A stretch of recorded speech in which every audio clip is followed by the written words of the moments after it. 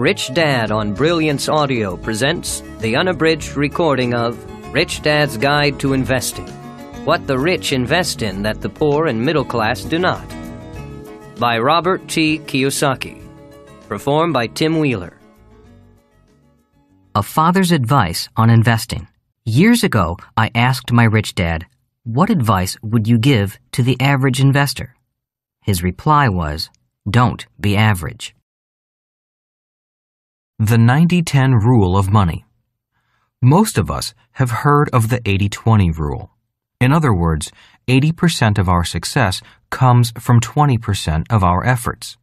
Originated by the Italian economist Vilfredo Pareto in 1897, it is also known as the principle of least effort.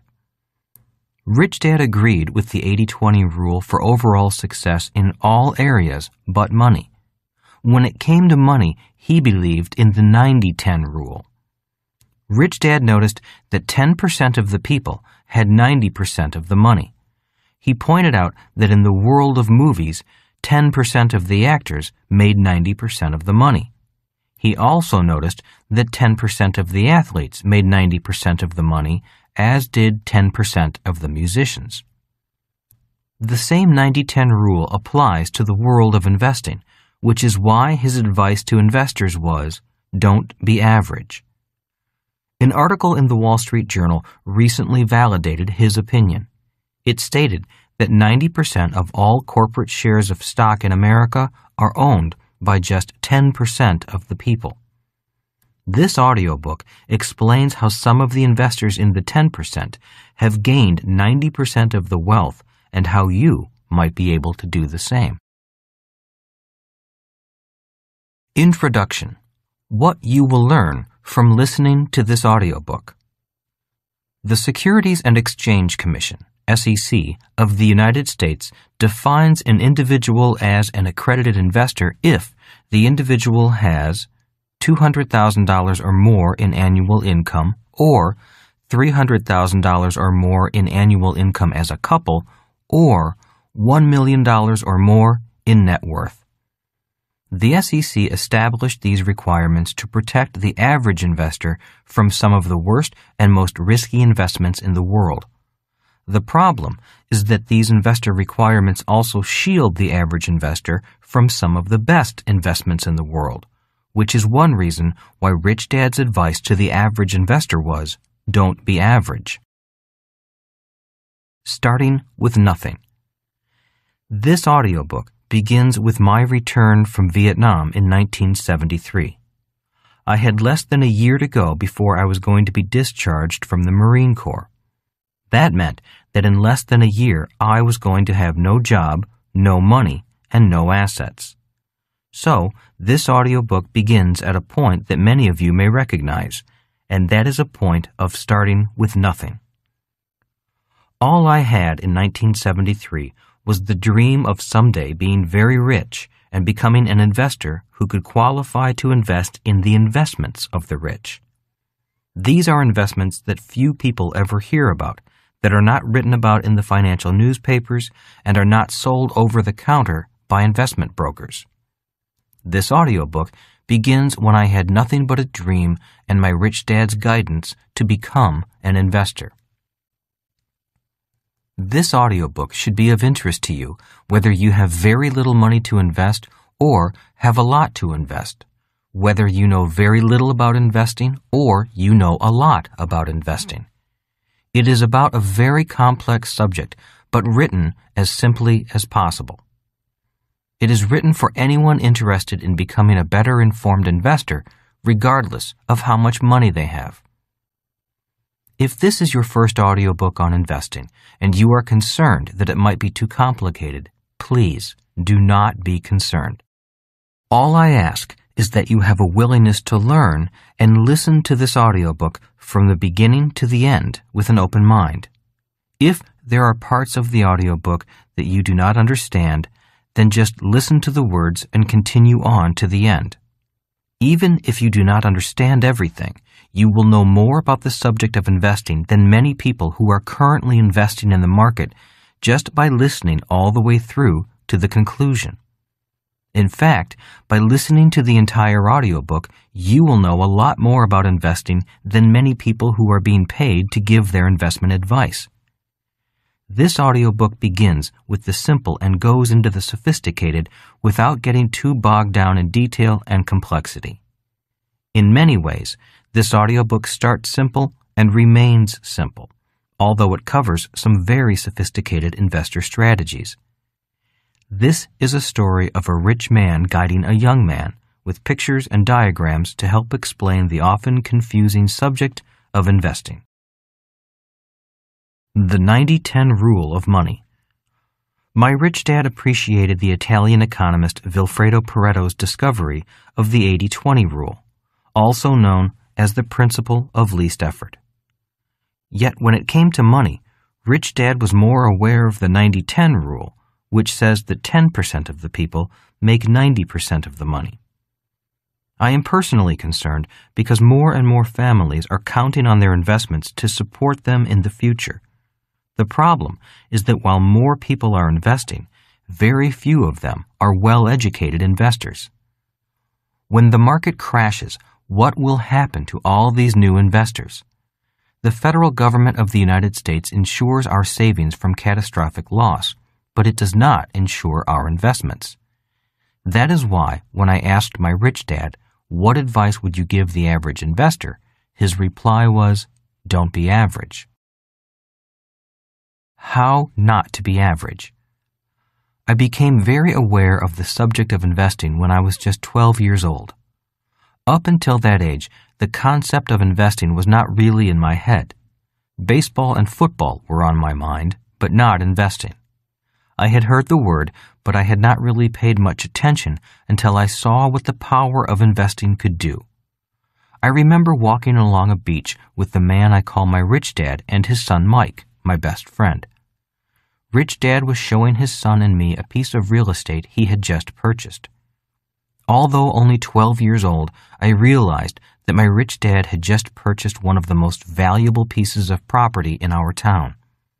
Even though I was young, I knew that oceanfront property with a sandy beach in front of it was more valuable than property without a beach on it.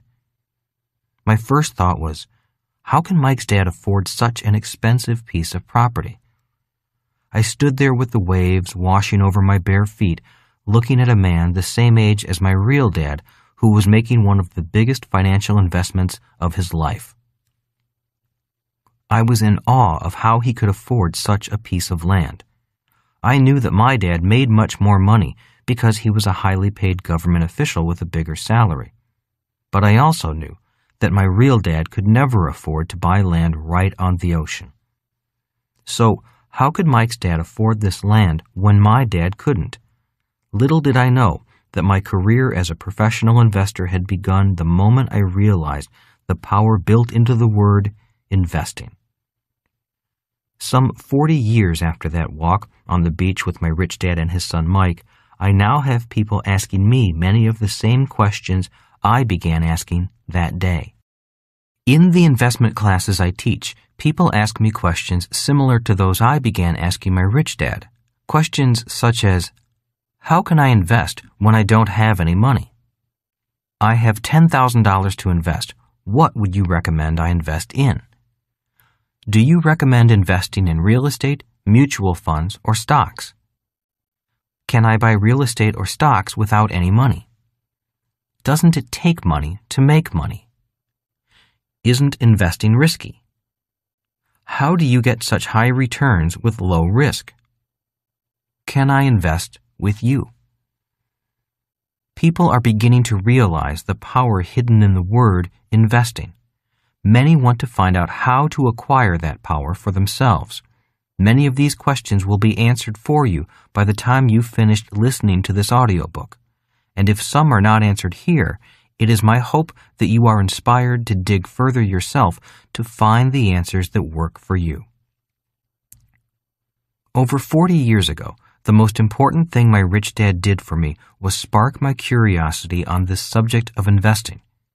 My curiosity was aroused when I realized that my best friend's dad, a man who made less money than my real dad, at least when comparing paycheck to paycheck, could afford to acquire investments that only rich people could afford. I realized that my rich dad had a power my real dad did not have, and I wanted to have that power also. Many people are afraid of this power and stay away from it, and many even fall victim to it.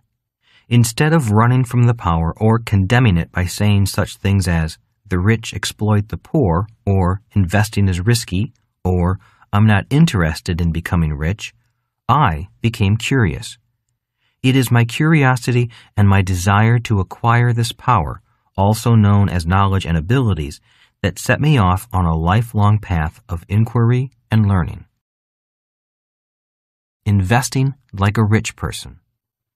While this audiobook may not give you all the technical answers you may want, the intention is to offer you an insight into how many of the richest self-made individuals made their money and went on to acquire great wealth. Standing on the beach at the age of 12, looking at my rich dad's newly acquired piece of real estate, my mind was opened to a world of possibilities that did not exist in my home. I realized that it was not money that made my rich dad a rich investor. I realized that my rich dad had a thinking pattern that was almost exactly opposite and often contradicted the thinking of my real dad. I realized that I needed to understand the thinking pattern of my rich dad if I wanted to have the same financial power he had. I knew that if I thought like him, I would be rich forever. I also knew that if I did not think like him, I would never really be rich, regardless of how much money I had. Rich Dad had just invested in one of the most expensive pieces of land in our town, and he had no money. I realized that wealth was a way of thinking and not a dollar amount in the bank. It is this thinking pattern of rich investors that I want to deliver to you in this audiobook. Rich Dad's Answer. Standing on the beach 40 years ago, I finally worked up the courage to ask my rich dad, how can you afford to buy these 10 acres of very expensive oceanfront land when my dad can't afford it? Rich Dad then gave me an answer I have never forgotten. He put his arm around me and we turned and started walking down the beach at the waterline. Rich Dad began to warmly explain to me the fundamentals of the way he thought about money and investing. His answer began with, I can't afford to buy this land either, but my business can. We walked on the beach for an hour that day, Rich Dad with his son on one side and me on his other side. My investor lessons had begun. Some time ago, I was teaching a 3-day investment course in Sydney, Australia. The first day and a half, I discussed the ins and outs of building a business. Finally, in frustration, a participant raised his hand and said, I came to learn about investing. Why are you spending so much time on business? My reply was, there are 2 reasons. Reason number 1 is that what we ultimately invest in is a business. If you invest in stocks, you are investing in a business. If you buy a piece of real estate, such as an apartment building, that building is also a business. If you buy a bond, you are also investing in a business. In order to be a good investor, you first need to be good at business. Reason number 2 is that the best way to invest is to have your business buy your investments for you. The worst way to invest is to invest as an individual. The average investor knows very little about business and often invests as an individual. That is why I spend so much time on the subject of business in an investment course. And that is why this audiobook will spend some time on how to build a business as well as how to analyze a business. I will also spend time on investing through a business because that is how Rich Dad taught me to invest. As he said to me 40 years ago, I can't afford to buy this land either, but my business can. In other words, my rich dad's rule was, my business buys my investments. Most people are not rich because they invest as individuals and not as business owners. In this audiobook, you will see why most of the 10% who own 90% of the stocks are business owners and invest through their businesses, and how you can do the same. I call these people 90-10 investors in this audiobook. Later in the course, the individual who had questioned me understood why I spent so much time talking about business. As the course progressed, that individual and the class began to realize that the richest investors in the world do not buy investments. Most of the 90-10 investors created their own investments. The reason we have billionaires who are still in their 20s is not because they bought investments. They created investments, called businesses, that millions of people want to buy. Nearly every day, I hear people say, "I have an idea for a new product that will make millions." Unfortunately, most of those creative ideas will never be turned into fortunes. The second half of this audiobook will focus on how the 10% turn their ideas into multi-million and even multi-billion-dollar businesses that other investors invest in. That is why Rich Dad spent so much time teaching me how to build businesses as well as how to analyze businesses to invest in. So if you have an idea that you think could make you rich, or maybe even help you join the 90-10 Investor Club, the second half of this audiobook is for you. Buy, hold, and pray. Over the years, Rich Dad pointed out that investing means different things to different people. Today, I often hear people saying such things as, "I just bought 500 shares of XYZ company for $5 a share. The price went up to $15 and I sold it. I made $5,000 in less than a week." My husband and I buy old houses and we fix them up and sell them for a profit. I trade commodity futures. I have over $1 million in my retirement account. Safe as money in the bank. I have a diversified portfolio. I'm investing for the long term. As Rich Dad said, investing means different things to different people. While the above statements reflect different types of investment products and procedures, Rich Dad did not invest in the ways reflected in the preceding statements. He said, most people are not investors. Most people are speculators or gamblers. Most people have the buy, hold, and pray mentality. Most investors live in the hope that the market stays up and live in fear of the market crashing. A true investor makes money regardless of whether the market is going up or crashing down. They make money regardless of whether they are winning or losing. The average investor does not know how to do that, and that is why most investors are average investors who fall into the 90% that make only 10% of the money. More than buying, holding, and praying. Investing meant more to Rich Dad than buying, holding, and praying. This audiobook will cover the following subjects. 1. The 10 investor controls that can reduce risk and increase profits. Rich Dad said, investing is not risky. Being out of control is risky. 2. The 5 phases of Rich Dad's plan to guide me from having no money to investing with a lot of money. Phase 1 of Rich Dad's plan was preparing my mind to become a rich investor. This is a simple yet very important phase for anyone who wants to invest with confidence. 3. The different tax laws for different investors. In Rich Dad's Cash Flow Quadrant book, I cover the 4 different people found in the world of business. The E stands for employee. The S stands for self-employed or small business. The B stands for business owner. The I stands for investor. Rich Dad encouraged me to invest from the B quadrant because the tax laws are better for investing.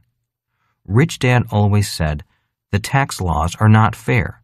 They are written for the rich and by the rich. If you want to be rich, you need to use the same tax laws the rich use. One of the reasons that 10% of the people control most of the wealth is that only 10% know which tax laws to use. In 1943, the federal government plugged most tax loopholes for all employees. In 1986, the federal government took away the tax loopholes from individuals in the S quadrant, individuals such as doctors, lawyers, accountants, engineers, and architects who had previously enjoyed them.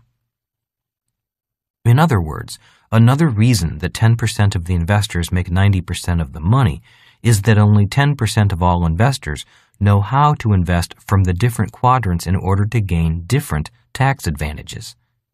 The average investor often only invests from one quadrant. 4. Why and how a true investor will make money regardless of whether the market goes up or down. 5. The difference between fundamental investing and technical investing. 6. 5 types of top-level investors. In Rich Dad's Cash Flow Quadrant, I went into the 5 levels of investors. This audiobook classifies the top 2 levels of investors, professional and capitalist, into the following 5 types of investors. The accredited investor, the qualified investor, the sophisticated investor, the inside investor, the ultimate investor. By the end of this audiobook, you will know the different skill and education requirements for each of these investors. 7. The difference between not having enough money and having too much money. Many people say, when I make a lot of money, my money problems will be over. What they fail to realize is that having too much money is as big a problem as not having enough money. In this audiobook, you will learn the difference between the 2 kinds of money problems. One problem is the problem of not enough money. The other problem is the problem of too much money. Few people realize how big a problem having too much money can be. One of the reasons so many people go broke after making a lot of money is that they do not know how to handle the problem of too much money. In this audiobook, you will learn how to start with the problem of not having enough money, how to make a lot of money, and then how to handle the problem of too much money. In other words, this audiobook will not only teach you how to make a lot of money, but more importantly, it will teach you how to keep it.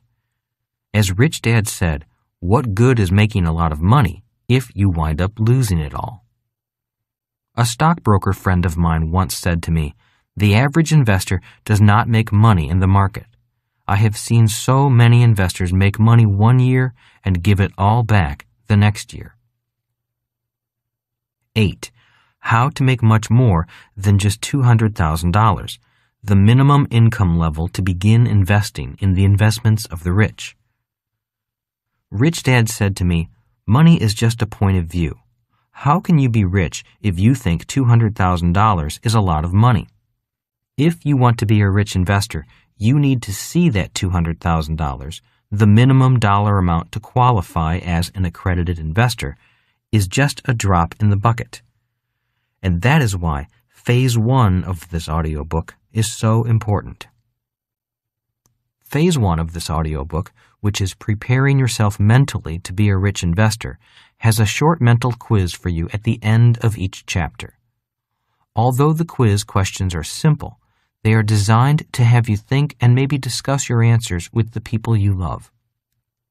It was the soul-searching questions my rich dad asked me that helped me find the answers I was looking for.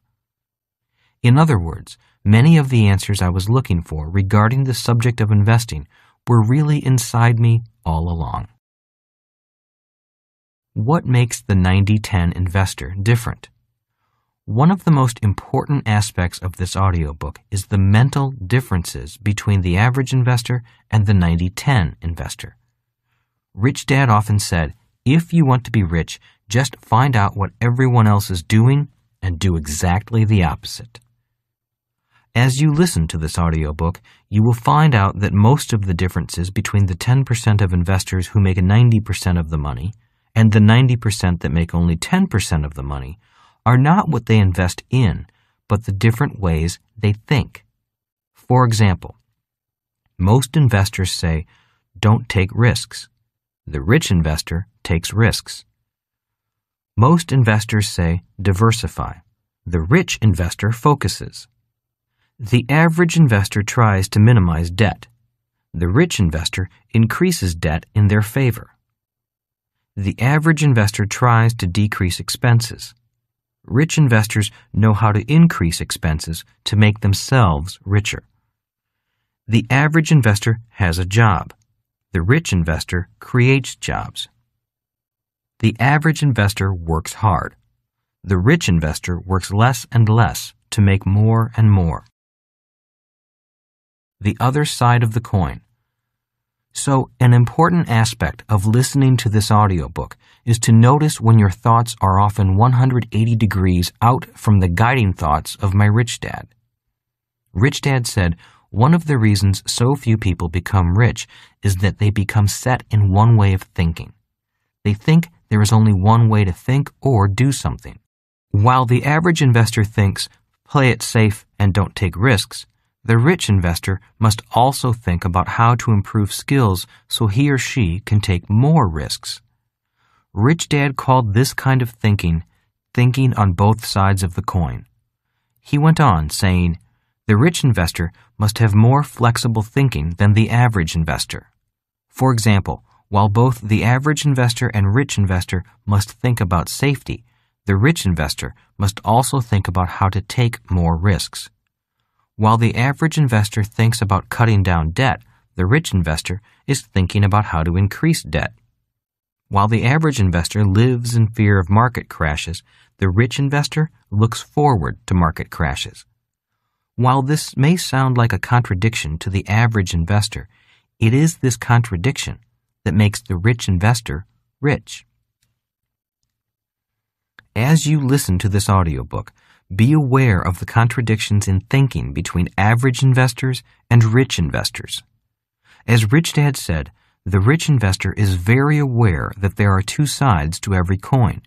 The average investor sees only one side. And it is the side the average investor does not see that keeps the average investor average and the rich investor rich. The second part of this audiobook is about the other side of the coin. Do you want to be more than an average investor? This audiobook is much more than just an audiobook about investing, hot tips, and magic formulas. One of the main purposes for writing it is to offer you the opportunity to gain a different point of view on the subject of investing. It begins with my returning from Vietnam in 1973 and preparing myself to begin investing as a rich investor. In 1973, Rich Dad began teaching me how to acquire the same financial power he possessed, a power I first became aware of at the age of 12. While standing on the beach in front of my rich dad's latest investment 40 years ago, I realized that when it came to investing, the difference between my rich dad and my poor dad went far deeper than merely how much money each man had to invest. The difference is first found in a person's deep desire to be much more than just an average investor. If you have such a desire, continue listening. Phase 1. Are you mentally prepared to be an investor? Chapter 1. Investor Lesson Number 1. What should I invest in? In 1973, I returned home from my tour of Vietnam. I felt fortunate to have been assigned to a base in Hawaii near home rather than to a base on the East Coast. After settling in at the Marine Corps Air Station, I called my friend Mike and we set up a time to have lunch together with his dad, the man I call my rich dad. Mike was anxious to show me his new baby and his new home, so we agreed to have lunch at his house the following Saturday. When Mike's limousine came to pick me up at the drab gray base, BOQ, Bachelor Officers' Quarters, I began to realize how much had changed since we had graduated together from high school in 1965. "Welcome home," Mike said as I walked into the foyer of his beautiful home with marble floors. Mike was beaming from ear to ear as he held his 7-month-old son. "Glad you made it back in one piece."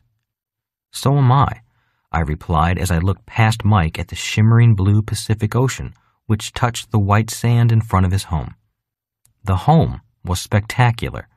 It was a tropical one-level mansion with all the grace and charm of old and new Hawaiian living.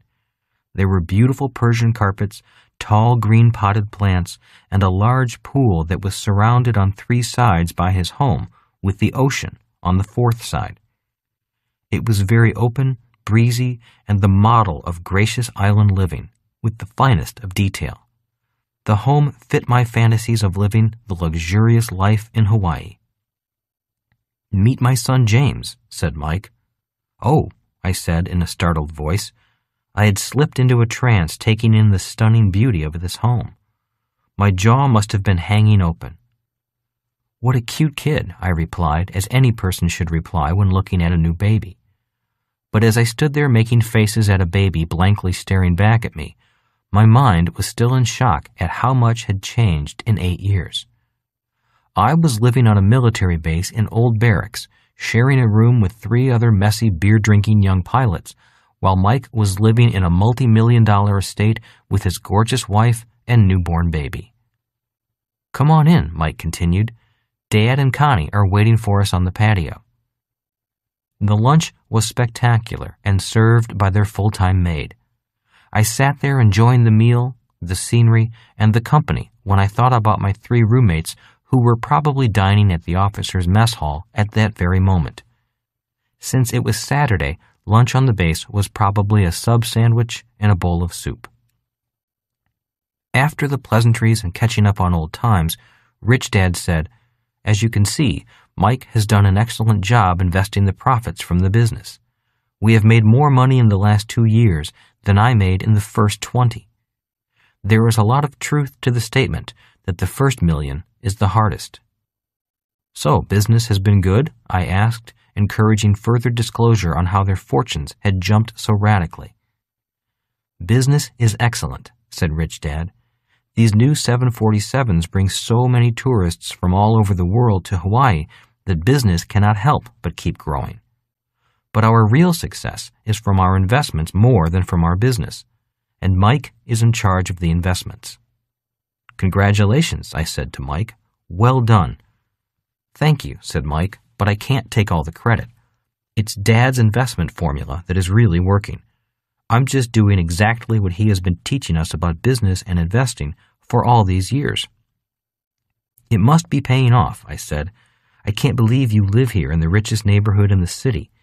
Do you remember when we were poor kids running with our surfboards between houses trying to get to the beach?" Mike laughed. "Yes, I do. And I remember being chased by all those mean old rich guys. Now I'm the mean old rich guy who's chasing those kids away. Who would have ever thought that you and I would be living—" Mike suddenly stopped talking once he realized what he was saying, that while he was living here, I was living on the other side of the island in drab military barracks. "I'm sorry," he said. "I didn't mean to—" "No apologies necessary," I said with a grin. "I'm happy for you. I'm glad you're so wealthy and successful. You deserve it because you took the time to learn to run the business. I'll be out of the barracks as soon as my contract with the Marine Corps is done." Rich Dad, sensing the tension between Mike and me, broke in and said, "And he's done a better job than I have. I'm very proud of him. I'm proud of both my son and his wife. They are a great team and have earned everything they have. Now that you're back from the war, it's your turn, Robert." "May I invest with you?" "I'd love to invest with you," I eagerly replied. "I saved nearly $3,000 while I was in Vietnam, and I'd like to invest it before I spend it. Can I invest with you?"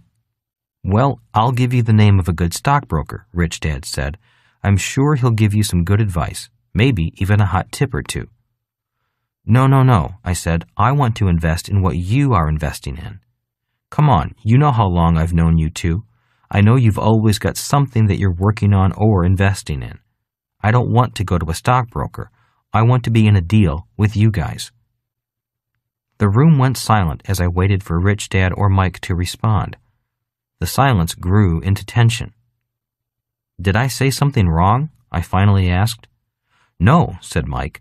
"Dad and I are investing in a couple of new projects that are exciting, but I think it is best you call one of our stockbrokers first and begin investing with him." Again, there was silence, punctuated only by the clinking of the dishes and glasses as the maid cleared the table. Mike's wife Connie excused herself and took the baby to another room. "I don't understand," I said. Turning to Rich Dad more than Mike, I continued, "All these years I've worked right alongside the two of you building your business. I've worked for close to nothing. I went to college as you advised, and I fought for my country as you said a young man should. Now that I'm old enough and I finally have a few dollars to invest, you seem to hesitate when I say I want to invest in what you invest in. I don't understand. Why the cold shoulder?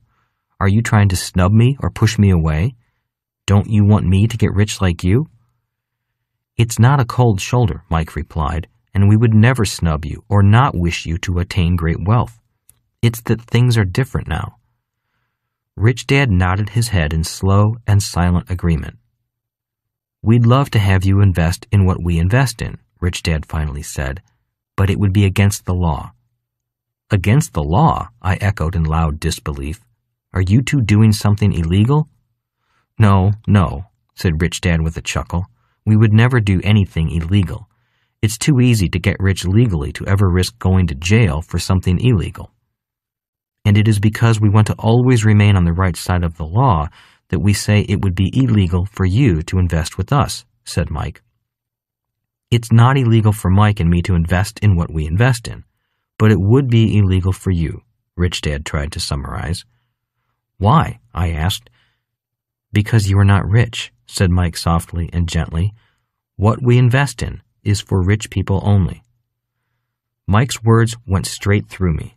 Since he was my best friend, I knew they were difficult words for him to say to me. And although he said them as gently as possible, they still hurt and cut like a knife through my heart. I was beginning to sense how wide the financial gap between us was. While his dad and my dad both started out with nothing, he and his dad had achieved great wealth. My dad and I were still from the other side of the tracks. I could sense that this big house with the lovely white sand beach was still far away from me, and the distance was measured in more than miles. Leaning back in my chair and crossing my arms in introspective thought, I sat there nodding quietly as I pondered that moment in our lives. We were both 25 years old, but in many ways, Mike was 25 years ahead of me financially. My own dad had just been more or less fired from his government job, and he was starting over with nothing at age 52. I had not even begun. "Are you okay?" asked Rich Dad gently. "Yeah, I'm okay," I replied, doing my best to hide the hurt that came from feeling sorry for myself and for my family. "I'm just doing some deep thinking and some soul-searching," I said, mustering a brave grin. The room was silent as we listened to the waves and as the cool breeze blew through the beautiful home. Mike, Rich Dad, and I sat there while I came to terms with the message and its reality. "So I can't invest with you because I'm not rich," I finally said as I came out of my trance. "And if I did invest in what you invest in, it would be against the law." Rich Dad and Mike Dad nodded. "In some instances," Mike added. "And who made this law?" I asked. "The federal government," Mike replied. "The SEC," Rich Dad added. "The SEC?" I asked. "What is the SEC?" "The Securities and Exchange Commission," Rich Dad responded. "It was created in the 1930s under the direction of Joseph Kennedy, father of the late President John Kennedy." "Why was it created?" I asked. Rich Dad laughed. "It was created to protect the public from wild, unscrupulous deal-makers, businessmen, brokers, and investors." "Why do you laugh?" I asked. "It seems like that would be a good thing to do." "Yes, it is a very good thing," Rich Dad replied, still chuckling a little. Prior to the stock market crash of 1929, many shady, slippery, and shoddy investments were being sold to the public. A lot of lying and misinformation was being put forth. So the SEC was formed to be the watchdog. It is the agency that helps make, as well as enforce, the rules. It serves a very important role. Without the SEC, there would be chaos. So why do you laugh? I persisted. Because while it protects the public from the bad investments, it also keeps the public out of the best investments, replied Rich Dad in a more serious tone. So if the SEC protects the public from the worst investments and from the best investments, what does the public invest in? I asked. The sanitized investments, Rich Dad replied, the investments that follow the guidelines of the SEC. Well, what is wrong with that? I asked. Nothing, said Rich Dad. I think it's a good idea. We must have rules and enforce the rules. The SEC does that. But why the chuckle? I asked. I've known you too many years, and I know you are holding back something that is causing you to laugh. I've already told you, said Rich Dad. I chuckle because in protecting the public from the bad investments, the SEC also protects the public from the best investments. Which is one of the reasons the rich get richer? I asked tenuously. You got it, said Rich Dad. I chuckle because I see the irony in the big picture. People invest because they want to get rich, but because they're not rich, they're not allowed to invest in the investments that could make them rich. Only if you're rich can you invest in a rich person's investments, and so the rich get richer. To me, that is ironic. But why is it done this way? I asked. Is it to protect the poor and middle class from the rich? No, not necessarily, Mike responded. I think it is really to protect the poor and the middle class from themselves. Why do you say that? I asked. Because there are many more bad deals than good deals. If a person is not aware, all deals, good and bad, look the same. It takes a great deal of education and experience to sort the more sophisticated investments into good and bad investments. To be sophisticated means you have the ability to know what makes one investment good and the others dangerous. And most people simply do not have that education and experience, said Rich Dad. Mike, why don't you bring out the latest deal we are considering? Mike left the table for his office and returned with a 3-ring binder that was about 2 inches thick, filled with pages, pictures, figures, and maps. This is an example of something we would consider investing in, said Mike as he sat down. It is known as a non-registered security. This particular investment is sometimes called a private placement memorandum. My mind went numb as Mike flipped through the pages and showed me the graphs, charts, maps, and pages of written text that described the risks and rewards of the investment. I felt drowsy as Mike explained what he was looking at and why he thought it was such a great investment opportunity. Rich Dad, seeing me begin to fade away with the overload of unfamiliar information, stopped Mike and said, "This is what I wanted Robert to see." Rich Dad then pointed to a small paragraph at the front of the book that read, "Exemptions from the Securities Act of 1933. "This is what I want you to understand," he said. I leaned forward to be better able to read the fine print his finger was pointing to. The fine print said, "This investment is for accredited investors only.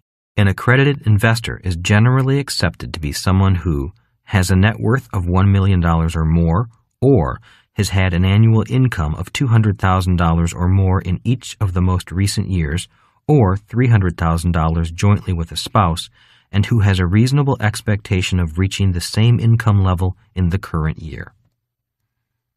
Leaning back in my chair, I said, "This is why you say I cannot invest in what you invest in. This investment is for rich people only." "Or people with high incomes," said Mike. "Not only are these guidelines tough, but the minimum amount you can invest in this investment is $35,000. That is how much each investment unit, as it is called, costs." $35,000, I said with a gasp. "That is a lot of money and a lot of risk. You mean that is the least someone can invest in this deal? Rich Dad nodded. How much does the government pay you as a Marine Corps pilot? I was earning about $12,000 a year with flight pay and combat pay in Vietnam. I really don't know what my pay will be here now that I am stationed in Hawaii. I might get some COLA, cost of living allowance, but it sure isn't going to be much, and it certainly will not cover the cost of living in Hawaii. So for you to have saved $3,000 was quite an accomplishment, said Rich Dad, doing his best to cheer me up. You saved nearly 25% of your gross income. I nodded, yet silently I realized how very, very far behind I was from becoming a so-called accredited investor. I realized that even if I achieved the rank of general in the Marine Corps, I would probably not earn enough money to be considered an accredited investor. So what should I do? I finally asked. Why can't I just give you my $3,000 and you combine it with your money and we split the profits when the deal pays off? We could do that, said Rich Dad, but I wouldn't recommend it. Not for you, anyway. Why? I asked. Why not for me? You already have a pretty good financial education foundation, so you can go way beyond just being an accredited investor. If you want, you could become a sophisticated investor. Then you will find wealth far beyond your wildest dreams.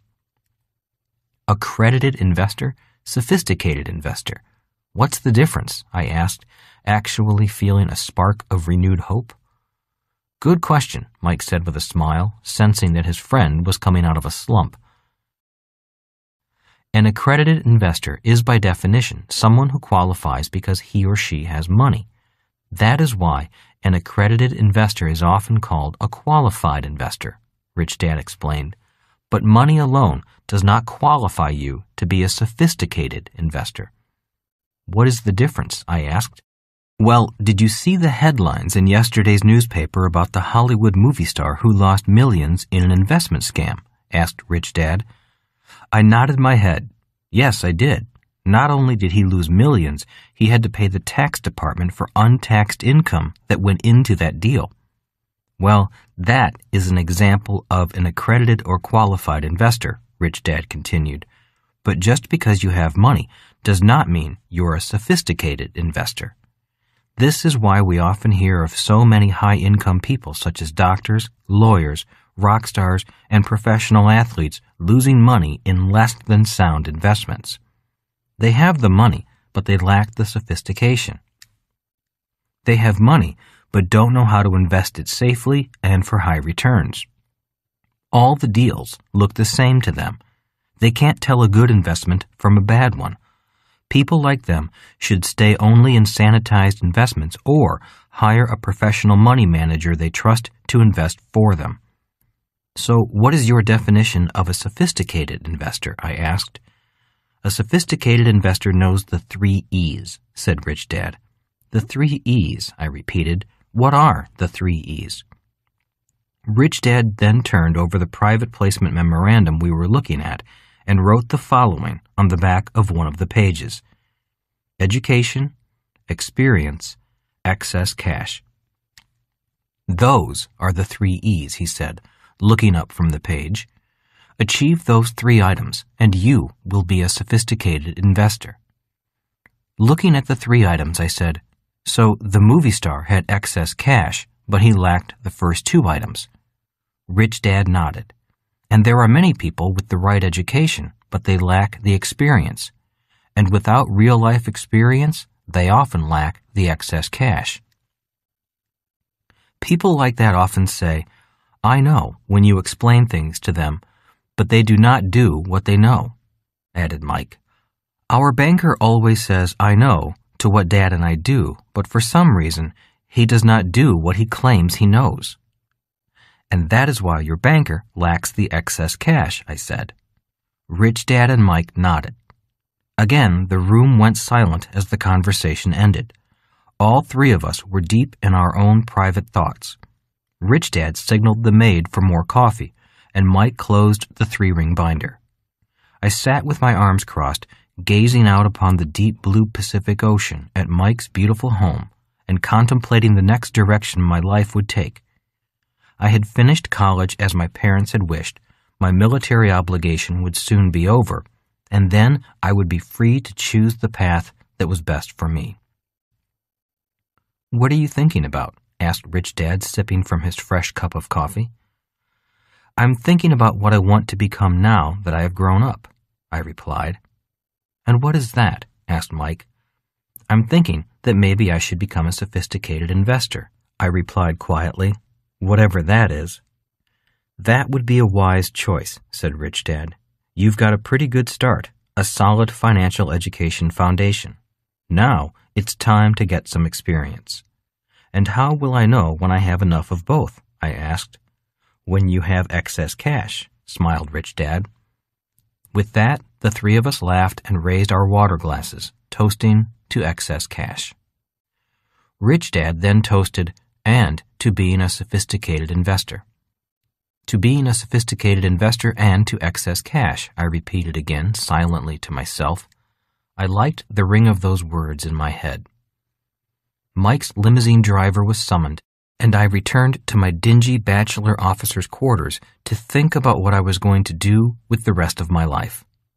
I was an adult, and I had fulfilled many of my parents' expectations, such as getting a college education and serving my country during a time of war. It was now time for me to decide what I wanted to do for myself. The thought of studying to become a sophisticated investor appealed to me. I could continue my education with Rich Dad as I gained the experience I needed. This time, my Rich Dad would be guiding me as an adult. 20 years later. By 1993, Rich Dad's wealth was split between his children, grandchildren, and their future children. For the next 100 years or so, his heirs would not have to worry about money. Mike received the primary assets of the business and has done a magnificent job of growing the balance of Rich Dad's financial empire, a financial empire that Rich Dad had built from nothing. I had seen it start and grow during my lifetime. It took me 20 years to achieve what I thought I should have been able to do in 10 years. There is some truth to the saying, "It's the first million that is the hardest." In retrospect, making $1 million was not that difficult. It's keeping the million and having it work hard for you that I found to be difficult. Nevertheless, I was able to retire in 1994 at the age of 47, financially free and with ample money to enjoy life. Yet it was not retirement that I found exciting. It was finally being able to invest as a sophisticated investor that was exciting. To be able to invest alongside Mike and Rich Dad was a goal worth achieving. That day back in 1973, when Mike and Rich Dad said I was not rich enough to invest with them, was a turning point in my life. It was the day I set the goal to become a sophisticated investor. The following is a list of some of the investments in which so-called accredited investors and sophisticated investors invest.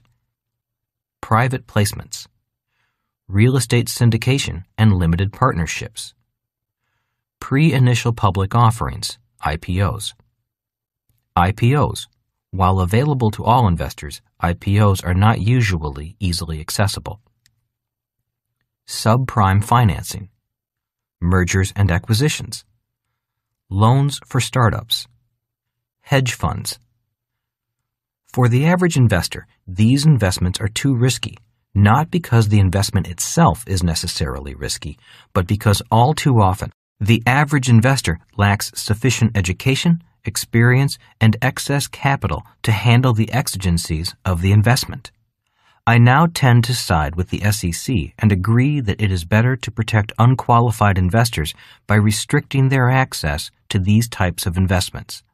This is because I made some errors and false steps along the way and know that others may do the same. As a sophisticated investor today, I now invest in such ventures. If you know what you're doing, the risk is very low while the potential reward can be huge. Investments such as these are where the rich routinely invest their money.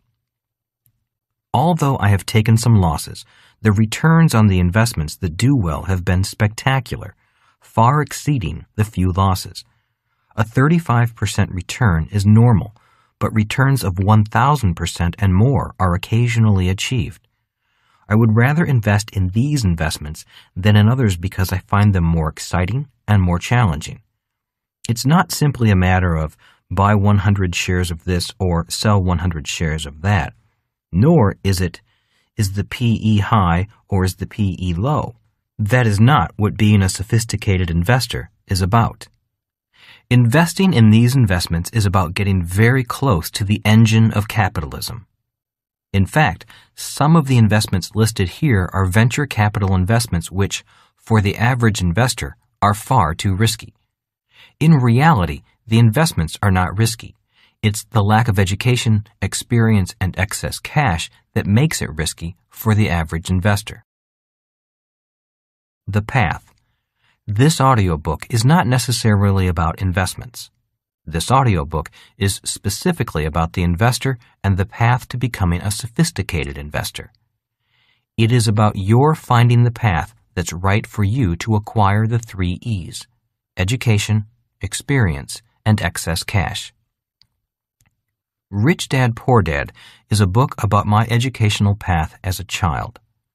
Cash Flow Quadrant is my educational path as a young adult between the years 1973 and 1994. This audiobook, Rich Dad's Guide to Investing, builds on the lessons from previous years and converts the lessons into the 3 E's so that you can qualify as a sophisticated investor. In 1973, I barely had $3,000 to invest, and I did not have much education and real-life experience. By 1994, I had become a sophisticated investor. Many years ago, Rich Dad said, just as there are houses for the rich, the poor, and the middle class, there are investments for each of them. If you want to invest in investments that the rich invest in, you have to be more than rich. You need to become a sophisticated investor, not just a rich person who invests. The 5 phases of becoming a sophisticated investor. Rich Dad broke my development program into 5 distinct phases, which I have organized into phases, lessons, and chapters. The phases are: 1. Are you mentally prepared to be an investor? 2. What type of investor do you want to become? 3. How do you build a strong business? 4. Who is a sophisticated investor? 5. Giving it back. This book is written as a guide. It will not give you specific answers. The purpose of this book is to help you understand what questions to ask. And if this book does that, it has done its job. Rich Dad said, you cannot teach someone to be a sophisticated investor, but a person can learn to become a sophisticated investor. It's like learning to ride a bicycle. I cannot teach you to ride a bicycle, but you can learn to ride a bicycle. Learning to ride a bicycle requires risk, trial and error, and proper guidance. The same is true with investing. If you do not want to take risks, then you are saying you do not want to learn. And if you do not want to learn, then I cannot teach you. And if you are looking for a book on hot investment tips or how to get rich quick or the secret investment formula of the rich, this book is not for you. This book is really about learning more than investing. It is for people who are students of investing, students who seek their own path to wealth rather than look for the easy road to wealth. This book is about Rich Dad's 5 phases of development, the 5 phases that he went through and that I am currently going through. If you are a student of great wealth, you may notice while listening to this book that Rich Dad's 5 phases are the same 5 phases that the richest business people and investors in the world went through in order to become very, very rich. Bill Gates, founder of Microsoft, Warren Buffett, America's richest investor, and Thomas Edison, founder of General Electric, all went through these 5 phases. They are the same 5 phases that the young new millionaires and billionaires of the Internet are currently going through while still in their 20s and 30s. The only difference is that because of the information age, these young people went through the same phases faster, and maybe you can as well. Are you part of the revolution? Great wealth, vast fortunes, and mega-rich families were created during the Industrial Revolution. The same is going on today during the Information Revolution. I find it interesting that today we have self-made multimillionaires and billionaires who are 20, 30, and 40 years of age, yet we still have people 40 and over who have a tough time hanging on to $50,000 a year jobs. One reason for this great disparity is the shift from the industrial age to the information age. When we shifted into the industrial age, people like Henry Ford and Thomas Edison became billionaires. Today, in the information age, we have Bill Gates, Steve Jobs, Mark Zuckerberg, and the founders of internet companies becoming young millionaires and billionaires. Today's 20-somethings will soon be passing Bill Gates in wealth. That is the power of a shift in ages, the shift from the industrial age to the information age. It has been said that there is nothing so powerful as an idea whose time has come, and there is nothing so detrimental than someone who is still thinking old ideas. For you, this audiobook may be about looking at old ideas and possibly finding new ideas for wealth. It may also be about a paradigm shift in your life. It may be about a transition as radical as the shift from the industrial age to the information age. It may be about defining a new financial path for your life. It may be about thinking more like a business person and investor rather than an employee or a self-employed person. It took me years to go through the phases, and in fact, I am still going through them. After listening to this audiobook, you may consider going through the same 5 phases, or you may decide that this developmental path is not for you. If you decide to embark upon the same path, how fast you choose to go through these 5 phases of development is up to you. Remember that this audiobook is not about getting rich quickly. The choice to undergo such a personal development and education program begins in phase 1, the phase of mental preparation. Are you mentally prepared to be an investor? Rich Dad often said, "Money will be anything you want it to be." What he meant was that money comes from our minds, our thoughts. If a person says money is hard to get, it will probably be hard to get. If a person says, "Oh, I'll never be rich," or "It's really hard to get rich," it will probably be true for that person. If a person says the only way to get rich is to work hard, then that person will probably work hard. If the person says, "If I had a lot of money, I would put it in the bank because I wouldn't know what to do with it," then it will probably happen just that way. You'd be surprised how many people think and do just that. And if a person says investing is risky, then it is. As Rich Dad said, money will be anything you want it to be. Rich Dad warned me that the mental preparation it takes to become a sophisticated investor is probably similar to the mental preparation it would take to climb Mount Everest or to prepare for the priesthood. He was kidding, yet he was putting me on notice that such an undertaking is not to be taken lightly. He said to me, "You start as I did. You start without any money. All you have is hope and a dream of attaining great wealth. While many people dream of it, only a few achieve it. Think hard and prepare mentally because you are about to learn to invest in a way that very few people are allowed to invest. You will see the investment world from the inside rather than from the outside. There are far easier paths in life and easier ways to invest. So think it over and be prepared if you decide this is the path for your life." Chapter 2. Investor Lesson Number 2. Pouring a Foundation of Wealth. Returning to the dingy gray officers' quarters on base that night was very difficult. They had been fine when I left earlier that day, but after spending the afternoon in Mike's new home, the officers' quarters seemed cheap, old, and tired. As expected, my 3 roommates were drinking beer and watching a baseball game on television. There were pizza boxes and beer cans everywhere. They did not say much as I passed through the shared living area. They just stared at the TV set. As I retired to my room and closed the door, I felt grateful that we all had private rooms. I had much to think about. At 25 years of age, I finally realized things that I could not understand as a kid of 9 years old, the age at which I first began working with Rich Dad. I realized that my rich dad had been working hard for years, pouring a solid foundation of wealth. They had started on the poor side of town, living frugally, building businesses, buying real estate, and working on their plan. I now understood that Rich Dad's plan was to become very wealthy. While Mike and I were in high school, Rich Dad had made his move by expanding to different islands of the Hawaiian chain, buying businesses and real estate. While Mike and I were in college, he made his big move and became one of the major private investors in businesses in Honolulu and parts of Waikiki. While I was flying for the Marine Corps in Vietnam, his foundation of wealth was set in place.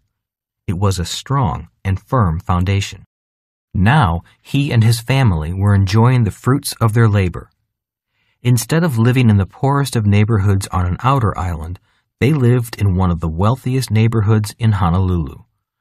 They did not just look rich on the surface, as many of the people in that neighborhood did. I knew that Mike and his dad were rich because they allowed me to review their audited financial statements. Not many people were given that privilege. My real dad, on the other hand, had just lost his job. He had been climbing the ladder in the state government when he fell from grace from the political machine that ran the state of Hawaii. My dad lost everything he had worked to achieve when he ran against his boss for governor and lost. He had been blacklisted from state government and was trying to start over. He had no foundation of wealth. Although he was 52 and I was 25, we were in exactly the same financial position. We had no money. We both had a college education, and we could both get another job, but when it came to real assets, we had nothing. That night, lying quietly on my bunk, I knew I had a rare opportunity to choose a direction for my life. I say rare because very few people have the luxury of comparing the life paths of 2 fathers and then choosing the path that was right for them. It was a choice I did not take lightly. Investments of the rich. Although many things ran through my mind that night, I was most intrigued by the idea that there were investments only for the rich, and then there were investments for everyone else. I remembered that when I was a kid working for Rich Dad, all he talked about was building his businesses. But now that he was rich, all he talked about was his investments. Investments for the rich. That day over lunch, he had explained, the only reason I built businesses was so I could invest in the investments of the rich. The only reason you build a business is so that your business can buy your assets. Without my businesses, I could not afford to invest in the investments of the rich. Rich Dad went on to stress the difference between an employee buying an investment and a business buying an investment. He said, "Most investments are too expensive when you purchase them as an employee, but they are much more affordable if my business buys them for me." I did not know what he meant by that statement, but I knew this distinction was important. I was now curious and anxious to find out what the difference was. Rich Dad had studied corporate and tax law and had found ways to make a lot of money using the laws to his advantage. I drifted off to sleep that night, excited about calling Rich Dad in the morning. Different quadrants, different paths. When I was young, I did not know which dad to listen to when it came to the subject of money. Both were good, hard-working men. Both were strong and charismatic. Both said I should go to college and serve my country in the military. But they did not say the same things about money or give the same advice about what to become when I grew up. Now I could compare the results of the career paths chosen by my rich dad and my poor dad. My poor dad advised me, go to school, get good grades, and then find a safe, secure job with benefits. He was recommending a career path in the E and S quadrants. On the other hand, my rich dad said, learn to build businesses and invest through your businesses. He was recommending a career in the B and I quadrants. There are core emotional differences and technical differences among the people found in each of the quadrants in the cash flow quadrant. These emotional and technical differences are important because they ultimately determine which quadrant a person tends to favor and operate from. For example, a person who needs job security will most likely seek the E quadrant. In the E quadrant are people in all walks of life, from janitors to presidents of companies. A person who needs to do things on his or her own is often found in the S quadrant, the quadrant of the self-employed or small business. I also say that S stands for specialists, solo, and smart, because this is where many of the professionals, such as doctors, attorneys, accountants, and other technical consultants, are found. The Cash Flow Quadrant book explains the differences between the S quadrant, which is where most small business owners operate, and the B quadrant, which is the quadrant where big businesses are found. In this audiobook, we will go into much more detail about the technical differences, because it is here that the differences between the rich and everyone else are found. The lessons resume. I had spent many hours as a child sitting at a table in one of Rich Dad's restaurants as Rich Dad discussed the affairs of his business. At these discussions, I would sit and sip my soda while Rich Dad talked with his bankers, accountants, attorneys, stockbrokers, real estate brokers, financial planners, and insurance agents. It was the beginning of my business education. Between the ages of 9 and 18, I spent hours listening to these men and women solve intricate business problems. But those lessons around the table ended when I left for 4 years of college in New York, followed by 5 years of service with the Marine Corps. Now that my college education was complete and my military duty nearly over, I was ready to continue the lessons with Rich Dad. I called Rich Dad, ready to begin my lessons again. Rich Dad had turned the businesses over to Mike and was now semi-retired. He was looking for something to do rather than play golf all day. While Mike was busy running their empire, Rich Dad and I had lunch at a hotel on Waikiki Beach. The sun was warm, the ocean beautiful, the breeze light, and the setting as close to paradise as you can get. Rich Dad was shocked to see me walk in wearing my uniform. He had never seen me in uniform before. He had only seen me as a kid, dressed in casual clothes like shorts, jeans, and t-shirts. I guess he finally realized that I had grown up since leaving high school and had seen a lot of the world and fought in a war. I wore my uniform to the meeting because I was between flights and had to get back to the base to fly that evening. "So, that is what you have been doing since leaving high school," said Rich Dad. I nodded my head and said, 4 years at the military academy in New York and 4 years in the Marine Corps. 1 more year to go. "I am very proud of you," said Rich Dad. "Thanks," I replied, "but it will be nice to get out of a military uniform. It's really tough being spit on or stared at or called baby killers by all these hippies and people who are against the war. I just hope it ends soon for all of us." "I'm glad Mike did not have to go," said Rich Dad. "He wanted to enlist, but his poor health kept him out." "He was fortunate," I replied. "I lost enough friends to that war. I would have hated to have lost Mike, too."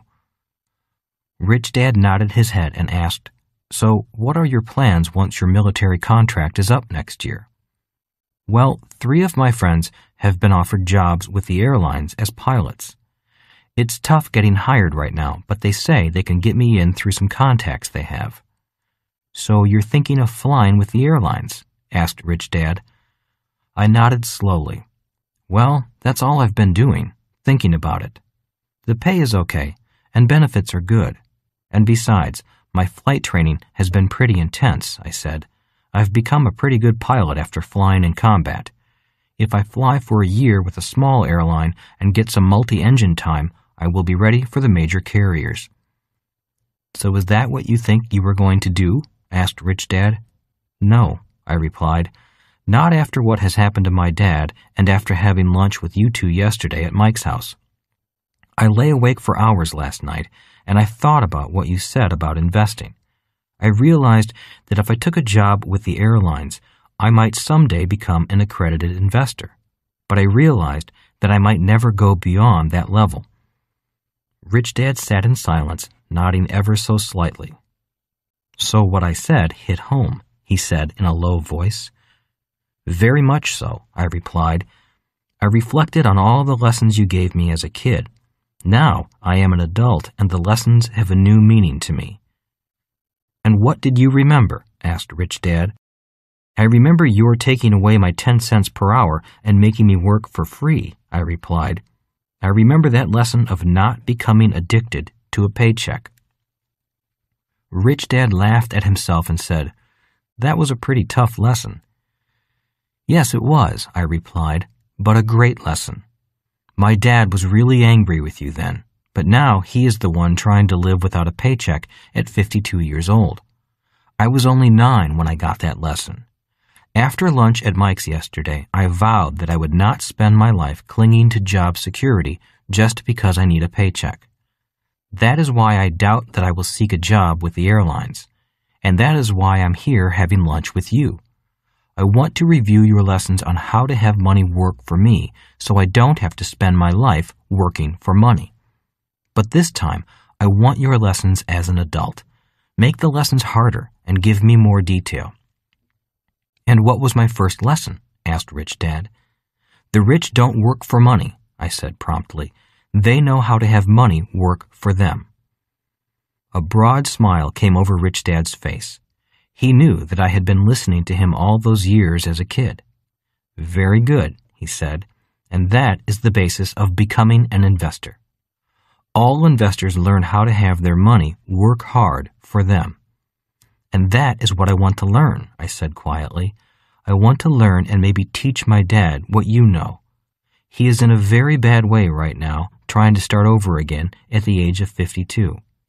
"I know," said Rich Dad. "I know." So, on a sunny day, with surfers riding the beautiful waves of the deep blue ocean, my lessons on investing began. The lessons came in 5 phases, each phase taking me to a higher level of understanding Rich Dad's thought process and his investment plan. The lessons began with preparing mentally and taking control of myself, because that is the only place that investing really takes place anyway. Investing ultimately begins and ends with taking control of yourself. The lessons on investment in Phase 1 of Rich Dad's investment plan are all about the mental preparation it takes before actually beginning to invest. Lying in my bunk that night in 1973 in a dingy room on the Marine Corps base, my mental preparation had begun. Mike was fortunate enough to have a father who had accumulated great wealth. I was not that fortunate. In many ways, he had a 50-year head start on me.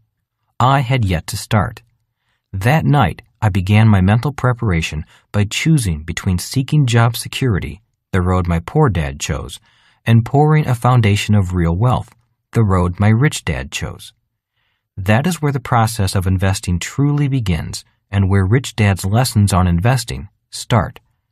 It starts with a very personal decision, a mental choice to be rich, poor, or middle class.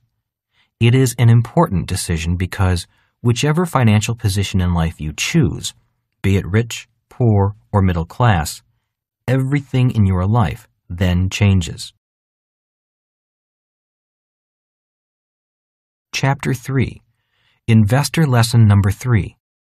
The Choice. Rich Dad's lessons on investing began.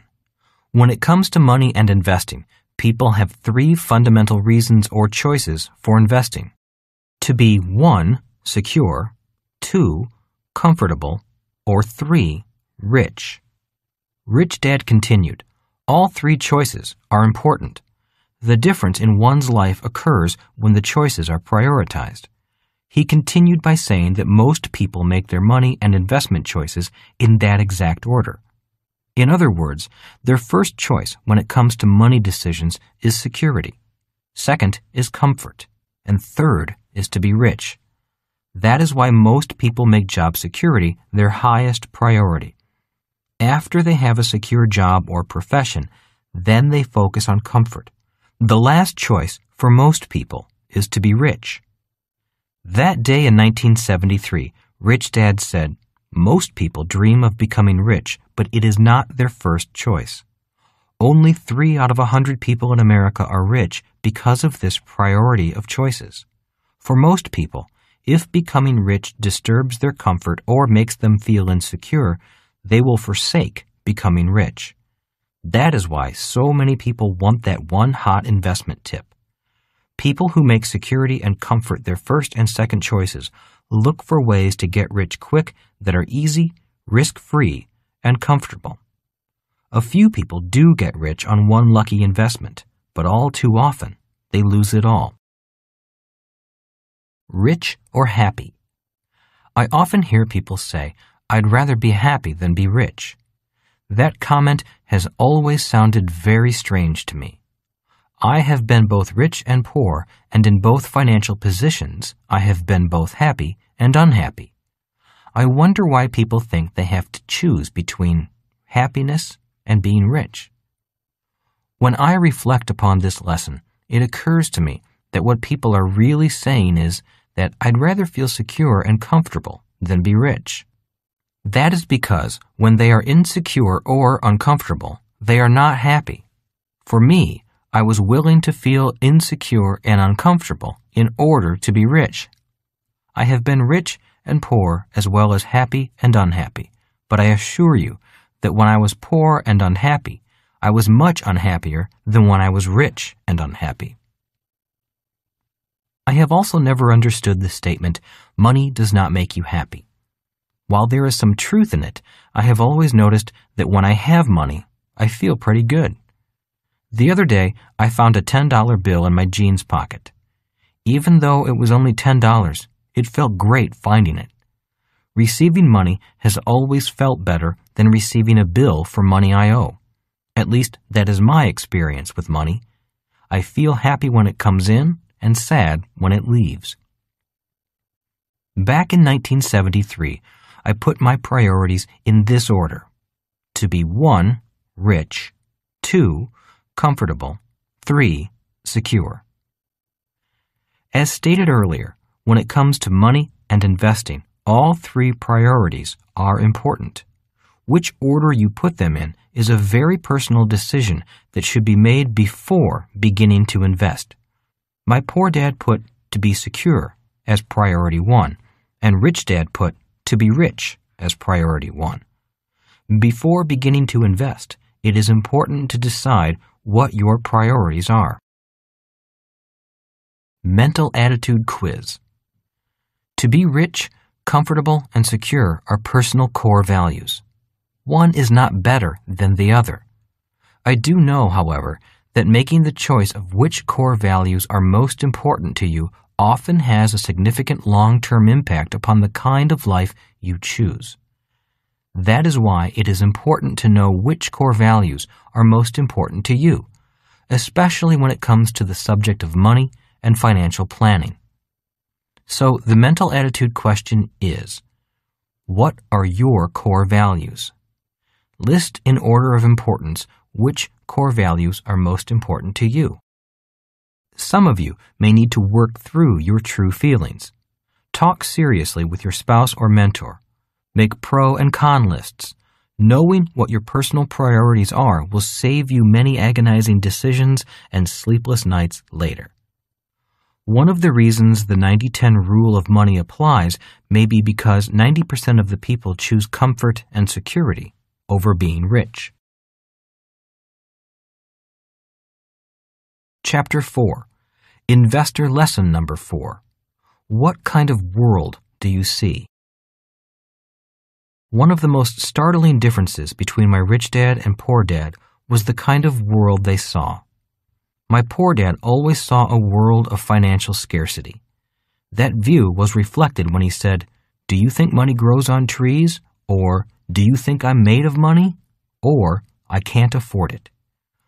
When I spent time with my rich dad, I began to realize that he saw a completely different world.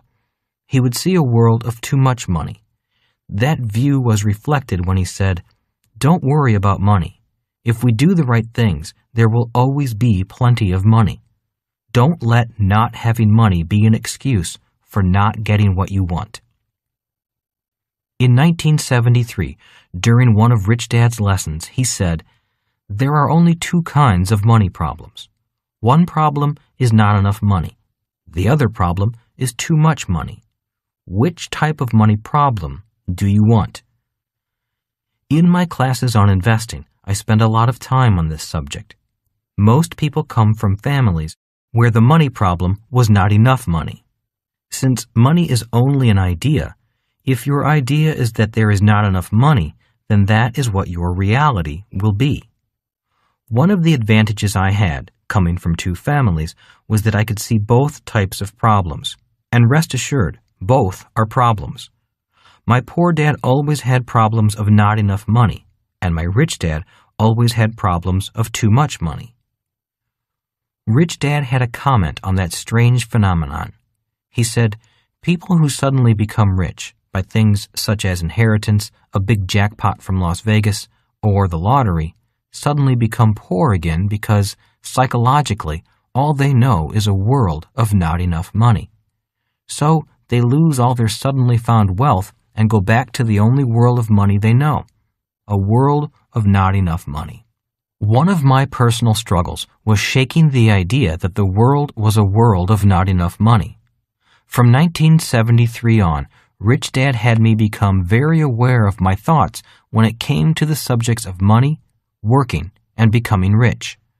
Rich Dad truly believed that poor people remained poor simply because that was the only world they knew. Rich Dad would say, "Whatever your reality is about money inside of you is the reality of money outside of you. You cannot change your outside reality until you first change your inside reality about money." Rich Dad connected what he saw as some of the causes of scarcity to the effect it has on people's attitudes. The more security you need, the more scarcity there is in your life. The more competitive you are, the more scarcity there is in your life. That is why people compete for jobs and promotions at work and compete for grades in school. People who are creative, cooperative, and have good financial and business skills often have lives of increasing financial abundance. I could see these differences in attitudes between my two dads. My real dad always encouraged me to play it safe and seek security. My rich dad encouraged me to develop skills and be creative. The second half of this audiobook is about how to take your creative ideas and create a world of abundance rather than a world of scarcity. During our discussions about scarcity, Rich Dad would take a coin out of his pocket and say, "When a person says, 'I can't afford it,' that person sees only one side of the coin. The moment you say, 'How can I afford it?' you begin to see the other side. The problem is that even when people see the other side, they see it with only their eyes. That is why poor people see rich people doing what rich people do on the surface, but they fail to see what rich people are doing inside their minds. If you want to see the other side of the coin, you have to see what is going on inside a very rich person's mind. The second half of this audiobook is about what goes on in a rich person's mind. I asked Rich Dad why lottery winners usually go broke. His reply was, "A person who suddenly comes into a lot of money and goes broke because they still only see one side of the coin. In other words, they handle the money in the same way they always did, which is the reason they were poor or struggled in the first place. They see only a world of not enough money. The safest thing that person can do is just put money in the bank and live off the interest only. People who can see the other side of the coin would take that money and multiply it rapidly and safely. They can do that because they see the other side of the coin where there is a world of too much money. They use their money to get to the other side faster while everyone else uses money to become poorer faster. In the late 1980s, after Rich Dad retired completely and turned his empire over to Mike, he called me in for a brief meeting. Before the meeting began, he showed me a bank statement with $39 million in cash and said, "And this is only in one bank. I am retired now because it is a full-time job to keep taking this cash out of my banks and moving it into more productive investments. I repeat, it is a full-time job that becomes more challenging every year." As the meeting ended, Rich Dad said, "I spent years training Mike to build the engine that produces this much money. Now that I am retired, he is running the engine that I built.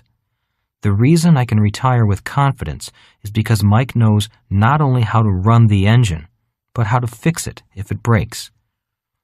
Most rich kids lose their parents' money because, although they grow up in extreme wealth, they never really learn how to build an engine or fix it after it is broken. In fact, too many rich kids are the very people who break the engine. They grow up on the rich side of the coin, but they never learn what it takes to get to that side. You have a chance, with my guidance, to make the transition and stay on the other side. A big part of taking control of myself was taking control of my internal reality about money. I have had to constantly remind myself that there is a world of too much money because in my heart and soul, I have often felt like a poor person. One of the exercises Rich Dad had me do whenever I felt the surge of panic in my heart and stomach, the panic that comes from the fear of not having enough money, was to simply say, "There are two kinds of money problems. One problem is not enough money, and the other is too much money. Which one do I want?" I would ask this question mentally, even though my core being was in a state of financial panic. I am not one of these wishful thinking people or a person who believes solely in the power of affirmation. I asked myself that question to combat my inherited point of view on money.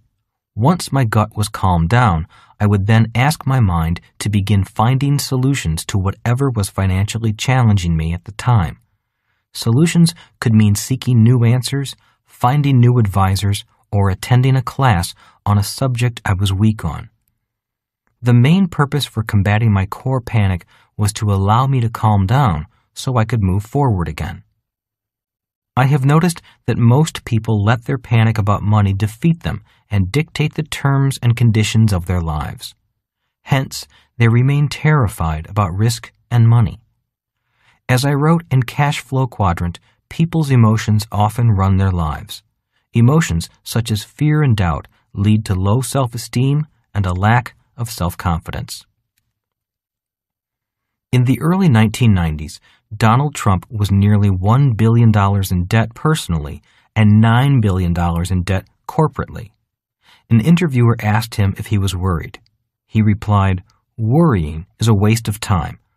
Worrying gets in my way of working to solve these problems. I have noticed that one of the main reasons people are not rich is that they worry too much about things that might never happen." Rich Dad's investor lesson number 2 was to mentally choose to see both worlds, a world of not enough money and a world of too much money. Later, Rich Dad went into the importance of a financial plan. Rich Dad strongly believed in having a financial plan for when you did not have enough money, as well as a financial plan for when you will have too much money. He said, "If you do not have a plan for having too much money, then you will lose all your money and go back to the only plan you know, which is what 90% of the population knows, a world of not enough money." Security and scarcity. Rich Dad said, the more a person seeks security, the more scarcity they will have in their life. Security and scarcity go hand in hand. That is why people who seek job security or guarantees are often the people with less abundance in their life. One of the reasons the 90-10 rule of money holds true is that most people spend their lives seeking more security instead of seeking more financial skills. The more financial skills you have, the more abundance you will have in your life. It was these financial skills that gave Rich Dad the power to begin acquiring some of the most valuable real estate in Hawaii, even though he had very little money. These same financial skills give people the power to take an opportunity and turn it into millions of dollars. Most people can see opportunities. They just cannot turn that opportunity into money. That is why they often seek even more security. Rich Dad also said, the more a person seeks security, the less they can see of the opportunities that abound. They see only one side of the coin and never see the other side. That is why the more they seek security, the less opportunity they see on the flip side of the coin. As the great baseball player Yogi Berra once said, strike out just 7 out of 10 times and you're in the Hall of Fame. In other words, if he came to bat 1,000 times in his baseball career, and if he struck out only 700 times, he would be in the Hall of Fame. After reading Yogi Berra's quote, Rich Dad said, most people are so security conscious that they live their entire lives avoiding striking out just once. Mental Attitude Quiz. I came from a family that saw the world as a world of not enough money. My personal challenge was to repeatedly remind myself that another kind of world existed, a world of too much money, and that I needed to keep an open mind to see a world of both possibilities for me. So the mental attitude questions are: 1. Can you see that two different worlds of money can exist, a world of not enough money and a world of too much money? 2. If you currently live in a world of not enough money, are you willing to see the possibility of your living in a world of too much money? Chapter 5. Investor Lesson Number 5. Why investing is confusing. One day, I was waiting in Rich Dad's office, and he was speaking on the phone. He was saying things such as, "So you're long today? If the prime drops, what will that do to the spread? Okay. Now I understand why you're buying an option straddle to cover that position. You're going to short that stock? Why not use a put option instead of a short?" After Rich Dad put his phone down, I said, "I have no idea what you were talking about. Investing seems so confusing." Rich Dad smiled and said, "What I was talking about was not really investing." It wasn't investing? Then what was it? It sounded like what investors on TV and in the movies sound like. Rich Dad smiled and laughed, saying, "First of all, investing means different things to different people. That is why it seems so confusing. What most people call investing is not really investing. People are all talking about different things, yet they often think they are talking about the same thing." "What?" I said, screwing up my face. "People are talking about different things, yet think they are talking about the same thing?" Again, Rich Dad laughed. The lesson had begun. Investing means different things to different people. As Rich Dad began the lesson that day, he repeatedly stressed that main point. Investing means different things to different people. The following are some of the highlights of this important lesson. Different people invest in different things. Rich Dad explained some of the differences in value. Some people invest in large families. A large extended family is a way to ensure care for the parents in their old age. People invest in a good education, job security, and benefits. The individual and his or her marketable skills become the assets. Some people invest in external assets.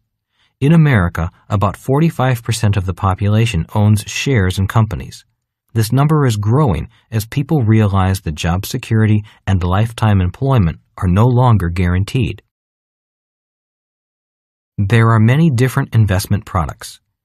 Here is a sample of some of the different types of investments: stocks, bonds, mutual funds, real estate, insurance, commodities, savings, collectibles, precious metals, hedge funds, and others. Each one of these groups can then be broken down into different subgroups. Let's take stocks, for example. Stocks can be subdivided into common stock, preferred stock, stocks with warrants, small cap stock, blue chip stock, convertible stock, technical stock, industrial stock, and on and on and on. Real estate can be subdivided into single family, commercial office, commercial retail, multifamily, warehouse, industrial, raw land to the curb, and on and on and on. Insurance can be subdivided into whole, term, variable life, universal, variable universal, blended, whole and term in one policy, first, second, or last to die, used for funding buy-sell agreement, used for executive bonus and deferred compensation, used for funding estate taxes, used for non-qualified retirement benefits, and on and on and on. There are many different investment products, each designed to do something different. That is another reason why the subject of investing is so confusing. There are different investment procedures. Rich Dad used the word procedure to describe the technique, method, or formula for buying, selling, trading, or holding these investment products. The following are some of the different types of investment procedures. Buy, hold, and pray, long. Buy and sell, trade. Sell, then buy, short. Option buying and selling, trade. Dollar cost averaging, long. Brokering, trade no position. Saving, collecting. Many investors are classified by their investing procedures and their products. For example, I am a stock trader. I speculate in real estate. I collect rare coins. I trade commodity future options. I am a day trader. I believe in money in the bank. All of this adds to the confusion on the subject of investing because under the banner of investing, there are people who are really gamblers, speculators, traders, savers, dreamers, losers. Many of these individuals call themselves investors, and technically they are, which is why the subject of investing is even more confusing. No one is an expert at everything. Rich Dad said investing means different things to different people. Rich Dad also said there is no one person who can possibly be an expert at the entire subject. Everyone has a bias. A person who is good at stocks will say, stocks are your best investment. A person who loves real estate will say, real estate is the basis of all wealth. Someone who hates gold will say, gold is an obsolete commodity. When you add procedure bias, you can really get confused. Some people say, diversify, don't put all your eggs in one basket. There are others, such as Warren Buffett, America's greatest investor, who says, don't diversify, put all your eggs in one basket and watch that basket closely. All of this personal bias from so-called experts adds to the confusion that shrouds the subject of investing. Same market, different directions. Adding to the confusion is that everyone has a different opinion on the direction of the market and the future of the world. If you watch the financial news stations, they will have one so-called expert who says, the market is overheated. It will crash in the next 6 weeks. 10 minutes later, another expert will come on and say, the market is set to go up even further. There will be no crash. Late to the party. A friend of mine recently asked, every time I hear of a hot stock, by the time I buy it, the stock is heading down. I buy at the top because it's the hot popular stock, and then a day later it starts heading down. Why am I always late to the party? Another complaint I often hear is, the stock drops in price, so I sell it, and the next day it goes up. Why does that happen? I call this the late-to-the-party phenomenon, or the you sold too early phenomenon. The problem with investing in something because it's popular or rated as the #1 fund for the past 2 years is that real investors have already made their money in that investment. They were in it early and got out at the top. For me, nothing is more frustrating than to hear someone say, I bought it at $2 a share and it's now at $35 a share. Such stories or hot tips do me no good and only frustrate me. That is why today, when I hear such tales of instant wealth and fast money in the market, I just walk away and choose not to listen, because such stories are not really stories about investing. This is why investing is confusing. Rich Dad often said, investing is confusing because it is a very large subject. If you look around you, you'll see that people have invested in many different things. Look at your appliances. Those are all products from companies that people invested in. You receive your electricity from a utility company that people invest in. Once you understand that, then look at your car, the gas, the tires, seat belts, windshield wipers, spark plugs, the roads, the stripes on the road, your soft drinks, the furniture in your house, the shopping center your favorite store is in, the office buildings, the bank, the hotels, the airplane overhead, the carpet in the airport, and so on.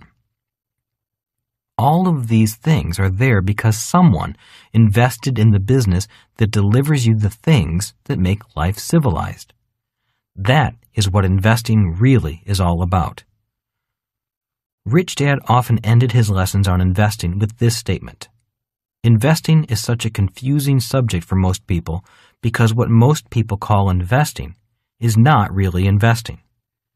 In the next chapter, Rich Dad guides me into reducing the confusion and into understanding what investing really is. Mental Attitude Quiz. Investing is a vast subject with many different people having as many different opinions. So, the mental attitude questions are: 1. Do you realize that investing means different things to different people? 2. Do you realize that no one person can know all there is to know about the subject of investing? 3. Do you realize that one person may say an investment is good and another person may say the same investment is bad and that both could have valid points? 4. Are you willing to keep an open mind to the subject of investing and listen to different points of view on the subject? 5. Are you now aware that focusing on specific products and procedures may not necessarily be investing? 6. Do you realize that an investment product that is good for one person may not be good for you? Chapter 6. Investor Lesson Number 6. Investing is a plan, not a product or procedure. I am often asked questions like, I have $10,000 to invest. What do you recommend I invest in? And my standard reply is, do you have a plan? A few months ago, I was on a radio station in San Francisco. The program was on investing and was hosted by a very popular local stockbroker. A call came in from a listener wanting some investment advice. I am 42 years old. I have a good job, but I have no money. My mother has a house with a lot of equity in it. Her home is worth about $800,000, and she owes only $100,000 on it.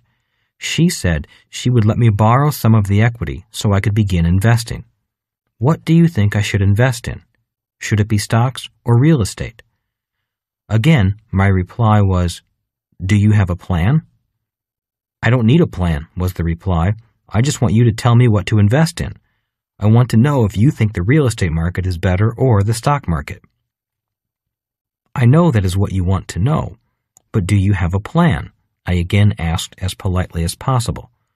I told you, I don't need a plan, said the caller. I told you my mother will give me the money, so I have the money. That's why I don't need a plan. I'm ready to invest. I just want to know which market you think is better, the stock market or the real estate market. I also want to know how much of my mom's money I should spend on my own home. Prices are going up so fast here in the Bay Area that I don't want to wait any longer. Deciding to use another approach, I asked, if you're 42 years old and have a good job, why is it that you have no money? And if you lose your mother's equity money from her home, can she continue to afford the home with the added debt? And if you lose your job or the market crashes, can you continue to afford a new house if you can't sell it for what you paid for it? To an estimated 400,000 listeners came his answer. That is none of your business. I thought you were an investor. You don't need to dig into my private life to give me tips on investing, and leave my mother out of this. All I want is investment advice, not personal advice. Investment advice is personal advice. One of the most important lessons I learned from my rich dad was this. Investing is a plan, not a product or procedure. He went on to say investing is a very personal plan. During one of my lessons on investing, he asked, "Do you know why there are so many different types of cars and trucks?" I thought about the question for a while, finally replying, "I guess because there are so many different types of people, and people have different needs. A single person may not need a large 9-passenger station wagon, but a family with 5 kids would need one. And a farmer would rather have a pickup truck than a 2-seater sports car." "That's correct," said Rich Dad, "and that is why investment products are often called investment vehicles." "They're called vehicles?" I repeated. "Why investment vehicles?" "Because that is all they are," said Rich Dad. "There are many different investment products or vehicles because there are many different people with many different needs, just as a family with 5 children has different needs than a single person or a farmer." "But why the word vehicles?" I asked again.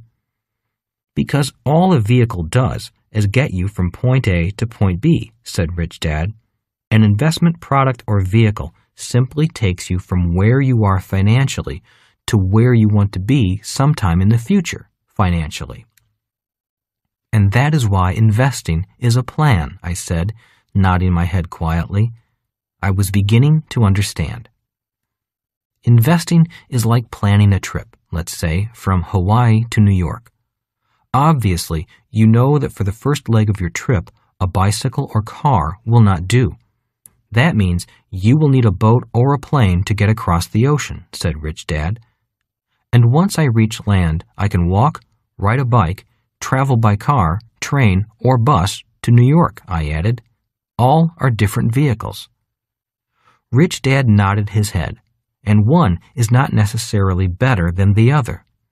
If you have a lot of time and really want to see the country, then walking or riding a bike would be the best.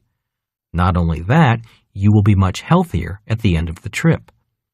But if you need to be in New York tomorrow, then obviously flying from Hawaii to New York is your best and only choice if you want to make it on time. Many people focus on a product, such as stocks, and then a procedure, such as trading, but they don't really have a plan. Is that what you were saying? I asked. Rich Dad nodded. Most people are trying to make money by what they think is investing, but trading is not investing.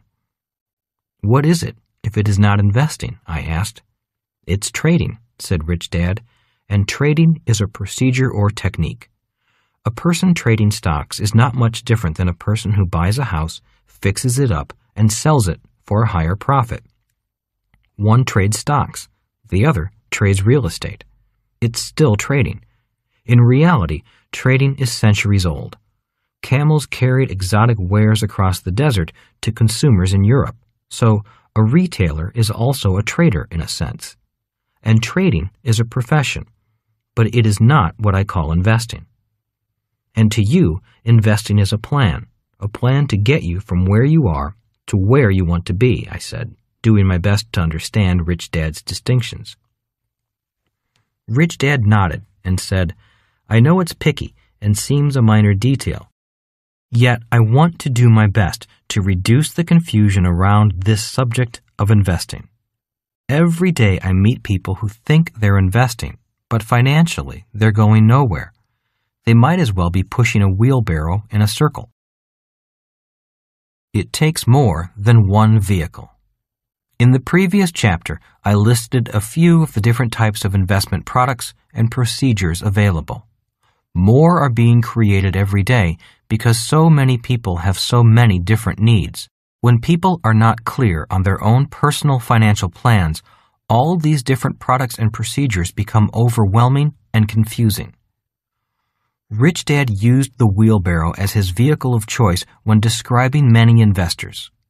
Too many so-called investors get attached to one investment product and one investment procedure. For example, a person may invest only in stocks or a person may invest only in real estate. The person becomes attached to the vehicle and then fails to see all the other investment vehicles and procedures available. The person becomes an expert at that one wheelbarrow and pushes it in a circle forever. One day, when he was laughing about investors and their wheelbarrows, I had to ask for further clarification. His response was, some people become experts at one type of product and one procedure. That is what I mean by becoming attached to the wheelbarrow. The wheelbarrow works.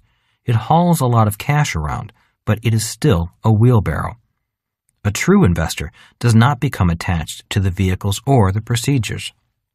A true investor has a plan and has multiple options for different investment vehicles and procedures. All a true investor wants to do is get from point A to point B safely and within a desired time frame. That person doesn't want to own or push the wheelbarrow. Still confused, I asked for greater clarification. Look, he said, becoming a little frustrated, if I want to go from Hawaii to New York, I have a choice of many vehicles. I don't really want to own them. I just want to use them. When I get on a plane, I don't want to fly it. I don't want to fall in love with it. I just want to get from where I am to where I am going. When I land at the airport, I want to use the taxi to get from the airport to my hotel. Once I arrive at the hotel, the porter uses a handcart to move my bags from the curb to the room. I don't want to own or push that handcart. So what is the difference? I asked. Many people who think they are investors get attached to the investment vehicle. They think they have to like stocks or like real estate to use them as investment vehicles. So they look for investments they like and fail to put together a plan. These are the investors who wind up traveling in circles, never getting from financial point A to financial point B. So you don't necessarily fall in love with the plane you fly on, just as you don't necessarily fall in love with your stocks, bonds, or office buildings. They are all simply vehicles, I stated, vehicles to take you to where you want to go. Rich Dad nodded. I appreciate those vehicles. I trust that people take care of those vehicles.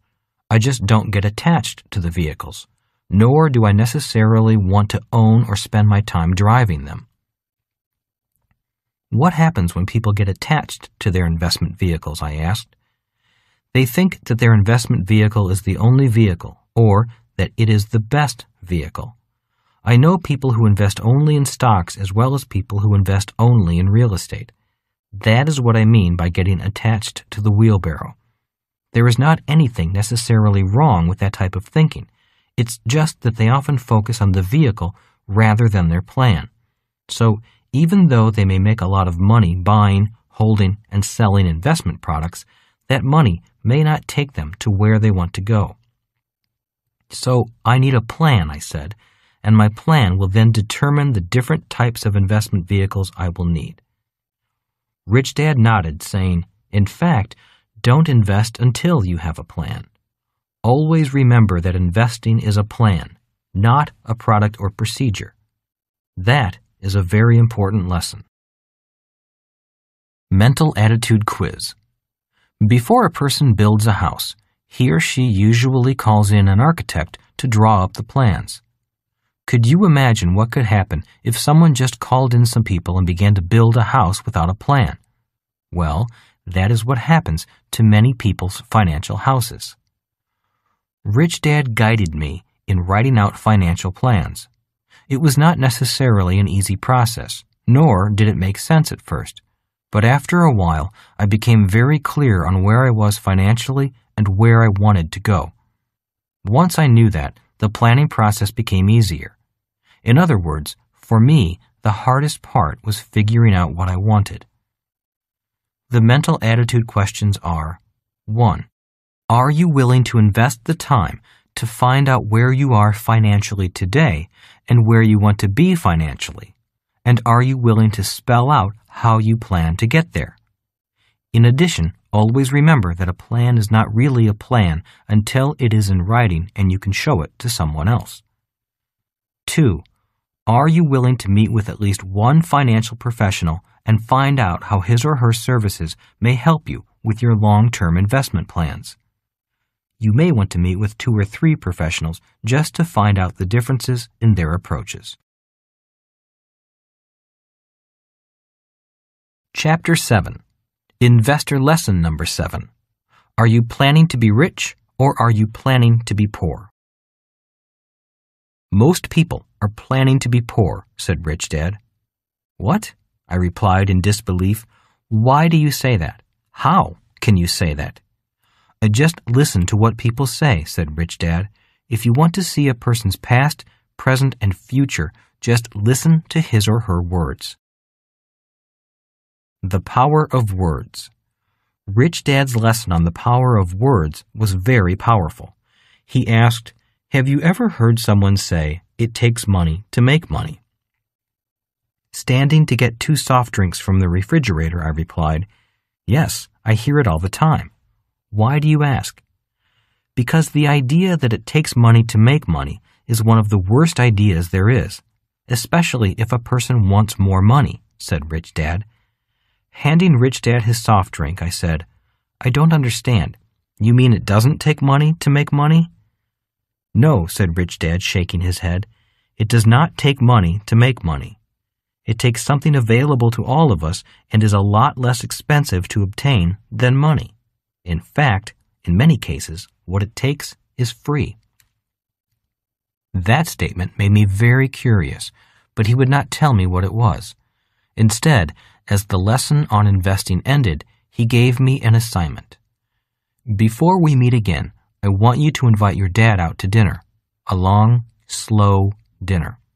All through the dinner, I want you to pay careful attention to the specific words he uses. After you hear his words, begin to pay attention to the message his words are sending." By this time, I was accustomed to Rich Dad giving me strange assignments that seemed unrelated to the subject we were discussing or studying. Yet, he was a firm believer in experience first and lesson second. So I called my dad and set up a date for dinner at his favorite restaurant.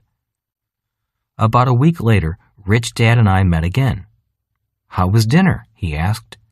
"Interesting," I replied.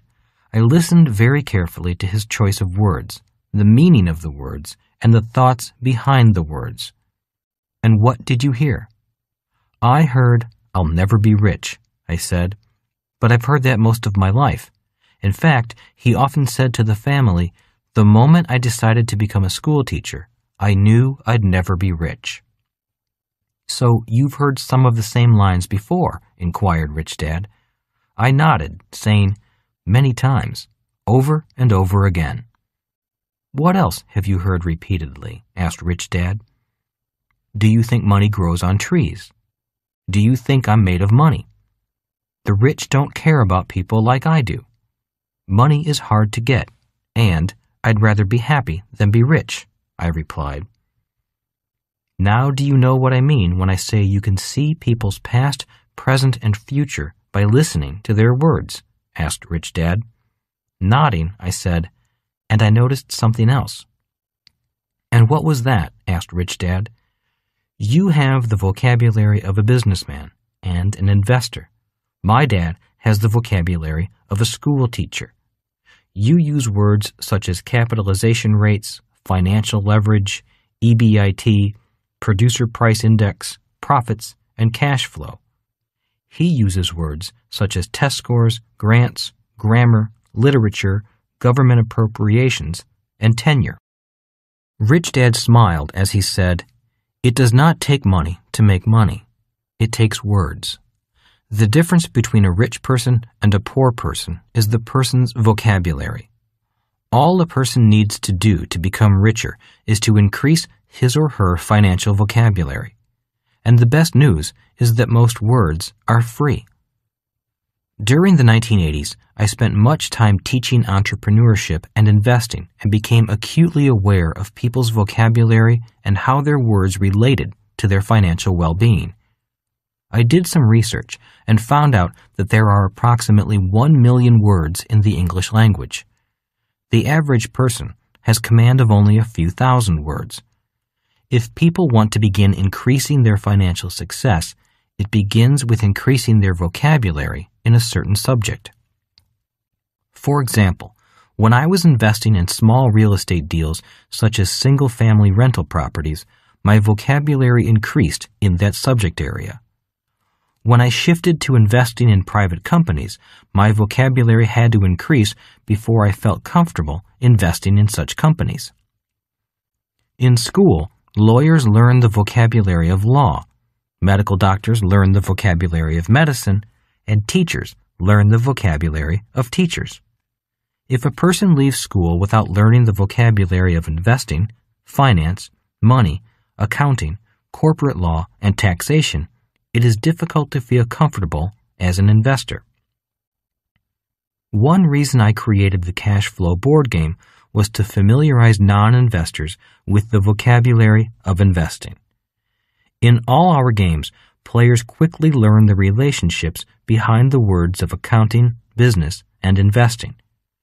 By repeatedly playing the games, the players learn the true definition of such misused words as asset and liability. Rich Dad often said, more than not knowing the definitions of words, using the wrong definition of a word is what really causes long-term financial problems. Nothing is more destructive to a person's financial stability than to call a liability an asset. That is why he was a stickler for the definition of financial words. He taught me that the word mortgage comes from mortir, which is French for death. So a mortgage is an engagement until death. And that is why Rich Dad would often say, it does not take money to make money.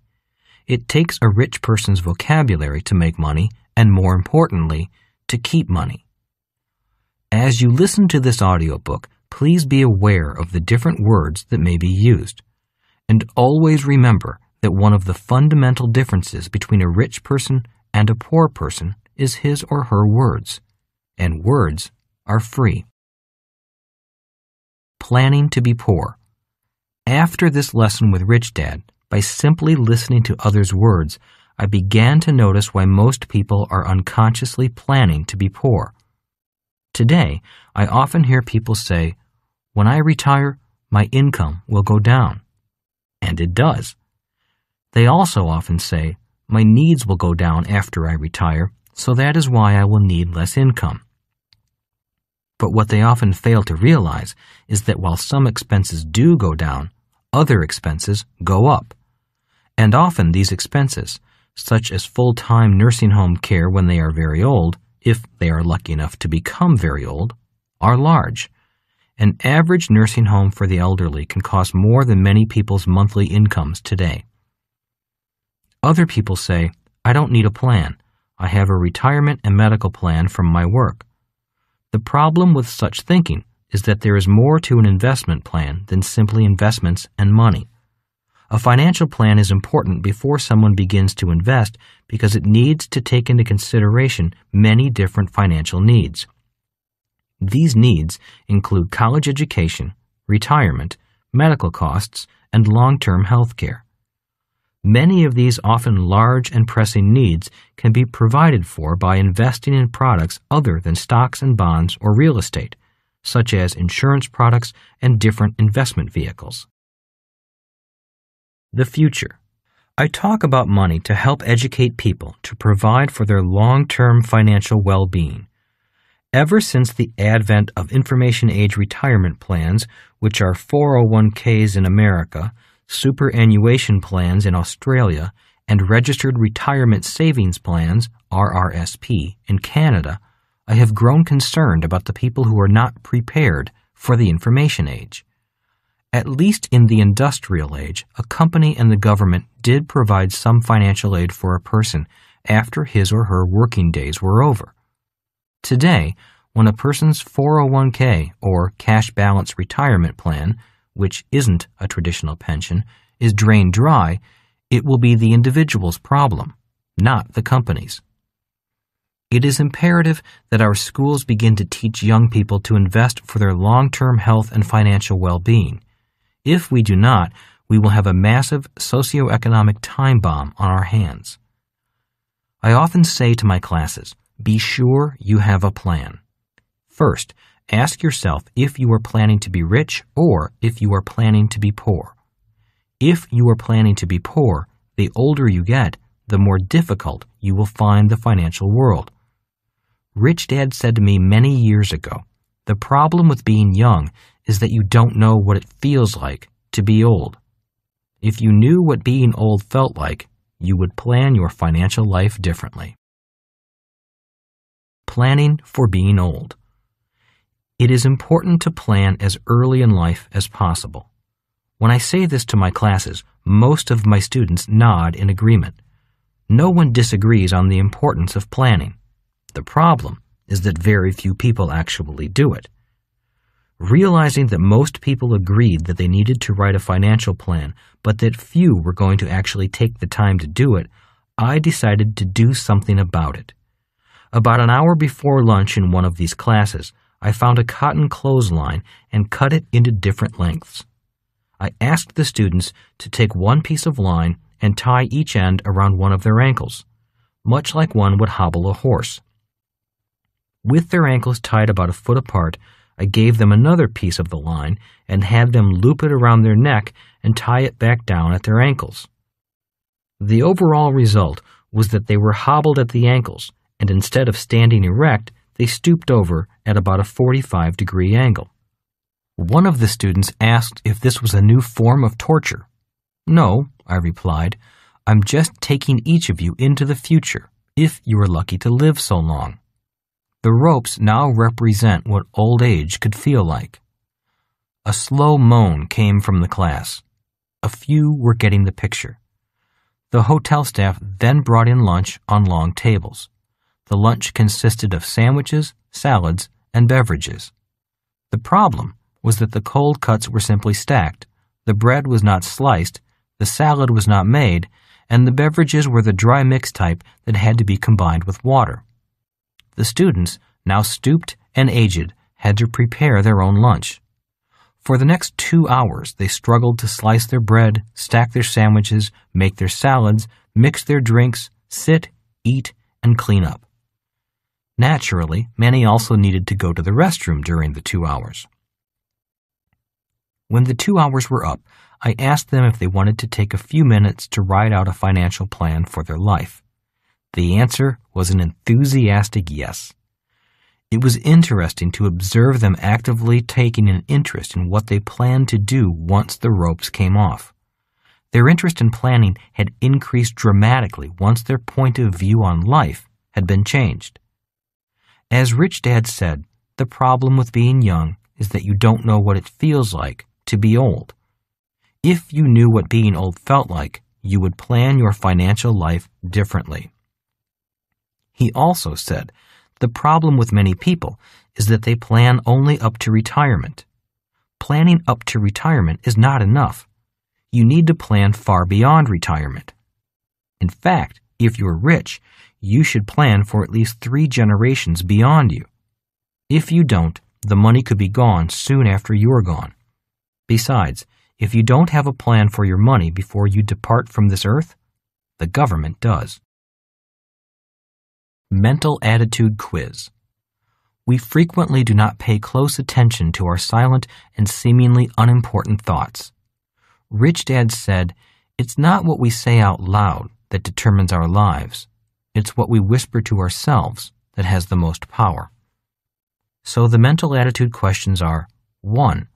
Are you planning to be rich or are you planning to be poor? 2. Are you willing to pay more attention to your deep, often silent thoughts? 3. Are you willing to invest time to increase your financial vocabulary? Your first goal could be to learn one new financial word a week. Simply find a financial word, look it up in the dictionary, find more than one definition for the word, and make a mental note to use the word in a sentence that week. Rich Dad was a stickler for words. He often said, "Words form thoughts, thoughts form realities, and realities become life." The primary difference between a rich person and a poor person is the words he or she uses. If you want to change a person's external reality, you need to first change that person's internal reality. That is done through changing, improving, or updating the words he or she uses. If you want to change people's lives, first change their words. The good news is that words are free. Chapter 8. Investor Lesson Number 8. Getting rich is automatic if you have a good plan and stick to it. My friend Tom is an excellent stockbroker. He often says, "The sad thing is that 9 out of 10 investors do not make money." Tom explains that while 9 out of 10 investors may not lose money, they still fail to make money. Rich Dad said a similar thing to me. Most people who consider themselves investors make money one day and then give it back a week later. Even though they do not lose money, they simply fail to make money. Yet they consider themselves investors. Years ago, Rich Dad explained to me that much of what people think is investing is really the Hollywood version of investing. The average person often has mental images of floor traders shouting buy-sell orders at the start of the trading day, or images of tycoons making millions of dollars in a single trade, or images of stock prices plummeting and investors diving out of tall office buildings. To Rich Dad, that was not investing. I remember watching a program where Warren Buffett was being interviewed. During the course of the interview, I heard him say, "The only reason I go to the market is to see if someone is about to do something silly." Buffett went on to explain that he did not watch the pundits on TV or watch the ups and downs of share prices to gain his investing advice. In fact, his investing was actually done far away from all the noise and promotion of stock promoters and people who make money from so-called investment news. Investing is not what most people think. Years ago, Rich Dad explained to me that investing is not what most people think it is. He said, "Many people think investing is this exciting process where there is a lot of drama. Many people think investing involves a lot of risk, luck, timing, and hot tips. Some realize they know little about this mysterious subject of investing, so they entrust their faith and money to someone they hope knows more than they do. Many other so-called investors want to prove they know more than other people, so they invest, hoping to prove that they can outsmart the market. But while many people think this is investing, that is not what investing means to me. To me, investing is a plan, often a dull, boring, and almost mechanical process of getting rich." When I heard Rich Dad make that statement, I repeated it back to him several times. Investing is a plan, often a dull, boring, and almost mechanical process of getting rich? I asked. What do you mean by a dull, boring, and almost mechanical process of getting rich? That is exactly what I said and what I mean, said Rich Dad. Investing is simply a plan, made up of formulas and strategies, a system for getting rich, almost guaranteed. A plan that guarantees that you get rich? I asked. I said almost guarantees, repeated Rich Dad. There is always some risk. You mean investing doesn't have to be risky, dangerous, and exciting? I asked hesitantly. That's correct, Rich Dad answered. Unless, of course, you want it to be that way, or you think that is the way investing has to be. But for me, investing is as simple and boring as following a recipe to bake bread. Personally, I hate risk. I just want to be rich, so I'll simply follow the plan, the recipe, or the formula. That is all investing is to me. So, if investing is simply a matter of following a recipe, then how come so many people don't follow the same formula? I asked. I don't know, said Rich Dad. I've often asked myself the same question. I've also wondered why only 3 out of every 100 Americans is rich. How can so few people become rich in a country that was founded on the idea that each of us has the opportunity to become rich? I wanted to be rich. I had no money. So to me, it was just common sense to find a plan or recipe to be rich and follow it. Why try to make up your own plan when someone else has already shown you the way? I don't know, I said. I guess I did not know that it was a recipe. Rich Dad continued, I now realize why it is so hard for most people to follow a simple plan. And why is that? I asked. Because following a simple plan to become rich is boring, said Rich Dad. Human beings are quickly bored and want to find something more exciting and amusing. That is why only 3 out of 100 people become rich. They start following a plan, and soon they are bored. So they stop following the plan, and then they look for a magic way to get rich quick. They repeat the process of boredom, amusement, and boredom again for the rest of their lives. That is why they do not get rich. They cannot stand the boredom of following a simple, uncomplicated plan to get rich. Most people think there is some magic to getting rich through investing. Or they think that if it is not complicated, it cannot be a good plan. Trust me, when it comes to investing, simple is better than complex. And where did you find your formula? I asked. Playing Monopoly, said Rich Dad. Most of us have played Monopoly as children. The difference is that I did not stop playing the game once I grew up. Do you remember that years ago I would spend many hours playing Monopoly with you and Mike? I nodded. And do you remember the formula for tremendous wealth that this simple game teaches? Again, I nodded. And what is that simple formula and strategy? Asked Rich Dad.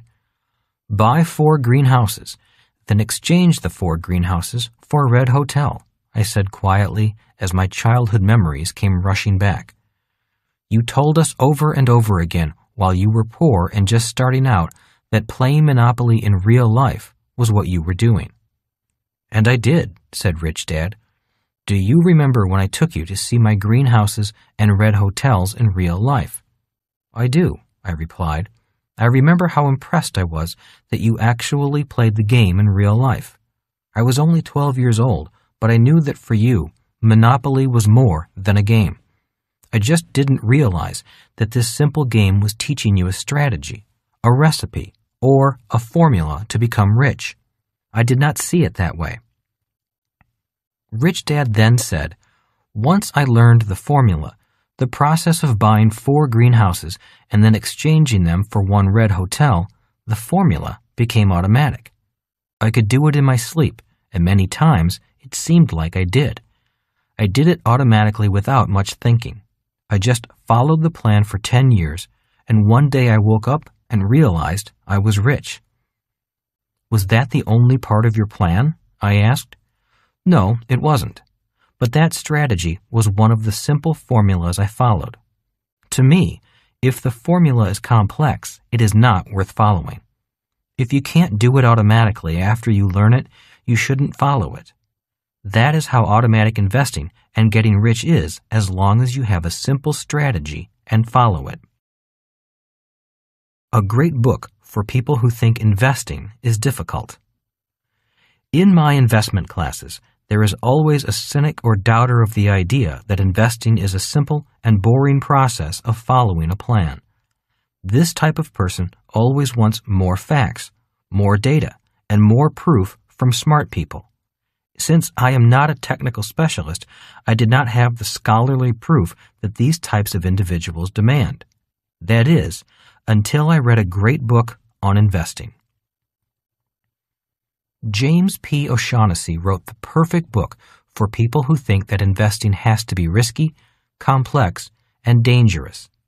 It is also the perfect book for those who think that they can outsmart the market.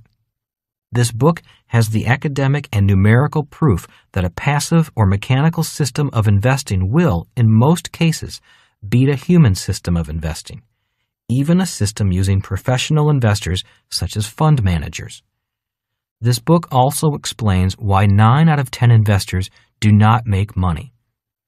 O'Shaughnessy's best-selling book is titled What Works on Wall Street, the classic guide to the best-performing investment strategies of all time. O'Shaughnessy distinguishes between 2 basic methods of decision-making. 1. Clinical or intuitive. This method relies on knowledge, experience, and common sense. 2. Quantitative or actuarial. This method relies solely on proven relationships based on large samples of data. O'Shaughnessy found that most investors prefer the intuitive method of investment decision-making. In most instances, investors who used the intuitive method were wrong or beaten by the nearly mechanical method. He writes, "There is a chasm of difference between what we think might work and what really works." He quotes David Faust, author of The Limits of Scientific Reasoning, who writes, "Human judgment is far more limited than we think." O'Shaughnessy also writes, all, speaking of money managers, of them think they have superior insights, intelligence, and ability to pick winning stocks, yet 80% are routinely outperformed by the S&P 500 index. In other words, a purely mechanical method of picking stocks outperforms 80% of the professional stock pickers. That means that even if you knew nothing about stock picking, you could beat most of the so-called well-trained and educated professionals if you followed a purely mechanical, non-intuitive method of investing. It is exactly as Rich Dad said. It's automatic. Said another way, the less you think, the more money you make with less risk and with a lot less worry. Other interesting ideas that O'Shaughnessy's book points out are: 1. Most investors prefer personal experience to simple basic facts or base rates. Again, they prefer intuition to reality. 2. Most investors prefer complex rather than simple formulas. There seems to be this idea that if the formula is not complex and difficult, it can't be a good formula. 3. Keeping it simple is the best rule for investing. He states that instead of keeping things simple, we make things complex, follow the crowd, fall in love with the story of a stock, let our emotions dictate decisions, buy and sell on tips and hunches, and approach each investment on a case-by-case basis, with no underlying consistency or strategy. 4. Professional institutional investors tend to make the same mistakes that average investors make. O'Shaughnessy writes, "Institutional investors say they make decisions objectively and unemotionally, but they don't." Here's a quotation from the book Fortune and Folly by William M. O'Barr and John M. Conley. While institutional investors' desks are cluttered with in-depth analytical reports, the majority of pension executives select outside managers based on gut feelings and keep managers with consistently poor performance simply because they have good personal relationships with them. 5. The path to achieving investment success is to study long-term results and find a strategy or group of strategies that make sense. Then stay on the path. He also states, we must look at how well strategies, not stocks, perform. 6. History does repeat itself. Yet people want to believe that this time things will be different. He writes, people want to believe that the present is different from the past. Markets are now computerized, block traders dominate, individual investors are gone, and in their place sit money managers controlling huge mutual funds to which they have given their money. Some people think these masters of money make decisions differently and believe that a strategy perfected in the past offers little insight into how it will perform in the future. But not so much has changed since Sir Isaac Newton, a brilliant man indeed, lost a fortune in the South Sea Trading Company bubble of 1720. Newton lamented that he could calculate the motions of heavenly bodies, but not the madness of men. 7. The longer period of time for which you have data, the better your judgment. O'Shaughnessy looked for the formula that performed the best over the longest amount of time. O'Shaughnessy was not necessarily saying to invest in the S&P 500, although he used that example as a comparison between intuitive human investors and a mechanical formula. He went on to say that investing in the S&P 500 was not necessarily the best performing formula, although it was a good one. He explained that while a certain sector such as large-cap stocks may have done the best in the last 5 to 10 years, over the past 50 years of data, it may actually be another sector of stocks, such as small-cap stocks, that may make investors the most money. Rich Dad had a similar view. That is why his formula was to build businesses and have his businesses buy his real estate as well as his paper assets. That formula has been a winning formula for wealth for at least 200 years. Rich Dad said, "The formula I use and the formula I am teaching you is the formula that has created the richest individuals over a long period of time." Many people think the Indians who sold Manhattan Island, aka New York City, to Peter Minuit of the Dutch West India Company for $24 in beads and trinkets got a bad deal. Yet if the Indians had invested that money for an 8% annual return, that $24 would be worth over $27 trillion today.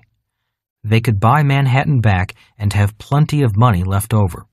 The problem was not the amount of money they were given, but the lack of a plan for their money. Find a formula that works and follow it. Rich Dad's simple message to me years ago was, find a formula that will make you rich and follow it. I am often disturbed when people come up to me and start telling me about the stock they bought for $5 and how it went up to $30 and they sold it.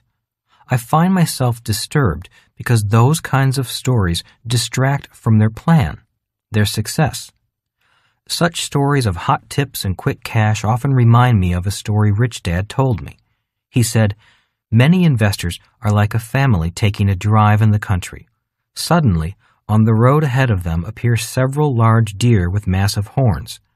The driver, usually the male of the household, shouts, 'Look at the big bucks.' The bucks instinctively bolt from the road and onto the farmland alongside the road. The driver veers the car off the road and begins chasing the big bucks across the farm and into the trees. The ride is rough and bumpy. The family is screaming for the driver to stop. Suddenly, the car goes over a stream embankment and crashes into the water below. The moral of the story is that this is what happens when you stop following your simple plan and begin chasing the big bucks." Mental Attitude Quiz. Whenever I hear someone say to me, "It takes money to make money," I cringe. I cringe because my rich dad said, "You don't have to be a rocket scientist to be rich. You don't need a college education, a high-paying job, or any money at all to start. All you have to do is know what you want, have a plan, and stick to it." In other words, all it takes is a little discipline. The problem when it comes to money, however, is that a little discipline is often a rare commodity. O'Shaughnessy highlights one of my favorite quotations. It comes from the famous comic strip character Pogo, created by Walt Kelly, who said, "We've met the enemy, and he is us." That statement is very true for me. I'd be a lot better off financially if I had simply listened to Rich Dad and just followed my formula. So, the mental attitude question is, are you ready to find a simple formula as part of your plan and stick to it until you reach your financial goal? Chapter 9. Investor Lesson Number 9. How can you find the plan that is right for you? How do I find the plan that is right for me? Is a question I am asked often. My standard answer is that it comes in steps. 1. Take your time. Think quietly about your life up to this point. Take days to think quietly. Take weeks if you need to. 2. Ask yourself in these moments of quiet, what do I want from this gift called my life? 3. Don't talk to anyone else for a while, at least until you are certain you know what you think you want. All too often, people either innocently or intentionally want to impose on others what they want for those people instead of respecting what others want for themselves. The biggest killers of deep inner dreams are your friends and family members who say, "Oh, don't be silly," or "You can't do that." 4. Remember that Bill Gates was in his 20s when he started with $50,000 and became the richest man in the world with $90 billion. It's a good thing he did not ask too many people for their ideas on what they thought was possible for his life. 5. Call professional investors. All investment plans begin with a financial plan. If you do not like what the professional says, find another one. You would ask for a second opinion for a medical problem, so why not ask for many opinions for financial challenges? Financial advisors come in many forms. The advisor could be a coach or a mentor, someone who has already done what you want to do. Choose an advisor who is equipped to assist you in developing a written financial plan. Many financial advisors sell different types of products. One such product is insurance. Insurance is a very important product and needs to be considered as part of your financial plan, especially when you are first starting out. For example, if you have no money but have 3 children, insurance is important in case you die, are injured, or for whatever reason are unable to complete your investment plan. Insurance is a safety net, or a hedge against financial liabilities and weak spots. Also, as you become rich, the role of insurance and the type of insurance in your financial plan may change as your financial position and financial needs change. So keep that part of your plan up to date. 2 years ago, a tenant in one of my apartment buildings left his Christmas tree lights on and went out for the day. A fire broke out. Immediately, the fire crews were there to put out the fire. I was never so grateful to a bunch of men and women. The next people on the scene were my insurance agent and his assistant. They were the second most important group of people I was grateful to see that day. Rich Dad always said, insurance is a very important product in anyone's life plan. The trouble with insurance is that you can never buy it when you need it. So you have to anticipate what you need and buy it, hoping you'll never need it. Insurance is simply peace of mind. Important note: some financial advisors specialize in helping people at different financial levels. In other words, some advisors work only with rich people. Regardless of whether or not you have money, find an advisor you like and who is willing to work with you. If your advisor does a good job, you may find yourself outgrowing your advisor. My wife, Kim, and I have often changed our professional advisors, which include doctors, attorneys, and accountants. If the person is a professional, he or she will understand.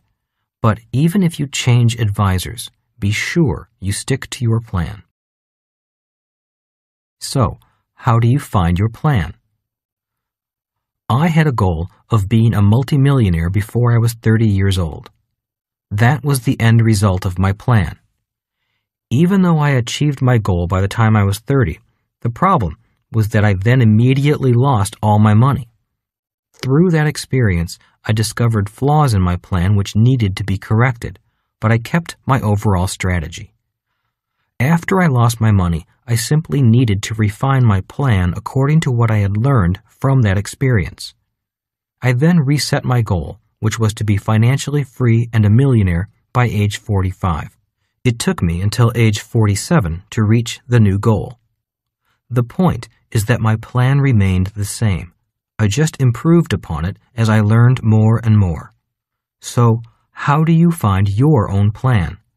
The answer is to begin with a financial coach or mentor who has already done what you want to do. Ask them to provide their qualifications and interview several. It will very likely be an eye-opening experience. Set realistic goals. I set a goal of becoming a multimillionaire in 5 years because it was realistic for me. It was realistic because I had my rich dad guiding me.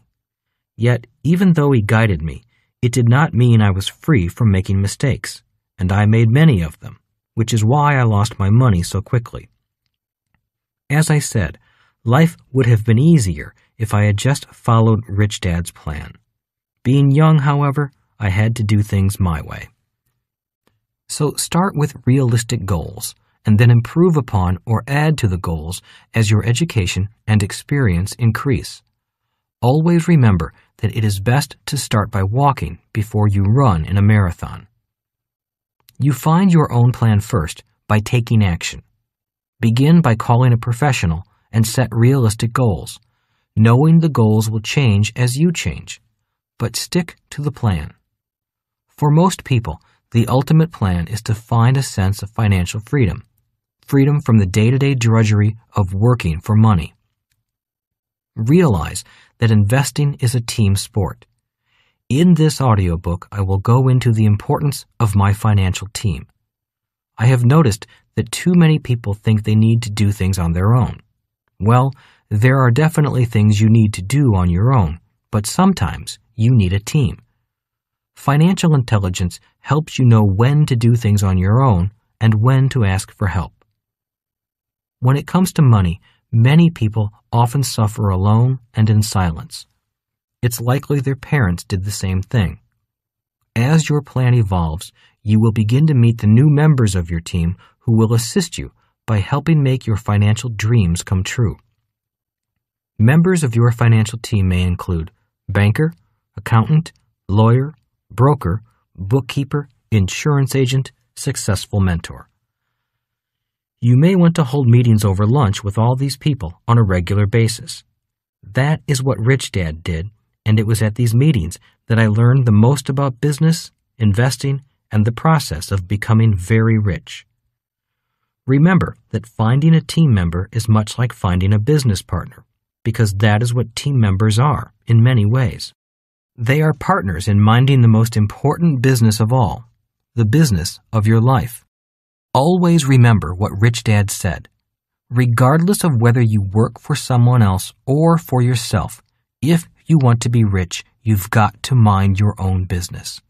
And in minding your own business, the plan that works best for you will slowly appear. So take your time, yet keep taking one step a day, and you will have a good chance of getting everything you want in your life. Mental Attitude Quiz. My plan has not really changed, yet in many ways it has changed dramatically. What has not changed about my plan is where I started and what I ultimately want for my life. Through many of the mistakes, the learning experiences, the wins, the losses, the highs, and the lows, I have grown up and gained knowledge and wisdom along the way. Therefore, my plan is constantly under revision because I am under revision. As someone once said, life is a cruel teacher. It punishes you first and then gives you the lesson. Yet, like it or not, that is the process of true learning. Most of us have said, if I knew back then what I knew today, life would be different. Well, for me, that is exactly what happened as I followed my plan. So my plan is basically the same, yet it is very different since I am different. I would not do today what I did 20 years ago. However, if I had not done what I did 20 years ago, I would not be where I am today and know what I know today. For example, I would not run my business today the way I ran my business 20 years ago. Yet, it was losing my first major business and digging myself out from under the rubble and wreckage that helped me become a better business person. So, although I did reach my goal of becoming a millionaire by age 30, it was losing the money that made me a millionaire today. all according to plan. It just took a little longer than I wanted. And when it comes to investing, I learned more from my bad investments where I lost money, than I learned from the investments that went smoothly. My rich dad said that if I have 10 investments, 3 of them will go smoothly and be financial home runs. 5 will probably be dogs and do nothing, and 2 would be disasters. Yet I would learn more from the 2 financial disasters than I would from the 3 home runs. In fact, those 2 disasters made it easier to hit the home runs the next time I was up to bat. And that is all part of the plan. So the mental attitude question is, are you willing to start with a simple plan, keep the plan simple, but keep learning and improving as the plan reveals to you what you need to learn along the way? In other words, the plan doesn't really change, but are you willing to allow the plan to change you? Chapter 10. Investor Lesson Number 10. Decide now what you want to be when you grow up. In Investor Lesson Number 1, which was the importance of choice, there were 3 financial core value choices offered. They were to be 1, secure, 2, comfortable, or 3, rich.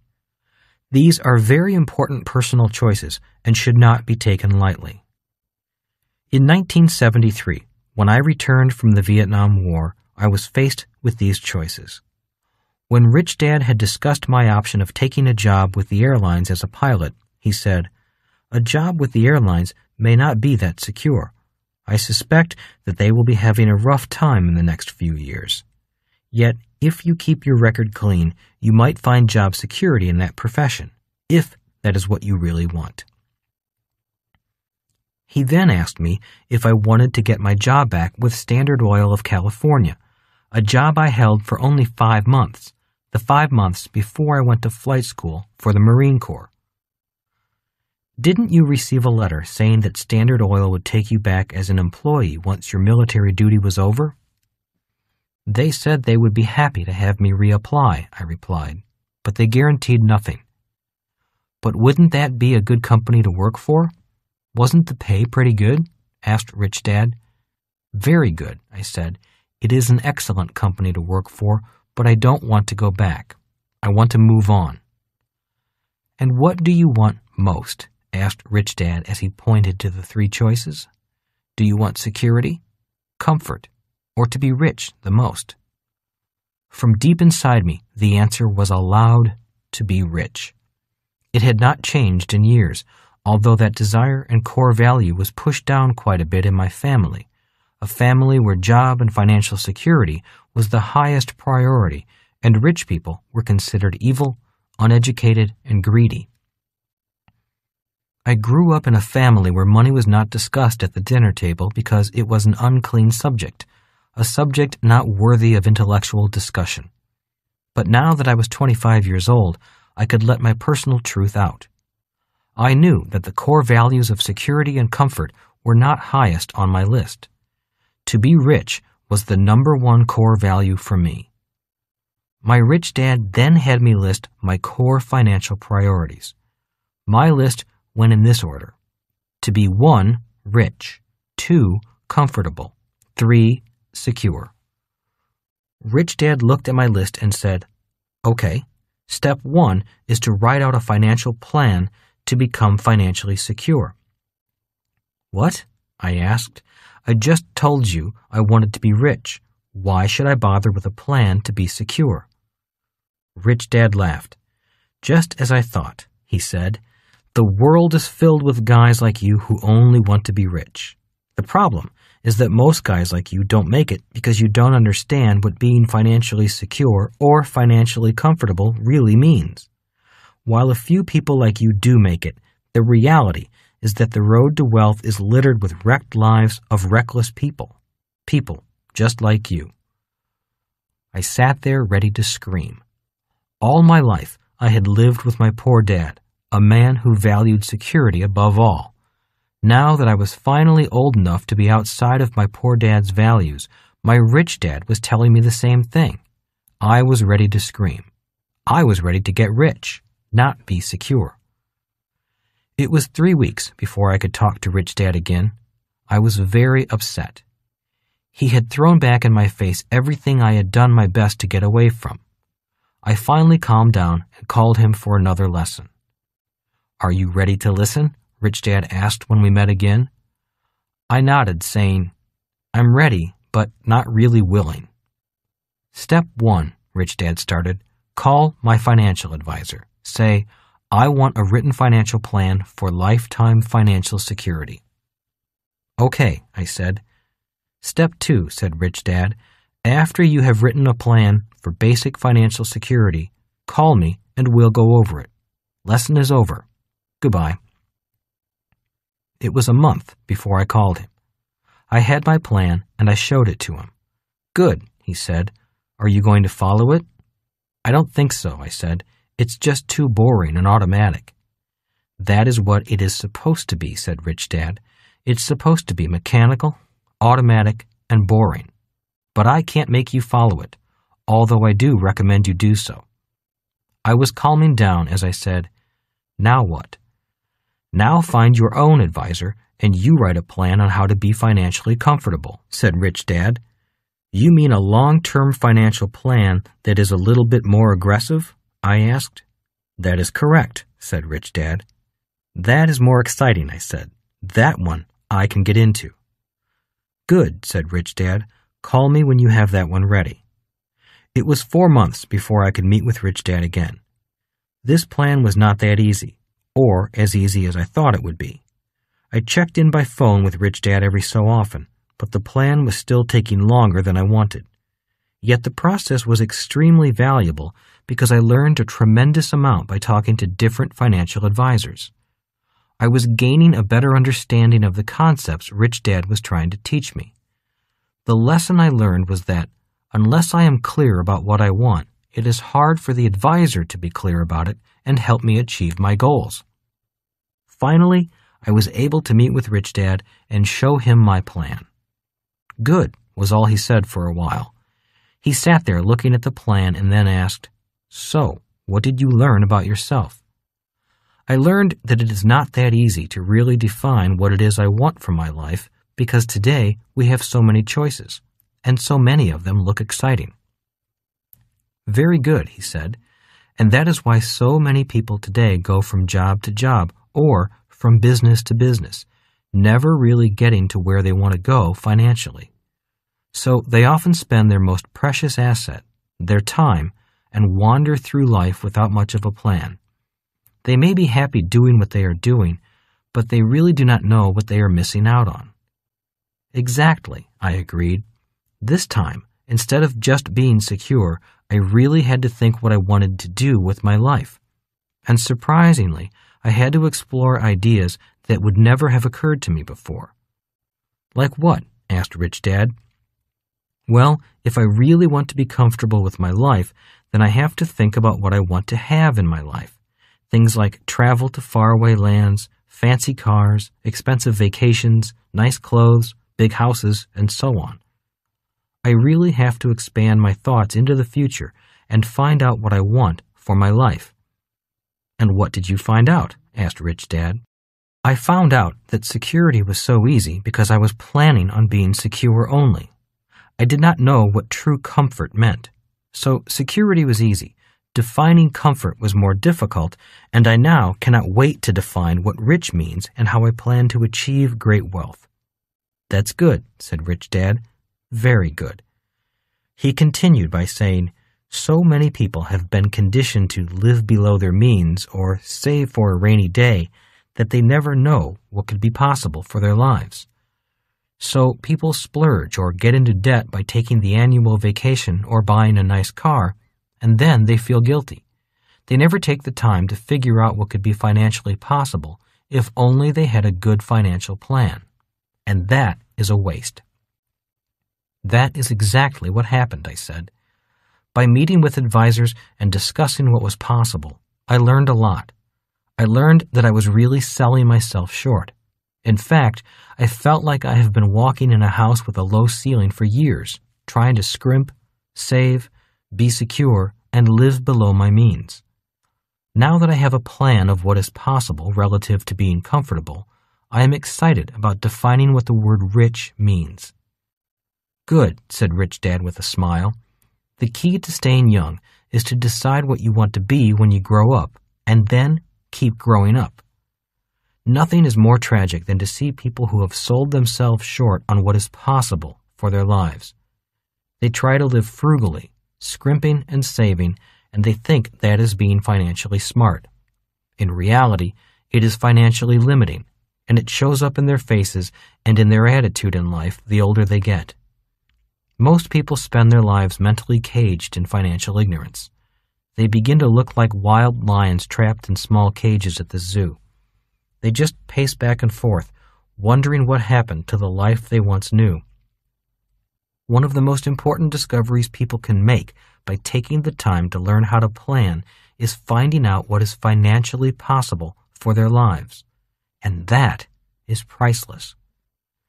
The continual planning process also keeps me young. I am often asked why I spend my time building more businesses, investing, and making more money. The reason is that I feel good doing it. While I make a lot of money doing what I do it because making money keeps me young and alive. You wouldn't ask a great painter to stop painting once he or she was successful. So why should I stop building businesses, investing, and making more money? That is what I do, just as painting is what artists do to keep their spirits young and alive, even though the body ages. So the reason you asked me to take the time to plan at different levels is for me to find out what is financially possible for my life? I asked. That's it, said Rich Dad. That is why you want to plan. The more you find out what might be possible for this tremendous gift called life, the younger at heart you remain. People who plan only for security or who say, my income will go down when I retire, are planning for a life of less, not a life of more. If our Maker has created a life of unlimited abundance, why should you plan on limiting yourself to having less? Maybe that is what they were taught to think, I said. And that is tragic, Rich Dad replied. Very tragic.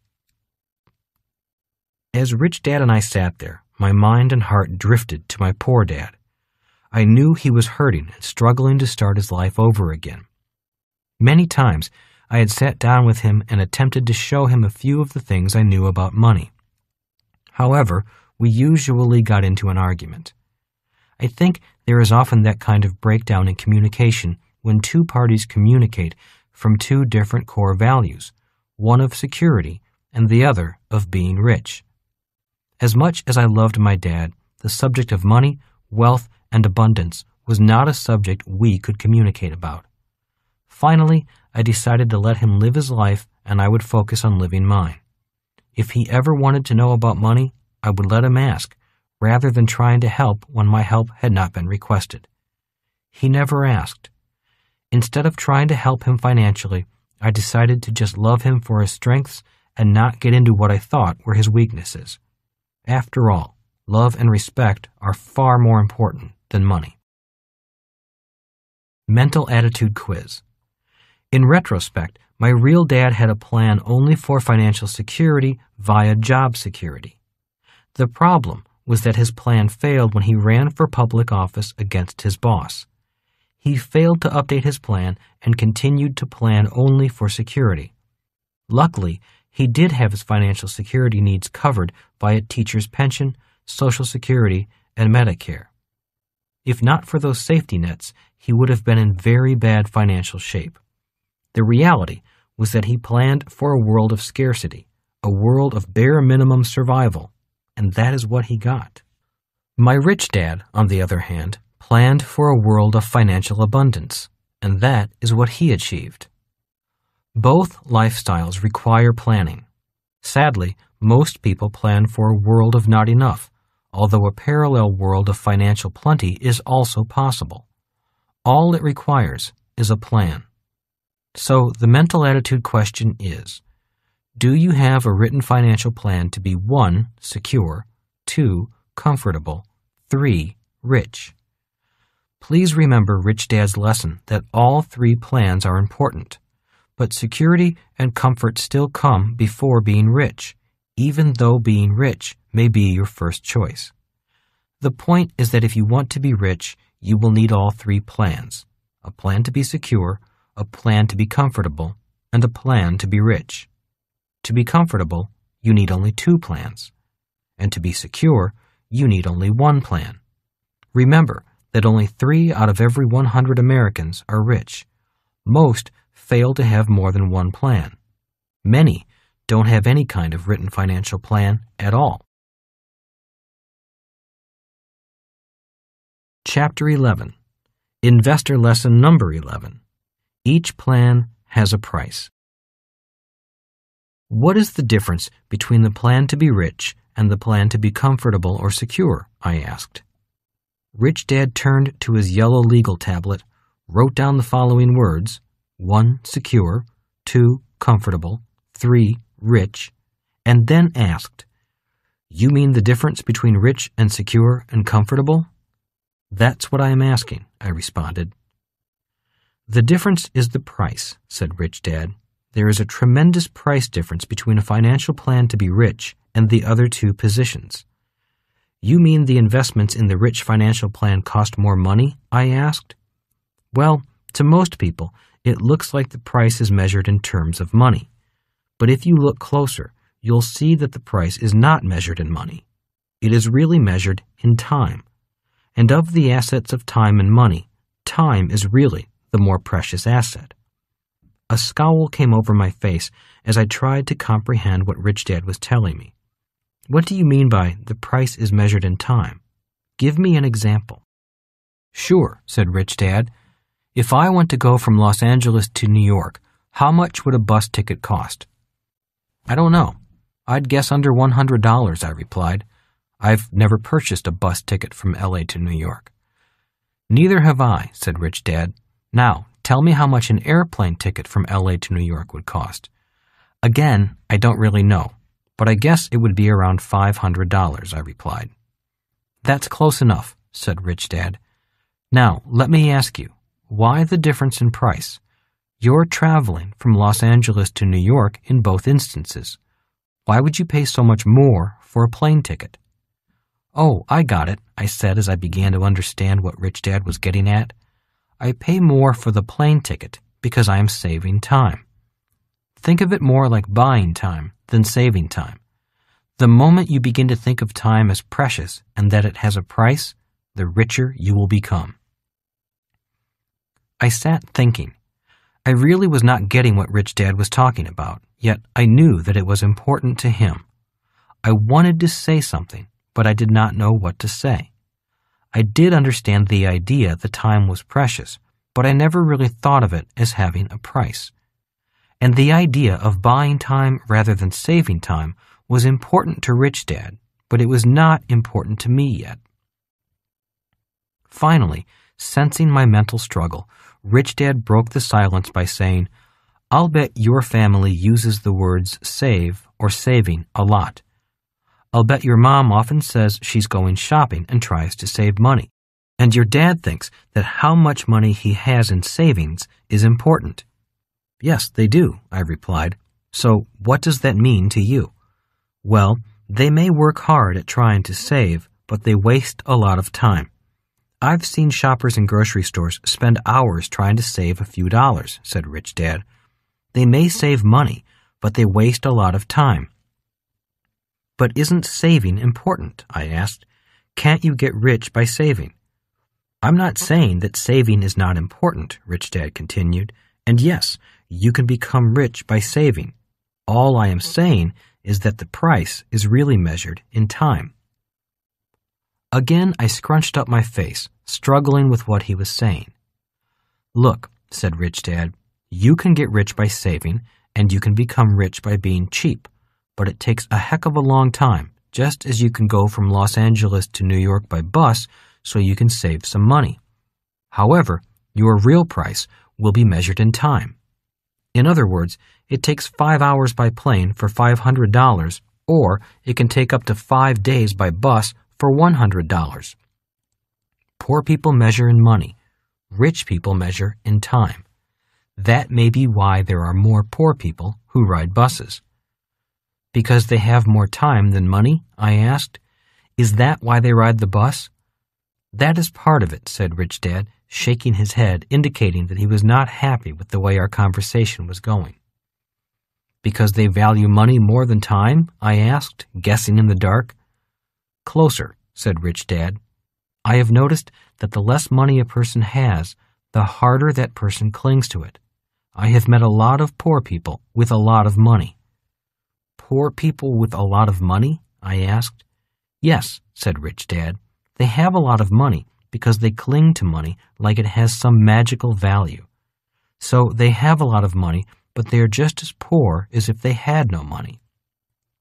So poor people often cling to money more than rich people, I asked. I think of money only as a medium of exchange. In reality, money by itself has very little value. So, as soon as I have money, I want to exchange it for something of real value. The irony is that many people who cling desperately to money spend that money on things of very little value, and that is why they are poor. They say things like, safe as money in the bank, and when they do spend their hard-earned money, they turn their cash into trash. So they value money more than you do, I said. Yes, said Rich Dad. In many cases, the poor and middle class struggle because they place far too much importance on money itself. So they cling to it, work hard for it, work hard at living frugally, shop at sales, and do their best to save as much of it as they can. Many of these people try to get rich by being cheap. But at the end of the day, you may have a lot of money, but you're still cheap. I don't understand, I replied. You're talking about the values my mom and dad tried to instill in us. You're talking about the way I think right now. I'm in the Marine Corps, and they don't pay much money, so I find myself naturally thinking that way. I understand, Rich Dad replied. Thrift and frugality have their place. But today, we are talking about the difference between the plan to be rich and the other two plans. And the difference is the price, I restated. Yes, said Rich Dad, and most people think the price is measured in money. And what you're saying is that the price is measured in time, I added, beginning to understand what Rich Dad was getting at. Because time is more important than money.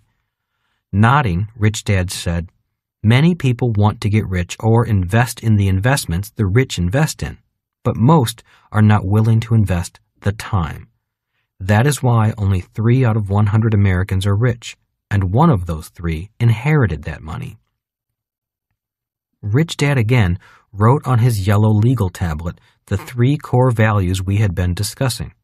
To be 1, secure, 2, comfortable, 3, rich.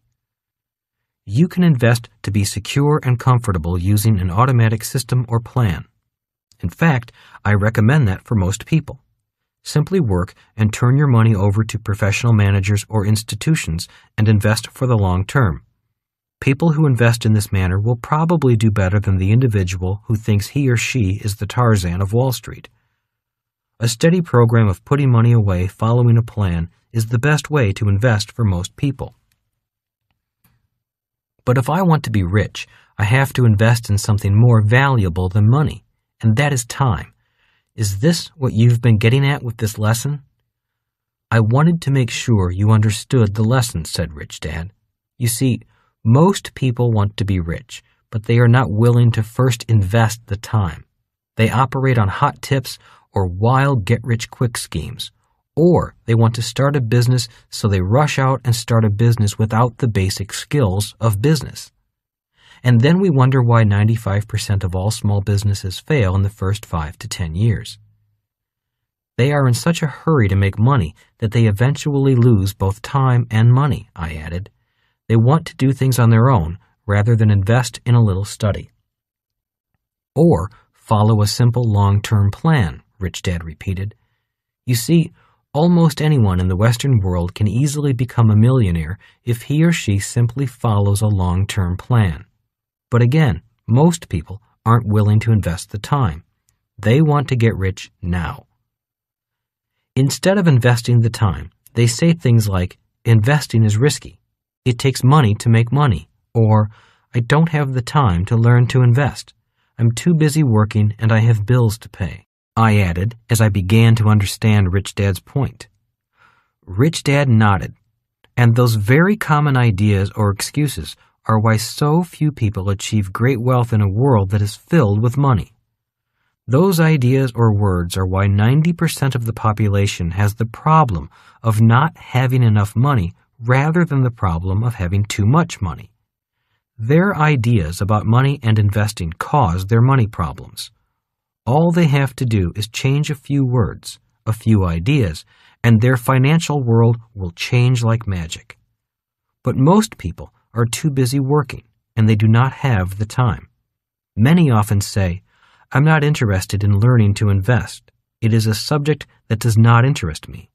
Yet they fail to see that when they say those words, they become slaves to money. Working for money, having money dictate the financial boundaries of their lives, living frugally and within their means, instead of investing a little time, following a plan, and having money work for them. So, time is more important than money, I said. That is true for me, said Rich Dad. So, if you want to move on to the rich level of investing, you are going to have to invest much more time than you do at the other two levels. Most people do not go beyond secure and comfortable because they are not willing to invest the time. That is a personal decision we all need to make. At least the person has a financial plan to be secure or comfortable.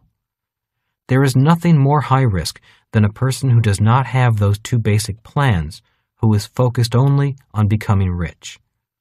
While a few make it, most don't. You see them in the later years of their lives, broke, spent, and talking about the deal they almost made or the money they once had. At the end of their lives, they have neither time nor money. So I think it is time I begin to invest more time, especially since I want to invest at the rich level, I said, shuddering at the thought of being a broke and broken old man, muttering in my beer about the deals that almost happened. I had already seen and met such investors. It is not pretty to see a person who is out of both time and money. Mental Attitude Quiz. Investing at the secure level and the comfortable level should be as mechanical or as formula-driven as possible. They should be no-brainers. Do your homework and work with professional and hopefully reputable managers so they follow your plan. If you start early and if the stars shine on you, at the end of the rainbow should be the pot of gold. Investing can and should be that simple at these two fundamental levels. There is a word of caution, however. There is no such thing in life as risk-free. There are lower-risk things, however, and that is true for investing. So if you feel uncertain about the fate of the financial world and don't trust the people or the industry, then you have much more research to do to learn the facts and the truth. It is important to be true to your emotions and instincts, but don't let them run your entire life. So if you cannot shake this nervousness, then invest with greater caution, but always remember the price. The more secure an investment, the more time it takes to make money, if it makes money. There is always a trade-off, or, as the saying goes, there is no such thing as a free lunch. Everything has a price, and in the investment world, that price is measured in both time and money. Once your investment plans of being financially secure or comfortable are in place and on track, you are better able to speculate on that hot stock tip you heard from a friend. Speculating in the world of financial products is fun, yet it should be done responsibly. There are many so-called investors in the markets who are really addicts with a gambling problem. When people ask me questions such as, "What stocks are you investing in?" I have to say, I don't pick stocks. Professional money managers do that for me. They then often say, "I thought you were a professional investor." And I reply, "I am, but I do not invest in the ways that most people invest. I invest the way my rich dad taught me to invest. I personally and actively invest in the rich level of investing. Very few people invest or play the game of investing at this level. The remainder of this audiobook is dedicated to the level of investing which my rich dad taught me. It is not a method for everyone, especially if you do not already have the secure and comfort levels already in place. So, the mental attitude questions are: 1. Are you willing to set in place an investment plan to cover your financial needs to be secure or comfortable? 2. Are you willing to invest the time to learn to invest at the rich level, the level of my rich dad? If you are not sure of your answers and want to find out what level of study commitment Rich Dad's investment requires, the rest of the audiobook will give you some insights as to what it takes to invest at the rich level. Chapter 12. Investor Lesson Number 12. Why investing isn't risky. People say that investing is risky for three main reasons. First, they have not been trained to be investors.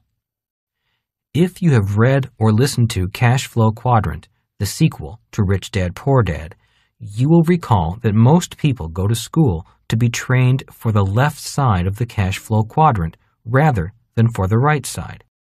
2. Second, most investors lack control or are out of control. As an example, my rich dad would say, "There is some risk just driving a car, but driving the car with your hands off the steering wheel is really risky." He then said, "When it comes to investing, most people are driving with their hands off the steering wheel." Phase 1 of this audiobook is about taking control of yourself before investing. If you don't have a plan, a little discipline, and some determination, the other investor controls will not mean much. The rest of this audiobook will go into the remainder of Rich Dad's 10 investor controls. 3. Third, people say investing is risky because most people invest from the outside rather than from the inside. Most of us know intuitively that if you want a real deal, you have to be on the inside.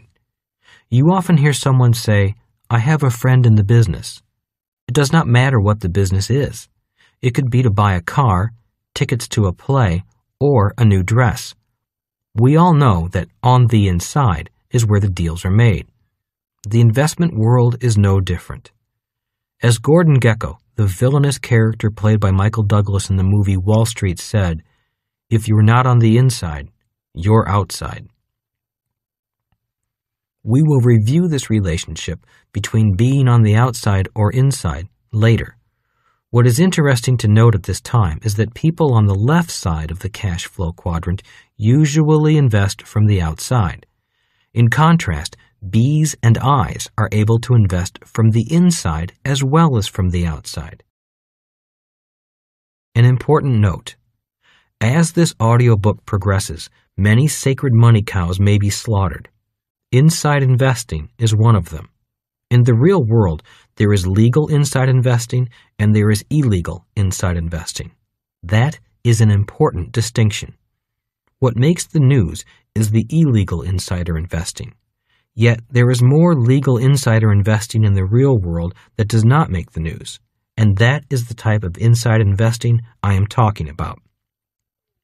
A hot tip from a taxi driver is in many ways an insider tip. The real question in insider investing is really, how close to the inside are you? Rich Dad's Plan. When Rich Dad listed the 3 core financial values, to be secure, comfortable, and rich, he said, "It makes perfect sense to invest from the outside when you invest at the secure and the comfortable level of investing. That is why you turn your money over to a professional you hope is closer to the inside than you are. But if you want to be rich, you have to be closer to the inside than the professional to whom most people entrust their money." And that was the focus of Rich Dad's plan to be rich. That is what he did, and that was why he was so rich. To follow his plan, I needed the education and experiences found on the right side of the cash flow quadrant, not the left. To do that, I needed to invest a lot more time than the average investor, and that is what the rest of this audiobook is really about. This audiobook is about what it takes to move from the outside to the inside. Before you decide, I realize that many people do not want to invest that much time into the subject of investing just to get to the inside.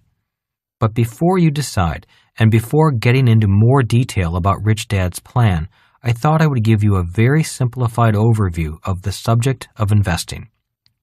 I hope that after listening to the next few chapters, you will have learned a few new ways to reduce your investment risk so that you can become more successful as an investor, even if you do not want to be an inside investor. As I said earlier, investing is a very personal subject, and I completely respect that reality. I know that many people do not want to commit the time to the subject of investing the way Rich Dad and I did. Before going into Rich Dad's educational plan to teach me to be an investor at the rich level, I offer you a simple overview of Rich Dad's investment plan in the next few chapters. Mental Attitude Quiz.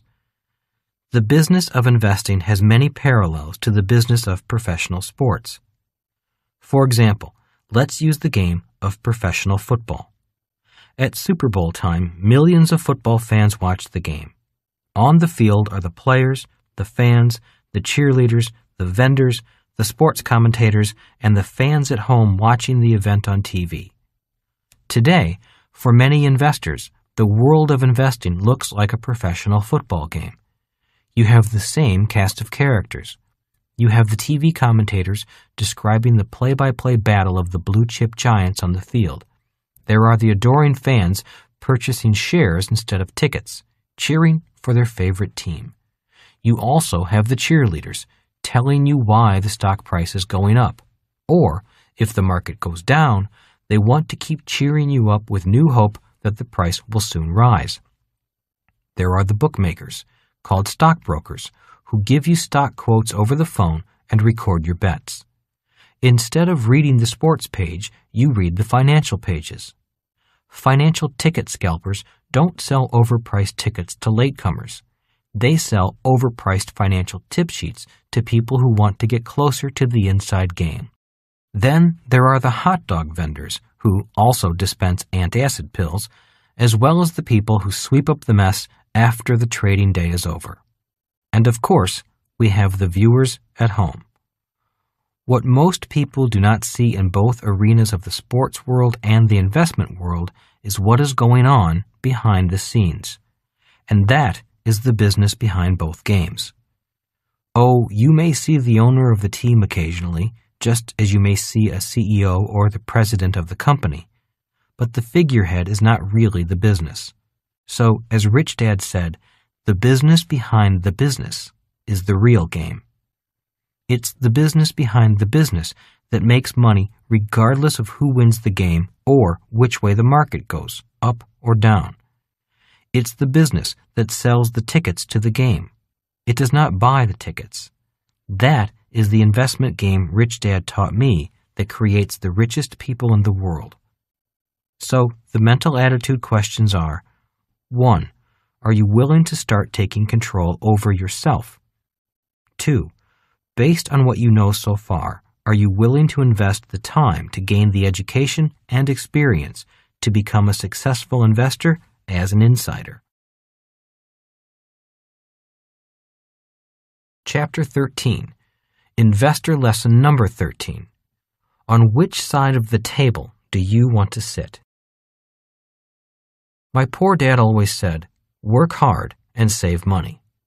My rich dad said, working hard and saving money are important if you want to become secure and comfortable. But if you want to be rich, working hard and saving money will probably not get you there. On top of that, people who work hard and save money are often the same people that say, investing is risky. There were many reasons Rich Dad reminded Mike and me that working hard and saving money was not the way he got rich. He knew that working hard and saving money was good for the masses, but not for anyone wanting to become rich.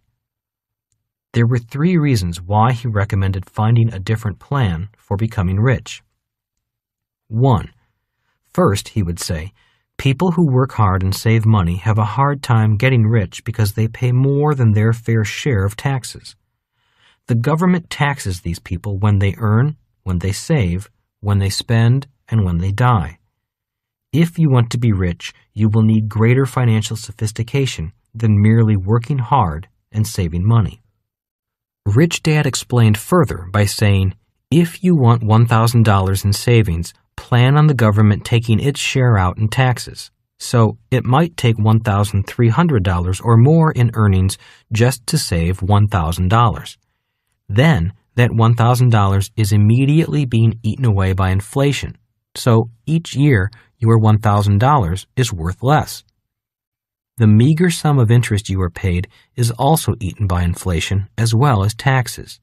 So let's say your bank pays you 5% interest. Inflation runs at 4%, and taxes take 30% of the interest. Your net result is a loss of money. That is why Rich Dad thought that working hard and saving money was a hard way to try to get rich. 2. The second reason he recommended a different plan to become rich is because people who work hard and save often think investing is risky. People who think things are risky often also avoid learning something new. 3. The third reason was because people who believe in hard work and saving and believe that investing is risky rarely ever see the other side of the coin. This chapter covers some of the reasons why investing does not have to be risky. Why investing isn't risky. Rich Dad had a way of taking very complex subjects and simplifying them so almost everyone could understand at least the basics of what he was talking about. In Rich Dad, Poor Dad, I shared the diagrams of the income statement and the balance sheet that he used to teach me the basics of accounting and financial literacy. In Cash Flow Quadrant, I shared his diagram that explains the core emotional and educational differences between the people found in the 4 quadrants. In order for me to understand investing, I first needed to fully understand the lessons taught in those 2 books.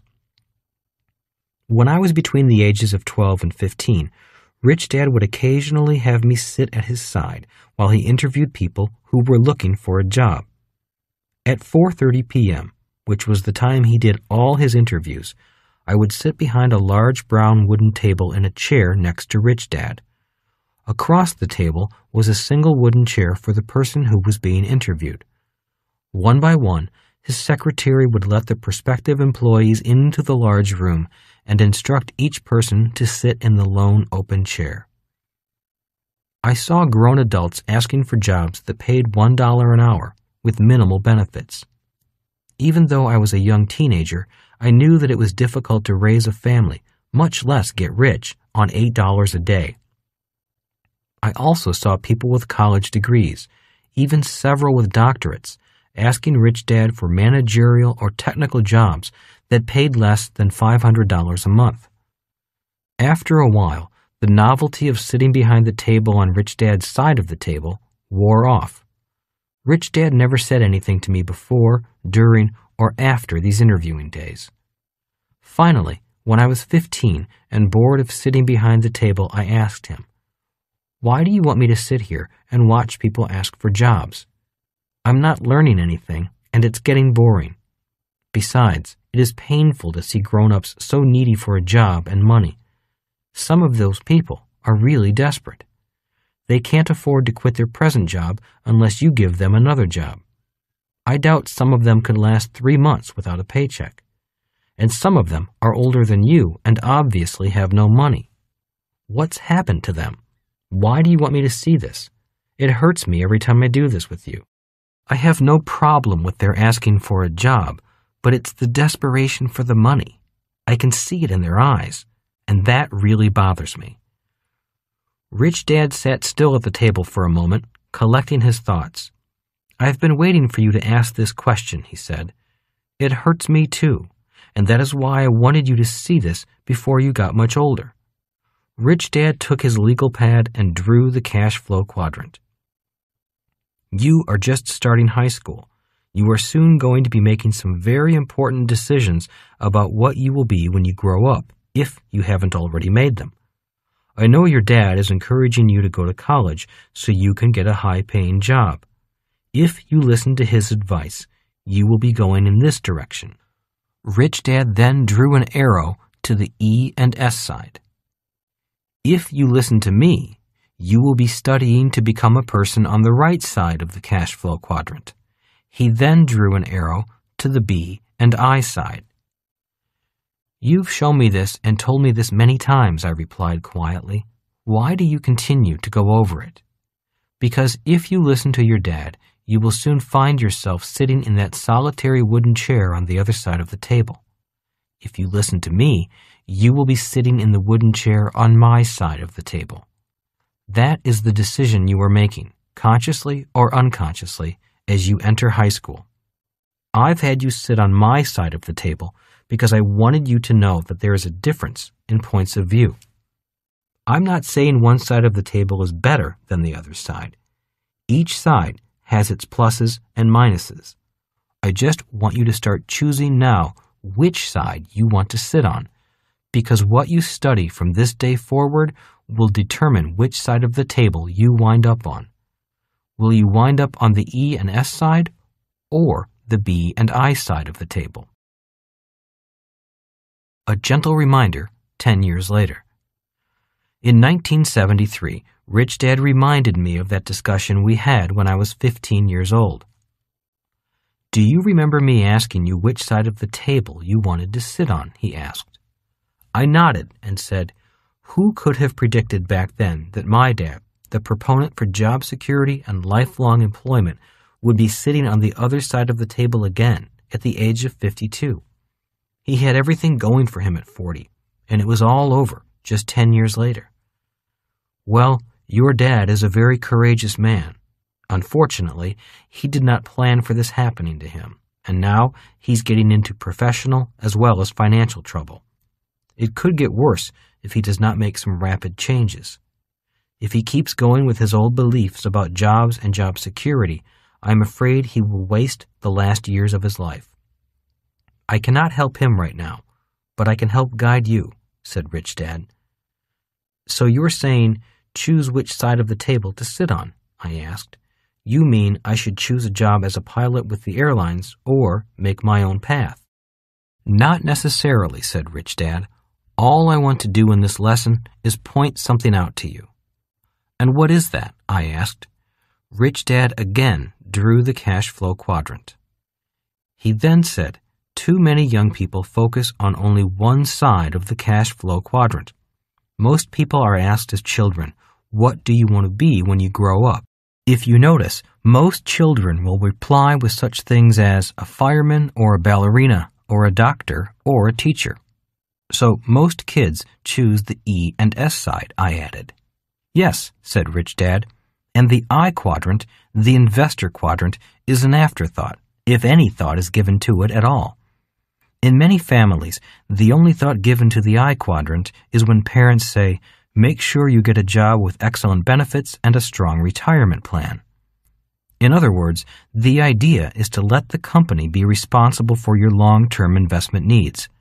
That is changing rapidly as we speak. Why do you say that? I asked. Why do you say it's changing?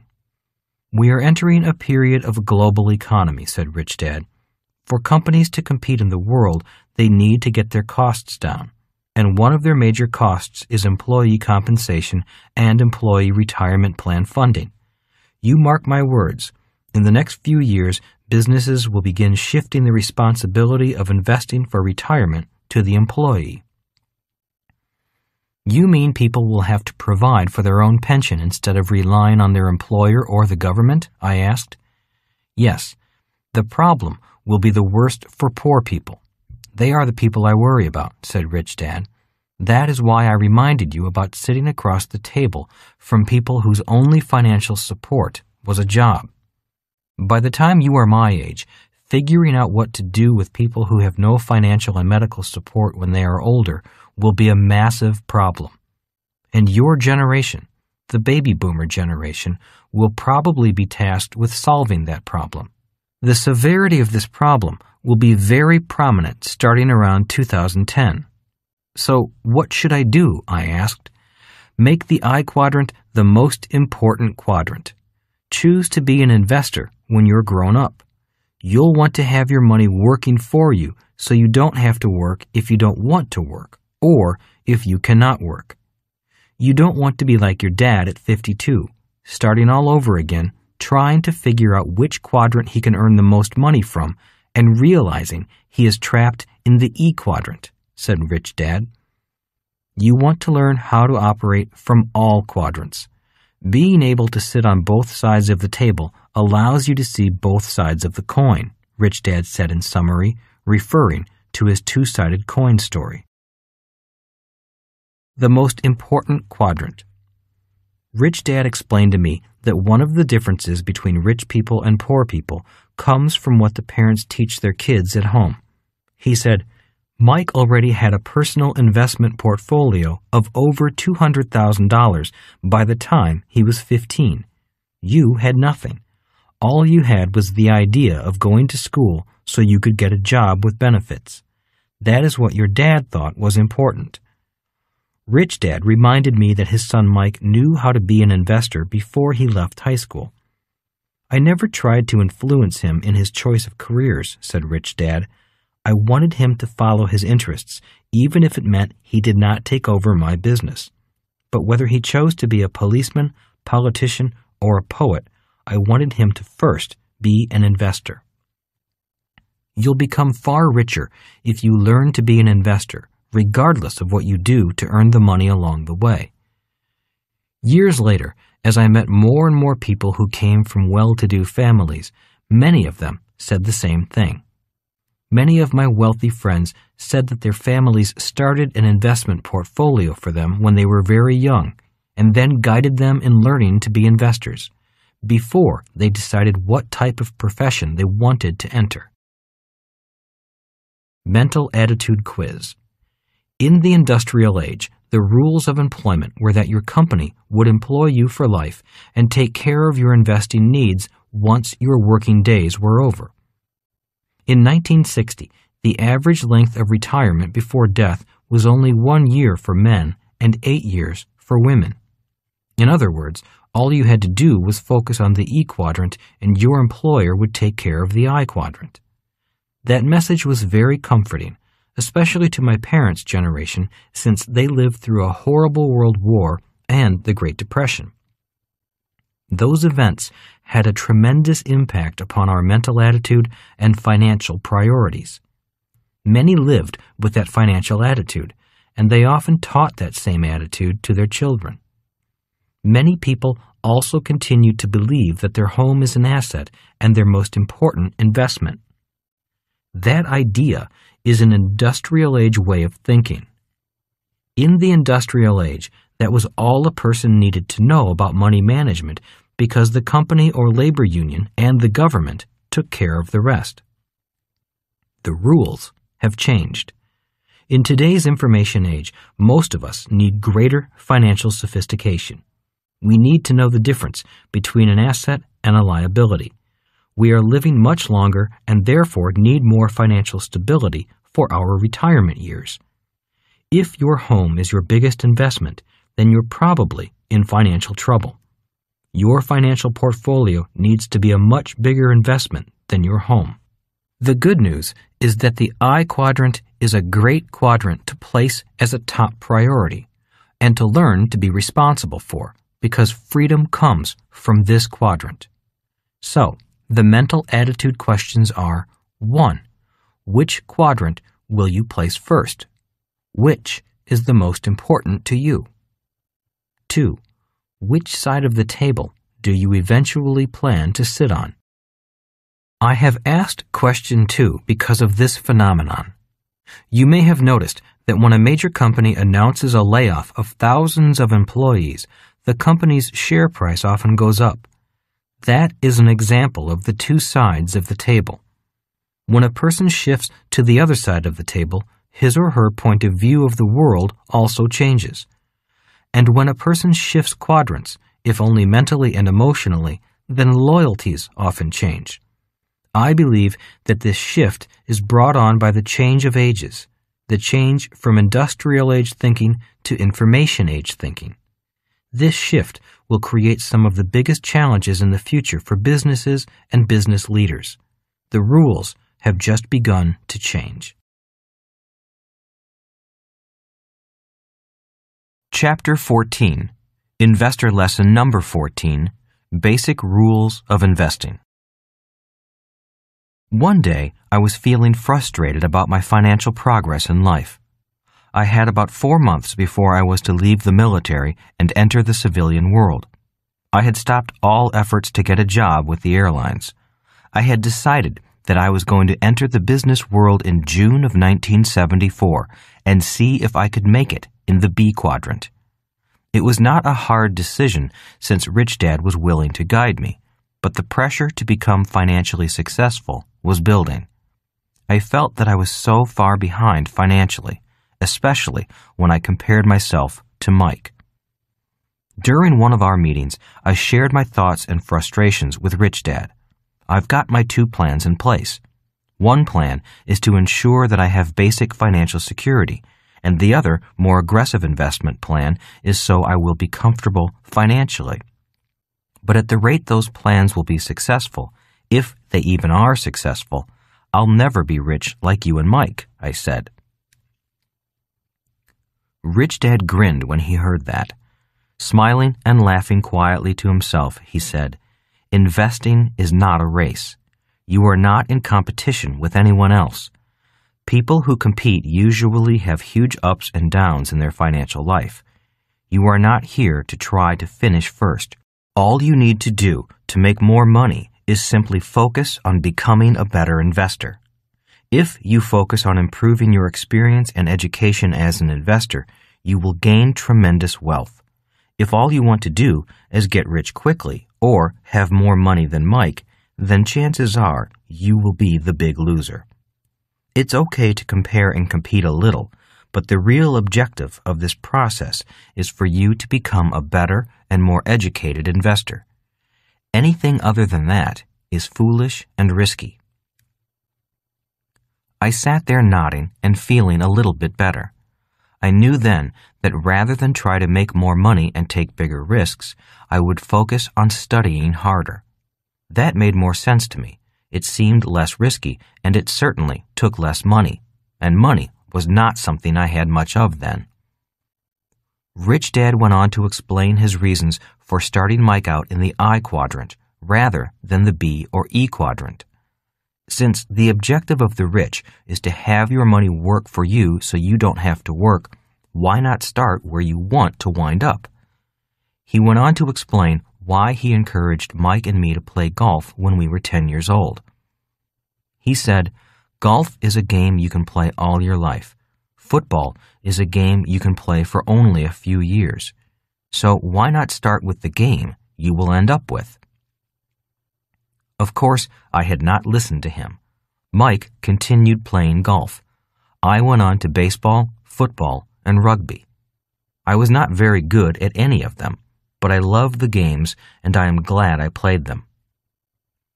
15 years after starting to play golf and beginning to invest, Mike was now a great golfer, had a substantial investment portfolio, and had years more investment experience than I did. At age 25, I was just beginning to learn the basics of the game of golf and the game of investing. I make this point because, regardless of how young or old you are, learning the basics of anything, especially a game, is important. Most people take some kind of golf lessons to learn the basics before playing golf, but unfortunately, most people never learn the simple basics of investing before investing their hard-earned money. The basics of investing. Now that your 2 plans are in place, the plan for security and the plan for comfort, I will explain the basics of investing, said Rich Dad. He went on to explain that too many people begin investing without having the first 2 plans in place, and that was risky in his mind. He said, After you have those two plans firmly in place, then you can experiment and learn more exotic techniques utilizing different investment vehicles. That is why I waited for you to take the time to put those two automatic or mechanical investment plans in place before I continued on with your lessons. Basic rule number 1. Investment basic rule number 1, said Rich Dad, is to always know what kind of income you are working for. For years, Rich Dad had always said to Mike and me that there were 3 different kinds of income. 1. Ordinary earned income is generally derived from a job or some form of labor. In its most common form, it is income from a paycheck. It is also the highest taxed income, so it is the hardest income with which to build wealth. When you say to a child, "Get a good job," you are advising the child to work for ordinary earned income. 2. Portfolio income is generally derived from paper assets such as stocks, bonds, and mutual funds. Portfolio income is by far the most popular form of investment income, simply because paper assets are easier to manage and maintain. 3. Passive income is generally derived from real estate. It can also be derived from royalties from patents or license agreements. Yet, approximately 80% of the time, passive income is from real estate. There are many tax advantages available for real estate. One of the conflicting viewpoints between my 2 dads was what a parent should say to a child. My poor dad always said to me, "Work hard at school so you can get good grades. When you get good grades, you will be able to get a good job. Then you become a good, hard-working man." While Mike and I were in high school, Rich Dad would snicker at that idea. He used to say, "Your dad is a good, hard-working man, but he will never get rich if he continues to think that way. If you boys listen to me, you will work hard for portfolio income and passive income if you want to become rich." Back then, I did not fully understand what either man was saying or what the difference in philosophies was all about. At age 25, I was beginning to understand a little better. My dad was 52 and starting all over again, focused only on ordinary earned income, something he had thought was the right thing to do all his life. My rich dad was rich and enjoying life simply because he had worked hard for passive and portfolio income. I now knew which type of income I was going to work hard for, and it was not earned income. Basic rule number 2. Investment basic rule number 2, said Rich Dad, is to convert ordinary earned income into portfolio income or passive income as efficiently as possible. And that, in a nutshell, is all an investor is supposed to do, Rich Dad summarized with a smile. That is about as basic as it can get. But how do I do it? I asked. How do I get the money if I don't already have the money? What happens if I lose the money? How, said Rich Dad. You sound like an Indian chief from an old movie. But those are real questions, I whined. I know they are real questions, but for now, I just want you to understand the basics. Later, I'll go into the how, okay? And watch out for the negative thoughts. Look, risk is always part of investing, as it is with life. People who are too negative and avoid risk back themselves out of most opportunities because of their negativity and fear of risk. Got it? I nodded. I got it. Start with the basics. Basic rule number 3. Investment basic rule number 3, said Rich Dad, nodding to my last statement, is to keep your ordinary earned income secure by purchasing a security you hope converts your earned income into passive income or portfolio income. Secure in a security? I asked. I'm confused. What happened to assets and liabilities? Good question, said Rich Dad. I'm now expanding your vocabulary. It is time for you to go beyond the simple understanding of assets and liabilities. and understanding that most people never achieve, I might add. But the point I am making here is that all securities are not necessarily assets, as many people think they are. You mean a stock or a piece of real estate is a security, but it may not be an asset, I asked. That is correct. However, many average investors cannot distinguish between a security and an asset. Many people, including many professionals, do not know the difference. Many people call any security an asset. So, what is the difference? I asked. A security is something you hope will keep your money secure, and generally, these securities are bound up tightly by government regulations. And that is why the U.S. government organization that watches over much of the world of investing in this country is called the Securities and Exchange Commission, SEC. You may notice that its title is not the Assets and Exchange Commission. So the government knows that securities are not necessarily assets, I stated.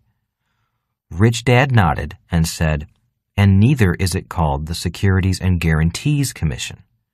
The government knows that all it can do is maintain a tight set of rules and do its best to maintain order by enforcing those rules.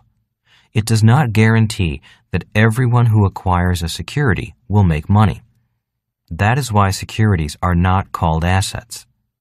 If you remember the basic definition, an asset puts money in your pocket, or the income column. A liability takes money out of your pocket, and that shows up in your expense column. It's simply a matter of basic financial literacy. I nodded. So it is up to the investor to know which securities are assets and which securities are liabilities, I stated, beginning to understand where Rich Dad was going with this. That is correct, said Rich Dad. The confusion begins for most investors when someone tells them that securities are assets. Average investors are nervous about investing because they know that just because they buy a security, it does not mean they will make money. The problem with buying a security is that the investor can also lose money, said Rich Dad. He went on. So, if the security makes money, it puts money into the income column of the financial statement and it is an asset. But if it loses money and that event is recorded in the expense column of the financial statement, then that security is a liability. In fact, the same security can change from being an asset into a liability. For example, I bought 100 shares of stock in ABC Company in December, for which I paid $20 per share. In January, I sold 10 shares for $30 per share. Those 10 shares of stock were assets because they generated income for me. But in March, I sold 10 more shares for only $10, so that same stock had become a liability because it generated a loss, an expense. Rich Dad cleared his throat before continuing. So the way I look at that is that there are instruments called securities in which I invest. It is up to me as the investor to determine if each security is an asset or liability. And that is where the risk comes in, I said. It is the investor not knowing the difference between an asset and a liability that makes investing risky. Basic rule number 4. Investor basic rule number 4 is that it is the investor who is really the asset or the liability, said Rich Dad. What? I asked. The investor is the asset or liability, not the investment or security? Rich Dad nodded. You often hear people say, investing is risky, but really it is the investor who is risky. It is ultimately the investor who is the asset or the liability. I have seen many so-called investors lose money when everyone else is making money. I have sold businesses to many so-called business people and watched the businesses soon go bust. I have seen people take a perfectly good piece of real estate that is making a lot of money, and in a few years, that same piece of real estate is running at a loss and falling apart. And then I hear people say that investing is risky. It's the investor who is risky, not the investment. In fact, a good investor loves to follow behind a risky investor because that is where the real investment bargains are found. And that is why you love to listen to investors who are crying the blues about their investment losses, I said. You want to find out what they did wrong and see if you can find a bargain. You've got it, said Rich Dad. I'm always looking for the skipper of the Titanic. And that is why you don't like to hear stories about people making a lot of money in the stock market or the real estate market. You hate it when someone tells you that he or she bought a stock at $5 and it went to $25. You have observed me well, said Rich Dad. Listening to tales of quick money and instant wealth is a fool's game. Such stories draw in only the losers. If a stock is well known or has made a lot of money, the party is often already over or soon to be over. I'd rather hear tales of woe and misery because that is where the bargains are. As a person who operates on the B and I side, I want to find securities that are liabilities and turn them into assets, or wait for someone else to begin turning them into assets. So, that would make you a contrarian investor, I ventured, a contrarian who goes against the popular sentiment of the market. That is the layperson's idea of what a contrarian investor is. Most people just think a contrarian investor is antisocial and does not like going along with the crowd. I like to think of myself as a repairman. I want to look at the wreck and see if it can be fixed. If it can be fixed, then it would still be a good investment only if other investors also want it fixed. If it cannot be fixed, or if no one would want it even after it is fixed, I don't want it either. So a true investor must also like what the crowd likes, and that is why I would not say I am a pure contrarian. I will not buy something just because no one else wants it. So, is there an investor basic rule number 5? I asked. Basic rule number 5. Yes, there is, said Rich Dad. Investor basic rule number 5 is that a true investor is prepared for whatever happens. A non-investor tries to predict what and when things will happen. What does that mean? I asked. Have you ever heard someone say, I could have bought that land for $500 an acre 20 years ago. And look at it now. Someone built a shopping center right next to it, and now that same land is $500,000 an acre. Yes, I have heard those stories many times. We all have, said Rich Dad. Well, that is a case of someone who was not prepared. Most investments that will make you rich are available for only a narrow window of time. A few moments in the world of trading or a window of opportunity that is open for years, as it is in real estate. But regardless of how long the window of opportunity is open, if you are not prepared with education and experience or extra cash, a good opportunity will pass. So, how does one prepare? You need to focus and keep in mind what others are already looking for. If you want to buy a stock, then attend classes on how to spot bargains in stocks. The same is true for real estate. It all begins with training your brain to know what to look for and being prepared for the moment the investment is presented to you. It is much like the sport of soccer. You play, and then all of a sudden the winning kick at the goal appears. You're either prepared or you're not. You're either in position or you're not. But even if you miss the shot in soccer or in investing, there is always another shot at the goal or another opportunity of a lifetime investment right around the corner. The good news is that there are more and more opportunities every day, but first you need to choose your game and learn to play the game. So that is why you chuckle when someone complains about missing out on a good deal or tells you that you must get into this deal or that deal? Exactly. Again, there are so many people who come from the mindset that there is scarcity instead of abundance in the world. They often cry about missing a deal and hang on to a deal too long, thinking that it is the only deal. Or they buy thinking that what they are looking at is the only deal. If you are good at the B and I side of the cash flow quadrant, you have more time and more deals to look at. And your confidence is high because you know you can take a bad deal that most people would reject and turn it into a good deal. That is what I mean about investing the time in order to be prepared. If you're prepared, there is a deal of a lifetime being presented to you every day of your life. And that is how you found that big piece of raw land, just walking down the street, I commented, recalling how Rich Dad found one of his best pieces of real estate. You saw that the for sale sign had fallen down and had been trampled on so no one knew the land was for sale. You called the owner and offered him a low but fair price at your terms, and he took it. He took your offer because no one else had made him an offer in over 2 years. That is what you mean, isn't it? Yes, that is what I mean, and that piece of raw land was a better deal than most. That is what I mean about being prepared.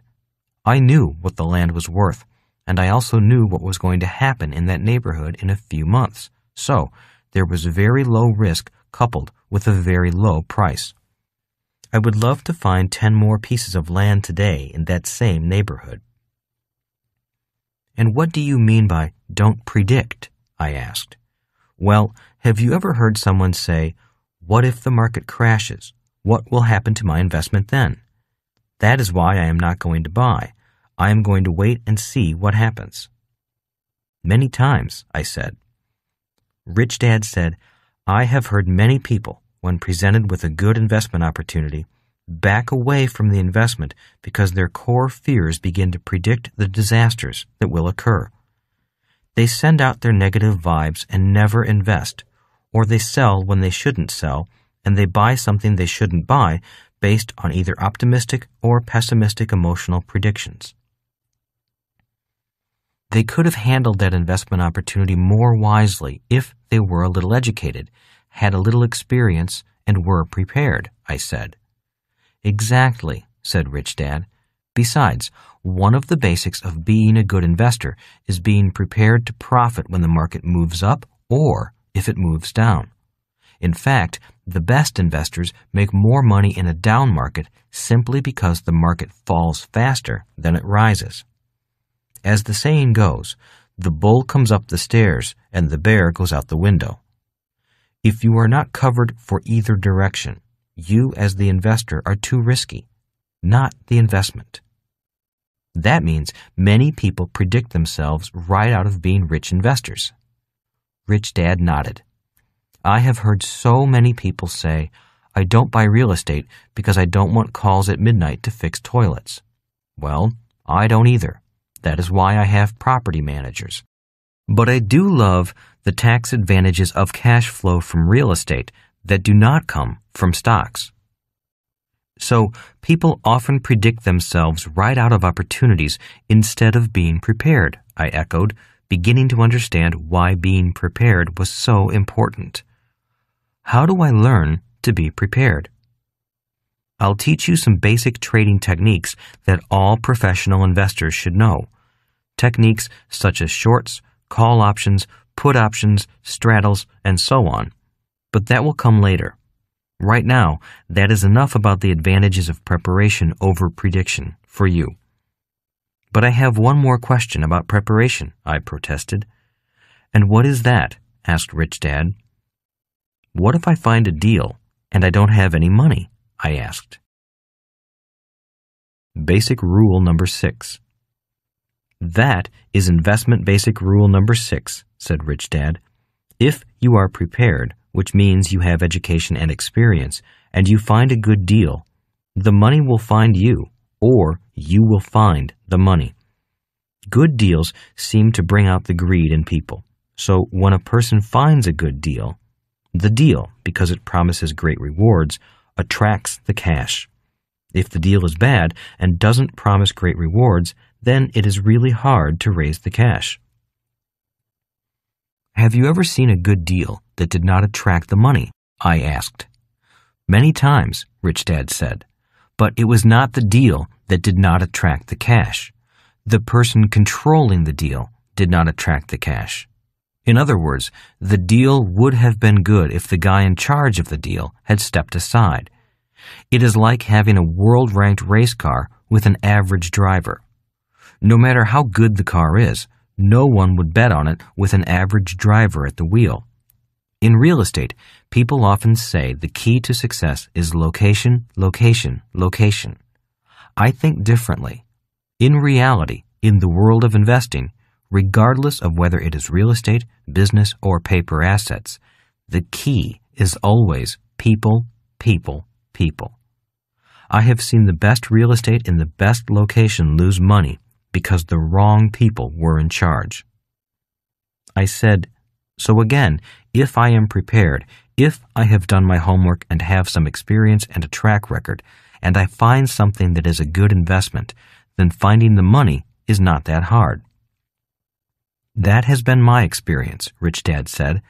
Unfortunately, all too often, the worst deals, which are deals that investors like me would not invest in, are presented to unsophisticated investors, and the unsophisticated investors often lose their money. And that is why there is the Securities and Exchange Commission, I said. Its job is to protect the average investor from these bad deals. Correct, said Rich Dad. The primary job of investors is to make sure their money is secure. The next step is to do their best to convert that money into cash flow or capital gains. That is when you find out if you or the person to whom you entrusted your money can turn that security into an asset or if it will become a liability. Again, it is not the investment that is necessarily safe or risky. It is the investor.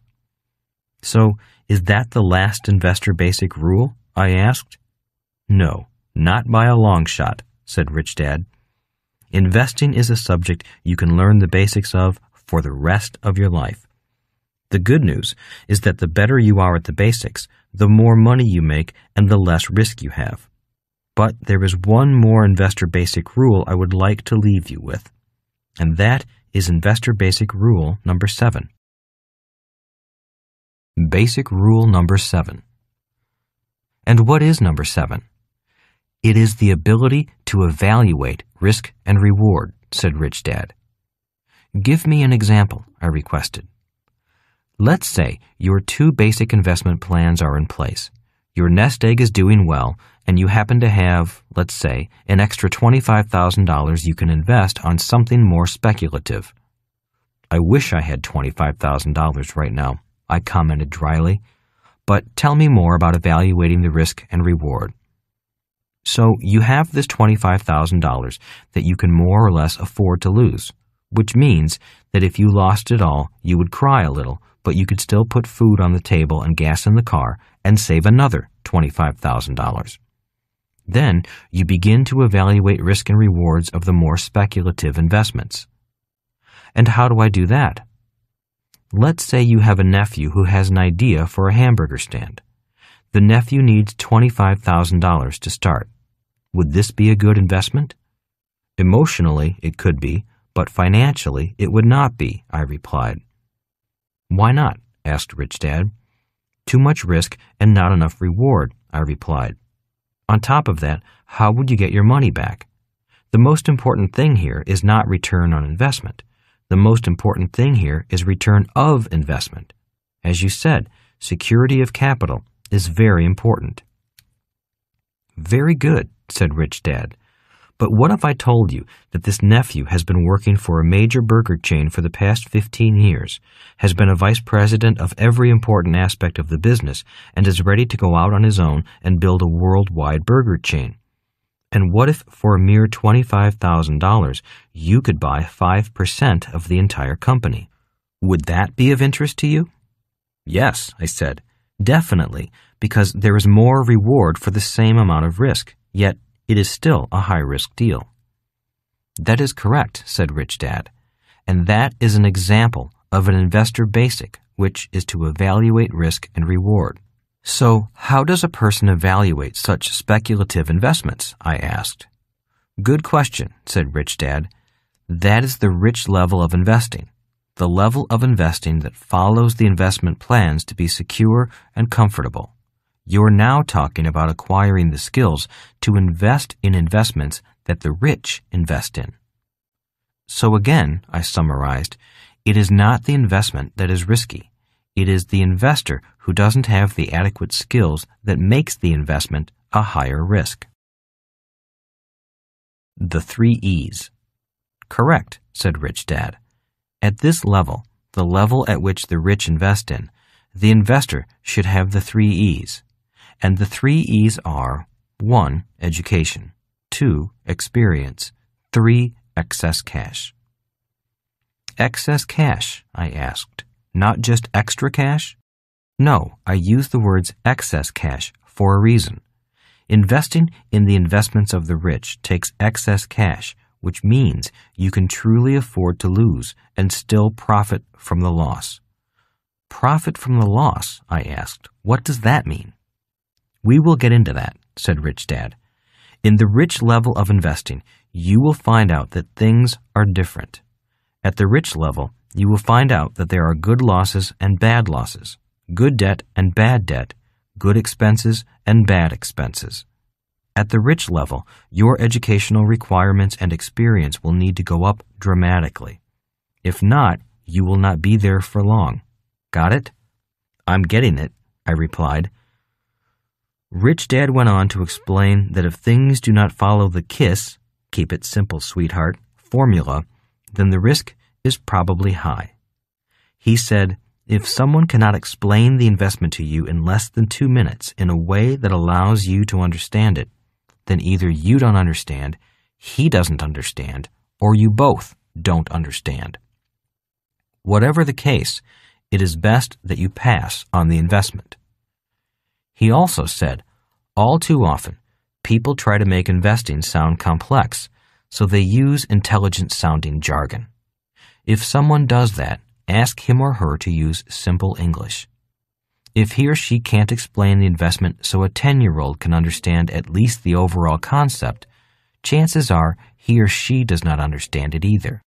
All PE means is how expensive the stock is, and a cap rate, which is a term used in real estate, just measures how much money the property puts or does not put in your pocket. So if it is not simple, don't do it? I asked. No, I'm not saying that either, said Rich Dad. All too often, people who lack interest in investing or have a loser's attitude will say, man, if it's not easy, I won't do it. I often say to that type of person, when you were born, your parents had to work hard and potty train you. So even going to the toilet was at one time difficult.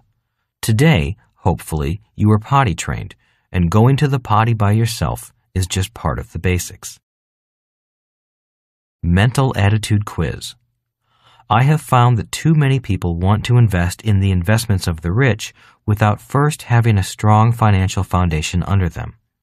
All too often, people want to invest at the rich person's level because they are hurting financially and often need money desperately. Obviously, I do not recommend investments at a rich person's level unless you were already rich. Neither did my Rich Dad. Some people are fortunate enough that their financial plan to be comfortable creates enough excess cash to make them think they are rich. But unless they learn to think as rich people think, they will still be poor people. They will just be poor people with money. So the mental attitude question is, if you are going to invest or intend to invest in what the rich invest in, are you willing to gain what Rich Dad called the 3 E's?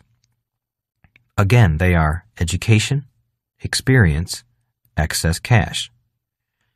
If the answer is no, then the remainder of this audiobook may not be of much value to you, nor could I in good conscience recommend any of the investments I will be talking about, which are the investments of the rich. If you are uncertain or are curious about some of the requirements involved in the education and experience that can lead to acquiring excess cash, then continue listening. At the end of this audiobook, you can decide whether or not you want to go after the 3 E's. Along the way, you may discover that your plans to be financially safe and then financially comfortable will allow you to raise the bar. Just as a high jumper or pole vaulter raises the bar after succeeding at each level, you can succeed financially at the safety and comfort levels. You can then raise the bar and your goals and focus more of your time on becoming rich. As Rich Dad said, investing is a subject you can learn the basics of for the rest of your life. What he meant was that it sounds complex at the start, and then it gets simple.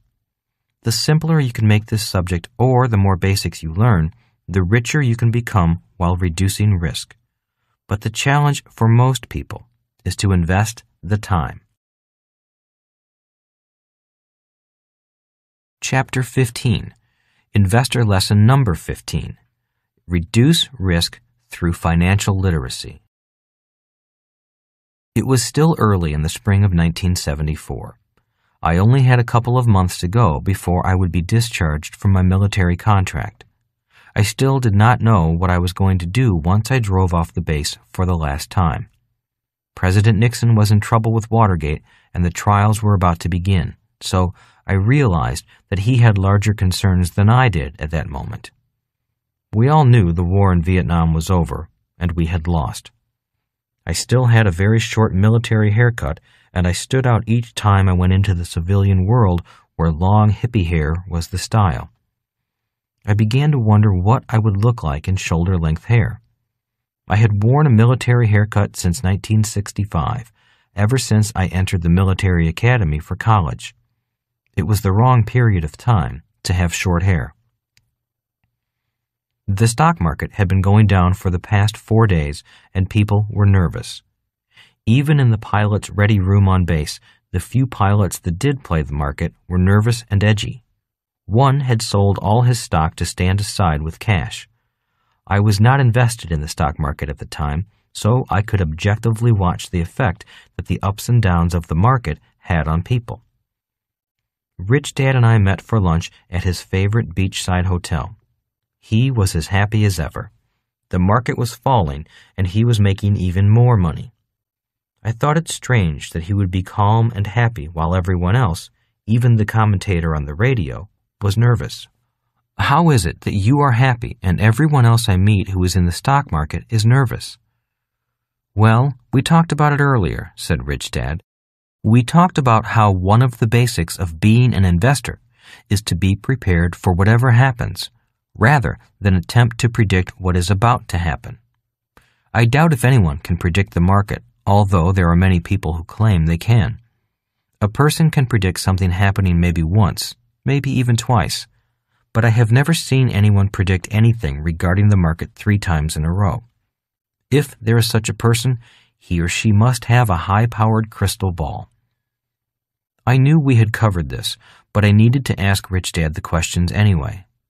But isn't investing risky? Isn't it risky to not know what will happen? I asked. No, said Rich Dad. Most people I talk to believe that investing is risky, so they keep their money in the bank, in money market funds, or in CDs.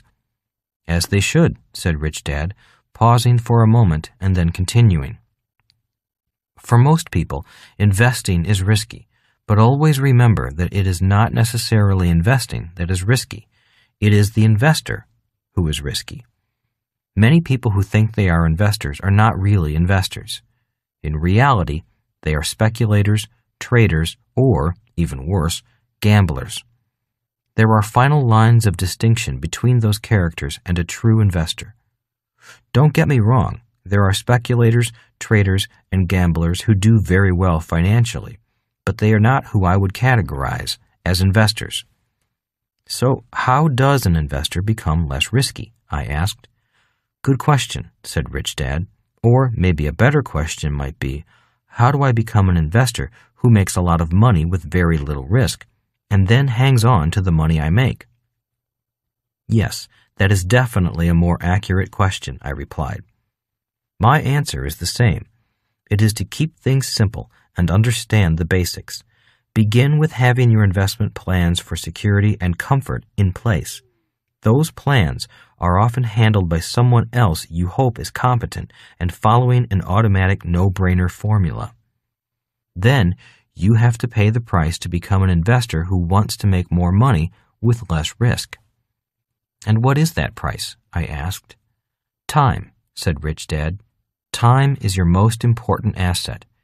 If you are not willing to invest your time, then leave your investment capital with people who are following the investment plan of your choice. Many people dream of getting rich, but most will not pay the price of investing their time." I could tell that Rich Dad was still very much into the mental preparation mode of our lessons, but by now I was ready to go. I really wanted to learn to invest following his investment formula, yet he was still testing my determination to invest my time and effort to learn what I needed to learn. I therefore raised my voice so the tables around me could hear and said, "I want to learn. I am willing to invest my time. I will study. I won't quit on you. You are not wasting your time teaching me. Just tell me what the basics are to becoming a successful investor with very low risk." "Good," said Rich Dad. "I've been waiting for some fire. I got concerned this morning when you came in concerned about the market going down. If you let the ups and downs of the stock market run your life, you should not be an investor. The number one control you must have to be an investor is control over yourself.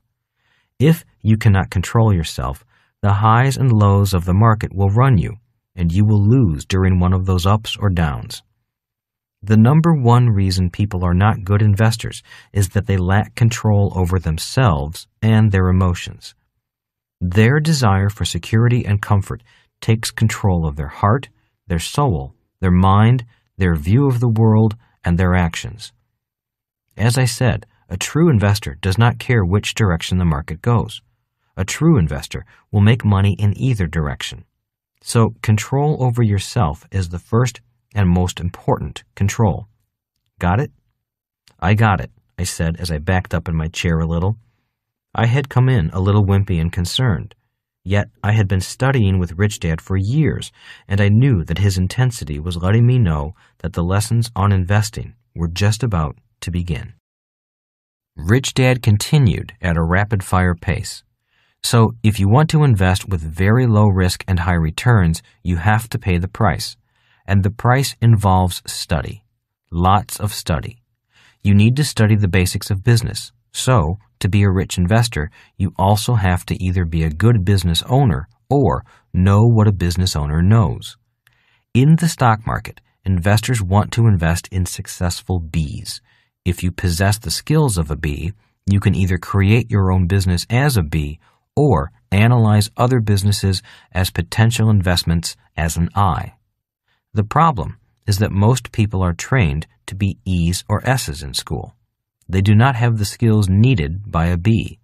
That is why so few people become very rich investors. And that is why so many people say or think that investing is risky," I said.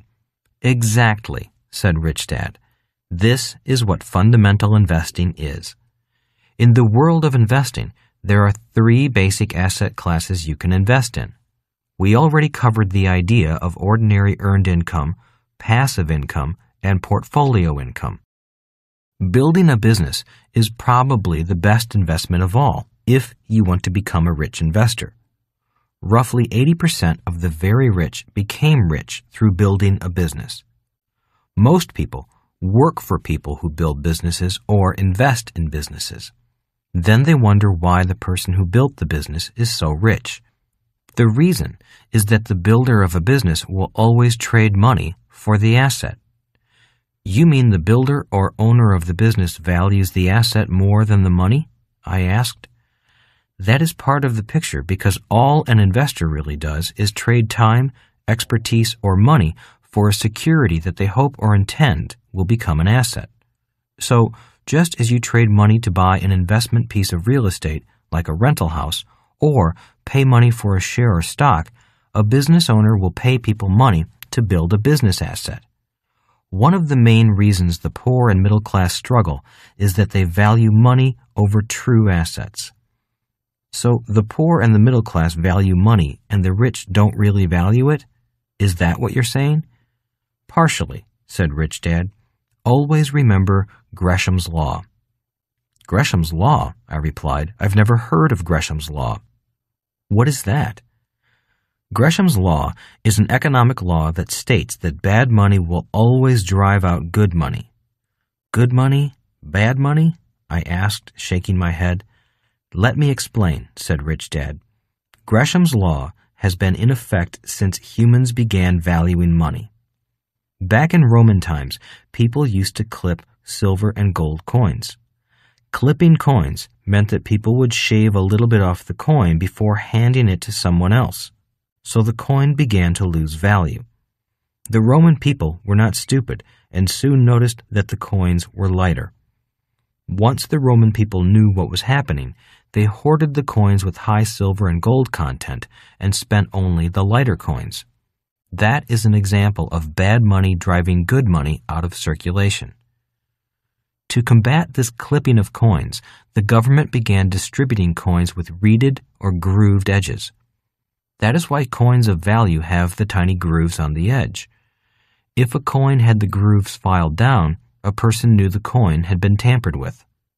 Ironically, it is the government that does the most clipping of the value of our money.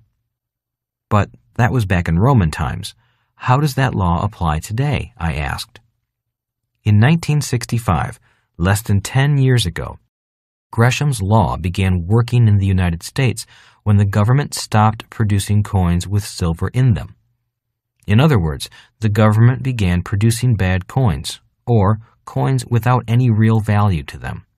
Immediately, people began hoarding the real silver coins and spending the debased or fake coins. In other words, people somehow intuitively know that government money is not worth much, I stated. It seems that way, said Rich Dad, which may be why I think people save less and spend more.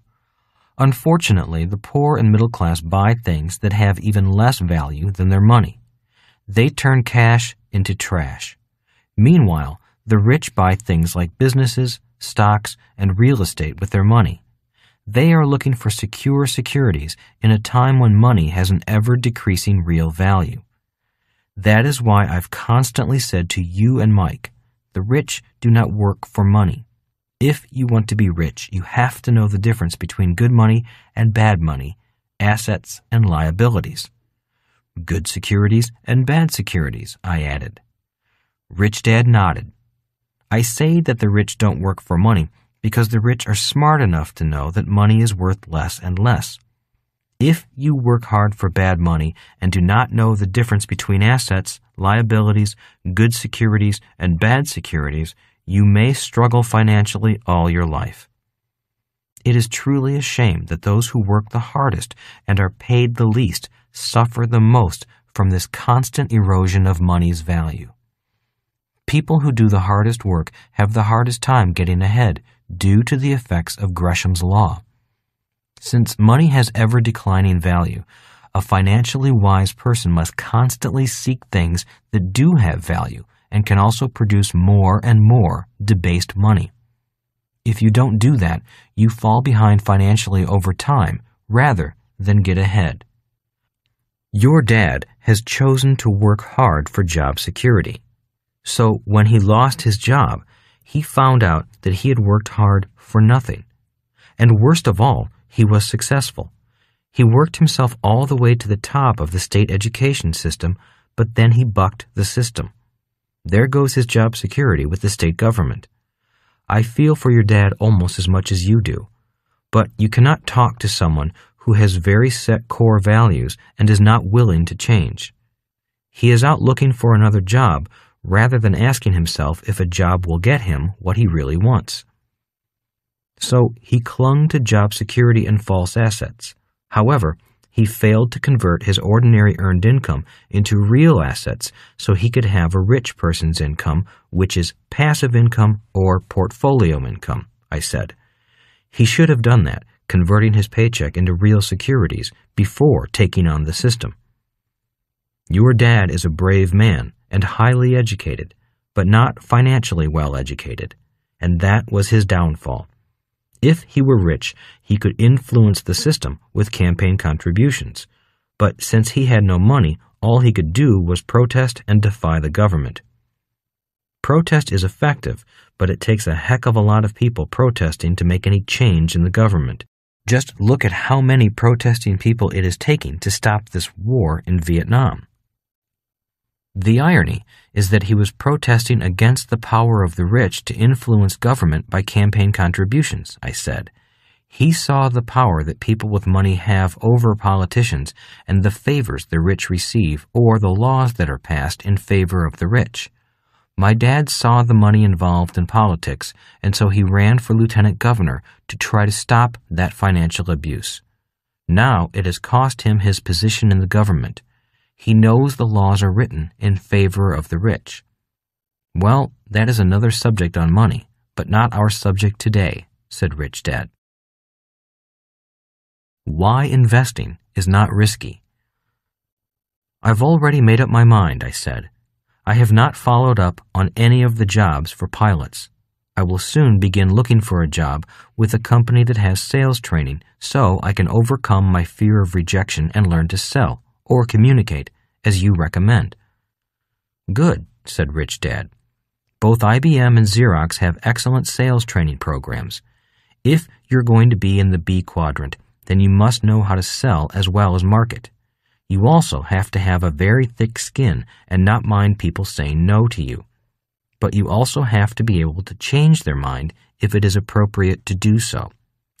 Selling is a very necessary skill for anyone who wants to become rich, especially in the B quadrant and very often in the I quadrant. But I have one burning question, I said. Ask it, said Rich Dad. How can you say investing is not risky when most people say investing is risky? Easy, said Rich Dad. I can read financial statements, and most people cannot. Do you remember me saying to you years ago that your dad was word literate but not financially literate? I nodded, saying, I remember you saying that very often. Financial literacy is one of the most important investor basics, especially if you want to be a safe investor, an inside investor, and a rich investor. Anyone who is not financially literate cannot see into an investment. Just as a doctor uses X-rays to look into the human body, a financial statement allows you to look into an investment and see the truth, the facts, the fiction, the opportunities, and the risk. Reading a financial statement of a business or individual is like reading a biography or an autobiography. So one of the reasons many people say investing is risky is simply that they have never been taught to read financial statements, I asked in surprise. And that is why you began teaching Mike and me to read financial statements when we were 9 years old. Well, if you remember, you told me when you were just 9 years old that you wanted to be rich. When you told me that, I began with the basics. Never work for money. Learn to spot opportunities, not jobs. Learn to read financial statements. Most people leave school looking for jobs, not opportunities. They have been taught to work hard for ordinary earned income rather than passive income or portfolio income, and most have never been taught how to balance a checkbook, much less read and write a financial statement. Small wonder they say investing is risky. A business has a financial statement. A stock certificate is a reflection of a financial statement. Every real estate property has a financial statement, and each individual human being has a financial statement, said Rich Dad. Every security and human being, I asked. Even my dad? Even my mom? Sure, said Rich Dad. Everything, regardless of whether it is a business, stock, real estate, or human being, that transacts money has an income statement and balance sheet, whether or not they know it. People who are not aware of the power of a financial statement often have the least money and the biggest financial problems. You mean like my dad is having right now, I said. Unfortunately, that is true, said Rich Dad. Not knowing the simple difference between assets and liabilities, earned income from passive and portfolio income, and not knowing where they all appear and how they flow on a financial statement has been a costly oversight for your dad. So when you look at a business, you look at the financial statement, not the price of its stock that day, I asked, doing my best to move the discussion away from my dad. That is correct, said Rich Dad. That is called fundamental investing. Financial literacy is fundamental to fundamental investing. When I look at the financials of a business, I look at the guts of a business. When I look at the financials, I can tell if the business is fundamentally strong or weak, growing or declining. I can tell if the management is doing a good job or wasting a lot of the investor's money. The same is true with an apartment building or office building. So, by reading the financials, you can tell for yourself if the investment is risky or safe, I added. Yes, said Rich Dad. The financials of a person, a business, or a real estate property will tell me much more than that. But a cursory look at a financial statement does 3 more important things. And they are? For one thing, being financially literate gives me a checklist of what is important.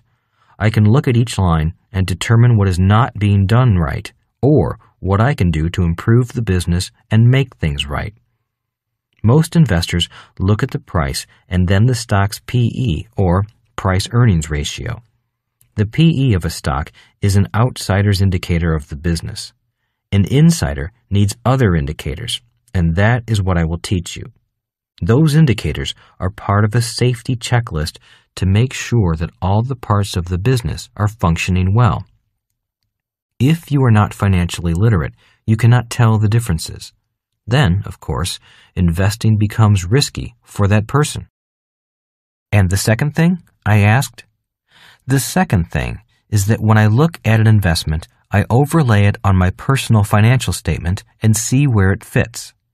As I said, investing is a plan. I want to see how the financial statement of the business, the stock, the bond, or the real estate will impact my personal financial statement. I want to know that this investment will get me to where I want to go. I can also analyze how I can afford the investment. By knowing my numbers, I know what will happen if I borrow money to buy an investment and the long-term impact balanced with income and outflow due to debt payments. And the third thing? I want to know that this investment is safe and will make me money. I can tell if it is going to make money or lose money in a very short period of time. So, if it does not make me money, or I cannot fix the reason why it will not make me money, why should I buy it? That would be risky. So, if you do not make money, you don't invest? I asked. In most instances, said Rich Dad. Yet, as simple as that sounds, it always amazes me when I meet people who are losing money or making no money, and they think they are investors. Many people who invest in real estate lose money every month and then say, "But the government gives me a tax break for my losses." That is like saying, if you lose $1, the government will give you 30 cents back. A few very sophisticated business people and investors know how to use that government ploy to their advantage, but very few people really do. Why not make $1 and get an additional 30-cent bonus from the government? That is what a real investor does. People actually do that? They actually lose money and think it is investing? On top of that, they think losing money for tax advantages is a good idea. Do you know how easy it is to find an investment that loses money? Asked Rich Dad. I imagine it would be pretty easy, I said. The world is filled with stocks, mutual funds, real estate, and businesses that do not make any money. So a real investor first wants to make money, and then, after making money, they want an additional bonus from the government. So a real investor will make $1 as well as get a 30-cent bonus from the government. An unsophisticated investor will lose $1 and be thrilled to get 30 cents from the government in the form of a tax write-off. Just because that person cannot read a financial statement? I asked. That is one of the basics. Financial literacy is definitely an important investor basic at the rich investment level. The other basic is to invest to make money. Never invest with the intent to lose money and then be happy with a tax write-off. You invest for one reason only, to make money. Investing is risky enough without investing to lose money. your report card. As we ended the lesson for the day, Rich Dad said, "Now do you realize why I had you do your personal financial statements so often?" I nodded and said, "As well as analyze the financial statements of businesses and real estate investments. You kept saying you wanted me to think in financial statements. Now I understand why." While you were in school, you got a report card once a quarter. A financial statement is your report card once you leave school. The problem is that since most people have not been trained to read financial statements or trained in how to keep a personal financial statement, they have no idea how they were doing once they leave school. Many people have failing marks on their personal financial statements, but think they are doing well because they have a high-paying job and a nice home. Unfortunately, if I were handing out the grades, anyone who was not financially independent by age 45 would receive a failing grade. It is not that I want to be cruel.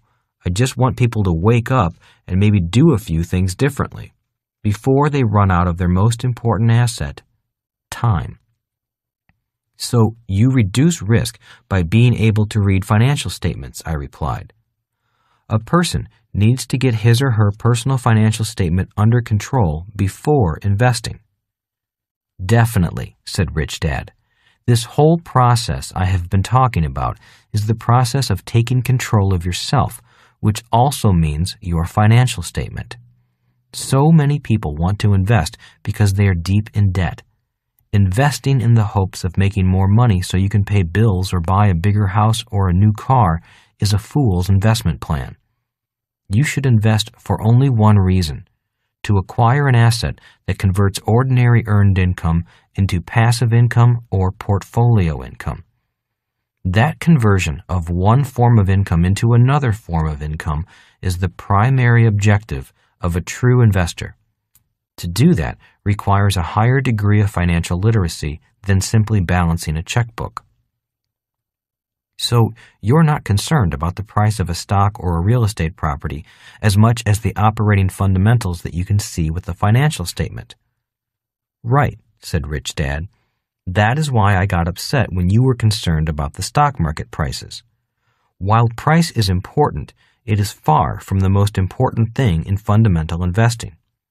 Price is more relevant in technical investing, but technical investing is another lesson.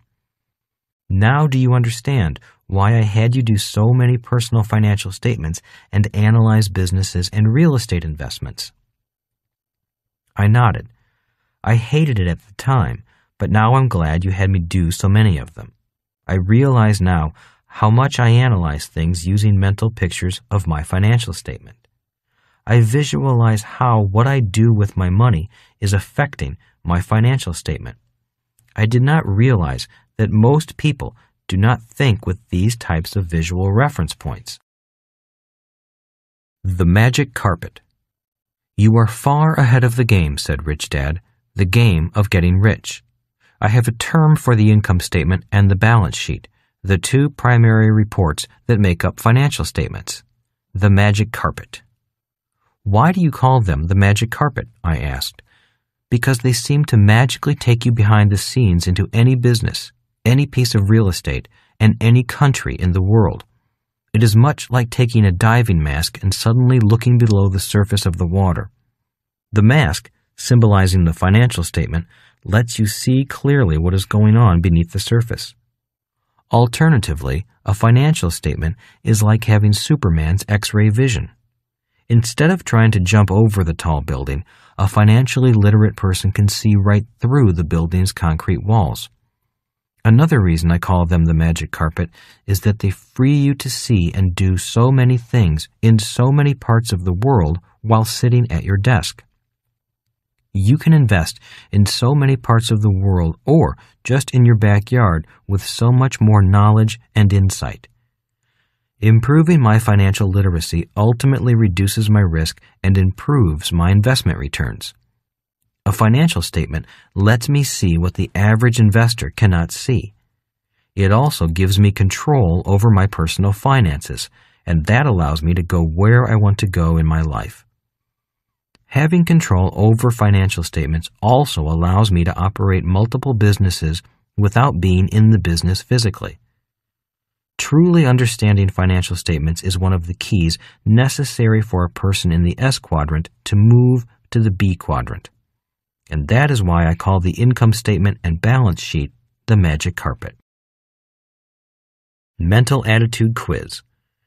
If we were going to buy a used car, we would probably want a mechanic to look it over and hook it up to an electronic analyzer before deciding if it was worth the asking price.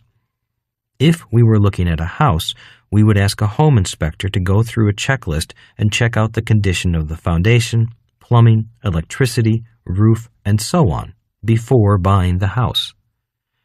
If we were going to marry someone, we would probably want to know what was really going on beneath the pretty face before deciding to spend a lifetime with that pretty face. Yet, when it comes to investing, most investors never read the financial statements of the company they are investing in. Most investors would rather invest on a hot tip or a low price or high price, depending upon the momentum of the market. Most people get their cars tuned up and checked out annually or have an annual health physical. But most people never have their financial statements analyzed for flaws or potential problems. The reason is that most people leave school unaware of the importance of a financial statement, much less how to control one. It's no wonder that so many people say investing is risky. Investing is not risky, but being financially illiterate is. How to see investment opportunities.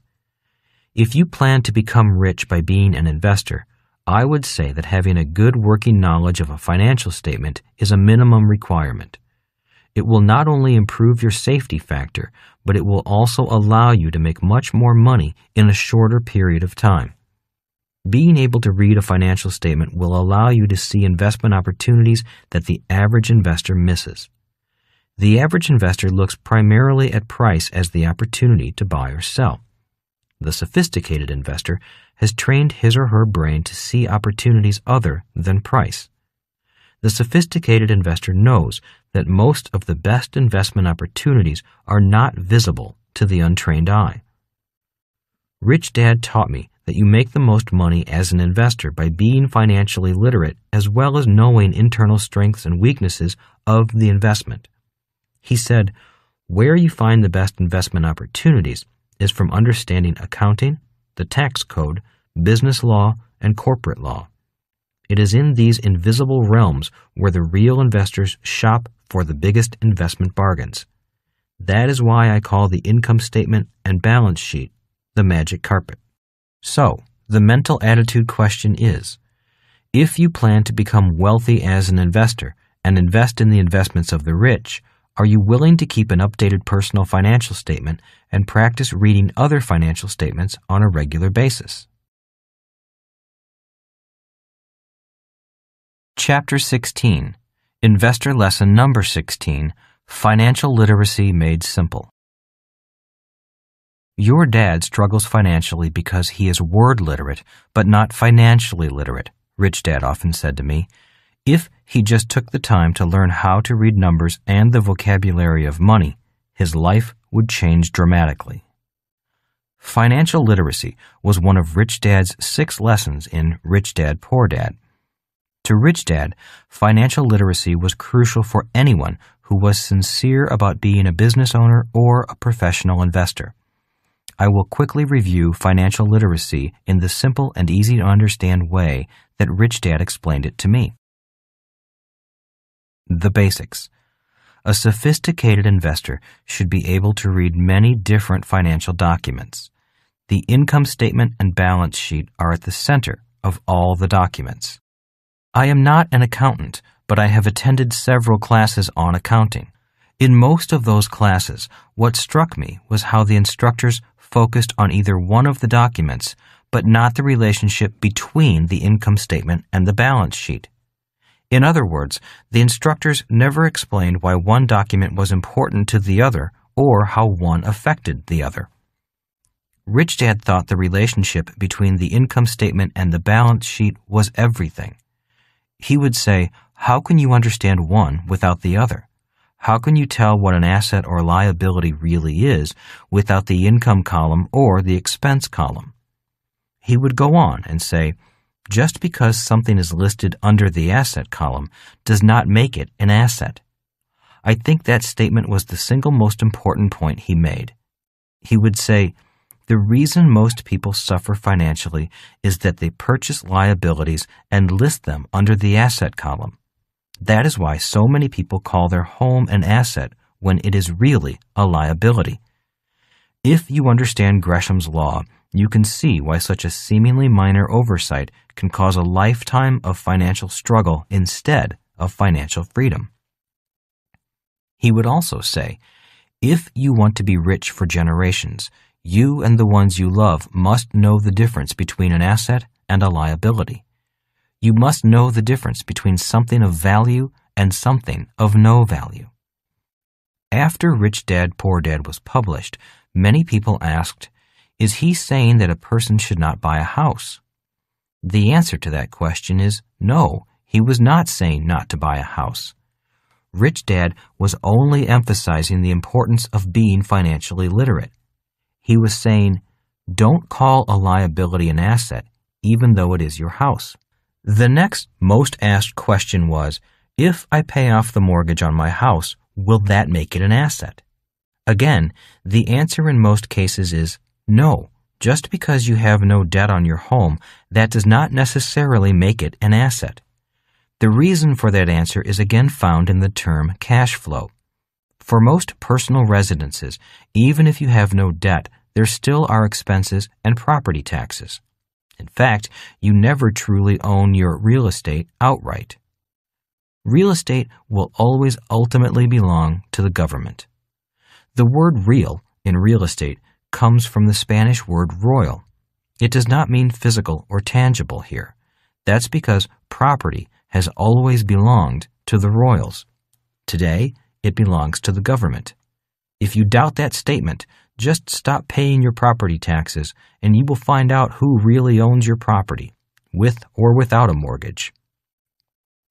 The non-payment of property taxes is where tax lien certificates come from.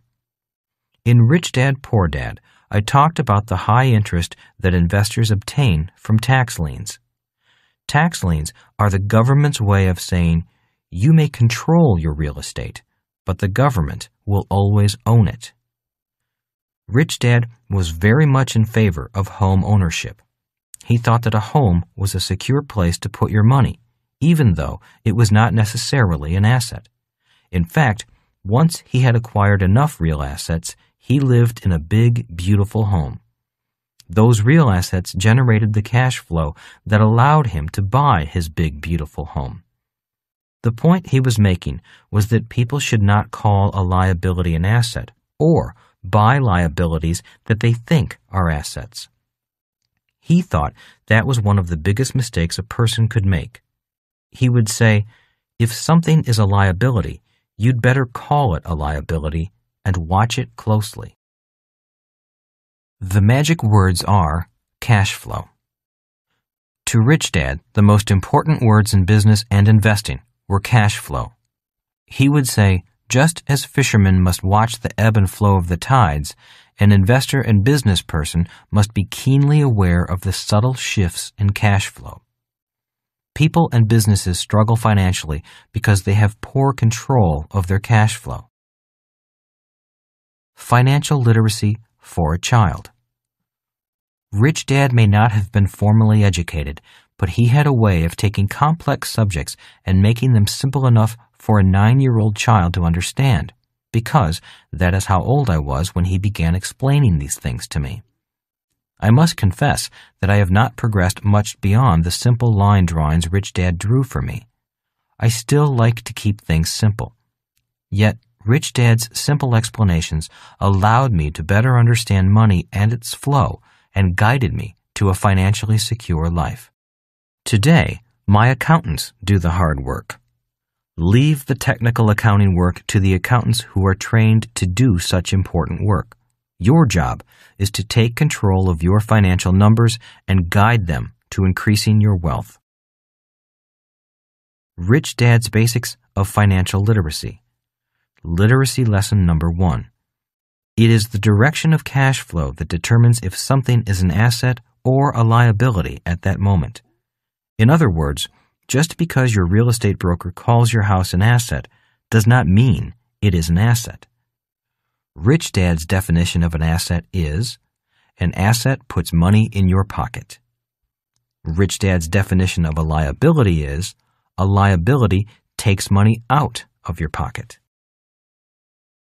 A point of confusion. Rich Dad explained to me, confusion occurs because the accepted method of accounting allows us to list both assets and liabilities under the asset column.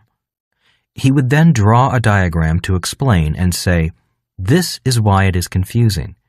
In this diagram, we have a $100,000 house where someone has put $20,000 cash down and now has an $80,000 mortgage. How do you know if this house is an asset or a liability? Is the house an asset just because it is listed under the asset column? The answer, of course, is no. The real answer is that you need to refer to the income statement to find out if it is an asset or a liability. Rich Dad then noted, this is a house that is a liability. You can tell it is a liability because its only line items are under the expense column. Nothing is in the income column. Changing a liability to an asset. Rich Dad then added to the diagram a line that read rental income and net rental income, the keyword being net. That addition to the financial statement changed this house from a liability to an asset. After understanding the concept, Rich Dad would add the numbers, just so I could understand the concept better. Let's say all the expenses associated with this house add up to $1,000. That includes the mortgage payment, real estate taxes, insurance, utilities, and maintenance. And you now have a tenant paying you $1,200 a month.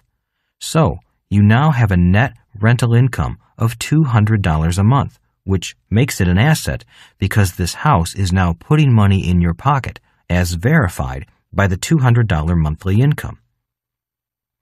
If your expenses stayed the same but you collected only $800 a month in rent, you would now be losing $200 each month.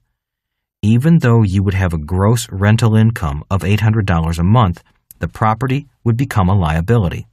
So even with rental income, the property could still be a liability instead of an asset. Then I hear people say, but if I sell it for more than I paid for it, then it becomes an asset.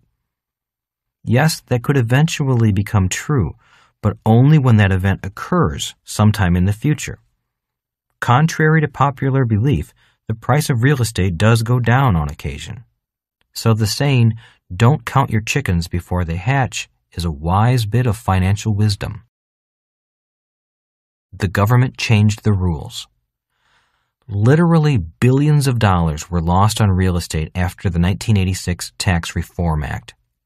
So many speculators lost money because they were willing to buy high-priced real estate and lose money on the assumption that the price of real estate would always go up and the government would always give them a tax break for their passive real estate losses. In other words, the government would subsidize the difference between the rental income and the higher rental expenses. As the saying goes, someone changed the rules. After the tax law change, the stock market crashed, savings and loan institutions went broke, and a huge transfer of wealth occurred between 1987 and 1995. Investment property flowed from primarily the S quadrant, the high-income professionals such as doctors, lawyers, accountants, engineers, and architects, to the investors in the I quadrant. That single tax law change forced millions of people out of real estate investing and into the paper asset market known as the stock market. Could we experience another transfer of wealth from one side of the quadrant to the other? This time, could it be paper assets instead of real estate? Only time will tell, and history does tend to repeat itself. When it does repeat itself, some people will lose, but many others will win. In a few other countries today, the government still has laws that allow investors to negatively gear their investment real estate. In other words, you are encouraged to lose money on your rental real estate with the idea of gaining a tax break from the government. We in the United States had the same tax rules until 1986. When I speak in those countries about investing, I often hear howls of protest when I warn that the government could change the laws just as they did in the United States. I hear things such as, "The government won't change the rules," and I just shake my head. They just don't realize how painful the law change was to millions of investors in the United States. Several of my friends had to declare bankruptcy and lost everything they had worked years or decades to acquire. The point I make is, why subject yourself to the risk? Why not find a property that makes money?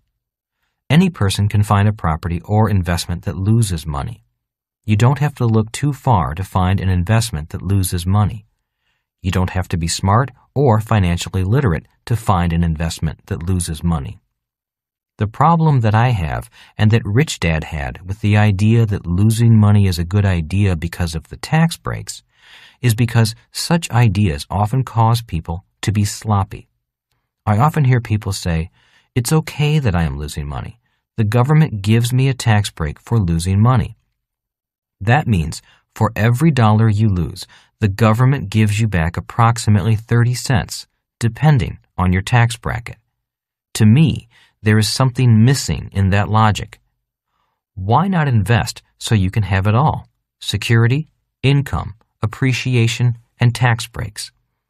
The idea behind investing is to make money, not to lose money.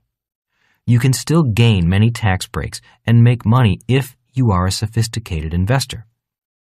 A real estate broker in Sydney, Australia told me, "People come into this real estate office every day and say, 'My accountant told me to come in here and look for property that I can negatively gear.' In other words, my accountant told me to buy a property to lose money on." He then says, "You don't need my help to find a property that loses money. There are thousands of them all around you. What I can help you find is a property that will make you money, and you will still get your tax breaks." The reply often is, "No thanks, I want to find a property to lose money on." The same thing was going on in America before 1986. There are several important lessons from this example. 1. The idea that losing money is okay because of tax breaks often causes people to become sloppy in choosing investments. 2. These people do not look as hard for real investments. They do not look at the financials closely when analyzing an investment. 3. Losing money destabilizes your financial position. There is enough risk involved with investing as it is. Why make it any more risky? Take the extra time and look for solid investments. You can find them if you can read the numbers. 4. The government does change the rules. 5. What might be an asset today could be a liability tomorrow. 6.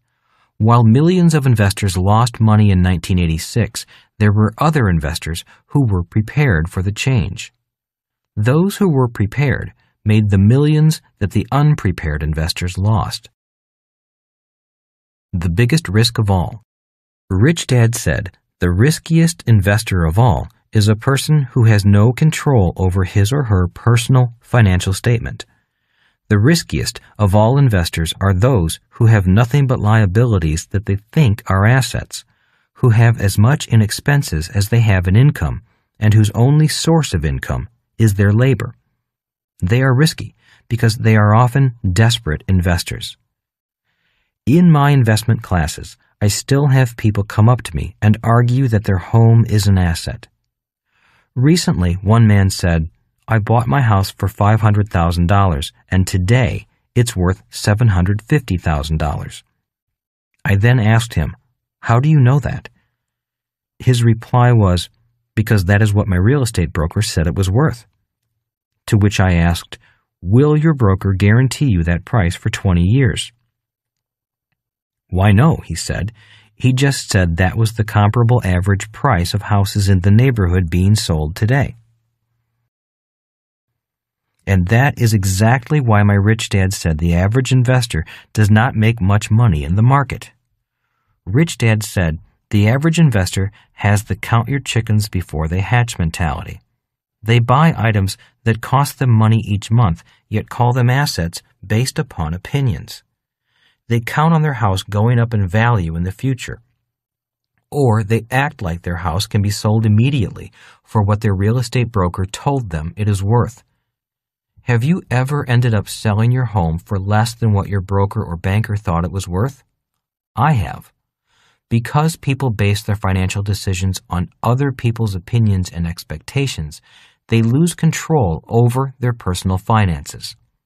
That, to me, is very risky. If you want to be rich, you must take control over your education as well as your personal cash flow. There is nothing wrong with hoping the price of something goes up in the future, as long as you do not lose control of your finances today.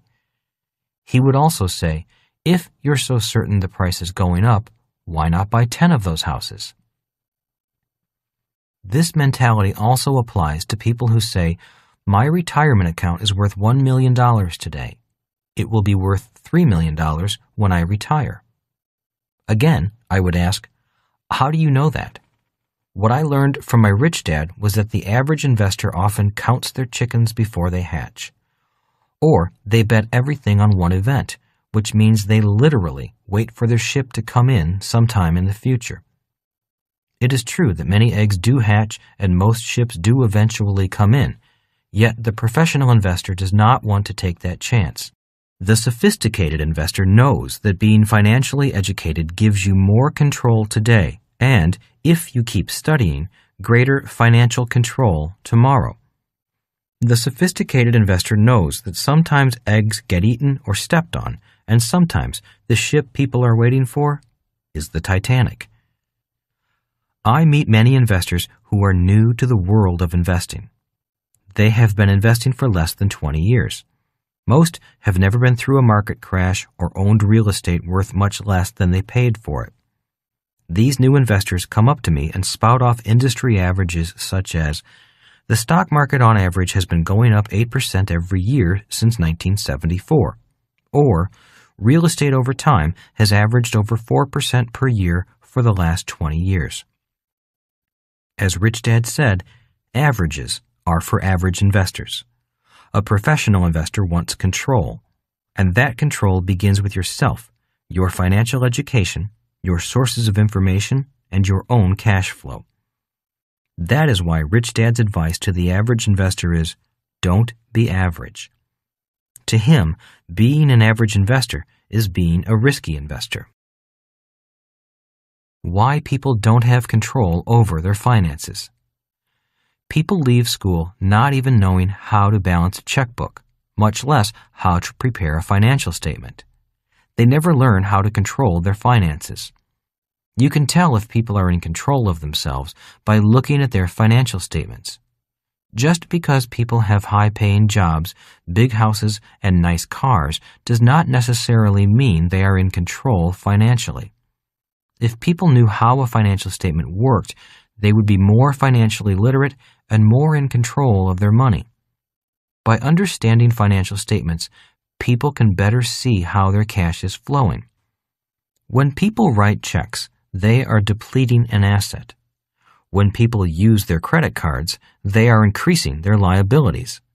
In other words, credit cards make it so much easier to get deeper and deeper into debt.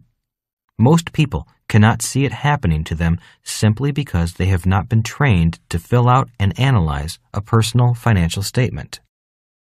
Unless something changes inside this person, chances are that this person will live a life of financial servitude. Why do I say financial servitude? Because each payment this person makes goes into the asset column of a rich person and makes them richer. Many people ask me, what is my first step to financial freedom? My response is, take control of your money and your financial statement. My wife, Kim, and I produced a program called How We Got Out of Bad Debt. where we walk you through the process of how we got out of bad debt and how you can too. More importantly, however, you will learn how to manage your money like the rich do.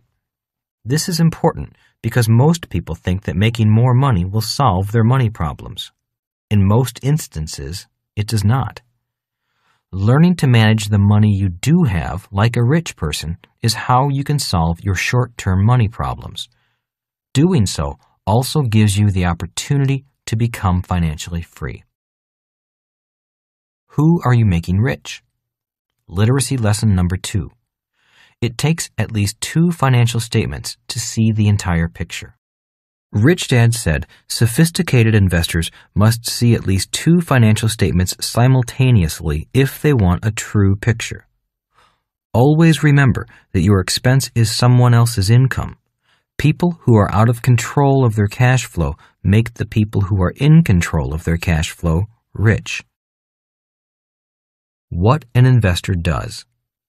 Let me show you what an investor sees, using you as a homeowner and a bank as examples.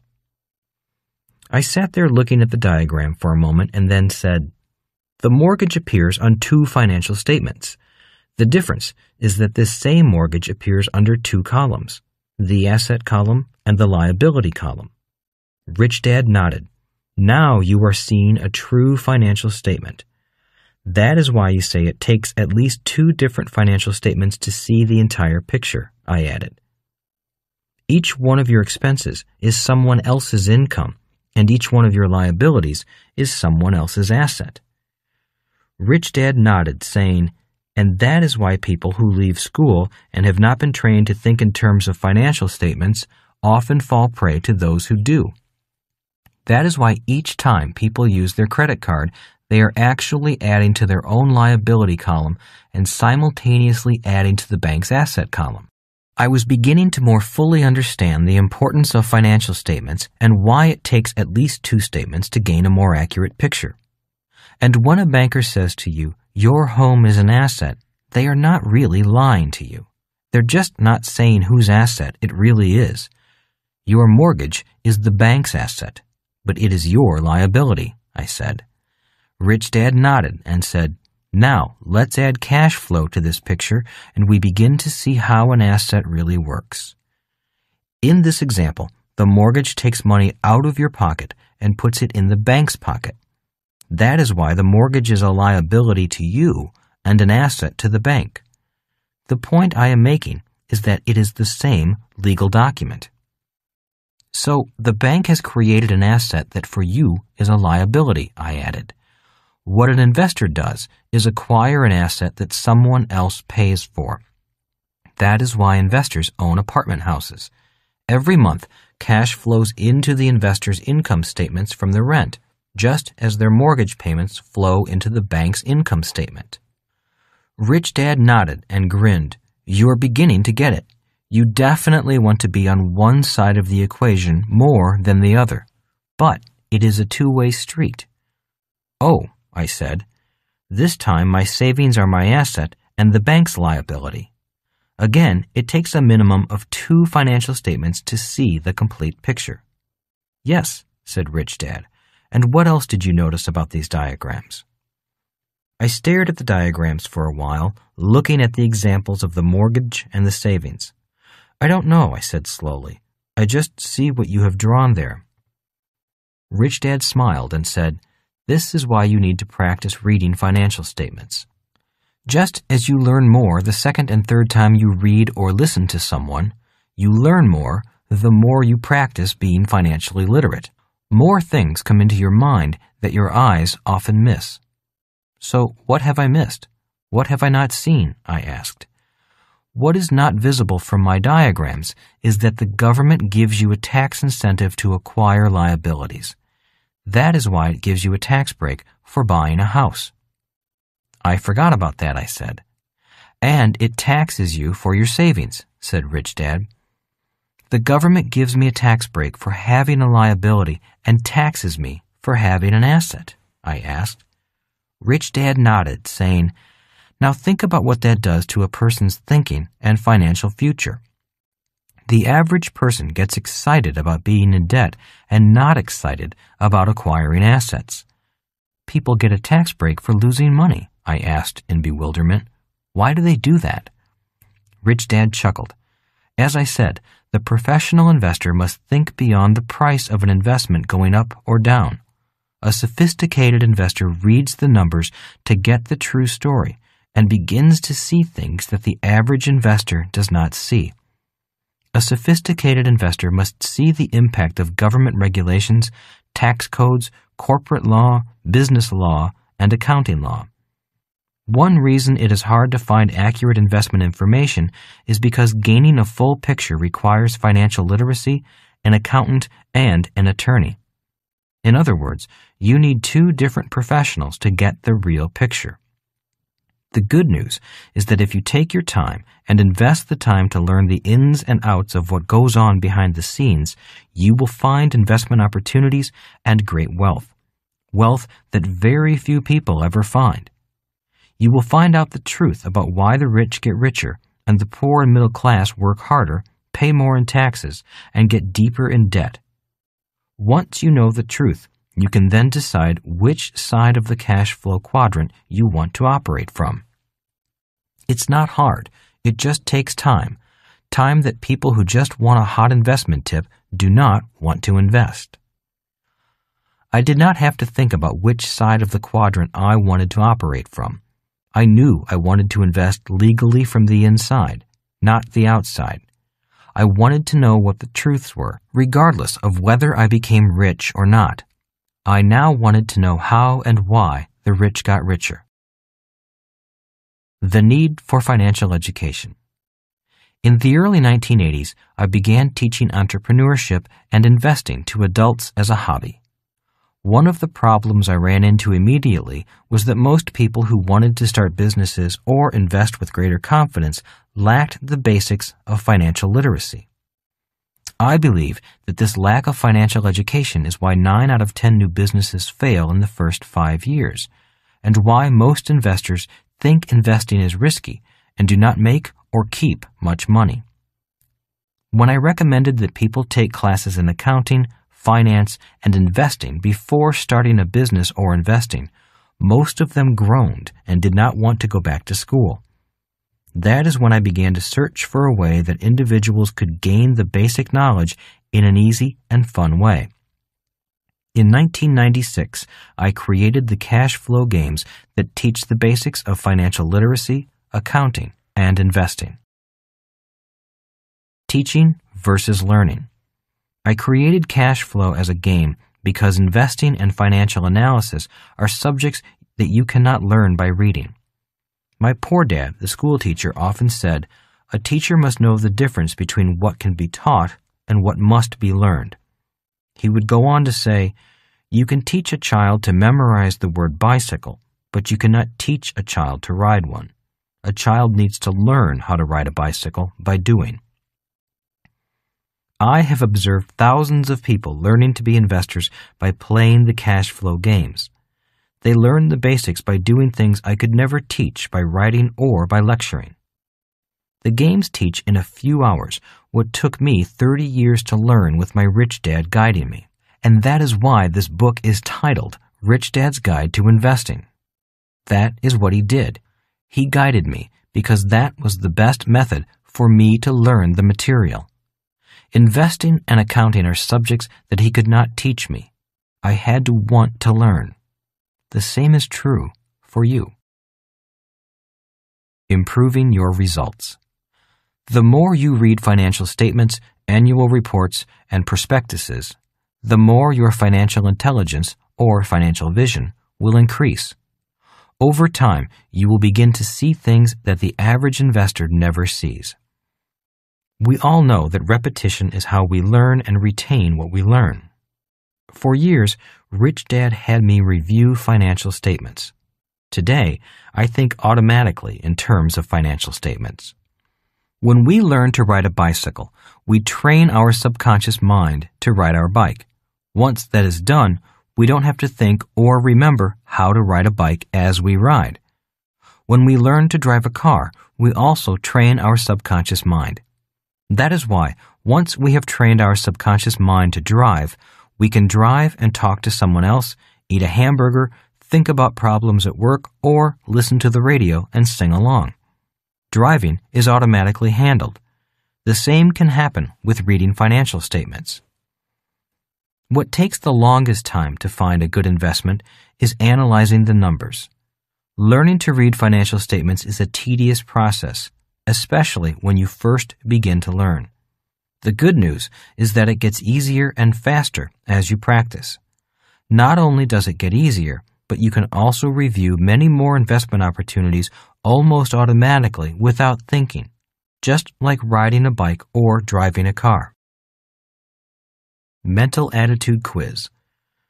We humans learn to do many things subconsciously. If you are serious about becoming a more successful investor, an investor who makes more money with less and less risk, I recommend training your brain to analyze financial statements.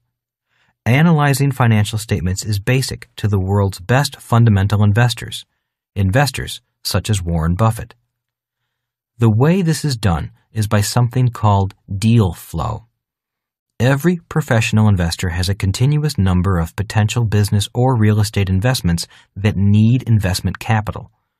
Rich Dad had Mike and me read, study, and analyze these investments, regardless of whether we were interested in them or not. Even though it was slow and painful at first, over the years, the process became faster, easier, more fun, and more exciting. So we learned by repetition, and that repetition has paid off by allowing me to retire early, be more financially secure, and make even more money. So, the mental attitude question is, are you willing to practice filling out your own financial statement and keeping it up to date, as well as read the statements of other businesses? You will note that this question is very similar to the question at the end of the last chapter. It is repeated to emphasize the importance of financial literacy. This question is very important because one of the costs of becoming a rich investor and investing in the investments of the rich is the price of investing time in continual improvement of your own financial literacy. If your answer is no to this question, then most of the investments that the rich invest in are far too risky for you. If you are financially literate, then you will be better prepared to find the very best investments in the world. Chapter 17. Investor Lesson Number 17. The Magic of Mistakes. My real dad came from the world of academics, a world where mistakes are perceived as bad and are to be avoided. In the world of education, the more mistakes a person makes, the less intelligent that person is thought to be. My rich dad came from the streets. He had a different view on mistakes. To him, mistakes were opportunities to learn something new, something he did not know before. To him, the more mistakes a person made, the more the person learned. He often said, "There is a bit of magic hidden in every mistake." So the more mistakes I make and I take the time to learn from, the more magic I have in my life. My rich dad constantly used the example of learning to ride a bicycle to reinforce the idea of the magic found inside of mistakes. He would say, "Just remember the frustration you went through as you struggled to learn how to ride a bicycle. All your friends are riding, but all you are doing is climbing on the bike and immediately falling off. You make mistake after mistake. Then suddenly, you stop falling off. You begin to pedal, the bike begins rolling, and then, like magic, a whole new world opens up to you. That is the magic found in mistakes." Warren Buffett's mistake. Warren Buffett, America's richest investor, is known and respected for his company, Berkshire Hathaway. Today, shares of Berkshire Hathaway are among the highest-priced company shares in the world. While many investors value Berkshire Hathaway stock, few people realize that acquiring Berkshire Hathaway was one of Warren Buffett's biggest investment mistakes. When he acquired the company, Berkshire Hathaway was a shirt manufacturing company that was slowly going out of business. Warren Buffett thought his team could turn the company around. Well, as most of us know, textile manufacturing was dying in America and moving to other countries. It was a trend that even Warren Buffett could not go against, and the company eventually failed as a manufacturing company, even with Warren Buffett behind it. Yet inside of this company failure, Warren Buffett found the gems that ultimately made him extremely rich. Other mistakes. Another company, Diamond Fields, was formed to look for diamonds, but the company's head geologist had made a mistake. Instead of finding diamonds, they struck one of the largest nickel deposits in the world. Their stock price soared upon the discovery. Levi Strauss headed for the gold fields of California to strike it rich in mining. However, Levi was not a good miner, so he instead began sewing pants out of canvas for the miners who were successful. Today, I think most of the world has heard of Levi's jeans. It is said that Thomas Edison would never have invented the light bulb if he had been an employee for the company he ultimately founded, General Electric. Edison failed over 10,000 times before finally inventing the light bulb. If he had been an employee of a major corporation, he most likely would have been fired for making so many mistakes. Christopher Columbus's big mistake was that he was looking for a trade route to China and accidentally bumped into North America. Street smarts versus school smarts. My rich dad was so very successful financially for many reasons. At the top of the list was his attitude towards making mistakes. Like most of us, he hated making them, yet he was not afraid of making them. He would take risks simply to make a mistake. He would say, when you come to the boundaries of what you know, it's time to make some mistakes. Several times, one of his businesses failed to get off the ground and he lost money. I have also seen him launch a new product only to have it be rejected by the marketplace. Yet each time he made a mistake, instead of being depressed, he often seemed happier, wiser, more determined, and even richer from the experience. He would say to his son and me, "Mistakes are how we learn.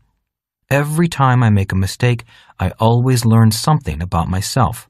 I learn something new, and I often meet new people I would never otherwise have met." In one of his failed ventures, a plumbing distribution company, he met one of his future business partners. And from that failed plumbing business, they formed a friendship and partnership that went on to make tens of millions of dollars. He said, "If I had not taken the risk to form that business, I would never have met Jerry. And meeting Jerry is one of the most important events in my life." My poor dad was an excellent student in school. He rarely made mistakes, which was why he had such high grades. The problem was that at age 52, he seemed to have made one of the biggest mistakes in his life, and he could not recover from it. As I watched my real dad struggle financially and professionally, my rich dad said, "To be successful in the real world of business, you have to be school smart as well as street smart." Your dad entered school at the age of 5. Because he had good grades, he stayed in school, eventually becoming the top man in the school system. Now, at age 52, he is hitting the streets, and the streets are a very tough teacher. In school, you're given the lesson first. On the street, you're given the mistake first, and then it's up to you to find the lesson, if you ever find it. Since most people have not been taught how to make mistakes and learn from them, they either avoid mistakes altogether, which is a bigger mistake, or they make a mistake but fail to find the lesson from the mistake. That is why you see so many people making the same mistake over and over again. They have never been taught how to learn from their mistakes. In school, you are considered smart if you don't make mistakes. On the street, you are smart only if you make mistakes and learn from them. The biggest failure I know. Rich Dad said to Mike and me, "I am so rich because I've made more financial mistakes than most people. Each time I make a mistake, I learn something new." In the business world, that something new is often called experience. But experience is not enough. Many people say they have a lot of experience because they keep making the same mistake over and over again. If a person truly learns from a mistake, his or her life changes forever, and that person gains wisdom. He went on, saying, "People often avoid making financial mistakes, and that is a mistake. They keep saying to themselves, 'Play it safe, don't take risks.' People may be struggling financially because they have already made mistakes and have not learned from the mistakes. So they get up every day, go to work, repeat the mistake, and avoid new mistakes. But they never find the lesson. These people often say to themselves, 'I'm doing everything right, but for some reason, I'm not getting ahead financially.'" Rich Dad's comment to that statement was, "They may be doing all the right things, but the problem is that they are avoiding the wrong things. Wrong things such as taking more risks. They are avoiding their weaknesses instead of confronting them. They are not doing something they may be afraid of doing and consciously choosing to avoid taking risks because they're afraid of making a mistake." He also said, "Some of the biggest failures I know are people who have never failed." The art of making a mistake. Instead of instructing his son and me to avoid mistakes, Rich Dad taught us the art of making a mistake and gaining wisdom from it. During one of those lessons, Rich Dad said, "The first thing that happens after you make a mistake is that you become upset. Everyone I know gets upset. That is the first indication of a mistake," said Rich Dad. "At this point of upset, you find out who you really are." "What do you mean, who you really are?" asked Mike. "Well, at a moment of upset, we become one of these characters," Rich Dad said, going on to describe the cast of characters who are brought to center stage when upsets from mistakes occur. The liar will say such things as, "I didn't do that," or No, it wasn't me," or "I don't know how that happened," or "Prove it." The blamer will say such things as, "It's your fault, not mine," or "If my wife didn't spend so much money, I would be better off financially," or "I would be rich if I didn't have you kids," or "The customers just don't care about my products," or "Employees just aren't loyal anymore," or "You weren't clear in your instructions," or "It's my boss's fault." The justifier says such things as, "Well, I don't have a good education, so that is why I don't get ahead," or "I would have made it if I had had more time," or "I really didn't want to be rich anyway," or "Everyone else was doing it." The quitter says things such as, "I told you that it would never work," or "This is too hard and it's not worth it. I'm going to do something else easier," or "Why am I doing this? I don't need this hassle." The denier is who Rich Dad often called the cat in the litter box, which means this person tends to bury his or her mistakes. The person who denies that he or she has made a mistake often says things such as, "No, there's nothing wrong. Things are fine." Or, "Mistake? What mistake?" Or, "Don't worry, things will work out." Rich Dad said, when people are upset due to a mistake or accident, one or more of these characters will take over their mind and body. If you want to learn and gain wisdom from this priceless mistake, you have to let the responsible you eventually take control of your thinking. The responsible you will eventually say, "What priceless lesson can I learn from this mistake?" Rich Dad went on saying, if a person says, "What I learned is that I'll never do this again," he or she probably has not learned much. Too many people live in a diminishing world because they continue to say, "I'll never do that again," instead of saying, I'm glad that happened because I learned this or that from the experience. People who avoid mistakes or waste mistakes never see the other side of the coin. For example, after I lost my nylon and Velcro wallet business, I was upset for about a year. I slept like a baby during that year, which meant I woke up crying every 2 hours. I could hear my mind saying, I should never have started the business. I knew it would fail. I'll never start a business again. I also blamed a lot of people and found myself justifying my actions a lot, saying things such as, it was Dan's fault, and I didn't really love the product anyhow. Instead of running from my mistakes and getting a job, Rich Dad had me face the mess I had made and begin to work my way out from under the pile of rubble that was once my business. Today, I say to people, I learned more about business by failing than I ever did by being successful. Working through the wreckage and rebuilding the company made me a much better businessman. Today, instead of saying, I'll never do that again, I say, I'm glad I did fail and learn because I am grateful for the wisdom I gained. And then I say, let's start another business. Instead of fear and resentment, there is excitement and fun. Instead of being afraid of failing, I now know that making mistakes is the way we were all designed to learn. If we fail to make mistakes, or make them and do not learn from them, the magic goes out of life. Life goes backward and gets smaller instead of more expansive and filled with magic. I failed in high school twice because I could not write.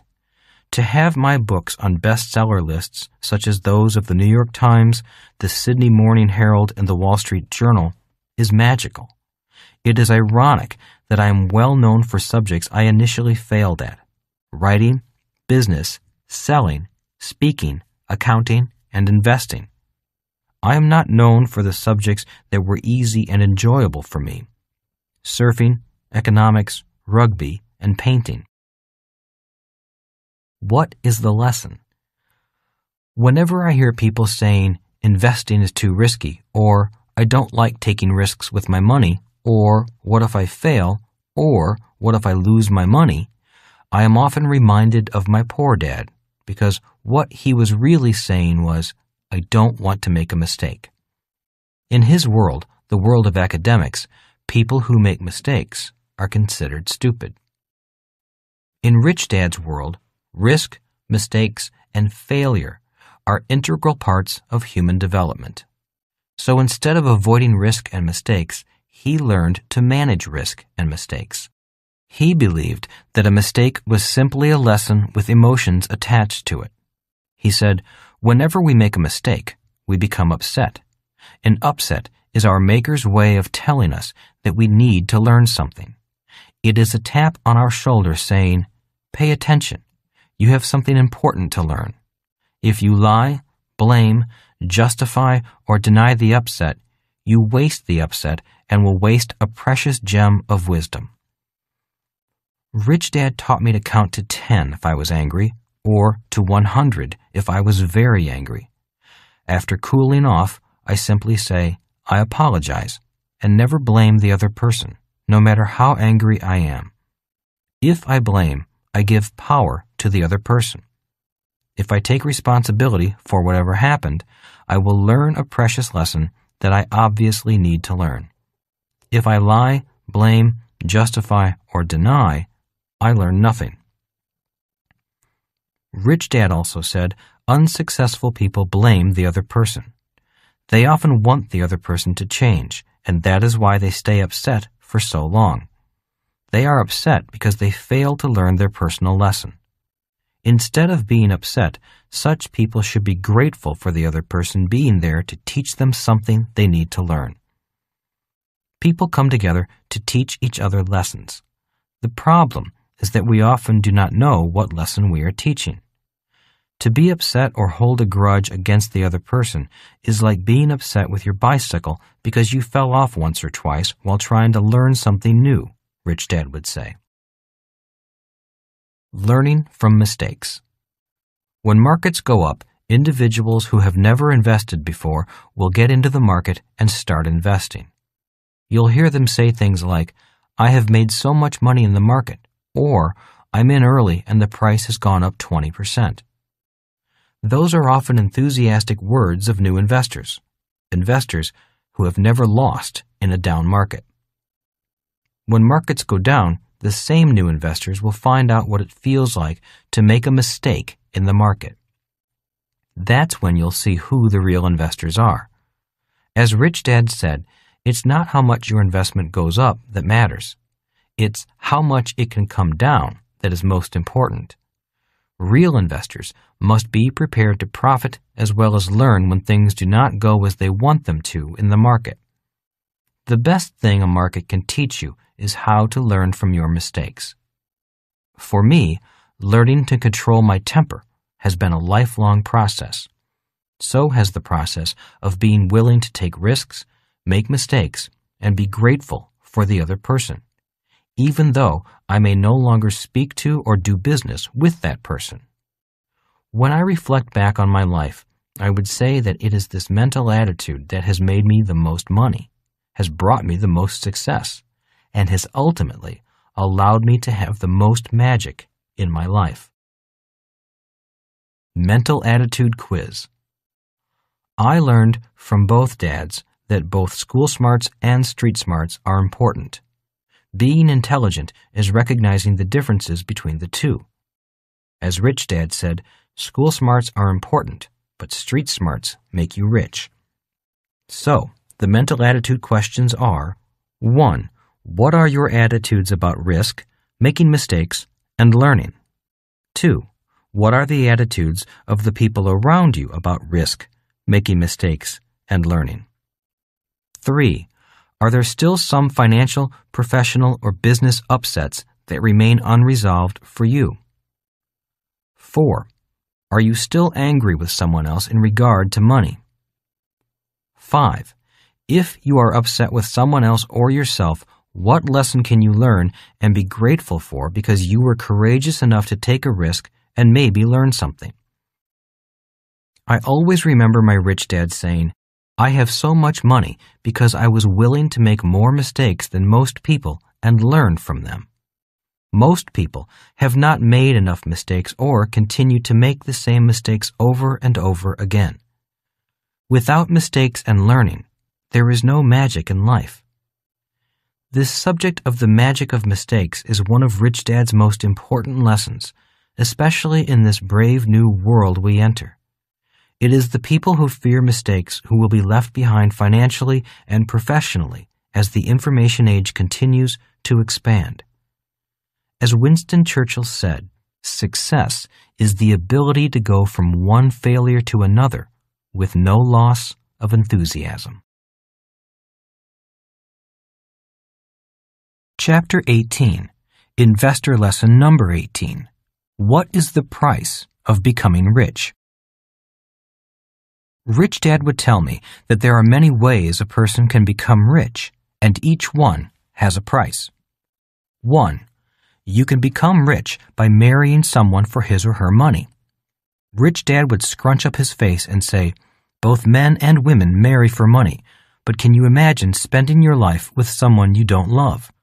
That is a very high price." 2. You can become rich by being a crook, a cheat, or an outlaw. He would say, "It is so easy to become rich legally. Why would people want to break the law and risk going to jail unless they really enjoyed the thrill of it all? To risk going to jail is much too high a price for me. I want to be rich for my freedom, so why risk going to jail? I would lose my self-respect. I could not face my family and friends if I were doing something illegal. Besides, I am a bad liar. I have a poor memory, and I cannot keep track of all my lies, so it is best to just tell the truth. In my opinion, honesty is the best policy." 3. You can become rich through inheritance. Rich Dad would say, "Mike often feels like he did not earn his keep. He wonders if he could have become rich on his own. I have therefore given him very little. I have guided him as I guide you, but it is up to him to create his own wealth. It is important for him to feel he has earned it. Not everyone fortunate enough to inherit money feels that way. As Mike and I grew up together, both our families were relatively poor. By the time we were adults, however, Mike's dad had become very rich, while my real dad was still poor. Mike stood to inherit a fortune from his dad, the man I call my rich dad. I was starting with nothing. 4. You can become rich by winning the lottery. All Rich Dad could say to that was, "It's okay to buy a ticket now and then, but to bet your financial life on winning the lottery is a fool's plan on becoming rich." Unfortunately, winning the lottery is how many Americans say they plan on becoming rich. Living your life with odds of 1 in 100 million is a very high price to pay. And even if you win, if you do not have a plan on how to handle the problem of too much money, you will go back to being poor. There was a story in the paper of a man who won the lottery. He had a great time, but was soon so deeply in debt that he considered filing bankruptcy. He was doing fine financially before he won the lottery. So, to solve his problem, he went out and played the lottery again, and won. The second time, he hired coaches and mentors to advise him with his money. The moral of the story is, if you win the lottery once, have a plan for the money. Not too many people win it twice. 5. You can become rich by being a movie star, a rock star, a sports star, or someone outstanding in one field or another.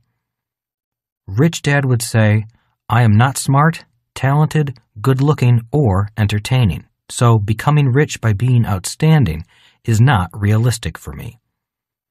Hollywood is filled with actors who are broke. Clubs are filled with rock bands dreaming of cutting a gold record. The golf courses are filled with golfers dreaming of becoming a pro like Tiger Woods. However, if you look closely at Tiger Woods, you will notice that he paid a high price to get to where he is today. Tiger started playing golf at the age of 3 and did not turn pro until he was 20. His price was 17 years of practice. 6. You can become rich by being greedy. The world is filled with people like this. Their favorite saying is, "I got mine, and I am going to keep it." Greedy with their money and assets usually means they are also tight with other things. When asked to help other people or to teach other people, they often do not have the time. The price for being greedy is that you have to work even harder to keep what you want. Newton's third law states, "For every action, there is an equal and opposite reaction." If you're greedy, people will respond to you in kind. When I meet people who are having a tough time with money, I ask them to start giving money away on a regular basis, to their church or favorite charity. Following the laws of economics and physics, give what you want. If you want a smile, first give a smile. If you want a punch, first throw a punch. If you want money, first give some money. For greedy people, opening up their fist or wallet can be very hard to do. 7. You can become rich by being cheap. This is the one that set Rich Dad's blood boiling. He said, "The problem with becoming rich by being cheap is that you are still cheap. The world hates rich people who are cheap. That is why people hated the character Scrooge in Charles Dickens' famous story, A Christmas Carol. Rich Dad would say, "It is people who become like Scrooge that give the rich a bad name. To live poor and die poor is a tragedy, but to live poor and die rich is insanity." After he calmed down, he would say, "I think money is meant to be enjoyed. So I work hard, my money works hard, and I enjoy the fruits of our labor." My rich dad would say, "There are 2 ways to become rich. One way is to earn more. The other way is to desire less. The problem is that most people are not good with either way. An article entitled Affording the Good Life in an Age of Change reinforces my rich dad's point of view and explains how you can earn more so you can desire more. This article was in the Strategic Investment Newsletter, published by James Dale Davidson and Lord William Rees-Mogg. These two men have co-authored several best-selling books, Blood in the Streets, The Great Reckoning, and The Sovereign Individual. These books have dramatically affected the way I invest and how I look to the future. Davidson is the founder of the National Taxpayers Union. Rees-Mogg is a former editor of the Times of London and former vice chairman of the British Broadcasting Corporation. Affording the Good Life in an Age of Change discusses why being cheap is not a way to really become wealthy. Davidson's point is that while it is possible to become rich by being cheap, there is a huge price to pay. In fact, there are many prices to pay. Being cheap does not necessarily mean that you have the competence to become richer. All you know how to do is to be cheap, and that is an expensive price to pay. Davidson and I both disagree with the popularity of ideas such as cut up your credit cards and live below your means. That may be a good idea for some people, but it is not my idea of becoming rich and enjoying the bounties of the good life. Davidson also said it is best to acquire wealth with financial competence. Being a millionaire today does not mean that much. Today, $1 million is just the starting point to begin to invest like the rich. So, Davidson is in reality recommending choice number 8 as the means to becoming rich. Being financially smart includes knowing when to be frugal and when not to be. 8. You can become rich by being financially smart. As I learned to be financially smart, I began to harness the same investing power I had witnessed at the age of 12, standing on the beach looking at Rich Dad's new piece of oceanfront land. Many people become rich by being very smart with knowledge from the B and I quadrants. Many of these individuals operate behind the scenes and manage, control, and manipulate the world's business and financial systems. Millions of people faithfully place their retirement savings and other monies into the market. However, the decision makers of the underlying investments actually make the large sums of money, not the individual investor or retiree. As Rich Dad taught me years ago, there are people who buy tickets to the game, and there are people who sell tickets to the game. You want to be on the side that is selling the tickets. The book The Millionaire Next Door by Thomas F. Stanley and William Danko makes many fundamental points about frugality, such as being frugal is the cornerstone of wealth building. There are differences between being cheap and being frugal. Rich Dad was more concerned with being frugal than being cheap. He said, if you want to be really rich, you need to know when to be frugal and when to be a spendthrift. The problem is that too many people only know how to be cheap. That is like having only one leg to walk on. Books such as The Millionaire Next Door and Getting Rich in America, 8 Simple Rules for Building a Fortune and a Satisfying Life by my friend Dwight Lee defines success downward by suggesting that anyone who lives a frugal lifestyle and pinches pennies can become rich. Yes, but there is a limit to the amount of wealth you can acquire by living as though you were poor. Even eating Spam or canned spaghetti at every meal would not save enough money to make you a multimillionaire. This helps explain why only 1 in 10 millionaires reaches a net worth of $5 million. Penny pinching is only a preliminary step that would permit someone without inherited capital or a significant annual cash flow to make the kind of investment that would lead to riches.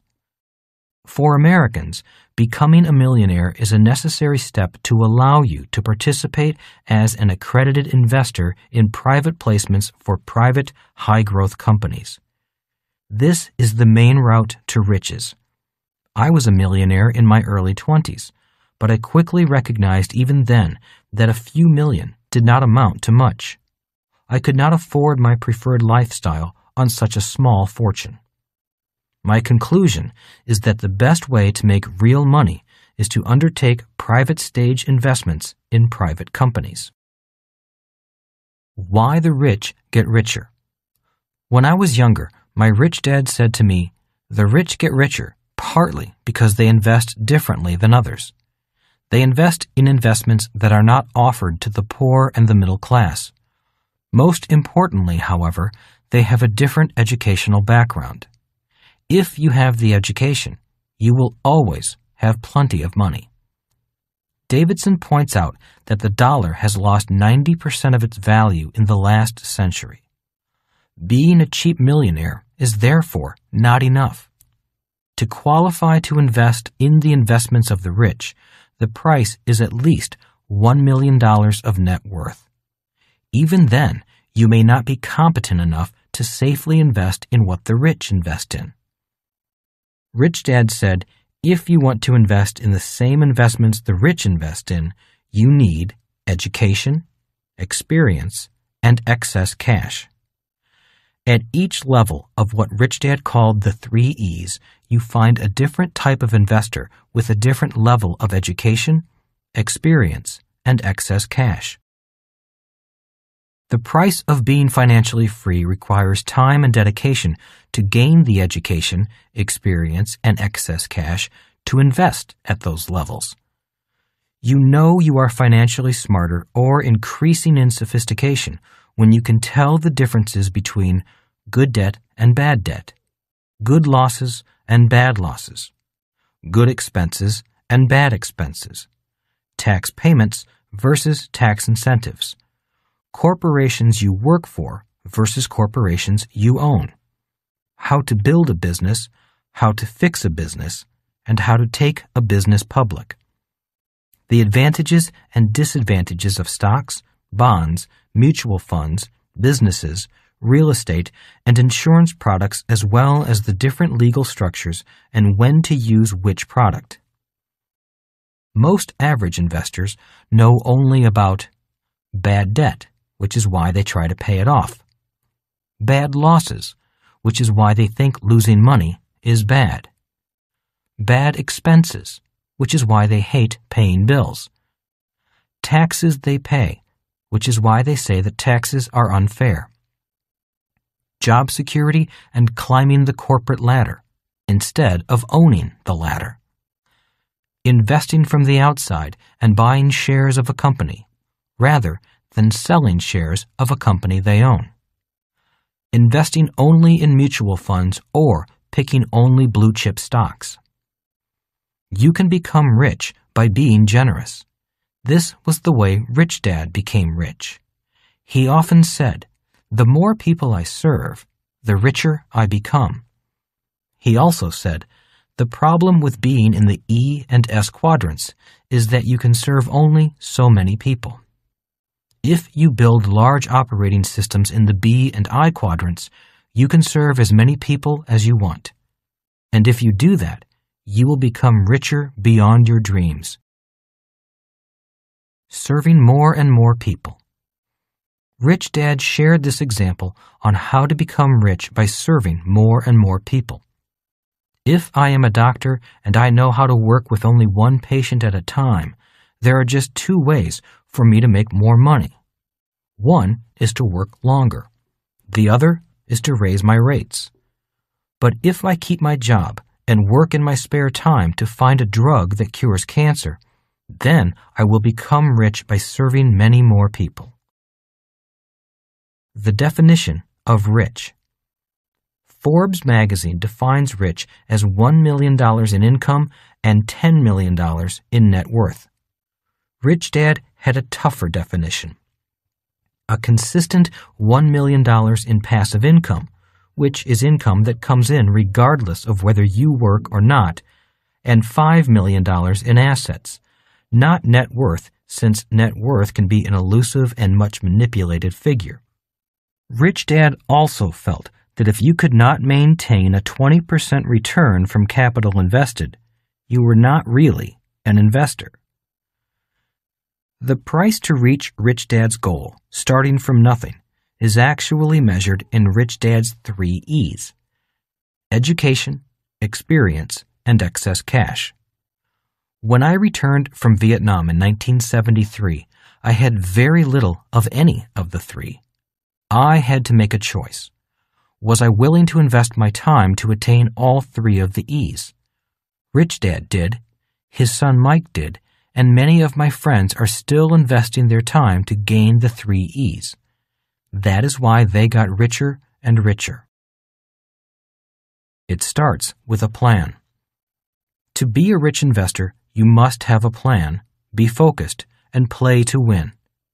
An average investor does not have a plan, invests in hot tips, and chases the hot investment products of the day, flitting from technology stocks to commodities to real estate to starting his or her own business. It's okay to invest on a hot tip now and then, but please do not delude yourself that one hot tip will make you rich forever. In addition to the 3 E's, Rich Dad had a list of what he called the 5 D's that were required to become very rich, especially when you start with nothing. They are 1. Dream, 2. Dedication, 3. Drive, 4. Data, 5. Dollars. Most people focus on the last 2, data and dollars. Many people go to school and think that the education or data they gain there will get them the dollars. Alternatively, if they don't have a formal education, they say, "I can't be rich because I don't have a college education," or "It takes money to make money," or "If I work harder and make more money, then I'll be rich." In other words, many people use the lack of education or the lack of money as their excuse for not being rich as investors. Rich Dad concluded his discussion on the 5 D's by saying, in reality, it is the focus on the first 3 D's that ultimately gains you the data and dollars you need to become very, very rich. In other words, the data and dollars are derived from having a dream, being dedicated, and having the drive to win. In my classes, I often find people who want more data before they begin doing anything, or think that first earning more money will make them rich. In most cases, exclusively trying to get more data or more dollars does not make a person rich. While data and dollars are important, it really takes just getting out there and doing it, especially if you are starting with nothing. End of Phase 1. This completes Phase 1, which is, in my opinion, the most important phase. Money is just an idea. If you think money is hard to get and you'll never be rich, then it will be true for you. If you think that money is abundant, then that can be true also.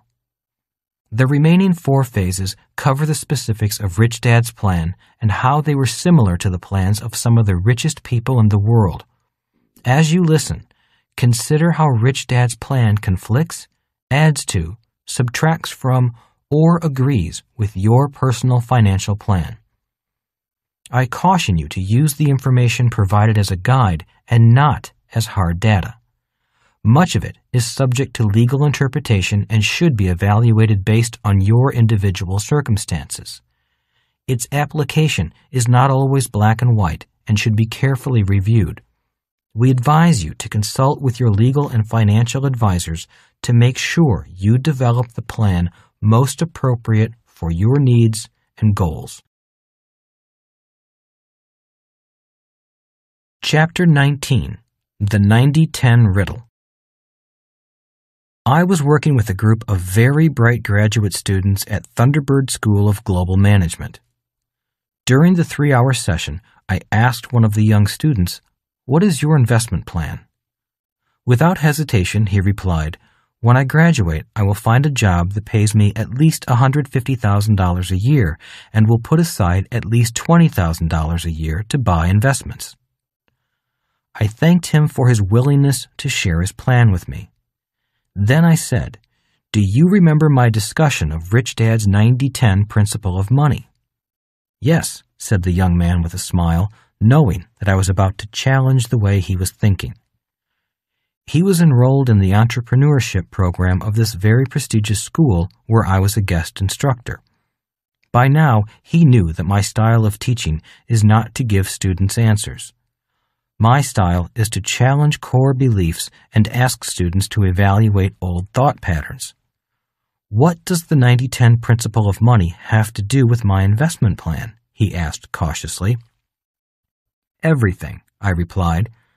"Do you think your plan of finding a job and investing at least $20,000 a year will put you in the category of the 10% of investors who make 90% of the money?" "I don't know," he replied. "I never really thought about my plan with that benchmark in mind." "Most people don't," I replied. "Most people find an investment plan and think it is the only investment plan or the best investment plan. But few compare their plans to other plans. And the problem is that most people will not find out if their plan was the right plan until it's too late." "You mean the average investor is investing for retirement and will not find out if their plan worked or not until they retire?" asked another student in the class. "They'll find out when it is too late?" "For many people my age, that will be true," I replied. Sad, but true. "But isn't the idea of finding a high-paying job and putting $20,000 a year away a pretty good plan?" asked the student. "After all, I'm only 26 years old." "A very good plan," I replied. "Definitely putting away more money than the average person and starting young with that much money will probably make you a very rich man. But my question is, will your plan put you in the 90-10 league of investors?" "I don't know," said the young man. "What would you advise?" "Do you remember my telling you the story of walking along the beach with my rich dad at the age of 12? I asked. "You mean the story of you wondering how he could afford such an expensive piece of real estate?" another student replied. "Rich Dad's first big investment and his first move into the world of bigger investments?" I nodded my head and replied, "That's the story." "And that story has to do with the 90-10 rule of money?" asked the student. "Yes, it does. It applies because I always wondered how my rich dad could acquire an asset so big even though he had very little. So, after asking him how he did it, he gave me what he called the 90-10 riddle." "The 90-10 riddle?" replied one of the students. "What is the 90-10 riddle, and what does it have to do with my investment plan?" With that question, I walked to the chalkboard and drew a diagram. "This is the 90-10 riddle," I said. "That's the 90-10 riddle?" asked the student. "All it looks like is a financial statement without any assets in it." And it is. "So, this is the question that completes the riddle," I said with a grin, watching the students' faces to see if they were still with me. After a long pause on my part, one of the students finally demanded, "So, give us the question." "The question is," I said slowly, "how do you fill your asset column without buying any assets?" "Without buying any assets?" asked the student. "You mean without any money?" "More or less," I replied. "Your investment plan for putting $20,000 a year aside to invest is a good idea.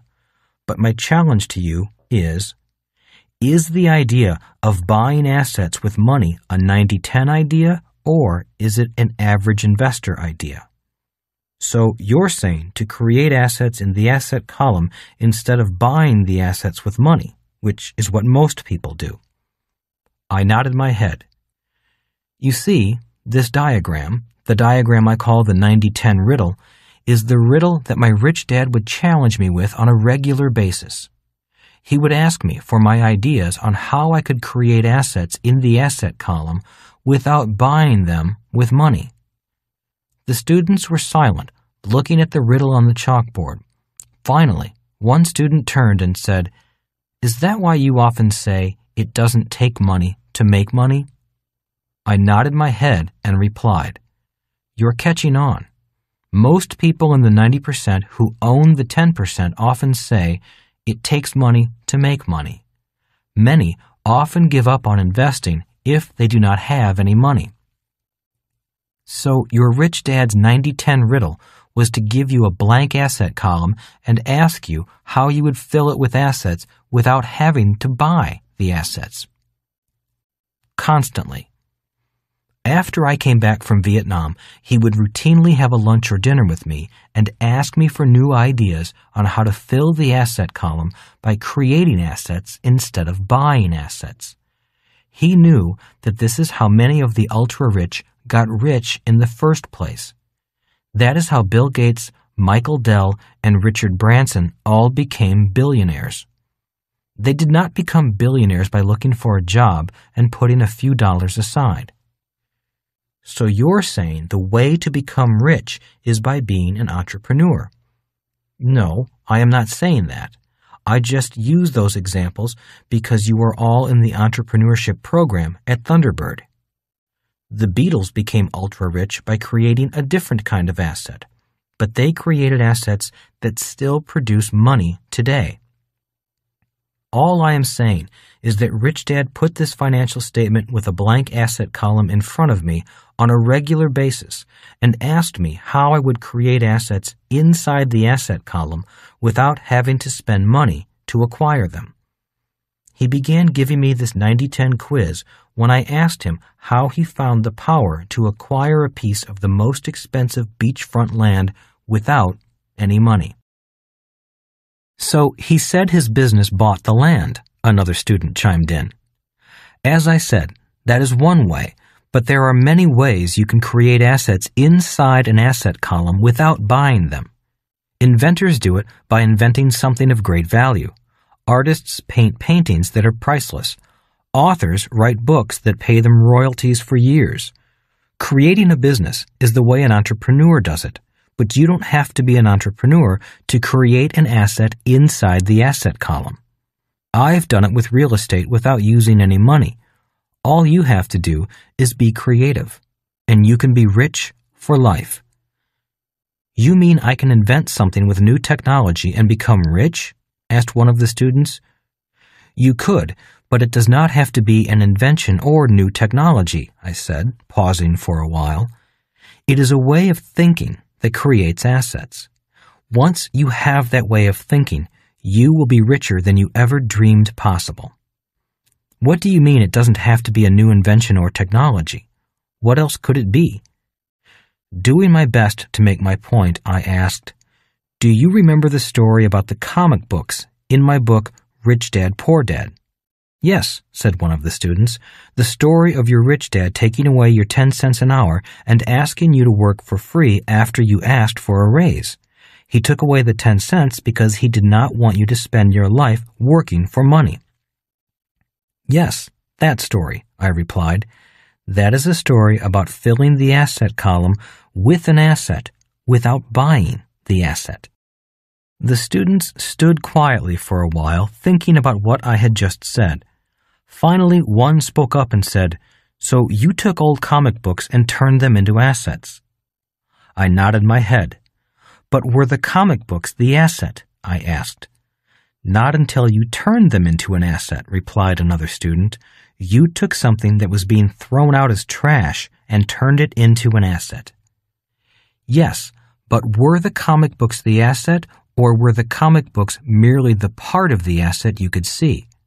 "Oh," another one of the students jumped in, "it was the invisible thought process that took the comic book and created an asset out of it. The thought process was the real asset." That is how my rich dad saw it. He later told me that the power he had was his thinking process. It was a thinking process that he often jokingly called turning trash into cash. He also said most people do exactly the opposite and turn cash into trash. That is why the 90-10 rule holds true. "He was like the ancient alchemists," said one of the students, "the alchemists who searched for the formula to turn lead into gold." "Exactly," I said. "The people who are in the 90-10 grouping of money are modern-day alchemists. The only difference is that they are able to turn nothing into assets. Their power is the ability to take ideas and turn them into assets. But as you say, many people have great ideas. They are just not able to convert them into assets," said a student. I nodded my head, and that was my rich dad's secret power that I saw that day on the beach. It was that mental power or financial intelligence that allowed him to acquire such an expensive piece of real estate, while the average investor would walk away from it, saying, "I can't afford it," or "It takes money to make money." "How often did he give you the 90-10 quiz?" asked a student. "Very often," I replied. "It was his way of exercising my brain. Rich Dad often said that our brains are our most powerful asset, and, if used improperly, they can be our most powerful liability." The students were silent. I assume they were contemplating and questioning their own thoughts. Finally, the original student, the student whose plan it was to put the $20,000 a year away, said, "So that is why in your book, Rich Dad, Poor Dad, one of Rich Dad's lessons was that the rich invent their own money." I nodded my head and said, "And lesson number 1 of the 6 lessons was, the rich don't work for money." Again, there was silence from the young students before one said, "So, while we are planning on getting a job and saving money to buy assets, you were taught that your job was to create assets." "Well said," I replied. "You see, the idea of a job was created in the industrial age, and ever since 1989, we have been in the information age." "What do you mean the idea of a job is an industrial age idea?" one student asked with a start. "Humans have always had jobs, haven't they?" "No, at least not in the way we know a job today. You see, in the hunter-gatherer period of humanity, humans lived in tribes, and each person's job was to contribute to the communal survival of the tribe. In other words, it was all for one and one for all. Then came the agrarian age, the era when there were kings and queens. A person's job during that period was to be a serf or a peasant who paid the king to work the land the king owned. Then came the industrial age, and serfdom or slavery was abolished, and human beings began selling their labor on the open market. Most people became employees or self-employed, doing their best to sell their labor to the highest bidder. That is the modern concept of the word job. So the moment I said I'm going to get a job and put $20,000 away a year, you see that kind of thinking as industrial age thinking. I nodded my head. Just as today there are still agrarian age workers who are known as farmers and ranchers. Today there are still hunter-gatherers, commercial fishermen, for example. Most people are working with industrial age ideas, and that is why so many people have jobs. "So what would an information age idea of work be?" asked a student. "People who do not work because their ideas are at work. Today, there are students who are much like my rich dad who are going from school to becoming rich without a job. Look at many of the internet billionaires. Some of them dropped out of college to become billionaires without ever having a formal job. In other words, they started with an empty asset column and filled it with a very big asset, an information age asset," added one of the students. "Many built multi-billion-dollar assets," I said. "They went from students to billionaires. Soon, there will be high school students who will go from high school students to billionaires without ever applying for a job. I already know of one who is a millionaire without ever having a job. After reading my book and playing my games, he bought a large piece of real estate, sold off a section of vacant land, kept the apartment house, and paid off his loan with the money from the land. He now owns the apartment house, which is worth a little over $1 million, and has a cash flow of $4,000 a month income without working. He will graduate from high school in about a year. The students stood silently again, thinking about what I had just said. Some had a hard time believing my story about the high school student, yet they knew the story of college dropouts becoming billionaires was true. Finally, one spoke up. So, in the information age, people are getting rich with information. Not just in the information age, I replied. It has been this way throughout the ages. It is the people who do not have assets who work for or are controlled by those people who create, acquire, or control the assets. So you're saying a high school kid could beat me financially, even though he does not have a great education from a prestigious school or a high-paying job, said the first student. That is exactly what I'm saying. It's more about the way you think than about your education. Best-selling author Thomas Stanley states in his book, The Millionaire Mind, that his research found no correlation between high SAT scores, good grades, and money. The student with the $20,000 a year investment plan then said, "So if I want to join the 90-10 Investor Club, I am better off to practice creating assets instead of buying assets. I should acquire assets by being creative rather than by doing what everyone else does." That is why billionaire Henry Ford said, "Thinking is the hardest work there is. That is why so few people engage in it," I replied. It also explains why, if you do what the 90% of investors do, you will join them in sharing only 10% of the wealth. Or why Einstein said, "Imagination is more important than knowledge," added another student. Or why my rich dad gave me this tip when hiring an accountant.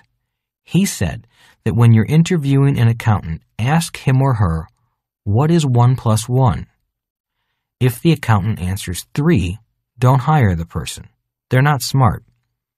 If the accountant answers 2, you also don't hire them because they are not smart enough.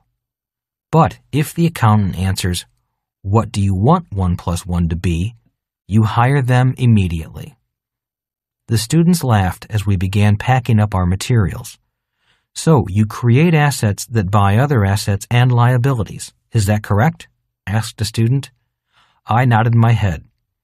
"Do you ever use money to buy other assets?" asked the same student. "Yes, but I like to use the money generated by the asset I create to buy other assets," I replied, picking up my briefcase. "Remember that I don't like working for money. I'd rather create assets that buy other assets and liabilities."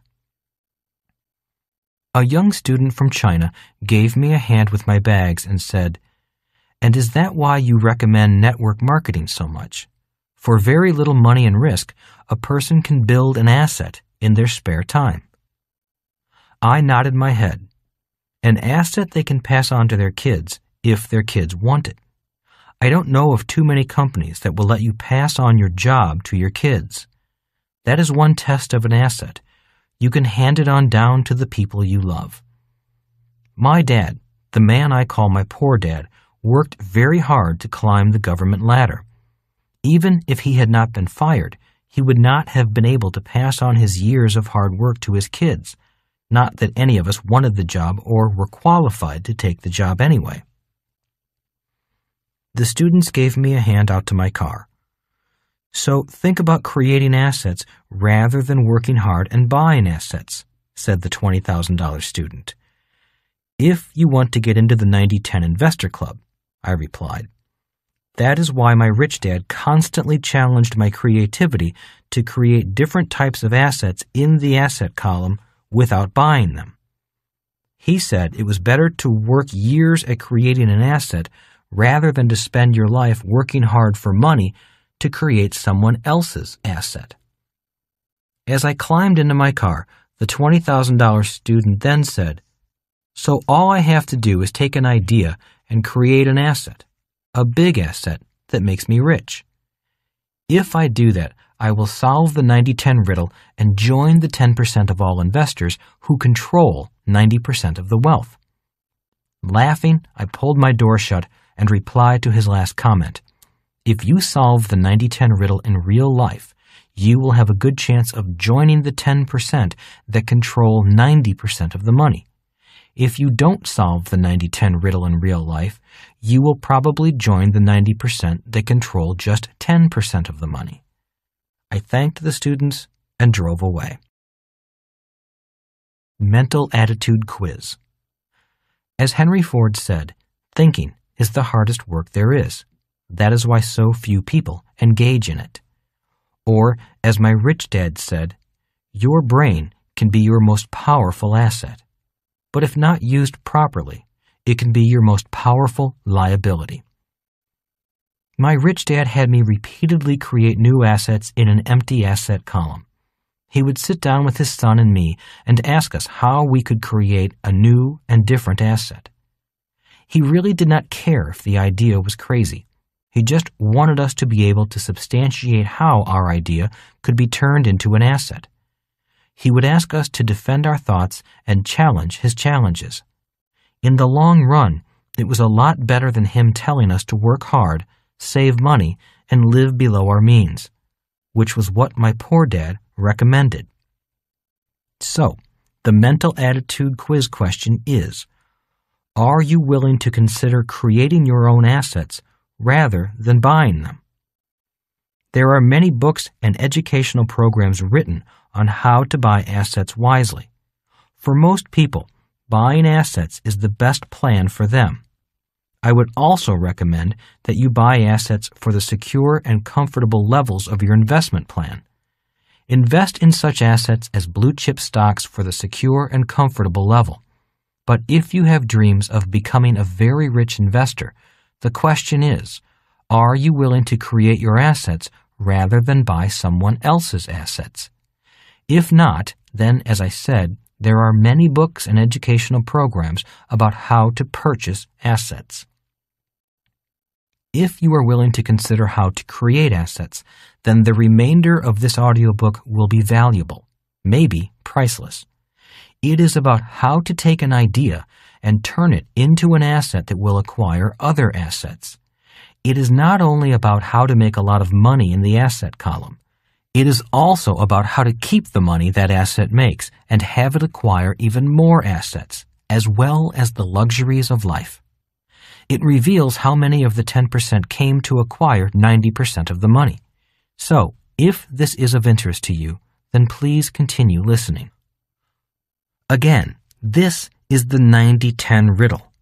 How do you create an asset in the asset column without spending money to acquire it? The smart way to keep your money.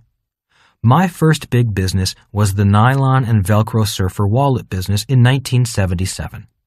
It was created as a very big asset in the asset column. The problem was that the size of the created asset was big, but my business skills were small.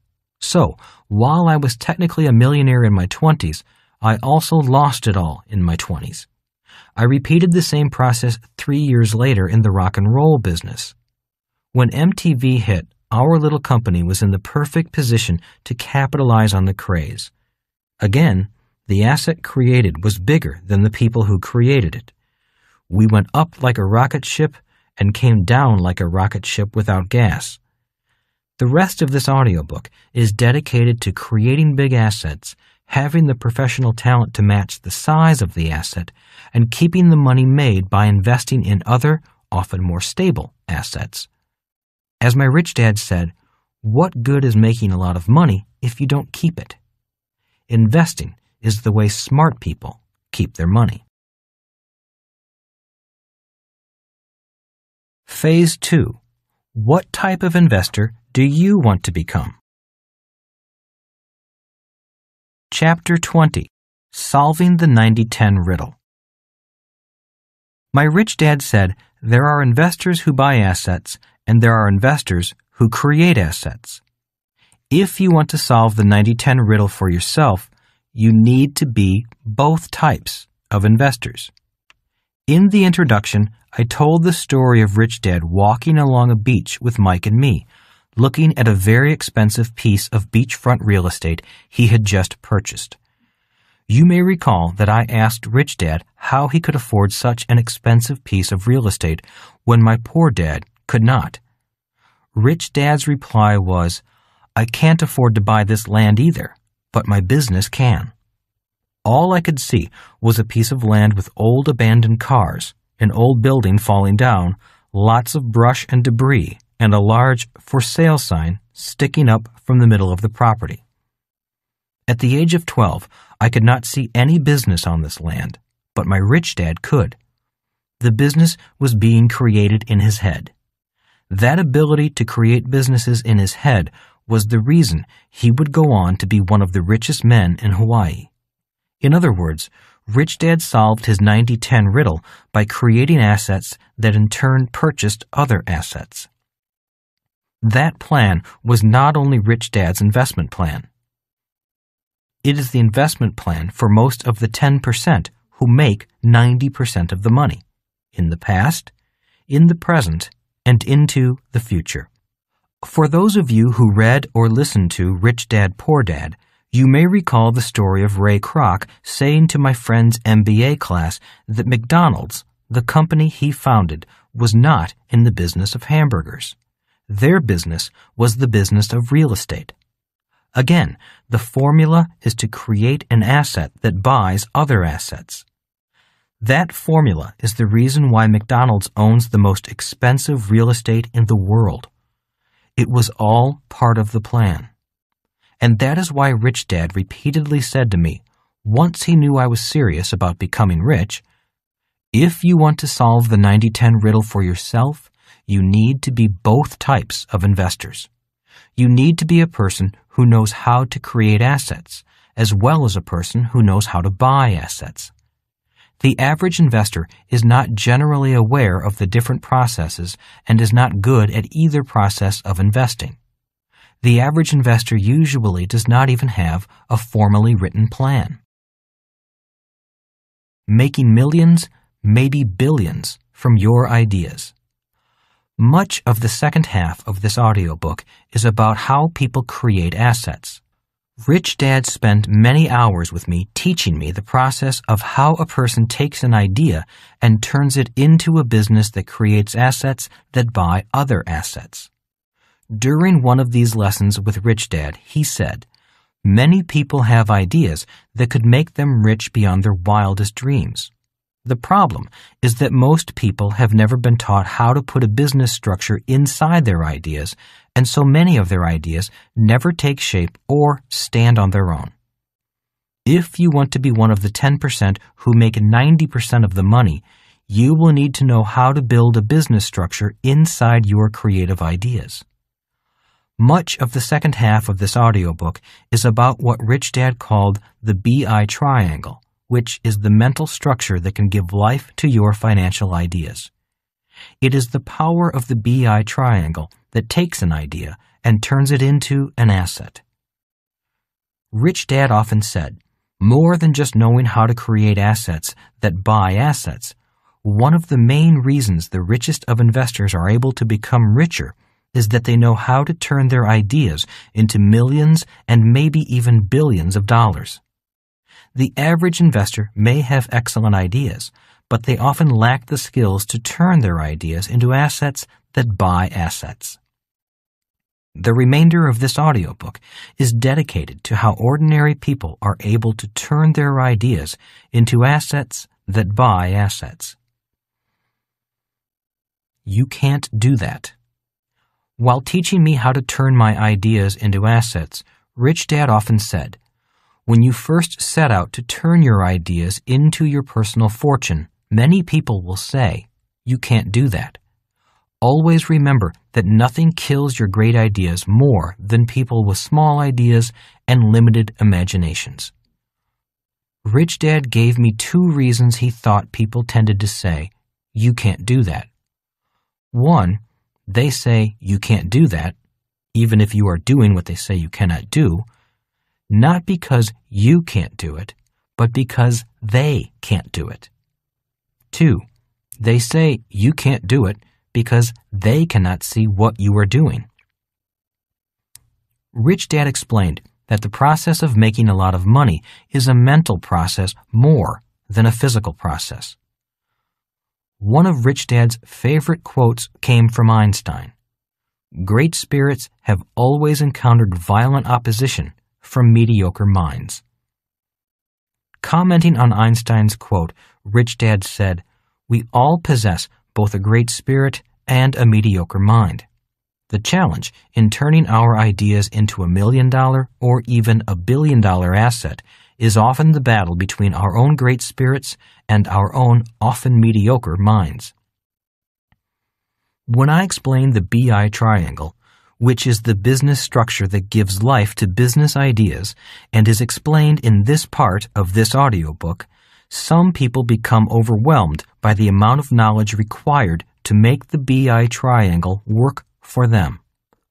When that happens, I often remind them of the battle between their great spirits and mediocre minds. Whenever a person's mediocre mind begins to oppose their own great spirits, I always remind them of what my Rich Dad said to me. He said, "There are many people with great ideas, but very few people with great amounts of money." The reason the 90-10 rule holds true is that it does not take a great idea to become rich, but it does take a great person behind the idea to become rich. You must be of strong spirit and strong in your convictions to turn your ideas into fortunes.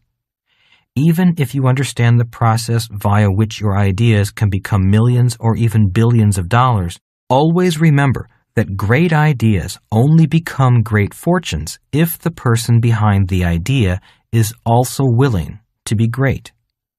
It is often difficult to keep going when everyone around you is saying you can't do it. You must have a very strong spirit to withstand the doubt of those around you. But your spirit must be even stronger when you are the person saying to yourself, "You can't do that." This does not mean that you plow blindly on, not listening to the good and bad ideas of your friends or yourself. Their thoughts and input should be listened to and often used when their ideas are better than yours. But at this moment, I am not talking to you about mere ideas or advice. What I am talking to you about is more than just ideas. I am talking about your spirit and the will to go on even when filled with doubt and when you're out of good ideas. No one can tell you what you can or cannot do in your life. Only you can determine that. Your own greatness is often found at the end of the road. And when it comes to turning your ideas into money, there are many times when you come to the end of the road. The end of the road is when you are out of ideas, out of money, and filled with doubt. If you can find in yourself the spirit to go on, you will find out what it really takes to turn your ideas into great assets. Turning an idea into a great fortune is more a matter of human spirit rather than a matter of the human mind. At the end of every road, the entrepreneur finds his or her spirit. Finding your entrepreneurial spirit and making it strong are more important than the idea or business you are developing. Once you find your entrepreneurial spirit, you will forever be able to take very ordinary ideas and turn them into extraordinary fortunes. Always remember that the world is filled with people with great ideas, but very few people with great fortunes. The remainder of this audiobook is dedicated to your finding your entrepreneurial spirit and developing your ability to turn ordinary ideas into extraordinary fortunes. Phase 2 gives you insight into Rich Dad's different types of investors and allows you to choose the path that may be best for you. Phase 3 analyzes Rich Dad's BI triangle and how it can provide the structure for you to make an asset out of your idea. Phase 4 goes into the mind of sophisticated investors and how they analyze investments. It also looks at the pathway of ultimate investors who take their ideas and the BI triangle and create fortunes. The last phase, Phase 5 talks about the importance of giving back. Chapter 21. Categories of Investors. This audiobook is an educational story about Rich Dad guiding me from having no money and no job when I left the Marines to well down my path to becoming the ultimate investor, a person who becomes a selling shareholder rather than a buying shareholder, a person who was on the inside of the investment rather than on the outside. Other investment vehicles in which the rich invest that the poor and middle class do not include initial public offerings of stock, IPOs, private placements, and other corporate securities. Whether you are on the inside of an investment or on the outside, it is important to understand the basics of the securities regulations. By reading or listening to Rich Dad, Poor Dad, you have learned about financial literacy, which is imperative for a successful investor. From reading or listening to Cash Flow Quadrant, you have learned about the 4 different quadrants and the ways people make money, as well as how the different tax laws affect the different quadrants. By just reading or listening to the first 2 books and possibly playing our cash flow game, you already know more about the fundamentals of investing than many people who actively invest. Once you understand the fundamentals of investing, you can better understand Rich Dad's categories of investors and the 10 investor controls he said were important to all investors. The 10 investor controls. The 10 investor controls are control over 1. Yourself, 2. Income, expense ratios, and asset-liability ratios, 3. Management of the investment, 4. Taxes, 5. When you buy and when you sell, 6. Brokerage transactions, 7. ETC, entity, timing, and characteristics, 8. Terms and conditions of the agreements, 9. Access to information, 10. Giving it back, philanthropy, and redistribution of wealth. Rich Dad often said, investing is not risky. Not being in control is risky. Many people find investing risky because they are not in control of one or more of these 10 investor controls. This audiobook will not go into all of these controls. As you listen to this audiobook, however, you may gain some insights on how you can gain greater control as an investor, especially number 7, the control over entity, timing, and characteristics. This is where many investors lack control, need more control, or simply lack any basic understanding about investing. The first phase of this audiobook was dedicated to the most important investor control over yourself. If you are not mentally prepared and committed to becoming a successful investor, it may be better to turn your money over to a professional financial advisor trained to help you choose your investments. I was more than ready. At this point in my financial education, Rich Dad knew I had made the choice. I was mentally prepared to become an investor. I wanted to become a very successful investor. I knew I was mentally prepared and that I wanted to be rich. However, Rich Dad now asked me, what kind of investor do you want to become? A rich investor, was my answer. This is when Rich Dad brought out his yellow pad again and wrote down the following categories of investors. 1. The accredited investor. 2. The qualified investor. 3. The sophisticated investor. 4. The inside investor. 5. The ultimate investor. What is the difference? I asked. Rich Dad added a description to each type of investor. 1. The accredited investor earns a lot of money and/or has a high net worth. 2. The qualified investor knows fundamental and technical investing. 3. The sophisticated investor understands investing and the law. 4. The inside investor creates the investment. 5.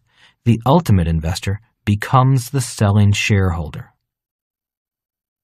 When I read the definition of the accredited investor, I felt pretty hopeless. I had no money and no job. Rich Dad saw my reaction, took the yellow pad back, and circled inside investor. Start as an insider. This is where you'll start, Robert, Rich Dad said as he pointed to inside investor. Even if you have very little money and very little experience, it is possible to start at the inside level of investing, Rich Dad continued. You need to start small and keep learning. It does not take money to make money. At this point, he listed his 3 E's on the tablet. 1. Education. 2. Experience. 3. Excess cash. Once you have all 3 E's, you will have become a successful investor, Rich Dad said. You've done well with your financial education, but now you need the experience. When you have the right experience combined with good financial literacy, the excess cash will come. But you have inside investor listed 4th. How can I start as an inside investor? I asked, still confused. Rich Dad wanted me to start as an insider because he wanted me to be a person who created assets that eventually bought other assets. Start by building a business. I am going to teach you the fundamentals of building a successful business, Rich Dad continued. If you can learn to build a successful B quadrant business, your business will generate excess cash. Then you can use the skills you learned becoming a successful B to analyze investments as an I. It is like coming in through the back door, isn't it? I asked. Well, I would rather say it is the opportunity of a lifetime, Rich Dad replied. Once you learn to make your first $1,000,000, the next 10 are easy. Okay, so how do I get started? I asked impatiently. First, let me tell you about the different categories of investors, Rich Dad answered, so you can understand what I'm saying. Overview. You get to choose. In this phase of Rich Dad's Guide to Investing, I share Rich Dad's descriptions of each one of his categories of investors.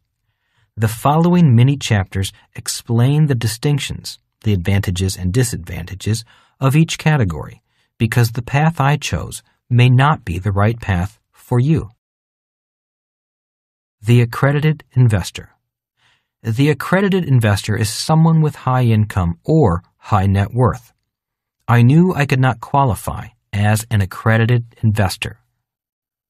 A long-term investor who has chosen to invest for security and comfort may very well qualify as an accredited investor.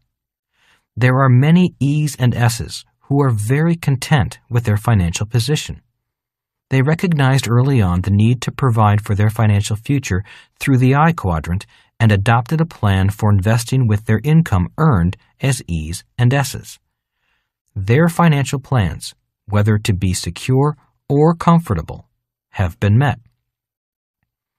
In Cash Flow Quadrant, we discussed this 2-legged approach to building financial security. I applaud these individuals for their foresight and discipline in developing a financial plan and providing for their financial future. For them, the path I took will sound like either an impossible mission or a lot of hard work. There are also many highly paid E's and S's who qualify as accredited investors based on their income alone. If you can qualify as an accredited investor, you will have access to investments that most people do not. To be successful in choosing your investments, however, you still need financial education. If you choose not to invest your time in your financial education, you should turn your money over to competent financial advisors who can assist you with your investment decisions. Reportedly, in America, less than 3% of the population meet the qualifications of an accredited investor.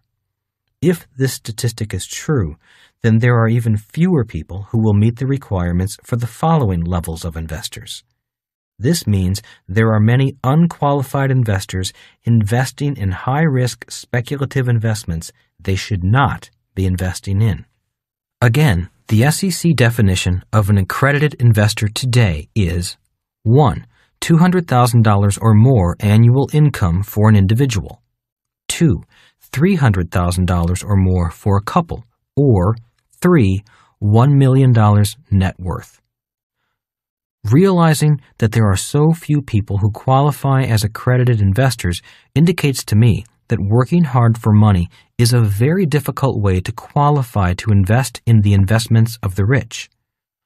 As I sit and ponder the idea of needing a $200,000 minimum income, I realize that my dad, the person I call my poor dad, would never have come close to qualifying, no matter how hard he worked and how many pay raises his government job provided. If you have played the Cash Flow 101 game, you may note that the fast track of the game is the track that represents where the accredited investor meets the minimum requirements. Technically, less than 3% of the U.S. population meets the requirements to invest in the investments found on the game's fast track. That means more than 97% of the population invests in the rat race. The qualified investor. The qualified investor understands how to analyze publicly traded stock. This investor would be considered an outside investor as opposed to an inside investor. Generally, qualified investors include stock traders and analysts. The sophisticated investor. The sophisticated investor typically has all three of Rich Dad's 3 E's. In addition, the sophisticated investor understands the world of investing. He or she utilizes the tax, corporate, and securities laws to maximize earnings and to protect the underlying capital. If you want to become a successful investor but do not wish to build your own business to do so, your goal should be to become a sophisticated investor. From the sophisticated investor on, these investors know that there are two sides of the coin. They know that on one side of the coin, the world is black and white. They also know that the other side of the coin is a world of different shades of gray. It is a world where you definitely do not want to do things on your own.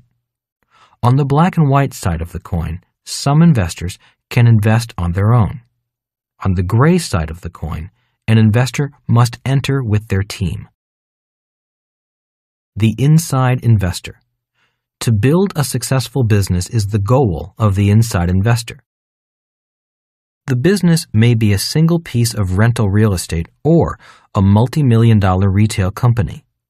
A successful B knows how to create and build assets. Rich Dad would say, the rich invent money. After you learn to make your first million, the next 10 will be easy. A successful B will also learn the skills needed to analyze companies for investment from the outside.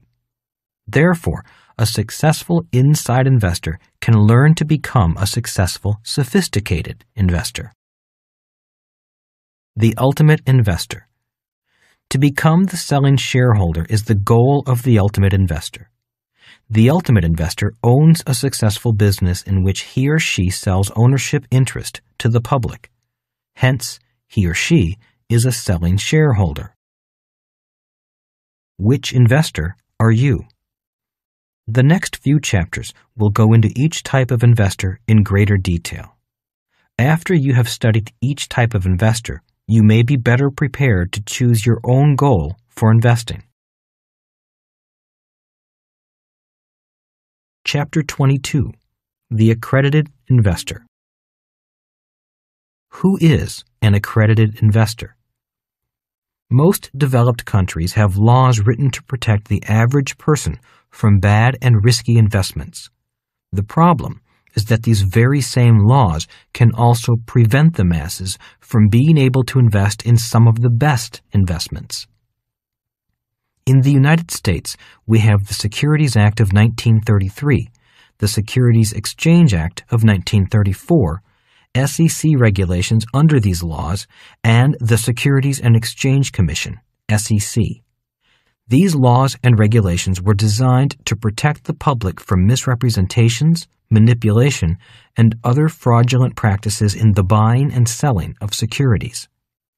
They limit certain investments only to accredited and sophisticated investors, as well as require detailed disclosure of such investments. The SEC was created to be the watchdog for compliance with the laws.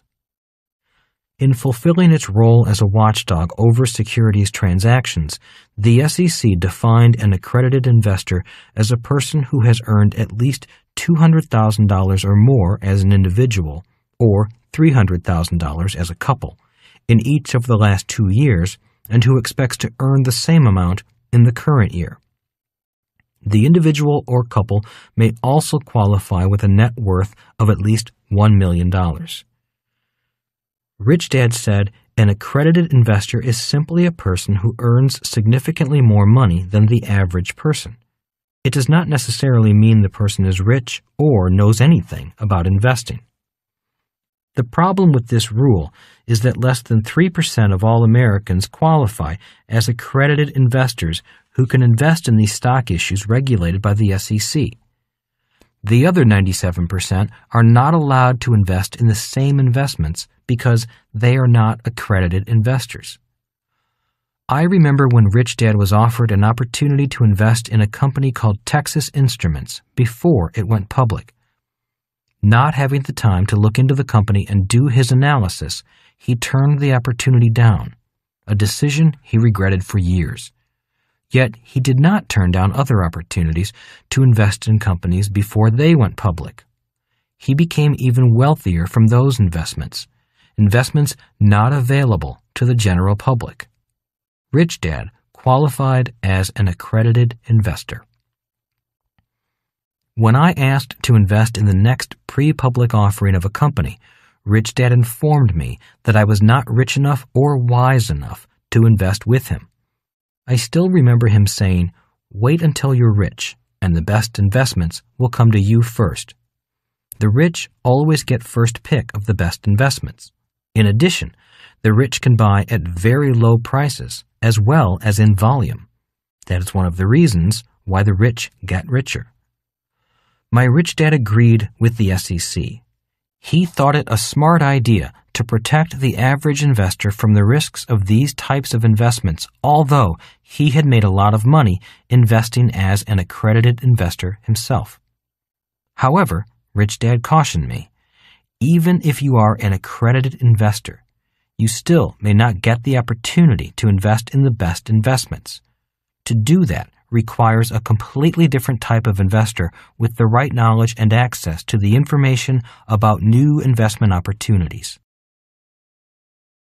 The investor controls of the accredited investor. None. Rich Dad believed that an accredited investor without financial education had none of the 10 investor controls. The accredited investor might have a lot of money, but usually doesn't know what to do with it.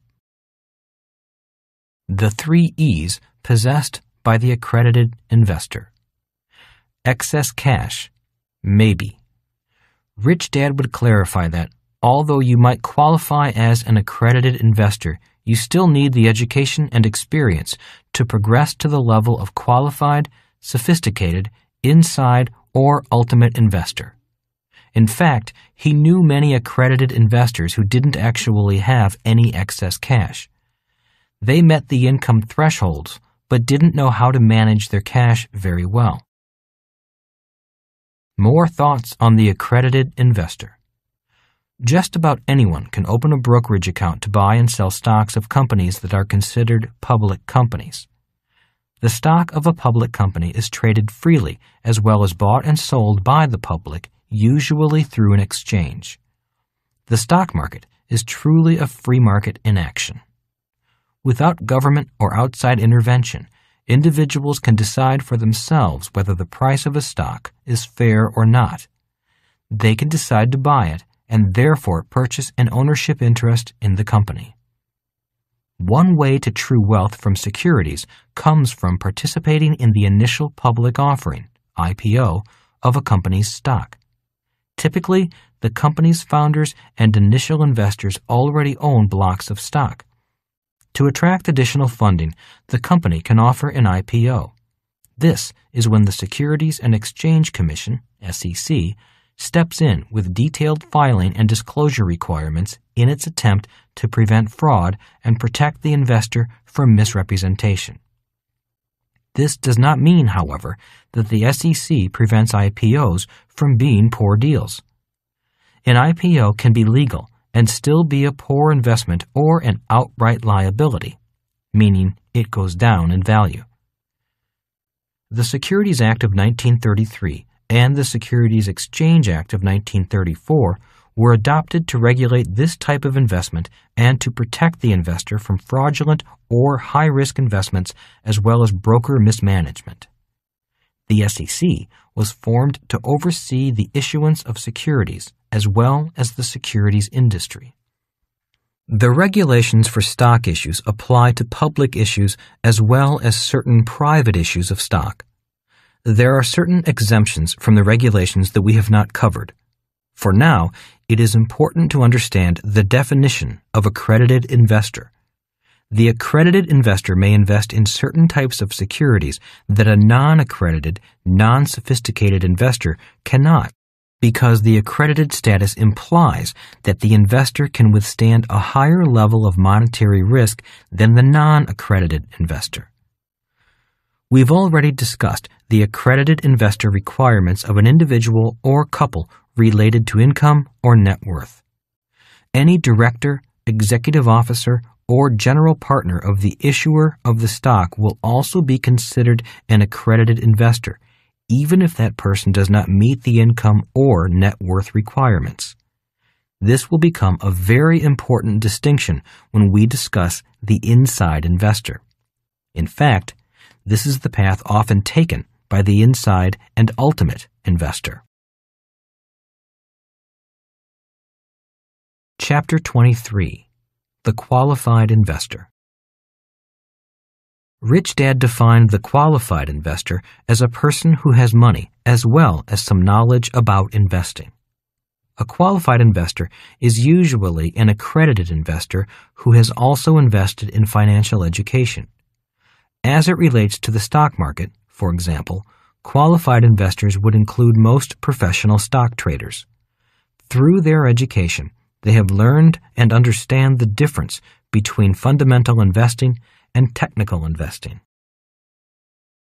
1. Fundamental investing. Rich Dad said a fundamental investor reduces risk as he or she seeks value and growth by looking at the financials of the company.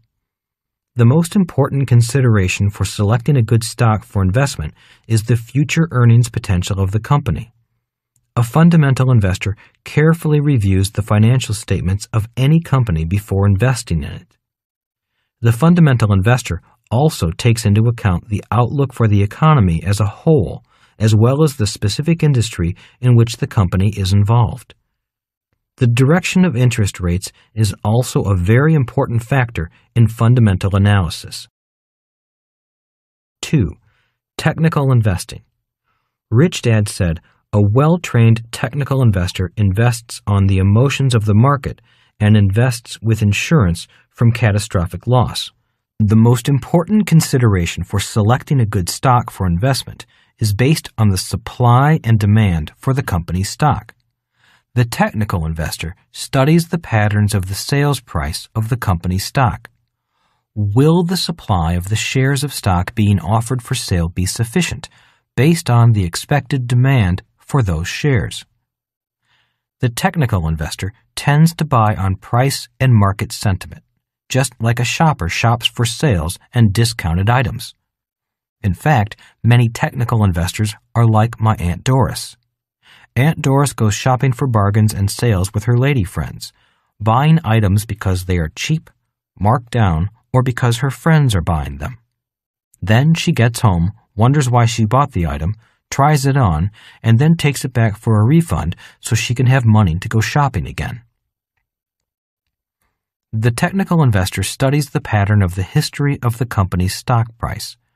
A true technical investor is not concerned with the internal operations of a company as a fundamental investor would be.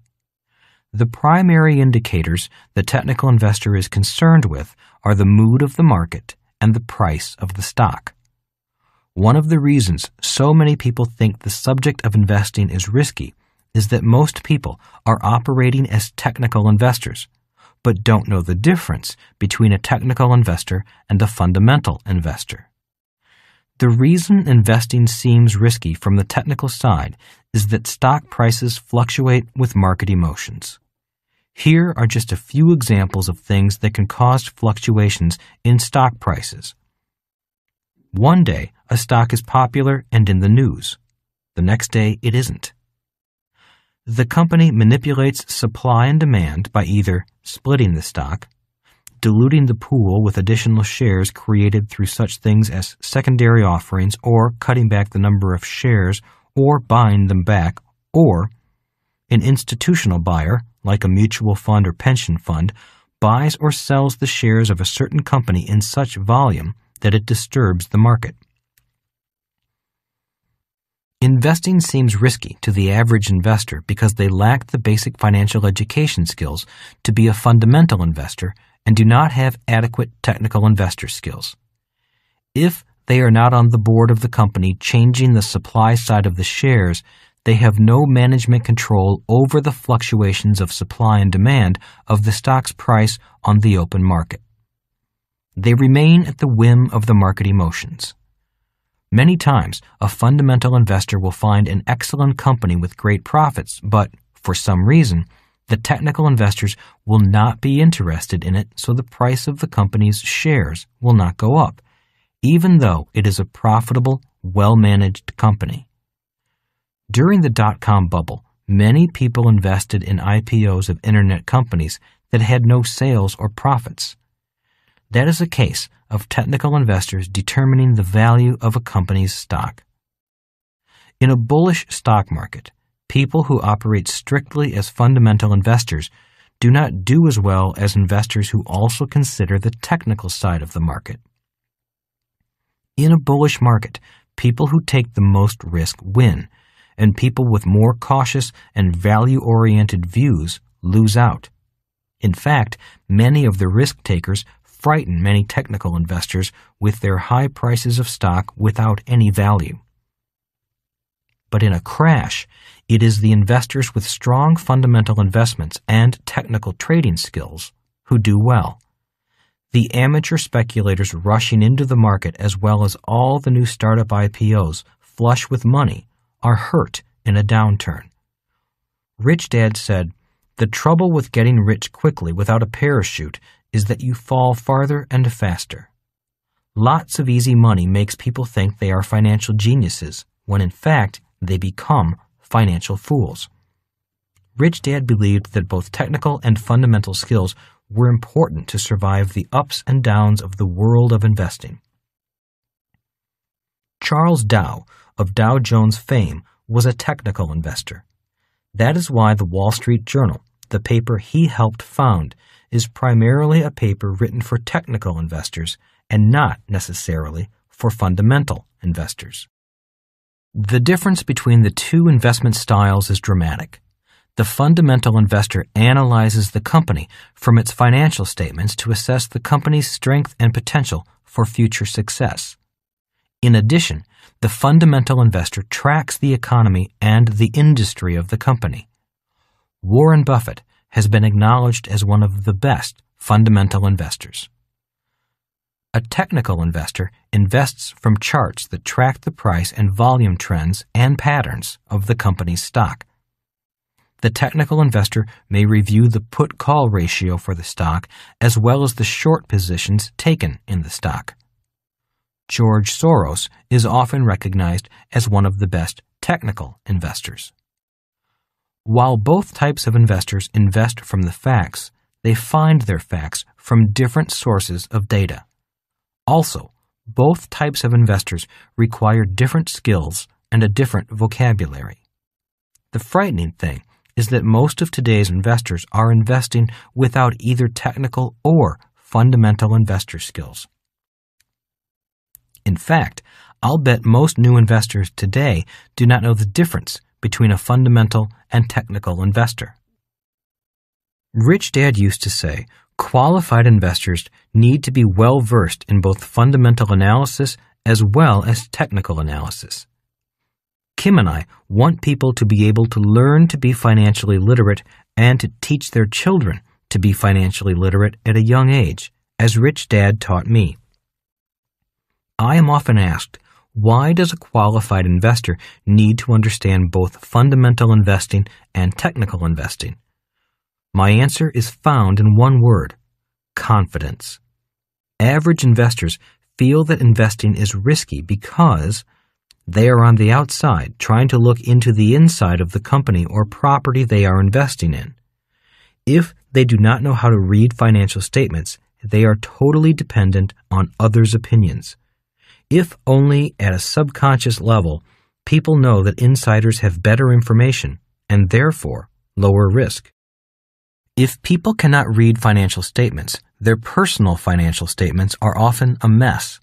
And as Rich Dad said, if a person's financial foundation is weak, his or her self-confidence is also weak. A friend of mine once said, the main reason people do not want to look at their personal financial statements is that they might find out they have financial cancer.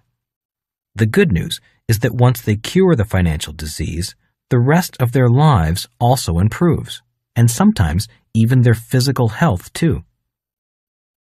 Most people know how to make money only when the market is going up, and they live in terror of the market coming down.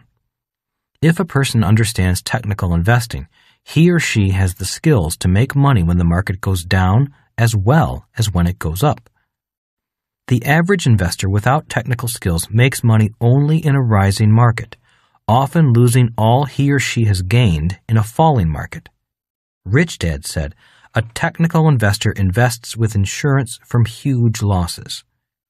The average investor is like a person flying a plane without a parachute.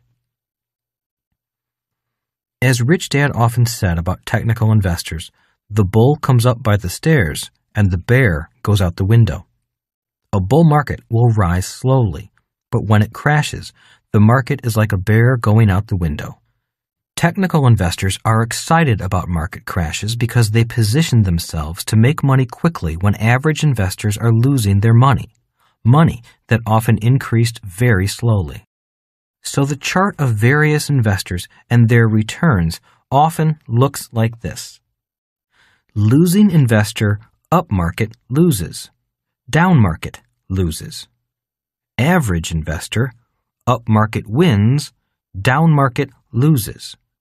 Qualified investor, up market wins. Down market wins. Many investors often lose because they wait too long to get into the market. They are so afraid of losing that they wait too long for proof that the market is going up. As soon as they enter, the market peaks and crashes, and they end up losing on the way down. Qualified investors are less concerned about the market going up or coming down. They enter confidently with a trading system for an uptrending market. When the market reverses, they will often change trading systems, exiting their previous trades and using short selling and put options to profit while the market comes down. Having multiple trading systems and strategies helps them have more confidence as investors. Why you may want to be a qualified investor. The average investor lives in fear of the market crashing or prices coming down. You can often hear them say, "What if I buy a stock and the price comes down?" Hence, many average investors fail to take advantage of profit opportunities in an up market and a down market. A qualified investor looks forward to the ups and downs of a market. When prices go up, they use the skills they've learned to minimize risk and earn a profit regardless of whether the price is going up or coming down. A qualified investor will often hedge their positions, which means they are protected if the price goes down suddenly or goes up suddenly. In other words, they have a good chance of making money in either direction while protecting themselves from losses. The problem with new investors. I often hear new investors say with confidence, "I don't have to worry about a market crash because this time things are different." Seasoned investors know that all markets go up and all markets come down. They know that when a bull market is hot, it more than likely will come crashing down at some point in time. And the higher the market rises, the faster and harder it crashes. When people are investing in companies without any profits, that means a mania is on. Sir Isaac Newton, who lost most of his fortune in the South Sea bubble, is quoted as saying, "I can calculate the motions of heavenly bodies, but not the madness of people." When there is madness and everyone is thinking about getting rich quick in the market, it's usually just a matter of time before many people lose everything because they invested in the market with borrowed money instead of first investing in their education and experience. When that happens, many people sell in a panic. That is when the qualified investor really becomes wealthy. It is not the crash that is so bad, but the emotional panic that occurs at the times of such financial downturns. The problem with most new investors is that they have not yet been through a real bear market. So, how would they know what a market crash and bear market feels like, especially if it goes on for years? Rich Dad simply said, "It is not possible to predict the market, but it is important that we be prepared for whichever direction it decides to go." He also said, "Bull markets seem to go on forever, which causes people to become sloppy, foolish, and complacent. Bear markets also seem to go on forever, causing people to forget that bear markets are often the best times to become very, very rich. That is why you want to be a qualified investor." Why markets will crash faster in the information age. In his book, The Lexus and the Olive Tree, a book I recommend for anyone wanting to understand the era of global business we are in, Thomas L. Friedman often makes reference to the electronic herd. The electronic herd is a group of several thousand, very often young, people who control great sums of digital money. They are the individuals who work for large banks, mutual funds, hedge funds, insurance companies, and the like. With a click of their mouse, they have the power to move literally trillions of dollars from one country to another country in a split second. That power gives the electronic herd more power than politicians. I was in Southeast Asia in 1997 when the electronic herd moved their money out of countries like Thailand, Indonesia, Malaysia, and Korea, virtually sinking those countries' economies overnight. It was not a pretty sight, nor was it pleasant to be physically present in those countries at that time. For those of you who invest globally, you may recall how most of the world, even Wall Street, was singing praises to the new Asian tiger economies. Everyone wanted to invest in those countries. Then suddenly, literally overnight, their world changed. There were murders, suicides, riots, looting, and a general feeling of financial sickness everywhere when the electronic herd did not like what it saw in those countries and moved their money out in a matter of seconds. Thomas Friedman wrote in his book, "Think of the electronic herd as being like a herd of wildebeests grazing over a wide area of Africa.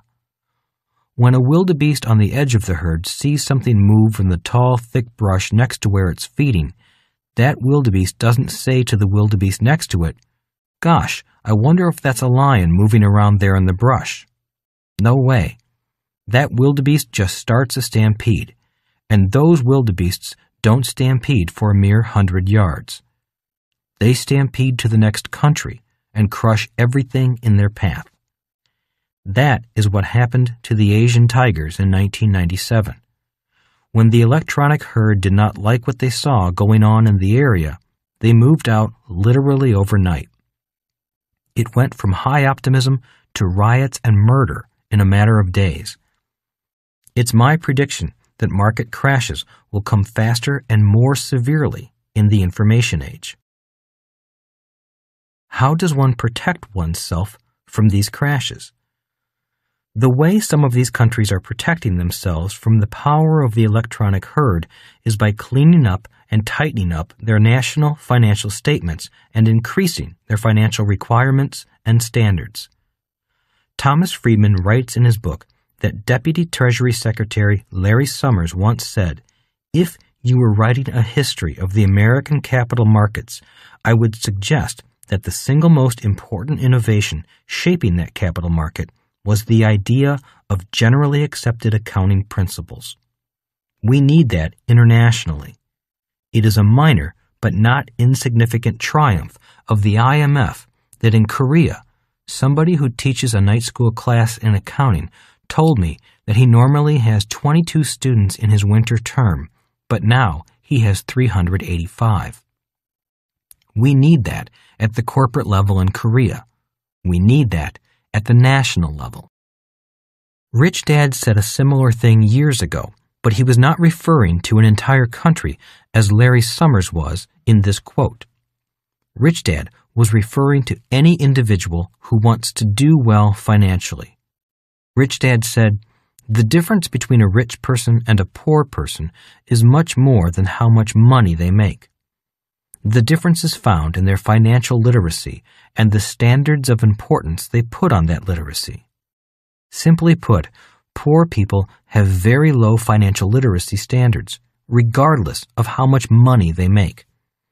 He also said, "People with low financial literacy standards are often unable to take their ideas and create assets out of them. Instead of creating assets, many people create liabilities with their ideas just because of low financial literacy standards." Getting out is more important than getting in.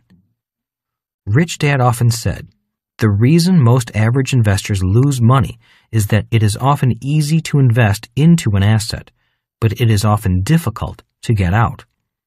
If you want to be a savvy investor, you need to know how to exit an investment as well as how to get into the investment. Today, when I invest, one of the most important strategies I must consider is my exit strategy. To help me understand its importance, Rich Dad put the importance of an exit strategy in these terms.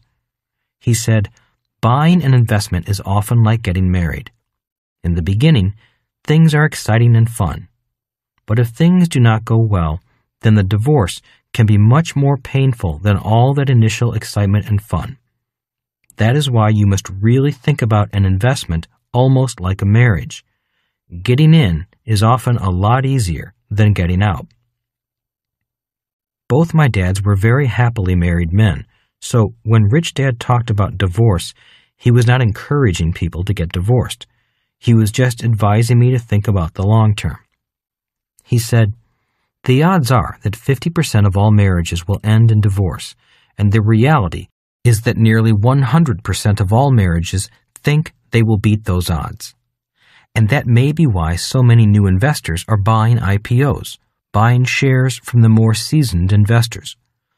Rich Dad's best words on this subject were, "Always remember that when you are excitedly buying an asset, there is often someone who knows more about the asset who is excitedly selling it to you." When people learn to invest by playing the cash flow games, one of the technical skills they learn is when to buy and when to sell.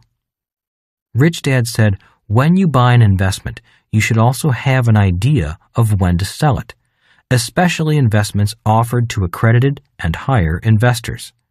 In the more sophisticated types of investments, your exit is often more important than the entry strategy. When getting into such investments, you should know what will happen if the investment goes well and what will happen if the investment goes badly." Financial skills of a qualified investor. For people who want to learn the basic financial skills, we developed the cash flow games. We recommend playing it at least 6 to 12 times. By playing Cash Flow 101 repeatedly, you begin to understand the basics of fundamental investment analysis. After playing 101 and gaining an understanding of the financial skills it teaches, you may want to move on to playing Cash Flow 202, where you begin to learn the complex skills and vocabulary of technical trading. You learn to use trading techniques such as short selling, which is selling shares you do not own in anticipation of the price coming down. You also learn to use call options, put options, and straddles. All of these are very sophisticated trading techniques which all qualified investors need to know. The best thing about these games is that you learn by playing and using play money. That same education in the real world could be very expensive. Why games are better teachers. In 1950, a nun who was a history and geography teacher in Calcutta was called on to help the poor and to live among them. Instead of just talking about caring for the poor, she chose to say very little and help the poor with her actions, not just her words. It was because of her actions that when she did speak, people listened. She had this to say about the difference between words and actions. There should be less talk. A preaching point is not a meeting point. There should be more action on your part. I chose to use games as the means of teaching the investment skills my rich dad taught me because games require more action than a lecture. As Mother Teresa said, a preaching point is not a meeting point. Our games are meeting points. Games provide a social interaction for learning and helping someone else to learn. When it comes to investing, there are too many people trying to teach investing by preaching. We all know that there are certain things that are not best learned by simply reading and listening.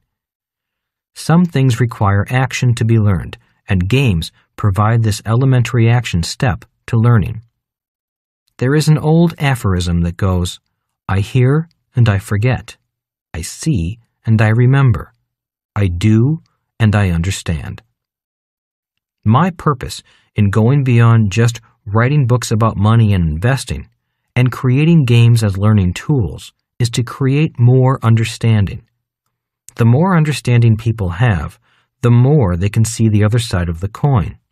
Instead of seeing fear and doubt, the players begin to see opportunities they never saw before because their understanding increases each time they play the game. There are many stories of people who have played our games and have had their lives suddenly changed. They have gained a new understanding about money and investing, an understanding that pushed out some old thoughts and gave them new possibilities for their lives. Rich Dad taught me to be a business owner and investor by playing the game of Monopoly. He was able to teach his son and me so much more after the game was over when we visited his businesses and real estate. I wanted to create educational games that taught the same fundamental and technical investing skills that Rich Dad taught me, far beyond what is taught in Monopoly. As Rich Dad said, the ability to manage cash flow and to read financial statements is fundamental to success on the B and I side of the cash flow quadrant. Investor controls possessed by the qualified investor. The qualified investor has control over 1. Yourself, 2. Income-expense ratios and asset-liability ratios, 3. When you buy and when you sell. The E's possessed by the qualified investor: 1. Education, 2. Experience, none, 3. Excess cash, maybe. The qualified investors, both fundamental and technical, are analyzing a company from the outside. They are deciding whether to become buying shareholders. Many very successful investors are happy operating as qualified investors. With the proper education and financial advice, many qualified investors can become millionaires. They are investing in businesses developed and run by others. Because they have studied and obtained a financial education, they are able to analyze the company from its financial statements. What does PE mean? The qualified investor understands the price-earnings (PE) ratio of a stock, which is also referred to as the market multiplier. The P/E ratio is calculated by dividing the current market price of a stock by the previous year's earnings per share. Generally, a low P/E would mean that a stock is selling at a relatively low price compared to its earnings. A high P/E would indicate that a stock's price is high and may not be much of a bargain. P/E ratio equals market price per share divided by net income per share. The P/E ratio of one successful company may be very different from that of another successful company if the two companies are in different industries. For example, high-tech companies with big growth and high earnings generally sell at much higher P/Es than low-tech or mature companies where growth has stabilized. Some stocks can sell at very high prices even when the companies have no earnings.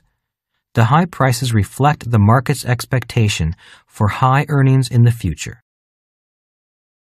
Future P/E is the key. A qualified investor recognizes that the current P/E is not as important as the future P/E. The investor wants to invest in a company that has a strong financial future. In order for the P/E ratio to be helpful to the investor, much more information about the company may be needed. Generally, the investor will compare a company's ratios for the current year with that of previous years to measure the growth of the company. The investor will also compare the company's ratios with those of other companies in the same industry. Not all day traders are qualified investors. Many people participate in day trading, which has become popular due to the convenience and availability of online trading. The day trader is hoping to earn profits through buying and selling securities within a single day. The day trader is very familiar with P/E ratios. What distinguishes a successful day trader from an unsuccessful day trader is often his or her ability to see behind the P/E ratio. For the most part, successful day traders have taken the time to learn the basics of technical or fundamental trading. Day traders without proper financial education and financial analysis skills are operating more like gamblers than traders. Only the most educated and successful day traders would be considered qualified investors. In fact, it has been said that the majority of new day traders lose some or all of their capital and quit trading within 2 years. Day trading is an extremely competitive S-quadrant activity in which the most knowledgeable and best prepared use everyone else's money. Learning how to keep a cool head and invest wisely during a crash is a very important qualified investor skill. Besides, it is during a crash that many people become very rich. Chapter 24. The Sophisticated Investor. The sophisticated investor knows as much as the qualified investor, but has also studied the advantages available through the legal system. Rich Dad defined the sophisticated investor as an investor who knows what the qualified investor knows and who is familiar with the following specialties of law. 1. Tax law. 2. Corporate law. 3. Securities law. While not a lawyer, sophisticated investors may base as much of their investment strategy on the law as on the investment product and potential returns. The sophisticated investor often gains higher returns with very low risk by using the different disciplines of law. Knowing the ETC. By knowing the basics of the law, the sophisticated investor is able to use the advantages of ETC, which stands for entity, timing, character. Rich Dad would describe the ETC as follows. The E stands for control over the entity, which means the choice of business structure. If you are an employee, this is not usually in your control.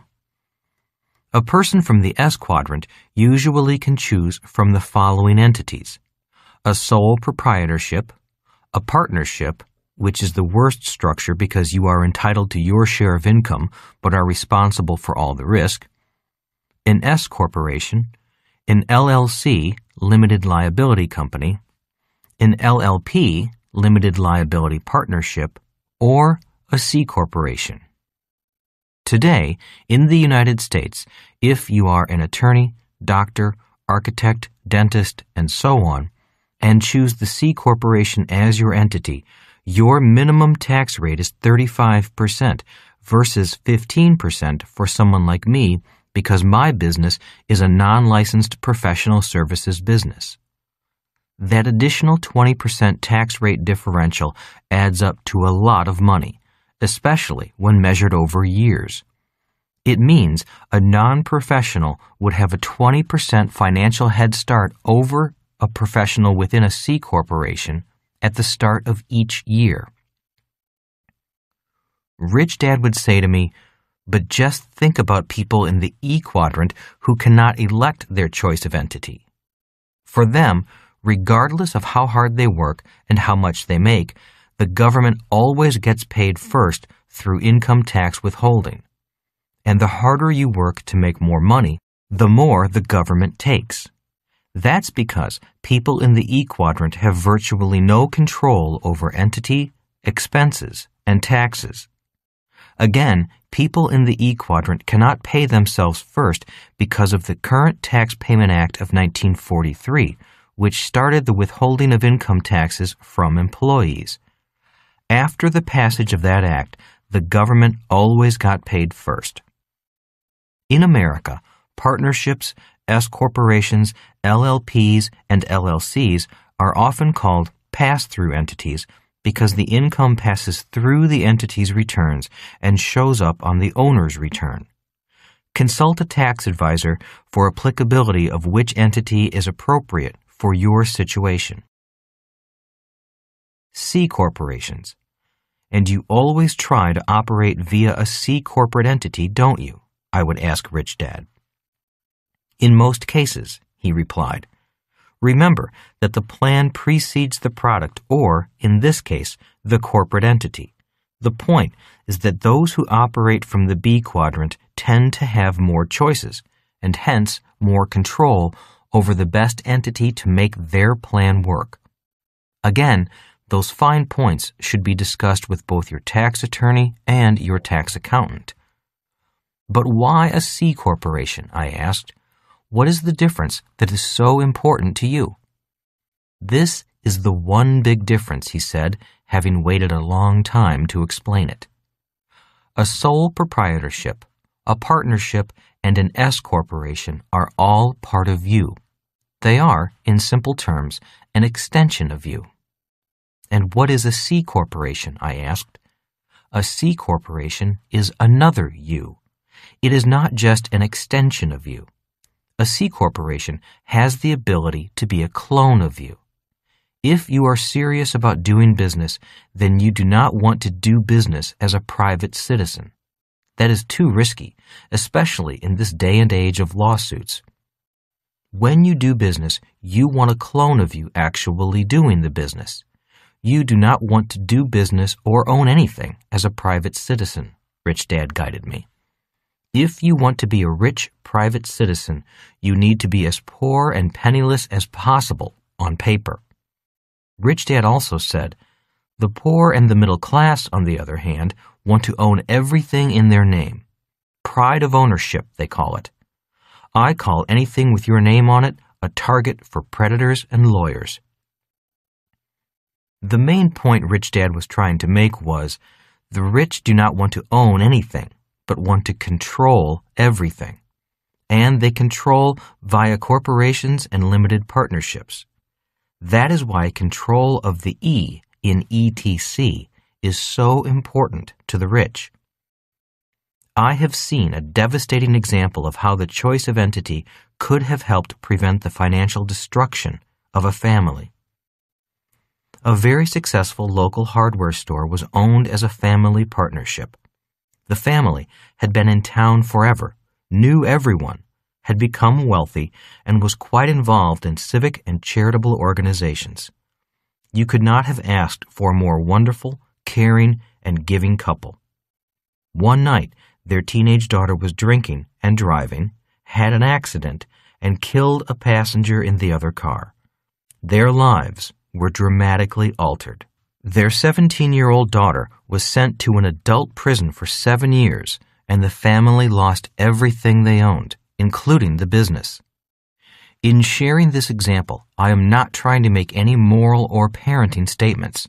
I'm simply pointing out that proper financial planning for both the family and the business, through the use of insurance, trusts, limited partnerships, or corporations, might have prevented this family from losing its livelihood. What about double taxation? I am often asked, why do you recommend C corporations instead of S corporations or LLCs? Why do you want to be subject to double taxation? Double taxation occurs because a corporation is taxed on its income, and then, when it declares a dividend to its shareholders, they are taxed on the dividend. The same thing can occur when an improperly structured sale of a corporation occurs and a liquidity dividend is declared. The dividend is not deductible to the corporation, but is taxable to the shareholder. Therefore, that income is taxed at both the corporate and individual level. Business owners often increase their own salaries to reduce or wipe out corporate profits and thereby eliminate the possibility of having those profits taxed twice.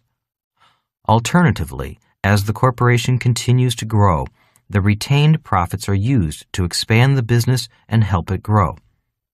In the United States, a C corporation must justify this accumulation of earnings or it will become subject to the accumulated earnings tax. There is no double taxation unless dividends are declared. I personally like C corporations because I believe they provide the maximum flexibility. I always look at the big picture. When I start a business, I expect it to become a big business. Most big businesses today are C corporations, or the equivalent in other countries. I grow businesses because I want to sell them or take them public, not receive dividends. Sometimes I choose a different entity for a business.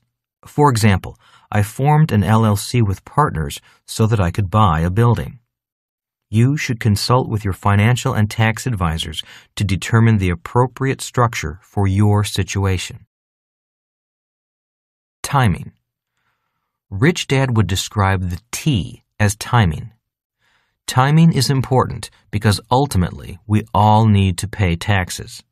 Paying taxes is an expense of living in a civilized society. The rich want to control how much they pay in taxes as well as when they have to pay them. Understanding the law helps in controlling the timing of paying taxes. For instance, Section 1031 of the U.S. Tax Code allows you to roll over your gain in investment real estate if you buy another property at a greater price. This allows you to defer paying taxes until the second property is sold, or you may choose to roll it over repeatedly, perhaps forever. Another important timing issue is provided by the C corporation status.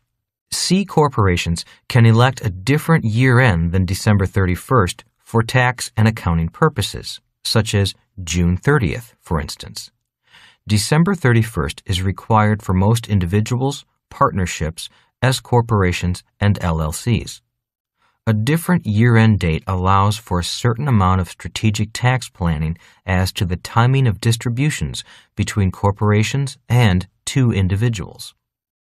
It is important to understand that all decisions related to entity selection, as well as income timing issues, should have legitimate business purposes and be thoroughly discussed with your legal and tax advisors. Although I use these tax planning opportunities personally, I do so with the careful guidance and planning of legal and tax advisors. It is imperative that you carefully review your individual financial and tax situation with your legal and tax advisors in order to choose the right entity for your business. Character of income. As far as the third component of the ETC, Rich Dad said, investors control. Everyone else gambles. The rich are rich because they have more control over their money than the poor and middle class. The moment you understand that the game of money is a game of control, you can focus on what is important in life, which is not making more money, but gaining more financial control.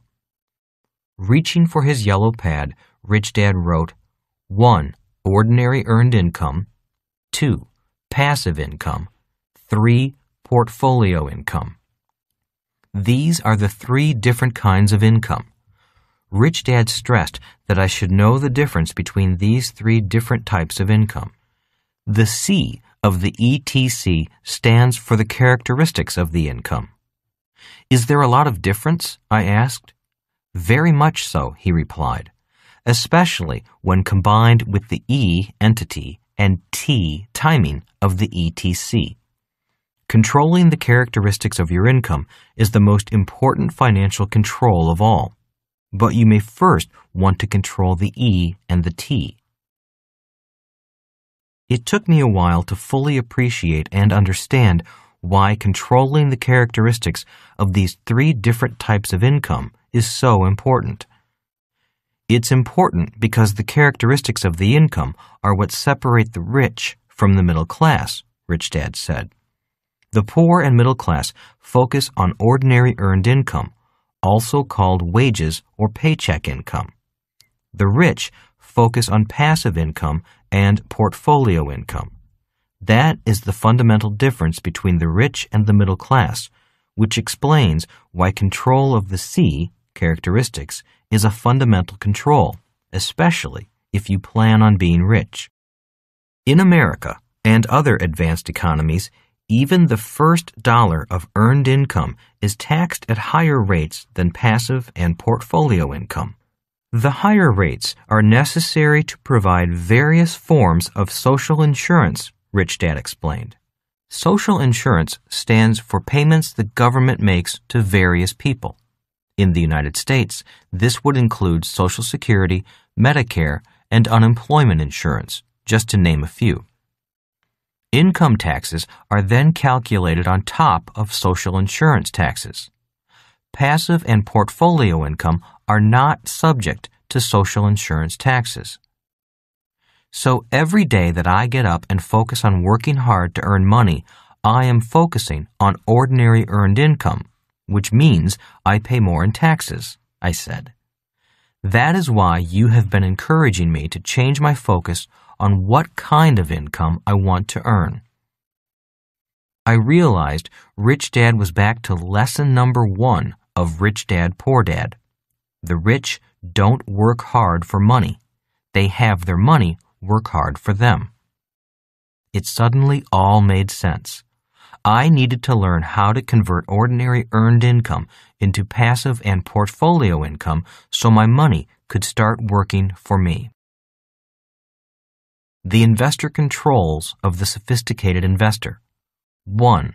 Control over yourself. 2. Control over income-expense ratios and asset-liability ratios. 3. Control over taxes. 4. Control over when you buy and when you sell. 5.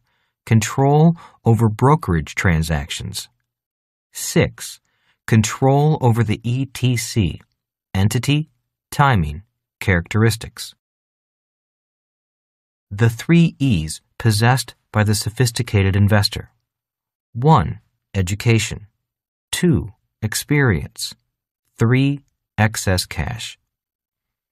The SEC test of a sophisticated investor is a non-accredited investor who either alone or with his purchasing representative has enough knowledge and experience in financial and business matters to be able to evaluate the merits and risks of the prospective investment. The SEC presumes that accredited investors, as defined earlier as the well-to-do who can afford to hire advisors, are capable of watching out for their own interests. In contrast, we believe many accredited and qualified investors are not sophisticated. Many wealthy individuals have not learned the basics of investing and the law. Many of them rely on investment advisors whom they hope are sophisticated investors to do the investing for them. Sophisticated investors understand the impact and advantages of the law and have structured their investment portfolio to take maximum advantage of entity selection, timing, and characteristics of income. In doing so, sophisticated investors have sought the advice of their legal and tax counsel. Many sophisticated investors are often content investing in other entities as outside investors. They may not possess control over the management of their investments, which distinguishes them from the inside investor. They may invest in management teams without possessing a controlling interest in the company. Alternatively, they may invest as partners in real estate syndications or as shareholders in large corporations. They study and invest prudently, but lack control over the management of the underlying asset, and therefore have access only to public information of the company's operations. This lack of management control is the defining difference between a sophisticated investor and an inside investor.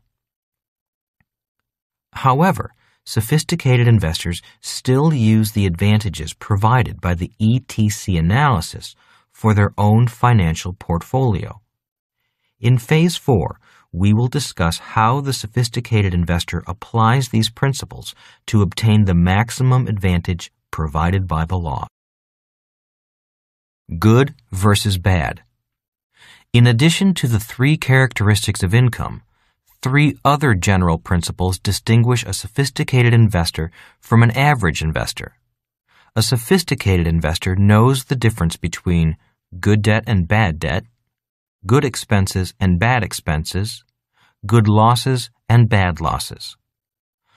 As a general rule, good debt, good expenses, and good losses all generate additional cash flow for you.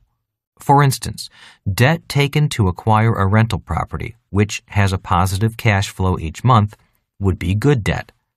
Likewise, paying for legal and tax advice are good expenses if they save you thousands of dollars in reduced taxes from tax planning. An example of a good loss is the loss generated by depreciation from real estate. This good loss is also called a phantom loss because it is a paper loss and does not require an actual outlay of cash. The end result is a savings in the amount of tax paid on the income offset by the loss. Knowing the difference between good and bad debt, expenses, and losses is what distinguishes the sophisticated investor from the average investor. When average investors hear the words debt, expense, and loss, they usually react negatively. Generally, their experiences with debt, expenses, and losses result in additional cash flowing out of their pockets instead of into their pockets. Sophisticated investors enlist the advice of accountants, tax strategists, and financial advisors to structure the most beneficial financial organization for their investments. They look for and invest in those deals that include the ETC features that support their personal financial plan, the map they are following to become rich. How can you identify a sophisticated investor? I remember a story my rich dad once told me about risk.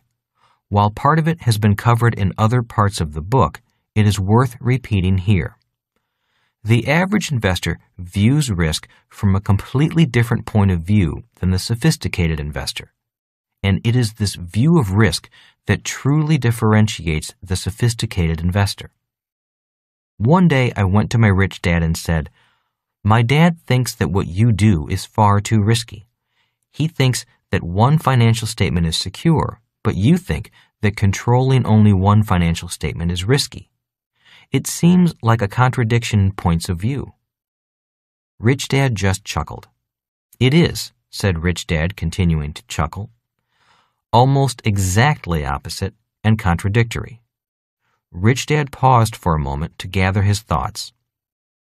If you want to become really rich, he said, then one of the things you will have to change is your point of view on what you think is risky and what is secure.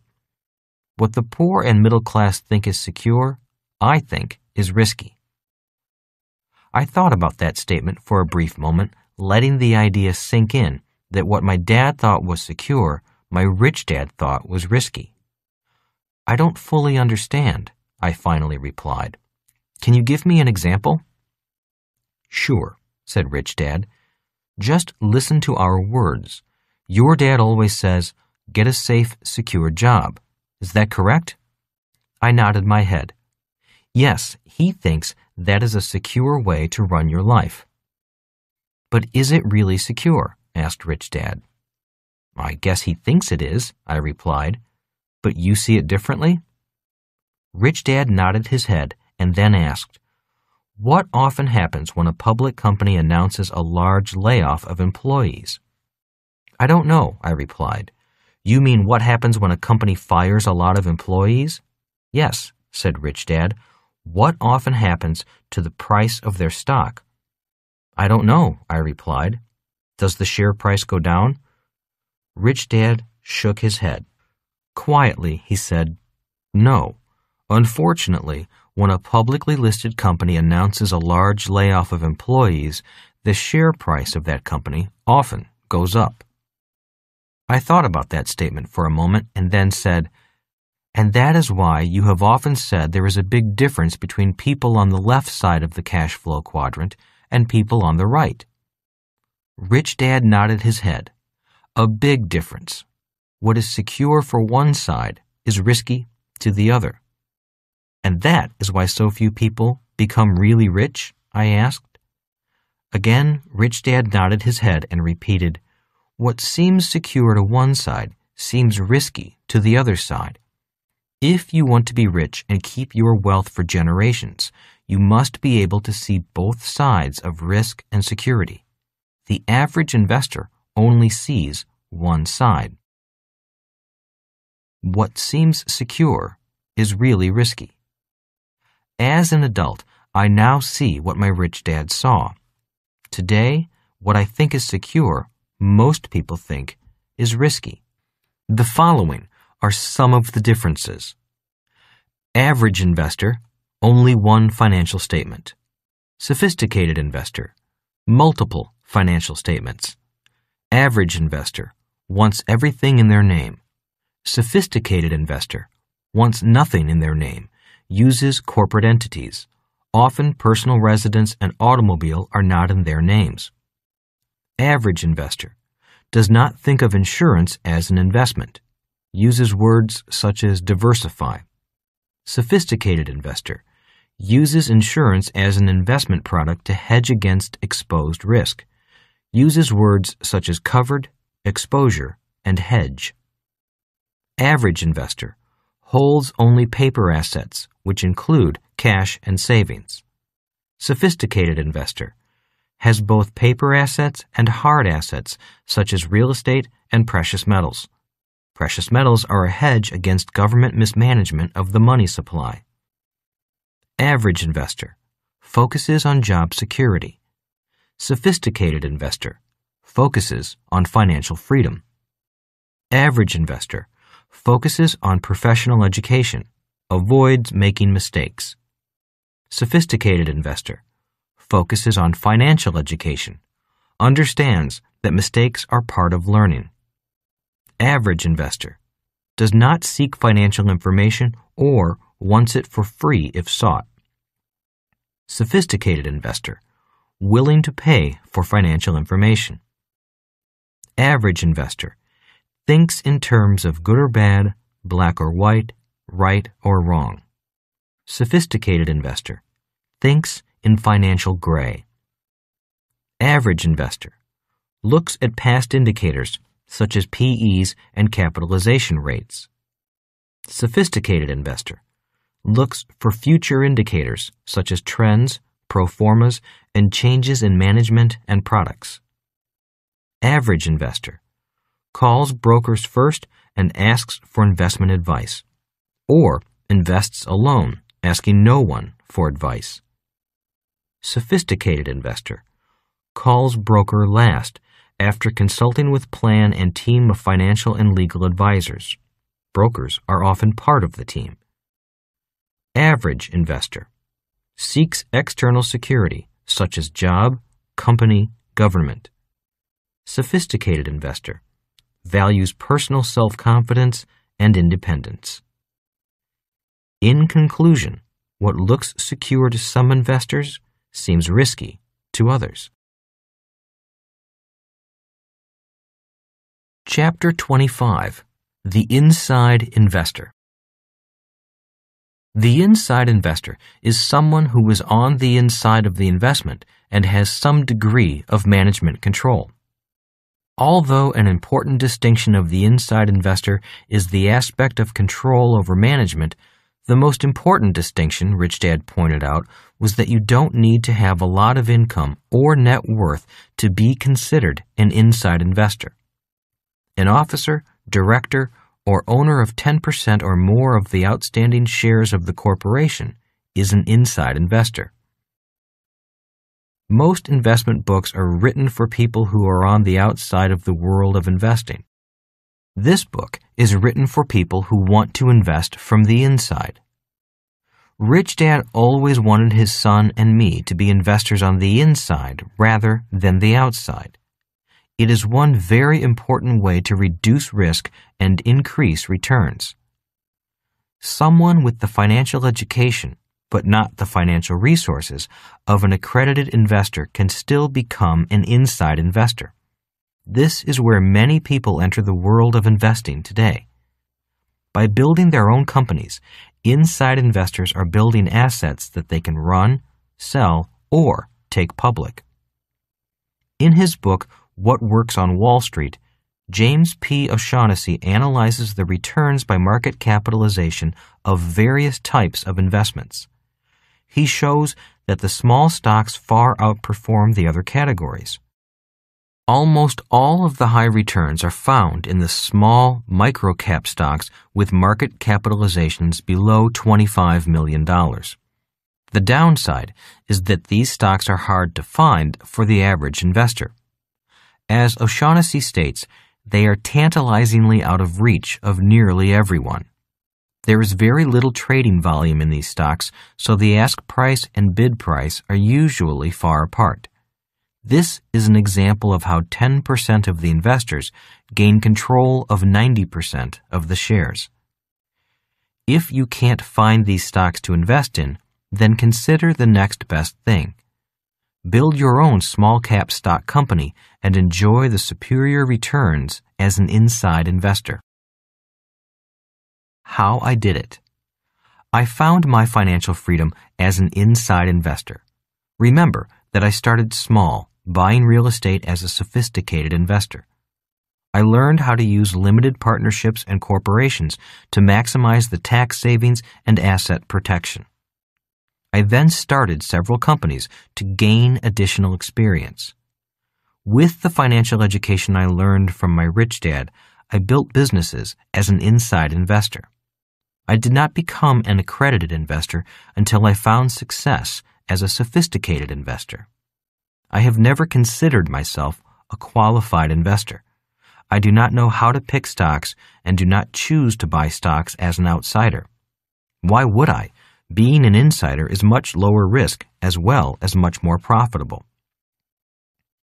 If I can learn to become an inside investor through building a company, then so can you. Remember that the more controls you possess over your investment, the less risky it is. The investor controls possessed by the inside investor. 1. Control over yourself. 2. Control over income-expense ratios and asset-liability ratios. 3. Control over the management of the investment. 4. Control over taxes. 5. Control over when you buy and when you sell. 6. Control over brokerage transactions. 7. Control over the ETC, entity, timing, characteristics. 8. Control over the terms and conditions of the agreements. 9. control over access to information. The 3 E's possessed by the inside investor. 1. Education. 2. Experience. 3. Excess cash. The SEC defines an insider as anyone who has information about a company that has not yet been made publicly available. The Securities Exchange Act of 1934 made it illegal for anyone who had non-public information on a company to profit from that information. This includes the insider, as well as anyone to whom he or she gives a tip who subsequently profits from the information. I use the word insider to define investors who have management control over the operations of the business. The inside investor has control over the direction of the company. An outside investor does not. I strongly oppose illegal insider trading. It is too easy to make money legally. Creating control. The money you invest and risk as the owner of a private business is your own. If you have outside investors, you have a fiduciary responsibility to manage their investment well, but you are able to control the management of the investment as well as access to insider information. Buying control. In addition to building a business on your own, you may become an inside investor through buying a controlling interest in an existing company. Buying a majority of the stock in a company allows you to acquire the controlling interest. Remember that as you increase the number of investor controls you possess, you continue to reduce your risk in the investment. That is, of course, if you possess the skill to manage the investment properly. If you already own a business and wish to expand, you may acquire another business through merger or acquisition. The important issues in mergers and acquisitions are far too numerous to explore here.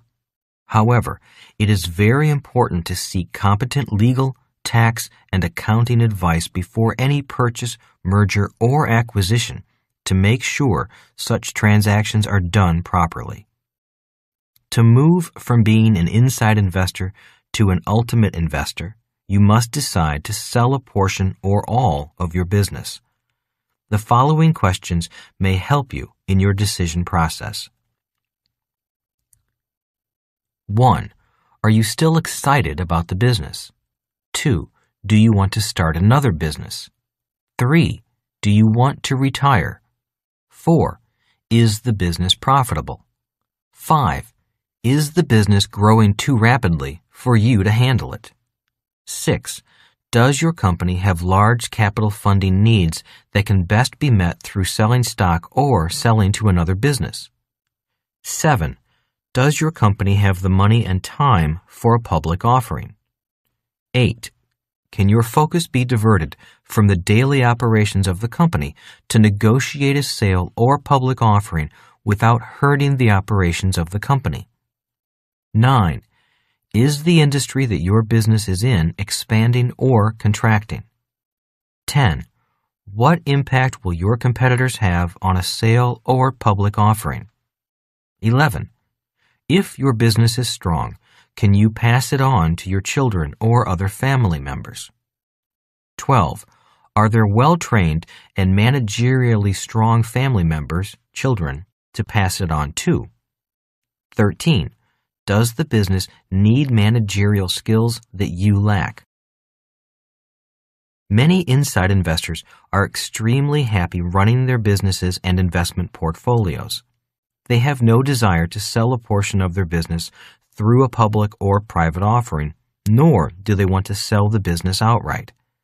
This is the type of investor that my best friend Mike has become. He is very content running the financial empire that he and his father built.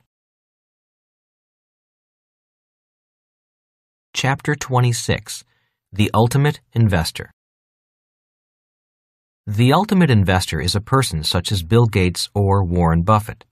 These investors build giant companies that other investors want to invest in. The ultimate investor is a person who creates an asset that becomes so valuable that the asset they created is worth literally billions of dollars to millions of people. Both Gates and Buffett became rich, not because of their high salaries or great products, but because they built great companies and took the companies public. While it is not likely that many of us will ever build a Microsoft or Berkshire Hathaway, we all have the possibility of building a smaller business and becoming wealthy by selling it privately or selling it publicly. Rich Dad used to say, "Some people build houses to sell, others build cars, but the ultimate is to build a business that millions of people want to own a share of." Investor controls possessed by the ultimate investor.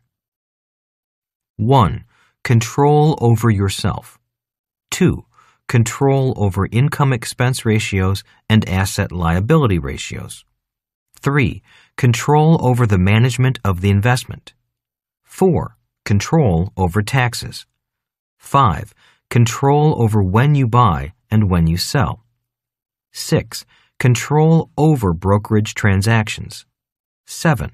Control over the ETC, entity, timing, characteristics. 8. Control over the terms and conditions of the agreements. 9.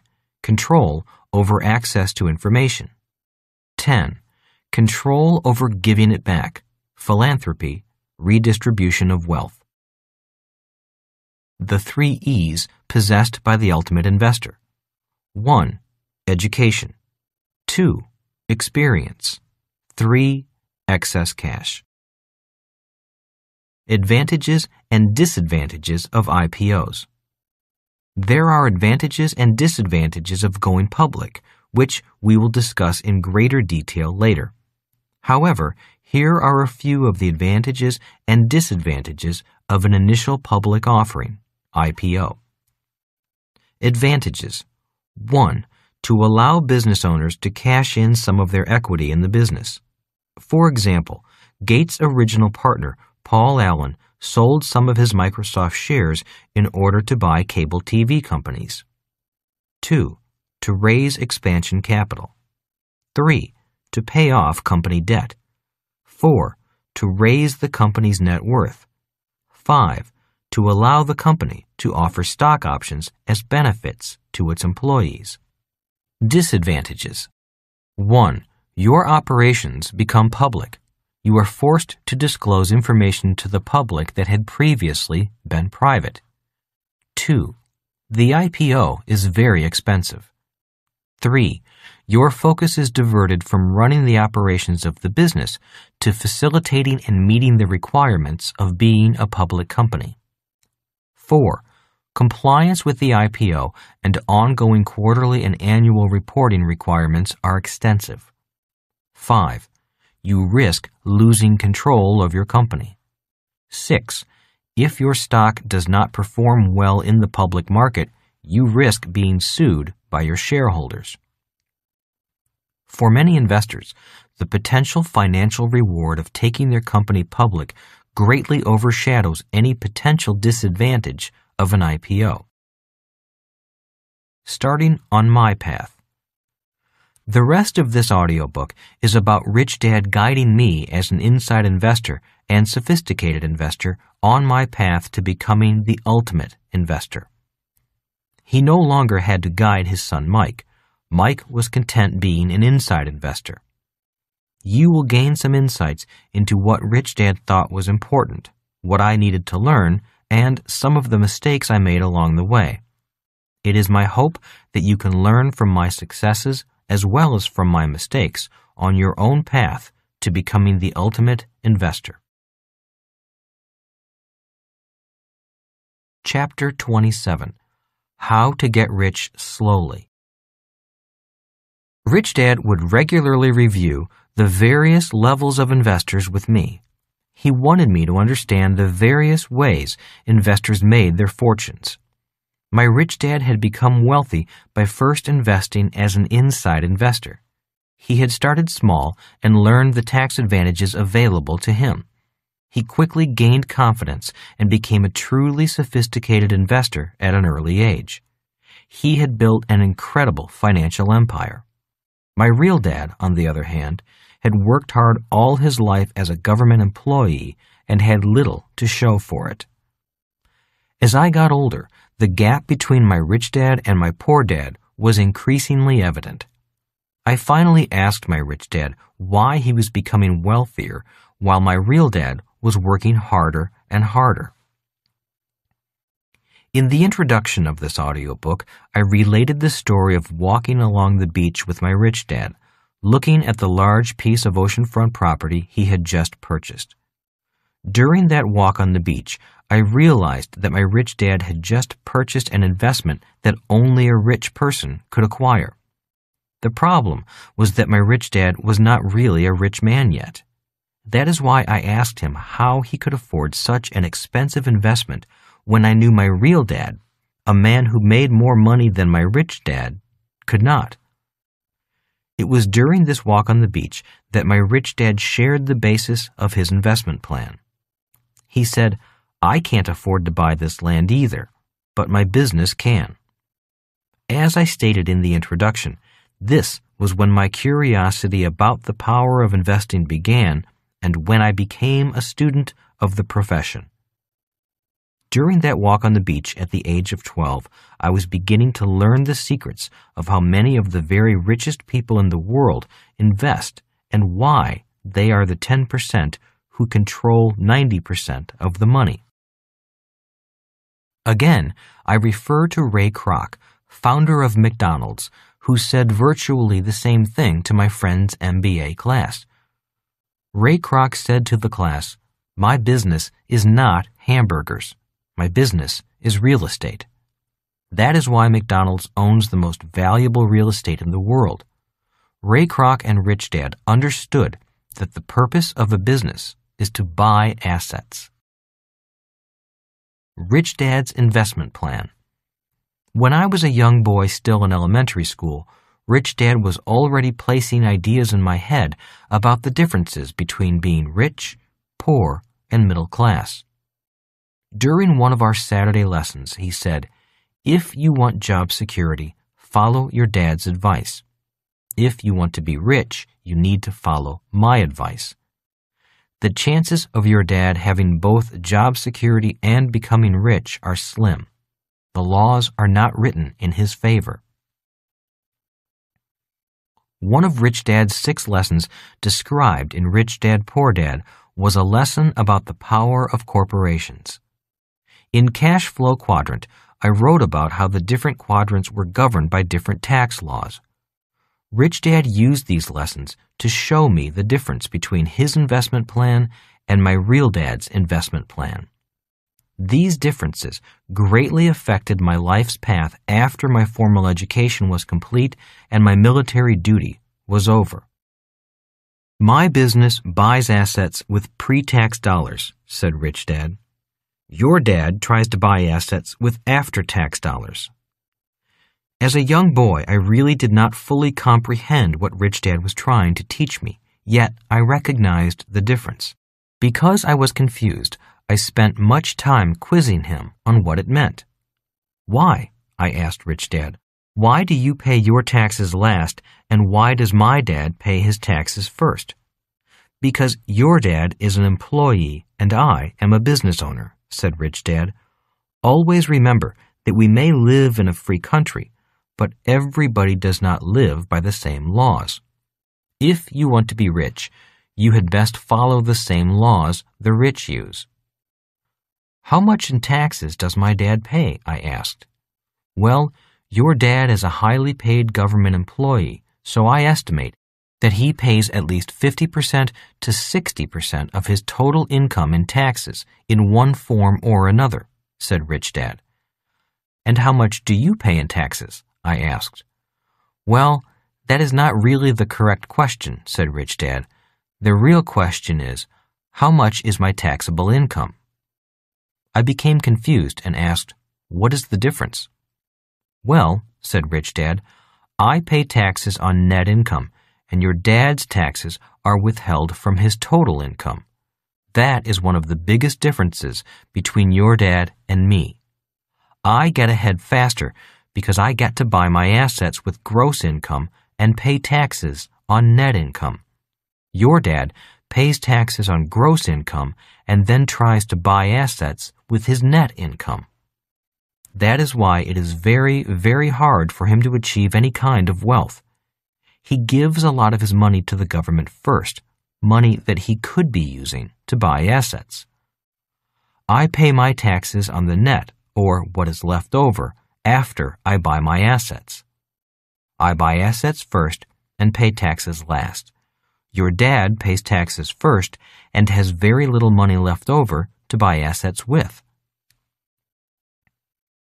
At the age of 10 or 11, I really did not understand exactly what Rich Dad was saying. I just knew it did not sound fair, and I said so. That is not fair, I protested. I agree, said Rich Dad, nodding. It isn't fair, but that is the law. The laws are the same.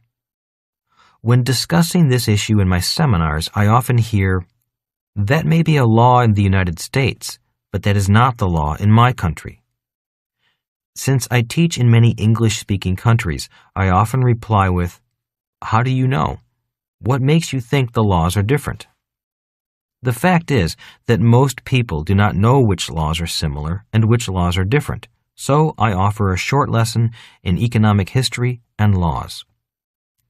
I point out to my classes that most English-speaking countries' laws are based upon English common law, the law spread throughout the world by the British East India Company. I also point out to them the date the rich began to make their rules. In 1215, the Magna Carta, the most famous document of British constitutional history, was signed. By signing the Magna Carta, King John yielded part of his power to the rich barons of England. It is now generally recognized that the Magna Carta showed the viability of opposition to the excessive use of royal power. I then explained the importance of the Magna Carta as my rich dad explained it to me.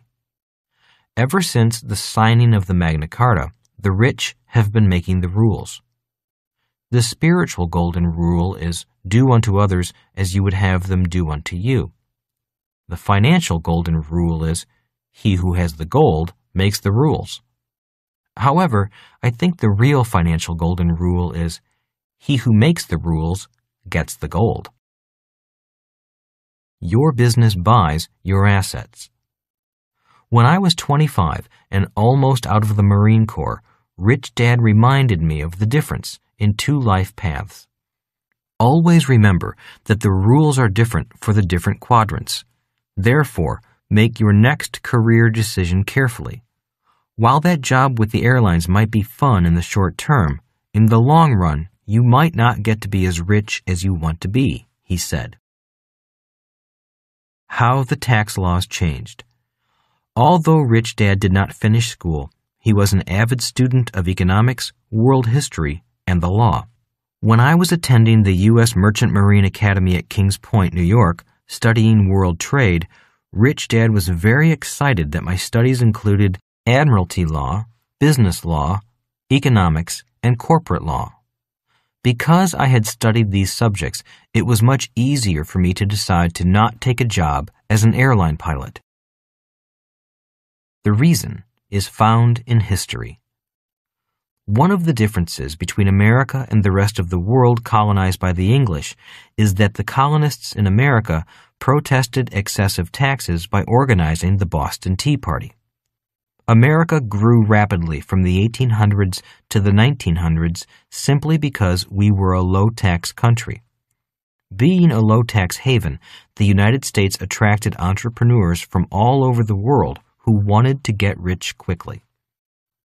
In 1913, however, we passed the 16th Amendment to the U.S. Constitution, which made taxation of the rich possible, and that was the end of the low-tax state.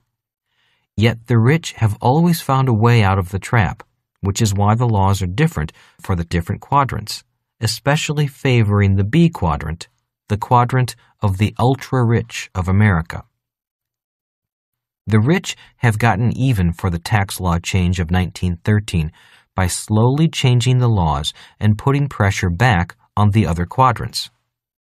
In 1943, the Current Tax Payment Act was passed. Now, instead of just taxing the rich, the federal government was allowed to tax everyone in the E quadrant. If you were an employee in the E quadrant, you could no longer pay yourself first because the government got paid first. People are always shocked to see how much is taken out in both direct taxes and in hidden taxes from their paycheck. In 1986, the Tax Reform Act was passed. This law change dramatically affected anyone who was a professional worker, people such as doctors, lawyers, accountants, architects, engineers, and so on. This law change prevented someone in the S quadrant from using the same tax laws used by the B quadrant. For example, if a person in the S quadrant has the same income as someone in the B quadrant, the S quadrant worker will have to pay a beginning tax rate of 35%, 50% when you include social insurance taxes. On the other hand, the B quadrant person could possibly pay 0% on the same amount of income. In other words, the golden rule, he who makes the rules keeps the gold, was once again true. The rules are made from the B quadrant and have been made from there ever since 1215, when the barons forced the king to sign the Magna Carta.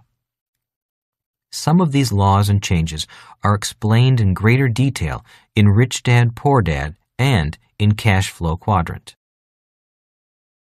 The decision is made.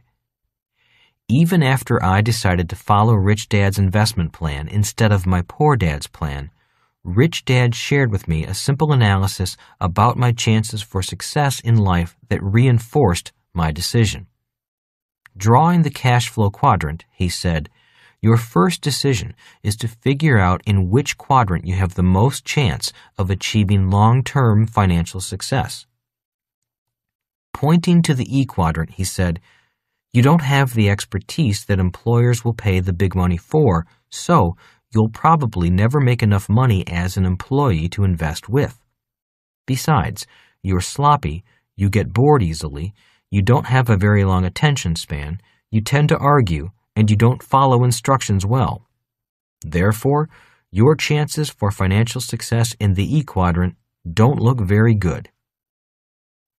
Pointing to the S quadrant, he said, S stands for smart. That is why so many doctors, lawyers, accountants, and engineers are in the S quadrant. You're bright, but you're not that smart. You were never much of a student. The S also stands for star. You'll probably never be a rock star, movie star, or sports star, so your chances of making the big money in the S quadrant are slim. That leaves the B quadrant, Rich Dad continued. This quadrant is perfect for you. Since you lack any special talent or expertise, your chances for attaining great wealth will be in this quadrant. And with that comment, I was certain. I decided that my best chance for great wealth and financial success would be through building a business. The tax laws were in my favor, and my lack of stardom in the other quadrants just made my decision easier. Lessons in hindsight. I try to pass along the bits of wisdom I learned from my rich dad. When I am asked how I invest, I usually tell the group about investing through a business, or, as Rich Dad said, my business buys my assets. Invariably, people raise their hands and say things such as, "But I am an employee and I do not own my own business." Not everyone can own a business. Starting a business is risky. I don't have any money to invest. To these types of responses to Rich Dad's investment plan, I offer these ideas.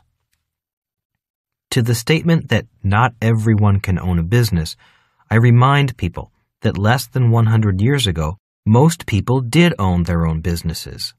Just 100 years ago, approximately 85% of the U.S. population was either independent farmers or small shopkeepers. I know that both sets of my grandparents were small business owners.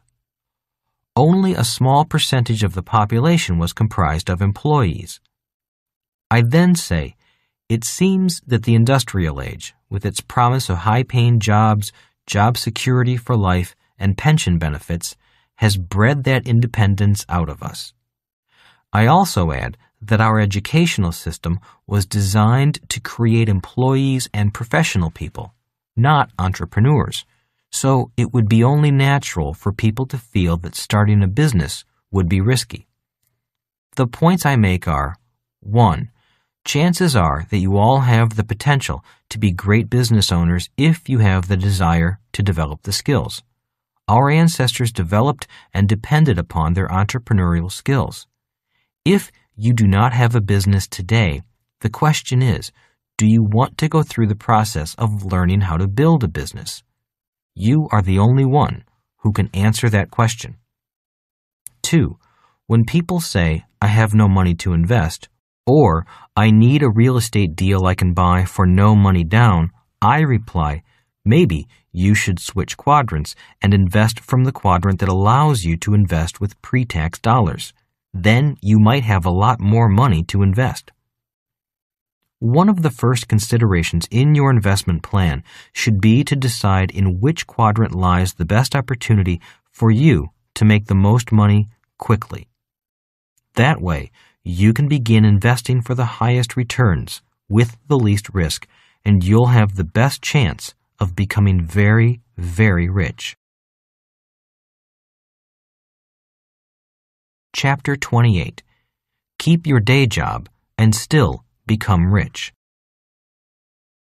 Once I decided to build a business, the next problem facing me was that I had no money. First, I did not know how to build a business. Second, I had no money to build a business with. And third, I had no money to live on. Feeling weak in the stomach and lacking confidence in myself, I called Rich Dad and asked him what I should do. He immediately said, "Go get a job." His reply shocked me. "I thought you were telling me to start my own business." "Yes, I did, but you still have to eat and put a roof over your head," he said. I have shared with countless people what he said to me next. Rule number 1 in becoming an entrepreneur is to never take a job for money. Take a job only for the long-term skills you will learn. The first and only job I got after the Marine Corps was with the Xerox Corporation. I chose it because it had the best sales training program. Rich Dad knew I was very shy and terrified of rejection. He recommended I learn to sell, not for the money, but to learn to overcome my personal fears. Each day, I had to go from office building to office building, knocking on doors, trying to sell people a Xerox machine. It was a very painful learning process, yet this process has made me millions of dollars over the years. Rich Dad would say, if you cannot sell, you cannot be an entrepreneur. For 2 years, I was the worst salesperson in the Honolulu branch. I took extra classes on selling, bought tapes, and listened to them. Finally, after nearly being fired several times, I began to make sales. Although I was still painfully shy, the sales training helped me to develop the skills I needed to acquire wealth. The problem was that no matter how hard I worked and how many machines I sold, I was always short of cash. I had no money with which to invest or to start a business. One day, I told Rich Dad that I planned to take a part-time job to supplement my income so I could invest. That was the moment he had been waiting for. Rich Dad said, "The biggest mistake people make is that they work too hard for their money." He went on, saying, "Most people do not get ahead financially because when they need more money, they take a part-time job. If they really want to get ahead, they need to keep their day job and start a part-time business." "It is time for you to start your business, part-time," he said. "Don't waste your time with a part-time job. A part-time job keeps you in the E quadrant, but a part-time business moves you towards the B quadrant.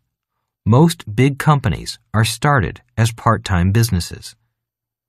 In 1977, I started my nylon and Velcro wallet business part-time. Many of you are familiar with that product line today. From 1977 to 1978, I worked very hard at Xerox, eventually becoming one of the top sales representatives in the branch. In my spare time, I was also building a business that would soon become a worldwide multi-million-dollar business. When people ask me if I loved my product line, a line that consisted of colorful nylon wallets, nylon watch bands, and nylon shoe pockets that attached to the laces of a running shoe and held a key, money, and ID card, I answer, no. I was not in love with the product line, but I did enjoy the challenge of building the business.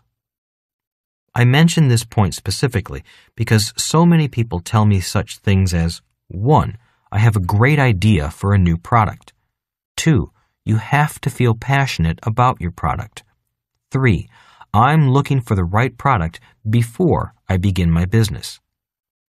To these people, I generally say, the world is filled with great ideas for new products. The world is also filled with great products, but the world is short of great business people. The primary reason to start a business part-time is not so much to make a great product. The real reason for starting a part-time business is to make yourself a great business person.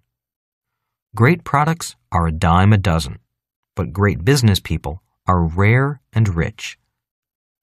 If you look at Bill Gates, founder of Microsoft, he did not even invent his software product. He bought it from a group of computer programmers and then went on to build one of the most powerful and influential companies in world history. Gates did not build a great product, but he did build a great business that helped him become the richest man in the world. Do not bother trying to make a great product.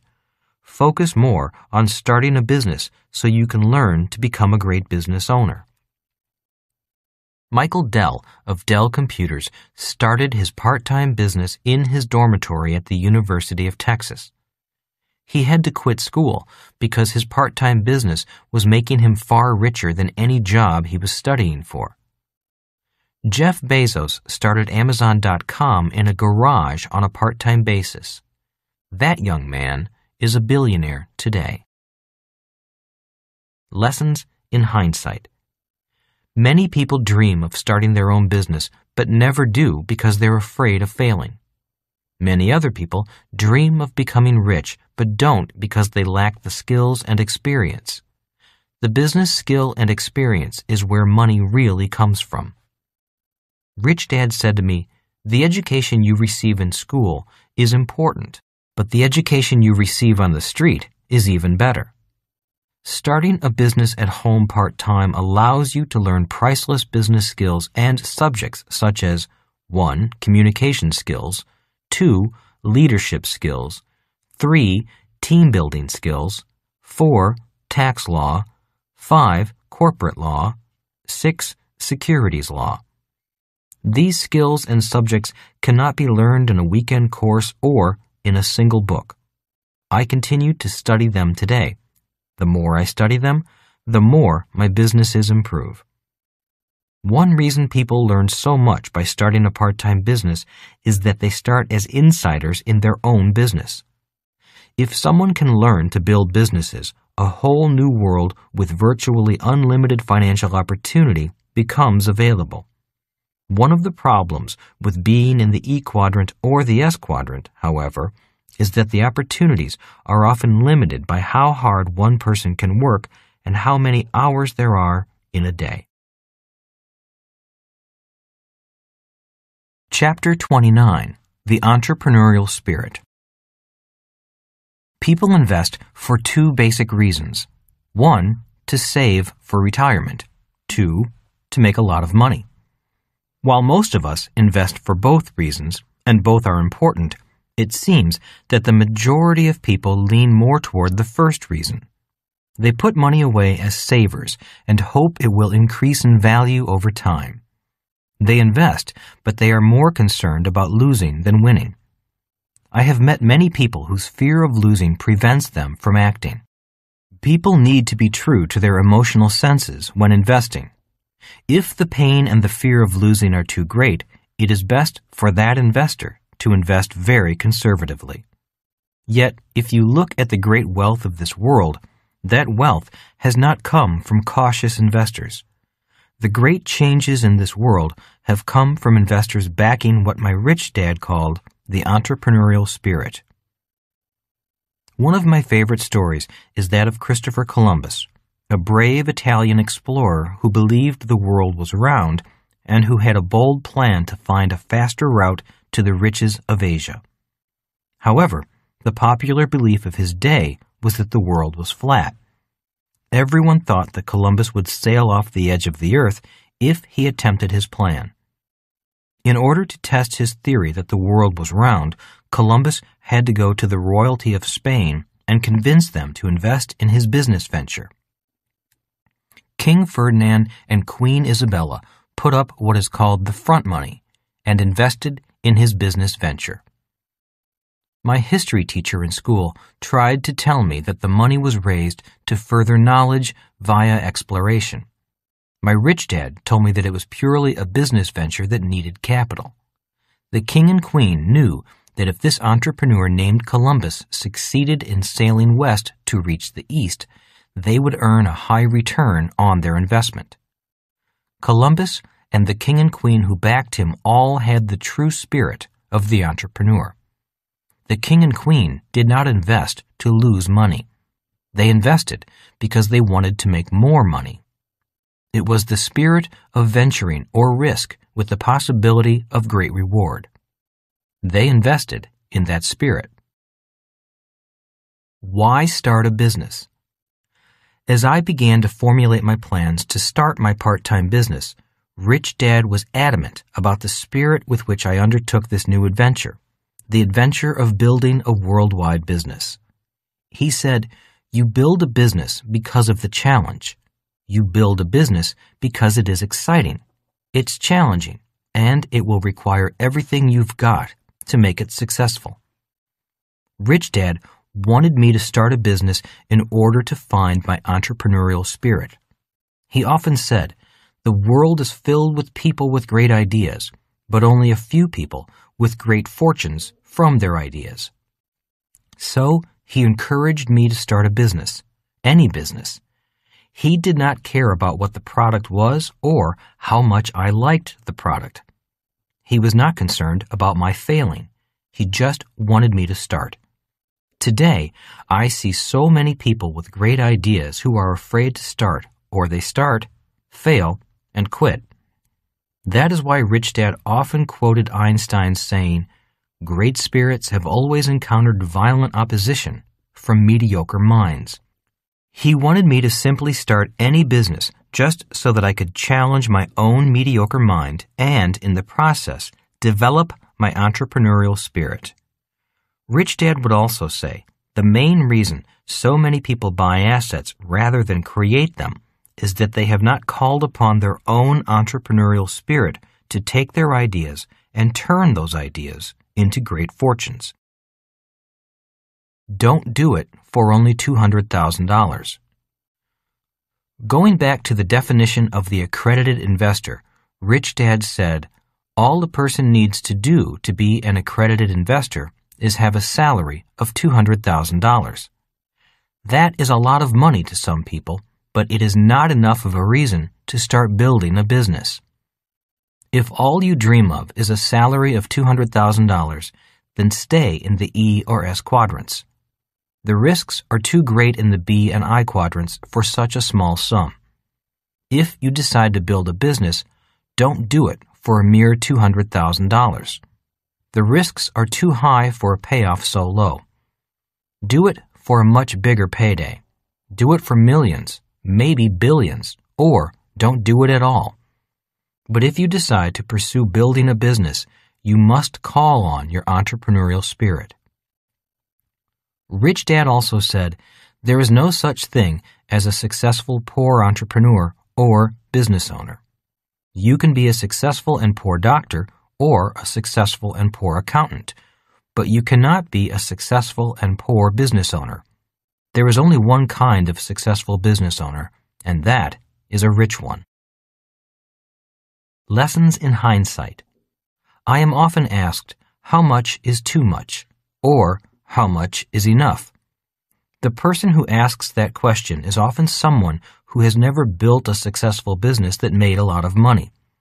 I have also noticed that many of the people who ask that question are in the E and S quadrants. Another big difference between people on the left side and people on the right side is that the people on the left side generally have only one financial statement because they often have only one source of income. Those on the right side have multiple financial statements and multiple sources of income. My wife and I are employees of several corporations in which we also have ownership interests. Therefore, we have financial statements as individuals and financial statements from our businesses. As our businesses become successful and generate cash flow for us, we take less income as employees. Many people on the left side do not know what it feels like to have more and more money coming in that requires less and less work. While the money is important, it is not the primary motivating factor for building a business. I think the question can best be answered by asking the same question in another way. The question is similar to asking a golfer, why do you keep playing golf? The answer is found in the spirit of the game.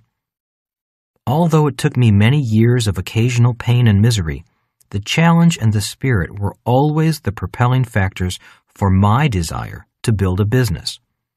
Today, I have friends who have sold their businesses for millions of dollars. Many of them take a few months off, and then they are right back in the game.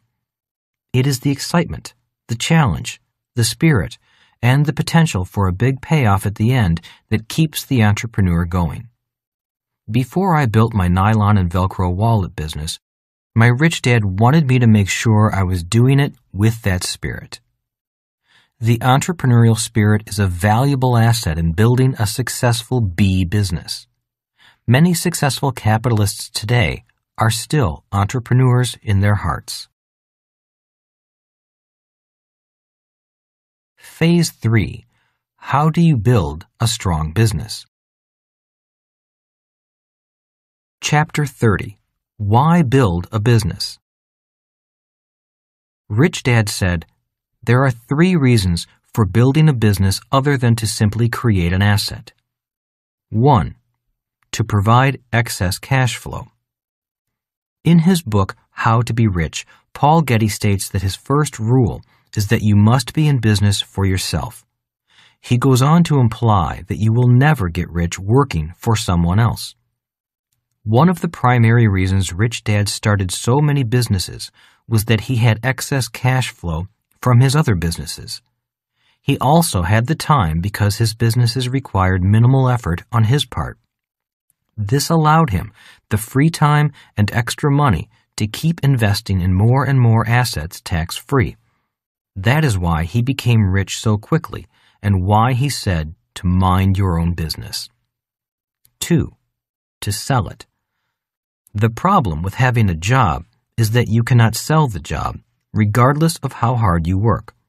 The problem with building a business in the S quadrant is that there is usually a limited market that would want to buy it. For example, if a dentist builds a practice, generally the only other person who may want to buy it is another dentist. To Rich Dad, that was too narrow of a market. He said, for something to be valuable, there must be many more people than you who want it. The problem with an S quadrant business is that you are often the only person who wants it. Rich Dad said, an asset is something that puts money in your pocket, or it can be sold to someone else for more than you have paid or invested in it. If you can build a successful business, you will always have a lot of money. If you learn to build a successful business, you will have developed a profession that few people ever achieve. In 1975, while I was learning to sell Xerox machines, I came across a young man who owned 4 quick copy print shops in Honolulu. The reason he was in the business of making copies was interesting. While in school, he had run the university's copy shop and learned the business side of the operation. When he came out of school, there were no jobs, So he opened up a copy shop in downtown Honolulu, doing what he knew best. Soon, he had 4 of these copy centers in 4 of the bigger downtown office buildings, all on long-term leases. A major copy shop chain came to town and made him an offer he could not refuse. He took their $750,000, a giant sum in those days, bought a boat, gave $500,000 to a professional money manager, and sailed around the world. When he returned a year and a half later, the manager had grown his investment to nearly $900,000. So the young man just sailed off again, back to the islands of the South Pacific. I was the guy who sold him the copy machines, and all I got was my small commission. He was the guy who built a business, sold it, and sailed away. I never saw him again after 1978, but I have heard that he pulls back into town every so often, checks his portfolio, and sails off again. My rich dad said, "As a business owner, you don't have to be right 51% of the time. You need to be right only once." He also said, "Building a business is the riskiest road for most people. But if you can survive and keep improving your skills, your potential for wealth is unlimited. If you avoid risk and play it safe on the E and S side, you may be safer, but you'll also limit what you can truly earn." 3. To build a business and take it public. This was Rich Dad's idea of becoming what he called the ultimate investor. It was building a business and taking it public that made Bill Gates, Henry Ford, Warren Buffett, Ted Turner, and Anita Roddick very, very wealthy. They were the selling shareholders while we were all the buying shareholders. They were insiders while we were outsiders, trying to look in. You are never too old, and you're never too young. If anyone tells you that you can't build a business that others want to buy, use that small-minded thought to inspire you. It is true that Gates was very young when he started Microsoft, but Colonel Sanders was 66 when he started Kentucky Fried Chicken. In the next few chapters, I will be describing what Rich Dad called the BI triangle. I use this triangle as a guide to building a business. It outlines the primary technical skills that are required. Rich Dad also felt certain personal traits were required to be a successful entrepreneur. Vision, the ability to see what others cannot see. Courage, the ability to act despite tremendous doubt. Creativity, the ability to think outside the box. The ability to withstand criticism. There is not one successful person who has not been criticized. The ability to delay gratification. It can be very difficult to learn to deny short-term, immediate self-gratification in favor of a greater long-term reward. Chapter 31. The BI Triangle. The Key to Great Wealth. Rich Dad called the BI triangle the key to great wealth. The BI triangle was very important to Rich Dad because it gave structure to his ideas. As he often said, there are many people with great ideas, but few people with great fortunes. The BI triangle has the power to turn ordinary ideas into great fortunes. The BI triangle is the guide to taking an idea and creating an asset. It represents the knowledge required to be successful on the B and I side of the cash flow quadrant. I have modified it a little over the years. I was about 16 years old when I first saw this diagram. Rich Dad drew it for me when I started asking him the following questions. 1. How is it that you have so many businesses and other people can barely handle one? 2. Why do your businesses grow while other people's businesses stay small? 3. How do you have free time when other business owners work constantly? 4. Why do so many businesses start and then fail so quickly? I did not ask him all these questions at the same time, yet they were questions that came to mind as I studied his businesses.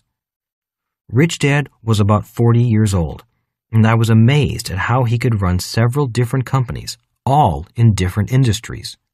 For example, he had a restaurant business, a fast food business, a convenience store chain, a trucking company, a real estate construction business, and a property management business. I knew he was following his plan to have his businesses buy his true investments, which, for him, was real estate. But it was amazing how many businesses he could run all at the same time. When I asked him how he could start, own, and manage so many businesses, his response was to draw the BI triangle. Today, I own interests in several different companies in completely different businesses because I use the BI triangle as a guide.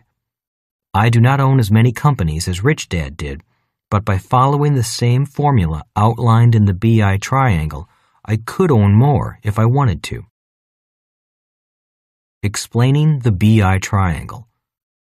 Obviously, the amount of material that could be written and needs to be written to cover the information represented by the BI triangle is more than this book could cover. However, we will review the basics. Mission. Rich Dad said, a business needs both a spiritual and a business mission to be successful, especially at the beginning. When he explained this diagram to his son and me, he always began with the mission since he thought it to be the most important aspect of the triangle, which is why it was at the base. If the mission is clear and strong, the business will weather the trials every business goes through during its first 10 years. When a business gets big and it forgets its mission, or the mission it was created for is no longer needed, the business begins to die. Rich Dad chose the words spiritual and business. He said, many people start a business only to make money. Just to make money is not a strong enough mission. Money alone does not provide enough fire, drive, or desire. The mission of a business should fill a need that the customers want. And if it fills that need, and fills it well, the business will begin to make money. When it came to the spiritual component of the mission, Rich Dad said, Henry Ford was a man driven by a spiritual goal first and a business goal second. He wanted to make the automobile available to the masses, not just the rich. That is why his mission statement was, democratize the automobile. When the spiritual mission and business mission are both strong and in line, the combined power builds huge businesses. Rich Dad's spiritual mission and business mission were closely in line. His spiritual mission was to provide jobs and opportunities for many of the poor people to whom he served food in his restaurants. Rich Dad thought the mission of a business was very important, although it was hard to see and to measure. He said, without a strong mission, a business is not likely to survive its first 5 to 10 years. He also said, at the start of a business, the mission and the entrepreneur's spirit are essential for the business to survive. The spirit and mission must be preserved long after the entrepreneur is gone, or the business will die. The mission of a business is a reflection of the spirit of the entrepreneur.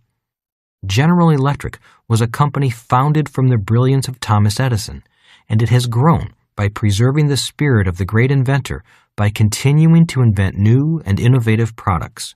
Ford Motor Company has survived by continuing in the tradition of Henry Ford. Today, I believe that Bill Gates' spirit continues to drive Microsoft to dominate the world of software.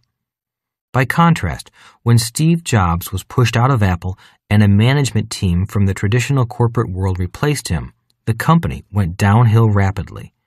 As soon as Jobs was brought back into Apple, the spirit of the company rebounded, new products came forth, profitability increased, and the share price went up. Although the mission of a business is hard to measure, impossible to see, and for all practical purposes an intangible, most of us have experienced it. We can identify the mission of someone who is trying only to sell us something for a commission just as easily as we can tell when someone is trying to help meet our needs. As the world becomes crowded with more and more products, the businesses that survive and do well financially will be businesses that focus on serving and fulfilling the company's spiritual mission, their customers' needs, rather than just increasing the company's revenues. The Rich Dad Company, the company that Kim and I created, has the following mission: to elevate the financial well-being of humanity. By being clear and true to the dual spiritual and business mission of this company, we have enjoyed great success. By being clear on our mission, we attract individuals and other groups aligned with a similar mission. Some people call it luck. I call it being true to our mission. Over the years, I have come to believe that Rich Dad was right about the importance of having the spiritual mission and business mission be strong and in line. In fact, it's one single two-pronged mission. In all truthfulness, not all of my businesses have as strong a dual mission as the Rich Dad Company does. Other businesses in which I own interests have stronger business missions than spiritual missions. I now realize that my nylon and Velcro wallet business had a very different mission than I first thought. The mission for building that business was to give me a fast education about building a worldwide business. That business fulfilled that mission rather painfully. In other words, I got what I wanted. The business grew very quickly, success was fast and furious, and so was the crash. Yet, as painful as the experience was, I realized that I had achieved my mission. After I dug myself out from under the rubble and rebuilt the business, I learned what I set out to learn. As Rich Dad said, many entrepreneurs don't really become business people until after they lose their first business. In other words, I learned more by losing the business and rebuilding it than I did by being successful. As Rich Dad said, school is important, but the street is a better teacher. My first big business venture after leaving the Marine Corps was expensive and painful, but the lessons I learned were priceless. The business had fulfilled its mission. The entrepreneur's spirit. A company's mission helps it maintain focus. In the early stages of development, many factors can cause distraction. The best way to get back on track is to revisit your mission. Does the distraction affect the achievement of your mission? If so, you must deal with the distraction as quickly as possible so that you can refocus your efforts on the overall mission. Today, I notice many people becoming instant millionaires, even billionaires, just by taking a company public through an IPO. I often wonder if the company's mission was just to make money for owners or investors, or whether the company was really formed to fulfill a mission or some kind of service. I am afraid that many of these new IPOs will ultimately fail because their only mission is to make money quickly. Besides, it is in the mission of the company that the entrepreneur's spirit is found. Team. Rich Dad always said, business is a team sport. He went on saying, investing is a team sport. He would also say, the problem with being in the E and S quadrant is that you as an individual play the game against a team. One of Rich Dad's strongest criticisms of the educational system was, in school they train students to take tests on their own. If a child attempts to cooperate at test time, it is called cheating. In the real world of business, business owners cooperate at test time. And in the world of business, every day is test time. A very important lesson. For people considering building a powerful and successful business, I think this lesson on teamwork is crucial. It is one of the primary keys to my financial success. Business and investing are team sports, and remember that every day in business is test time. To be successful in school, you had to take tests alone. In business, success comes from taking tests as a team, not as an individual. People in the E and S quadrant often make less money than they could or would like to because they attempt to do things on their own. If they work as a group, especially those in the E quadrant, they form a union instead of a team. Many investors today are trying to invest as individuals. I see and read about thousands of people who are doing online day trading. This is a perfect example of an individual trying to trade against well-organized teams. That is why so few of them succeed and why many lose their money. I was taught that when it comes to investing, you should invest as a team member. Rich Dad would say, if people want to become sophisticated investors and more, they must invest as a team. On Rich Dad's team were his accountants, his attorneys, his brokers, his financial advisors, his insurance agents, and his bankers. I use the plurals here because he always had more than one advisor. When he made a decision, it was with his team's input. Today, I do the same. A big team before a big boat. On television today, I see commercials of a rich couple sailing their yacht in some warm tropical waters. The ad seems to draw in all the individuals who are trying to get rich on their own. Whenever I see that commercial, I often think of Rich Dad saying to me, most small business people dream of someday owning a boat or a plane. That is why they will never own that boat or plane. When I was first starting out, I dreamed of having my own team of accountants and attorneys, not a boat. Rich Dad wanted me to aim to have a team of accountants and attorneys working only on my business before I dreamed of a boat. To drive his point home, he had me go to an accountant in town with my meager little tax return.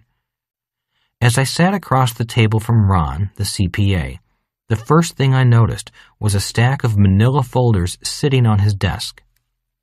Immediately, I got Rich Dad's lesson. This CPA was minding about 30 other businesses on that day alone. How could he pay full attention to my business? Returning to Rich Dad's office that afternoon, I saw something I had never noticed before. As I sat in the reception area waiting for Rich Dad's personal secretary to let me in, I could see a team of people working only on Rich Dad's business. In the working area of his office was a row of bookkeepers, about 14 of them. There were also 5 full-time accountants and a chief financial officer. He also had 2 full-time attorneys working in his main office. When I sat down in front of Rich Dad, all I said was, "They're all minding your businesses and no one else's." Rich Dad nodded. As I said, most people work hard and dream of getting away on their own boat. I first dreamed of having a team of full-time accountants and attorneys. That is why I can now have the big boat and the free time. It is a matter of priorities. How do you afford the team? I am often asked, how can you afford to pay for this team? That question usually comes from someone in the E or S quadrant. Again, the difference goes back to the different laws and rules for the different quadrants. For example, when a person in the E quadrant pays for professional services, they do so with after-tax money. Business owners pay their business expenses first, before they pay taxes. That means they have more money before taxes to pay their team and have less net income left over for the government to tax. There is also a difference between the B quadrant business owner and the S quadrant business owner. The B quadrant business owner does not hesitate to pay for these services because the business system, the entire BI triangle, is paying for the services. S quadrant business owners are often paying for the services out of their own sweat and blood, so most of them cannot afford to hire a full-time staff because they often do not earn enough to cover their own financial needs. The best education. My answer is the same when I am asked questions such as, how did you learn so much about investing and business? How do you get such high returns with such low risk? What gives you the confidence to invest in what others see as risky? How do you find the best deals? I answer, my team. My team consists of my accountants, attorneys, bankers, brokers, and so on. When people say building a business is risky, they often speak from a point of view of doing it alone, a habit they learned from school. In my opinion, not building a business is risky. By not building a business, you are failing to gain priceless real-world experience, and you are failing to get the best education in the world, the education that comes from your team of advisors. As Rich Dad would say, people who play it safe lose out on the best education in the world, and they waste a lot of precious time. Time is our most valuable asset, especially as you get older. As someone once lamented, the most unexpected thing that happens to us is old age. Tetrahedrons and teams. I am often asked, what is the difference between a B quadrant business and an S quadrant business? My reply is, the team. Most S quadrant businesses are either structured as sole proprietorships or partnerships. They could be teams, but not the kind of team I am talking about. Just as people in the E quadrant often bind together as a union, people in the S quadrant often organize as a partnership. When I think of a team, I think of different types of people with different skills coming together to work together. In a union or partnership, such as the teachers' union or a law partnership, the same kinds of people and professions often come together. One of my greatest teachers was Dr. R. Buckminster Fuller. Dr. Fuller set out years ago to find what he called the building blocks of the universe. In his search, he found out that squares and cubes do not exist in nature. He would say, tetrahedrons are the basic building blocks of nature. When I look at the Great Pyramids of Egypt, I understand a little more about what Dr. Fuller was talking about. While tall skyscrapers come and go, those pyramids have withstood the test of time through many centuries. Dr. Fuller was looking for a stable structure in the universe, and he found it in the tetrahedron. The different models. The prefix tetra means 4. In other words, it has 4 points. After studying with Dr. Fuller, I began to see the importance of having structures with a minimum of 4. It's no coincidence that the cash flow quadrant has 4 parts. A well-managed business will have excellent employees. In this instance, I say the E stands for both excellent and essential because the employees are responsible for the day-to-day activities of the business. The E also stands for extension because the employees are the extension of the business owner and represent the business to the customer. The specialists are typically from the S quadrant. The S stands for specialized because each specialist will guide you based on his or her area of expertise.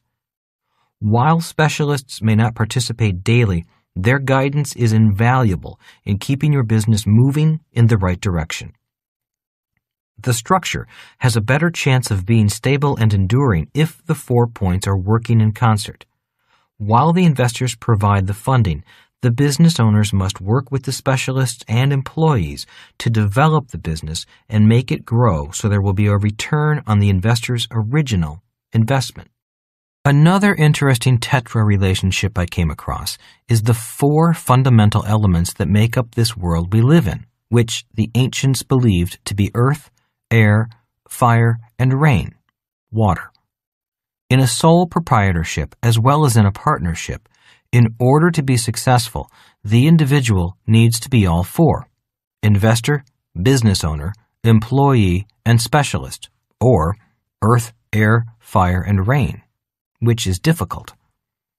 While most of us have all 4 elements in us, we each tend to be weighted predominantly to one of the elements. For example, I am fire, born under the signs of Aries and the planet Mars. That means I am good at starting things, but not completing them.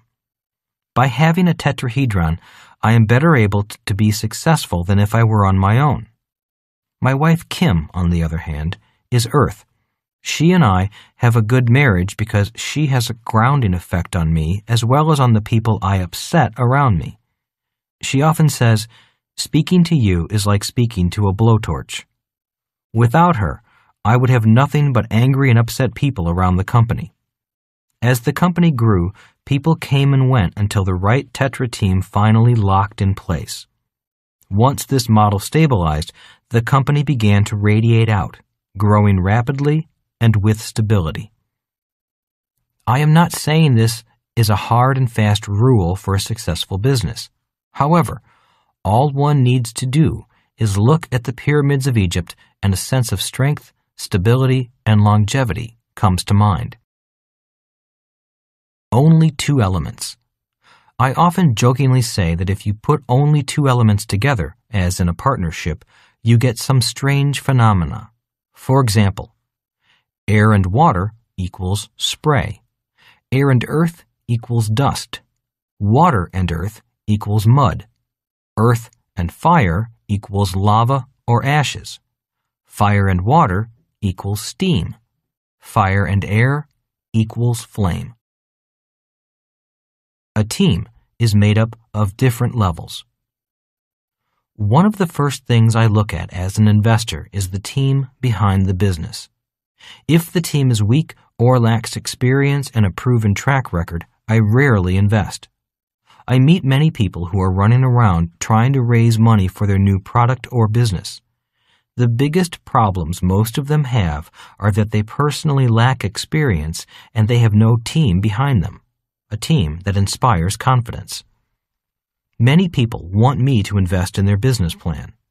One of the things most of them say is, "Once this company is up and running, we're going to take it public."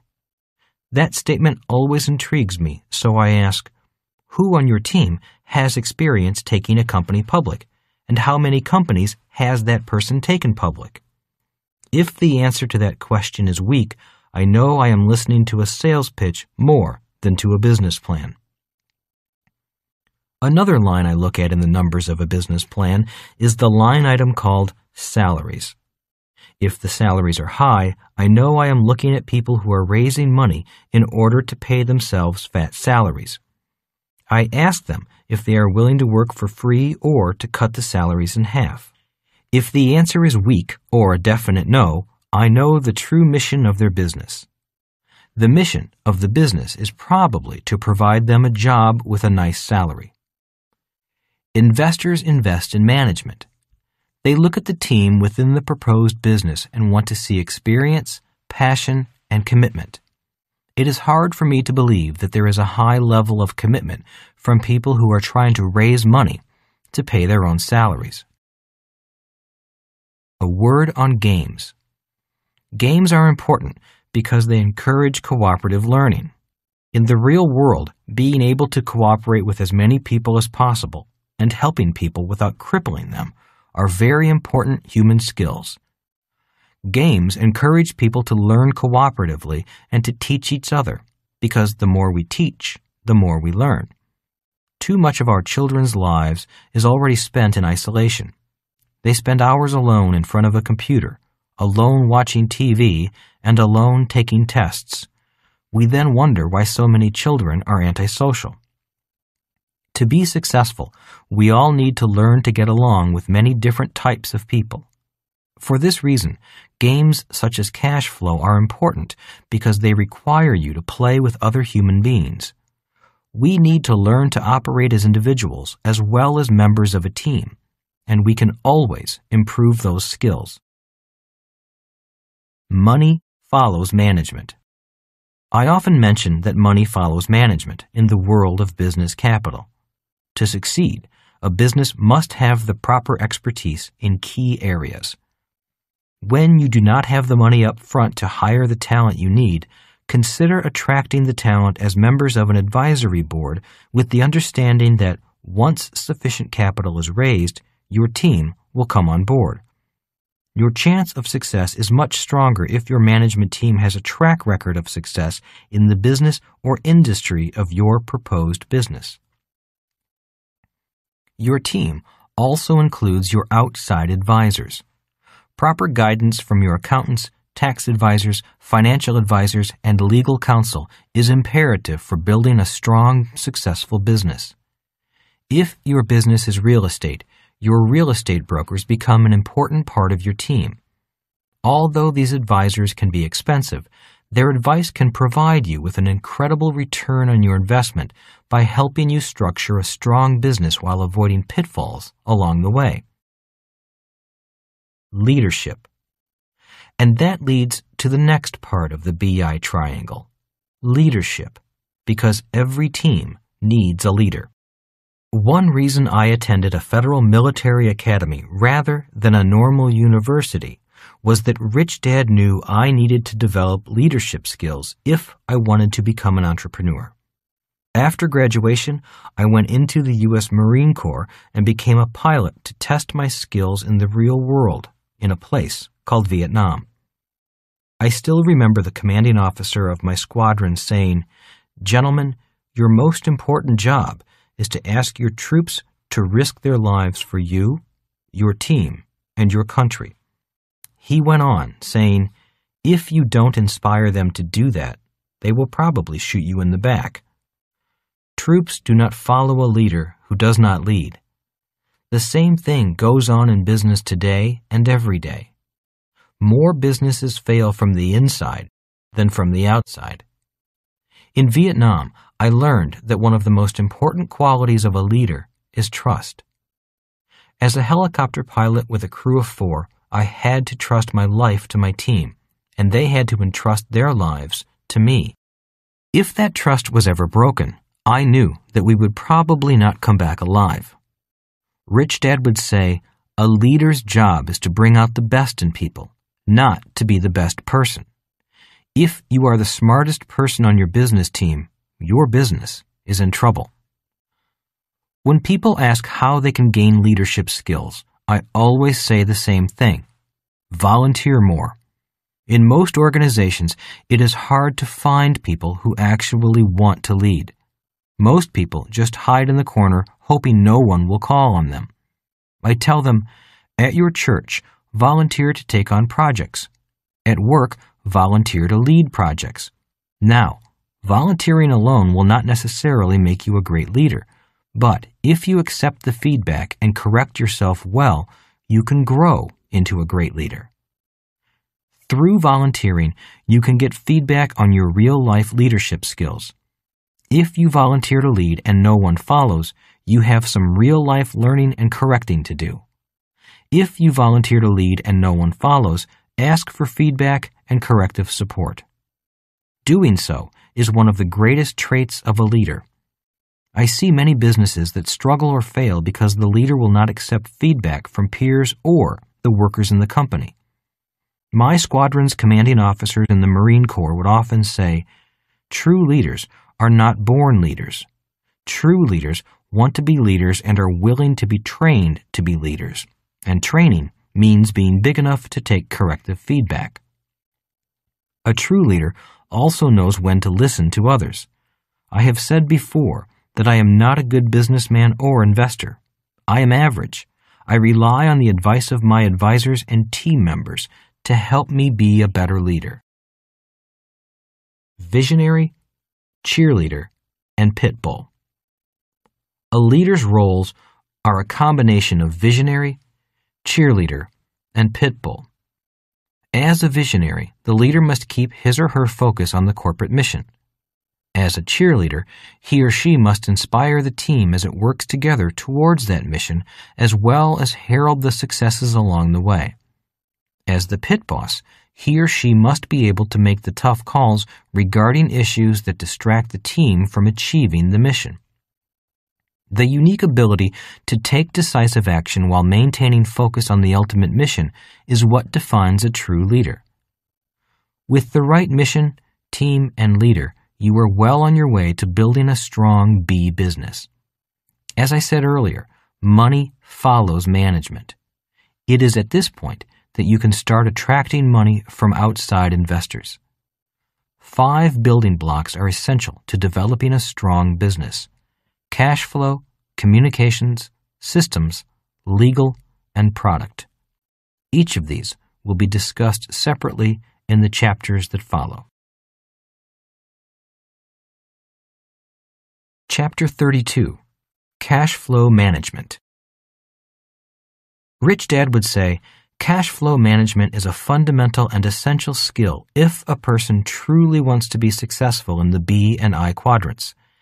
That is why he insisted that Mike and I read financial statements of other companies. In fact, he spent most of his time teaching us to be financially literate. He would say, financial literacy allows you to read the numbers, and the numbers tell you the story of the business based on facts. If you ask most bankers, accountants, or loan officers, they will tell you that many people are weak financially simply because they are not financially literate.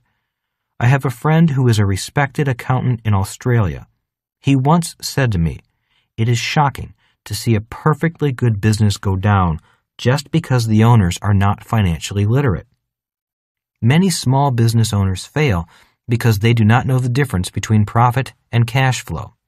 As a result, many very profitable businesses go broke. They fail to realize that profit and cash flow are not the same things. Rich Dad would drum into my head the importance of cash flow management. Business owners need to see the 2 types of cash flow if they want to be successful. There is actual cash flow, and there is phantom cash flow.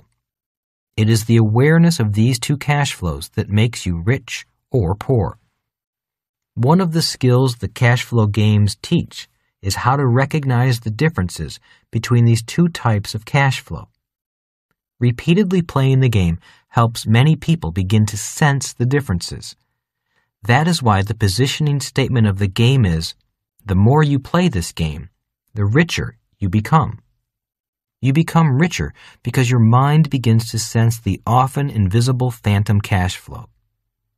Rich Dad also said, the ability to run a company from financial statements is one of the primary differences between a small business owner and a big business owner. Cash flow tips. Cash flow is to a business what blood is to the human body. Nothing can impact a business more dramatically than not being able to make payroll one Friday. Proper cash flow management starts on the first day you begin your business. When Kim and I started the Rich Dad Company, we agreed that no purchase would be made if it were not justified by an increase in sales. In fact, we often chuckle about our strategy for increasing book sales early in 1998 so we could buy a $300 copy machine. Our strategy worked, and by December 1998, we were able to replace that $300 well-worn copy machine with a new $3,000 one. It is this attention to detail in the early stages of your business that will set the tone for your success. Good cash flow managers review their cash position daily, looking at cash sources and needs for the next week, month, and quarter. This allows them to plan for any large cash need before it becomes a cash crisis. This type of review is imperative for a company that is growing quickly. I have listed some cash flow tips that may help you in structuring your business. Each step applies to your business, whether it is an international business, a single rental unit, or a hot dog stand. Initial corporate startup phase. Delay taking a salary until your business is generating cash flow from sales. In some cases, this may not be possible due to an extended development period. However, your investors will be much more supportive if they see that you are sharing in the development process by investing your time. We advise keeping your full-time job and starting your business part-time. By delaying taking a salary, you can reinvest sales to help grow your business. Sales and accounts receivable. Invoice your customers quickly upon shipment of goods or when services are provided. Require payment up front until credit has been established. Require that credit applications be completed before granting credit, and always check references. Standard credit forms are available at office supply stores. Establish a minimum dollar amount for orders before granting credit. Establish late payment penalties as part of your terms and conditions, and enforce them. As your business grows, to speed up the receipt of cash, you may want to have your customers pay their bills online with direct deposit. Expenses and accounts payable.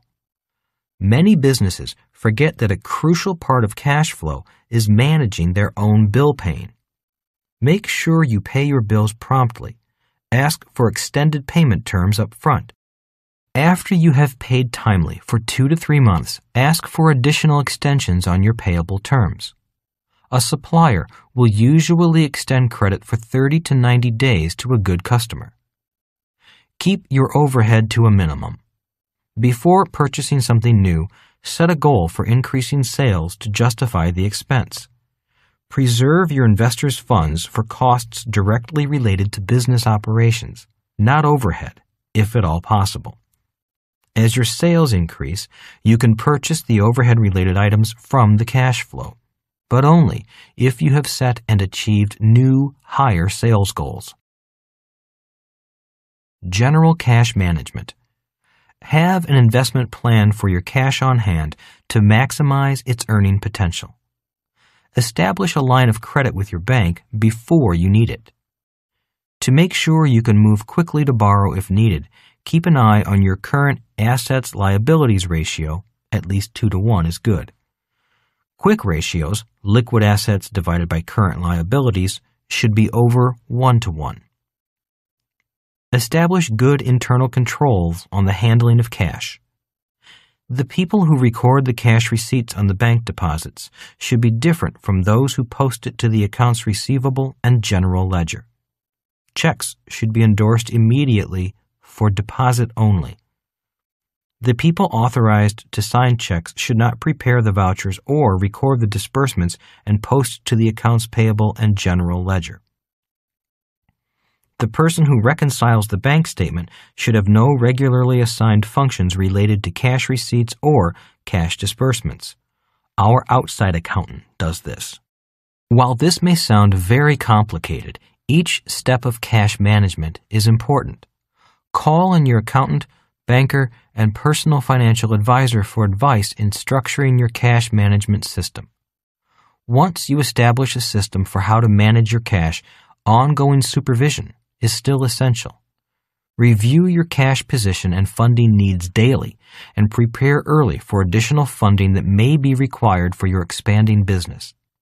Many people lose sight of cash management when their businesses become successful.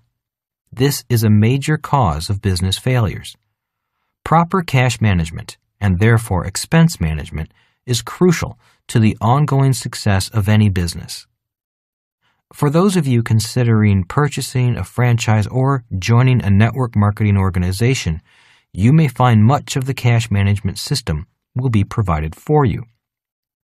With a franchise, you will still need to implement the system and oversee it. Network marketing organizations often handle the cash management on your behalf. In these cases, the corporate headquarters performs the accounting functions for your organization and sends you a report of your earnings periodically with payment. In either case, it is still important to have your own advisors to help you structure your personal cash management.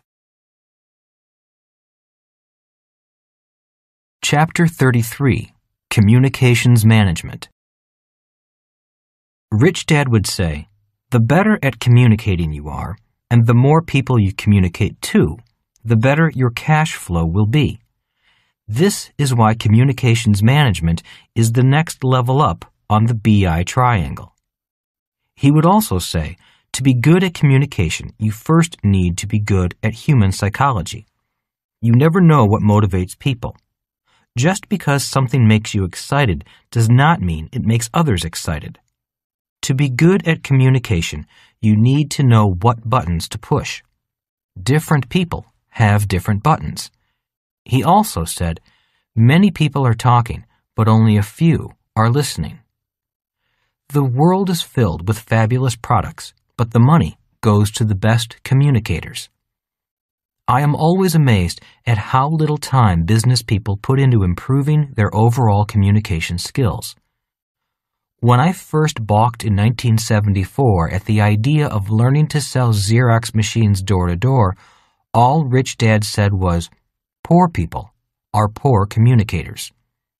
I repeat this negative statement with the intent of inspiring further study and practice of this vast subject. Rich Dad also said, "Cash flowing into your business is in direct proportion to communication flowing out."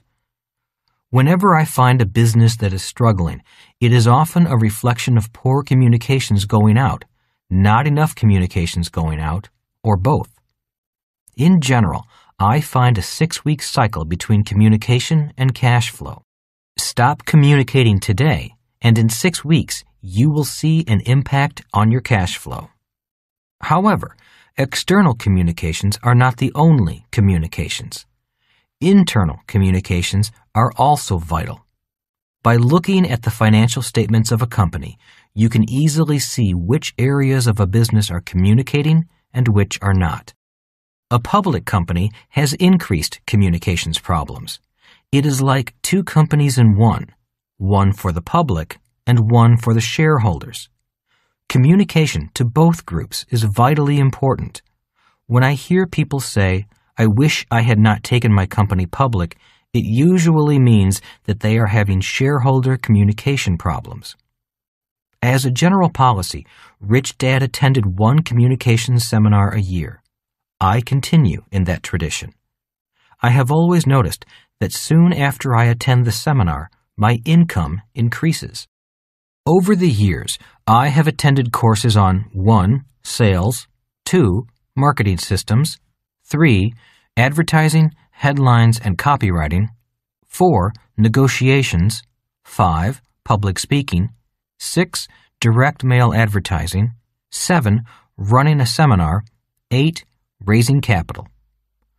Of all of these topics, number 8, raising capital, interests budding entrepreneurs the most. When people ask me how to learn to raise capital, I refer them to numbers 1 through 7 above, explaining that raising capital requires each of them in one way or the other. Most businesses do not get off the ground because the entrepreneur does not know how to raise capital. As Rich Dad said, raising capital is the entrepreneur's most important job. He did not mean that the entrepreneur was constantly asking for money from investors. What he meant was that an entrepreneur was always ensuring that capital was flowing in, either through sales, direct marketing, private sales, institutional sales, investors, and so on.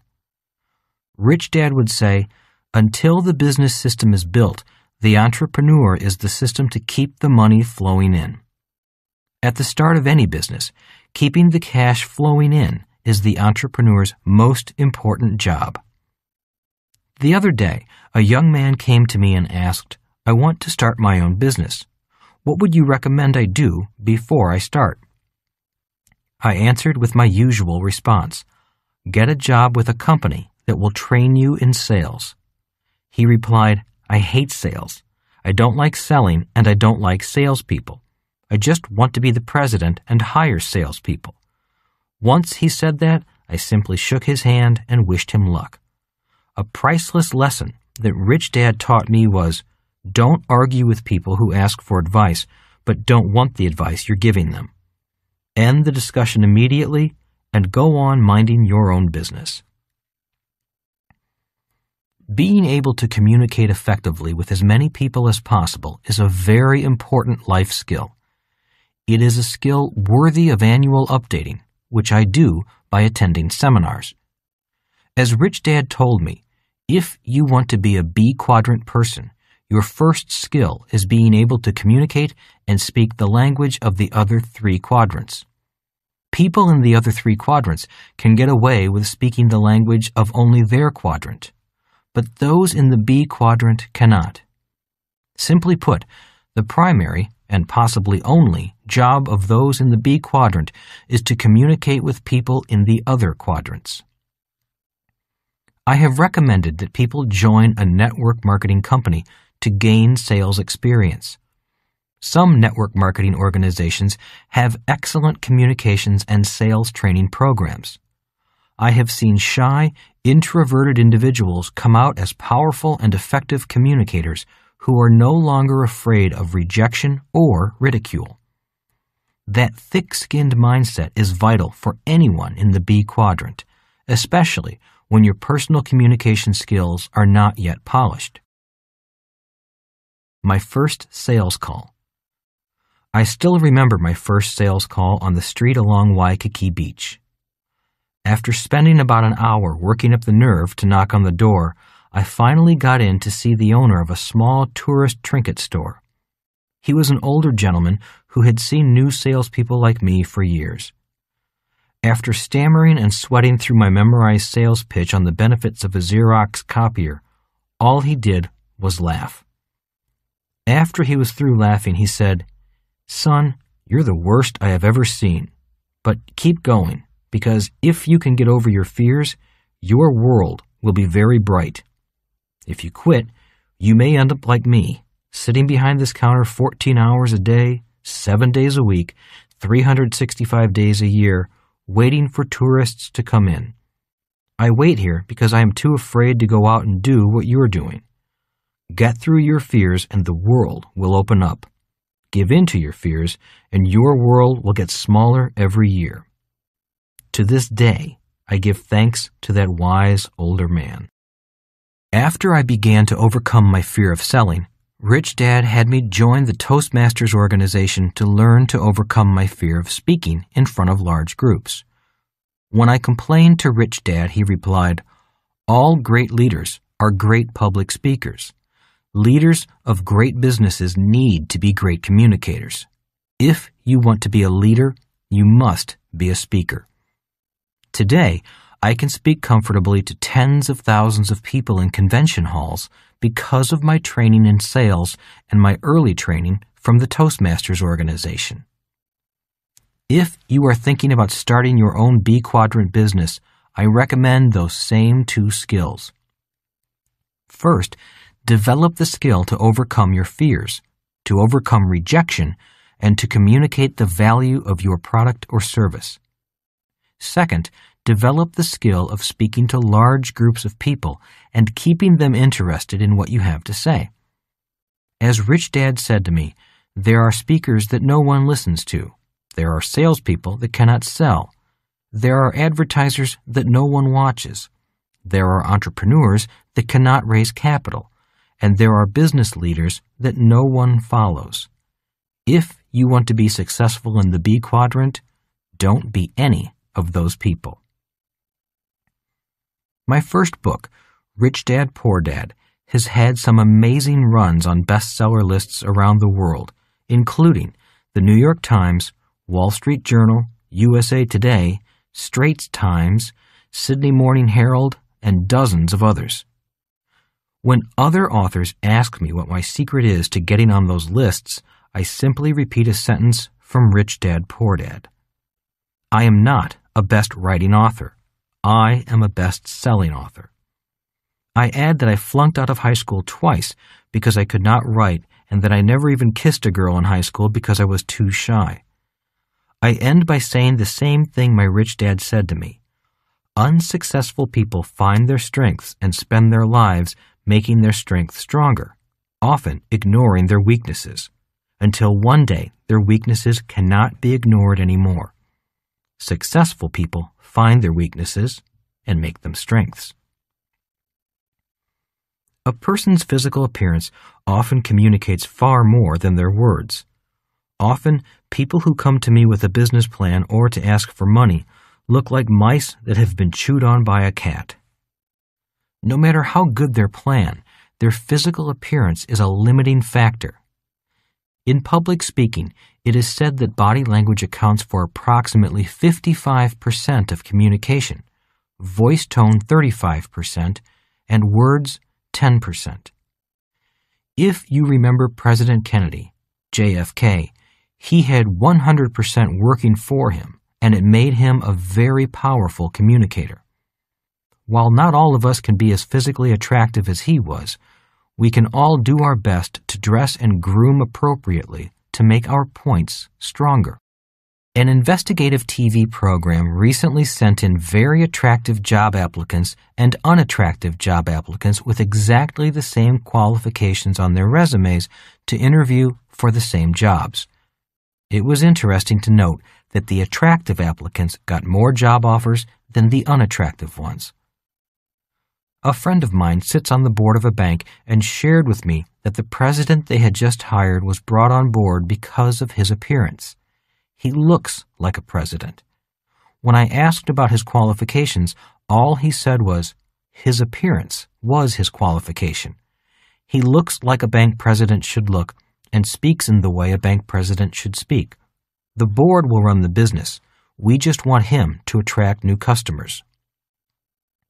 I use this example for anyone who says, "Oh, my appearance does not matter." In the world of business, appearance is a powerful communicator. Repeating an old cliché, you have only one chance to make a first impression. The difference between sales and marketing. While still on the subject of communications, Rich Dad insisted that Mike and I know the difference between sales and marketing. He would say, many business owners suffer with low sales or poor communications with staff and investors. If a business has strong and convincing marketing, the sales will come easily.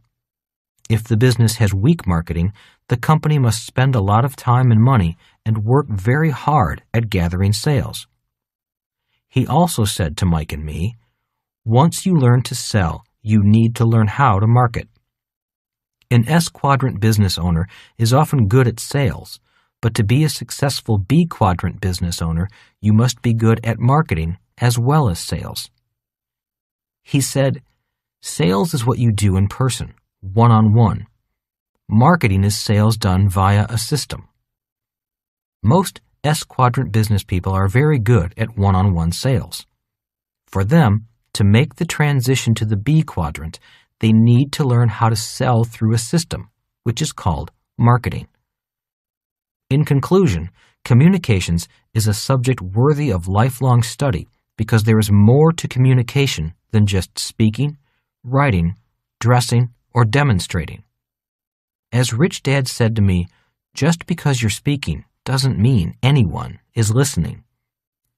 When people ask where to start to build a strong communications foundation, I encourage them to begin with the two basic skills of selling one-on-one and public speaking to a group. I also advise them to carefully watch their results and listen for feedback. As you go through the process of transforming from a poor communicator to an excellent communicator with these two skills, you will find your fundamental everyday communication skills will also improve. When all three improve, you will see your cash flow increase as a result. Marketing and sales. Good first impressions are vital.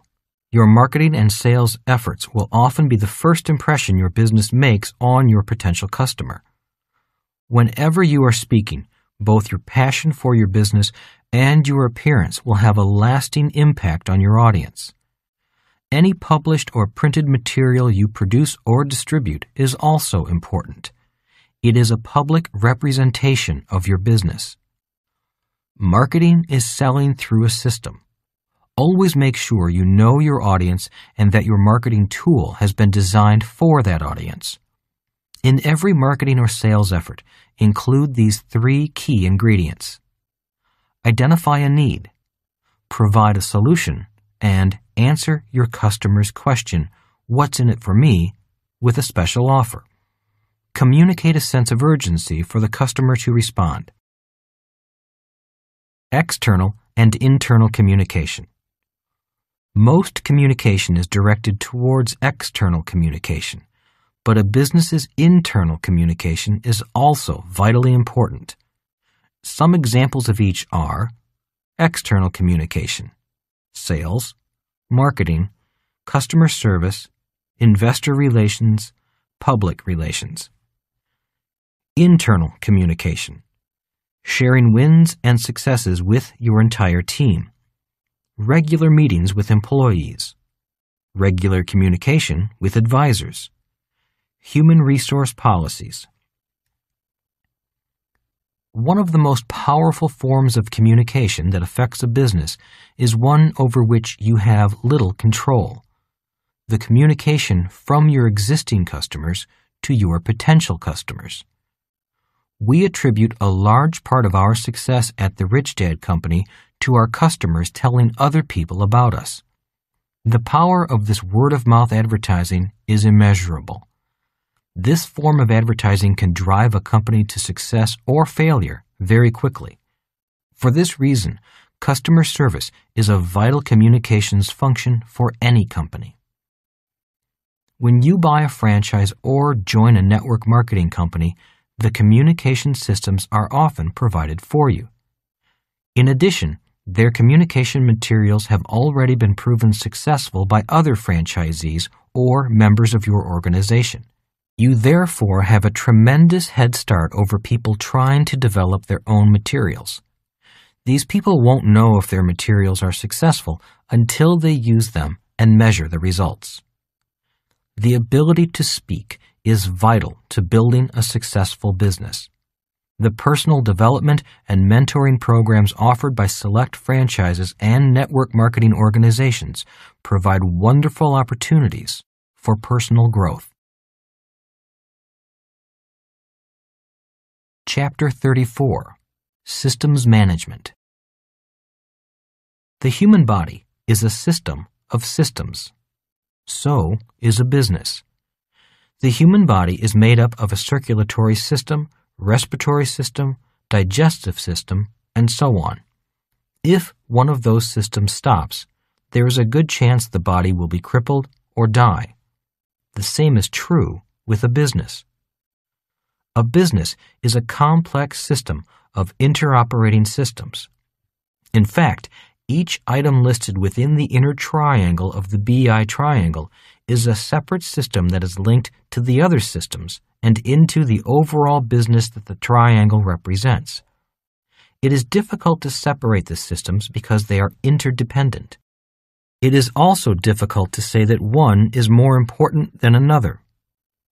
For any business to grow, specific individuals must be accountable for each of the systems, and a general overall director must be in charge of making sure all the systems operate at their highest capacity.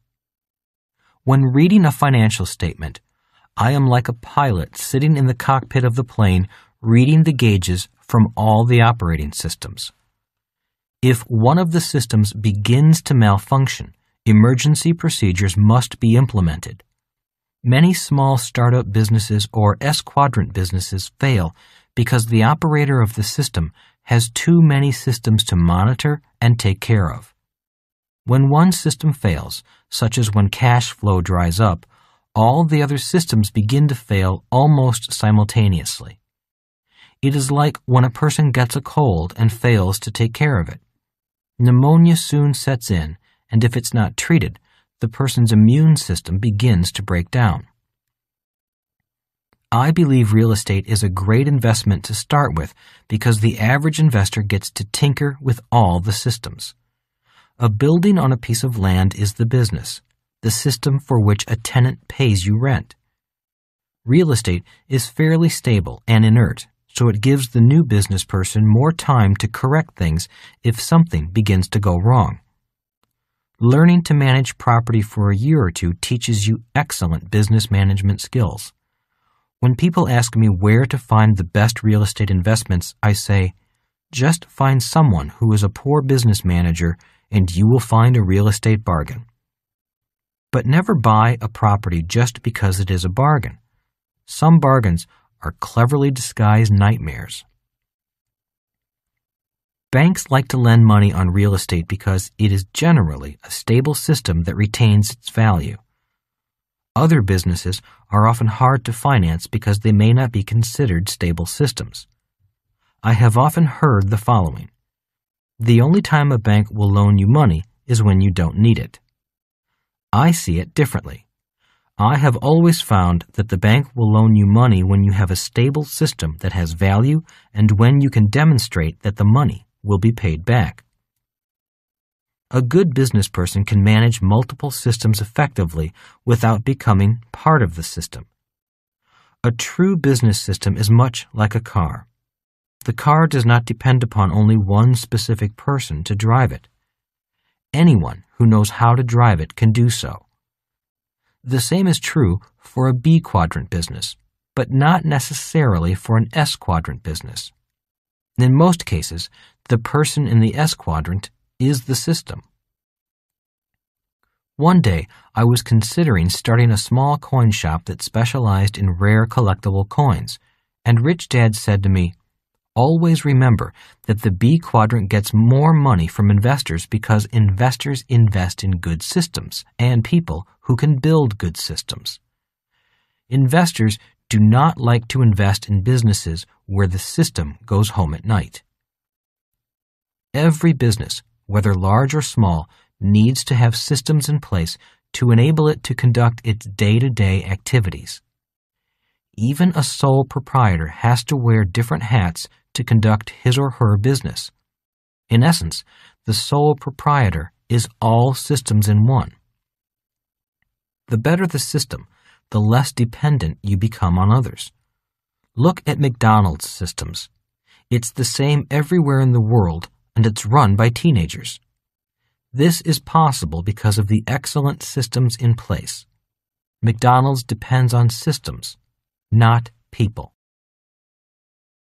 The role of a CEO. A CEO's job is to supervise all systems and identify weaknesses before the weaknesses turn into system failures. This can happen in many different ways, but it is exceptionally disconcerting when your company is growing rapidly. Your sales are increasing, your product or service is getting attention from the media, and suddenly you can't deliver. Why? Usually it's because your systems imploded from the increased demand. You didn't have enough production capacity or enough hours in the week to meet the demand, or you didn't have the money to build the product or hire additional help. Whatever the reason, you missed the opportunity to move your business to the next level of success due to a failure of one of your systems. At each new level of growth, the CEO must start planning the systems needed to support the next level of growth, from production lines to lines of credit for production needs. Systems drive both cash flow management and communication. As your systems get better, you or your employees will have to exert less and less effort. Without well-designed and successful operating systems, your business will be labor-intensive.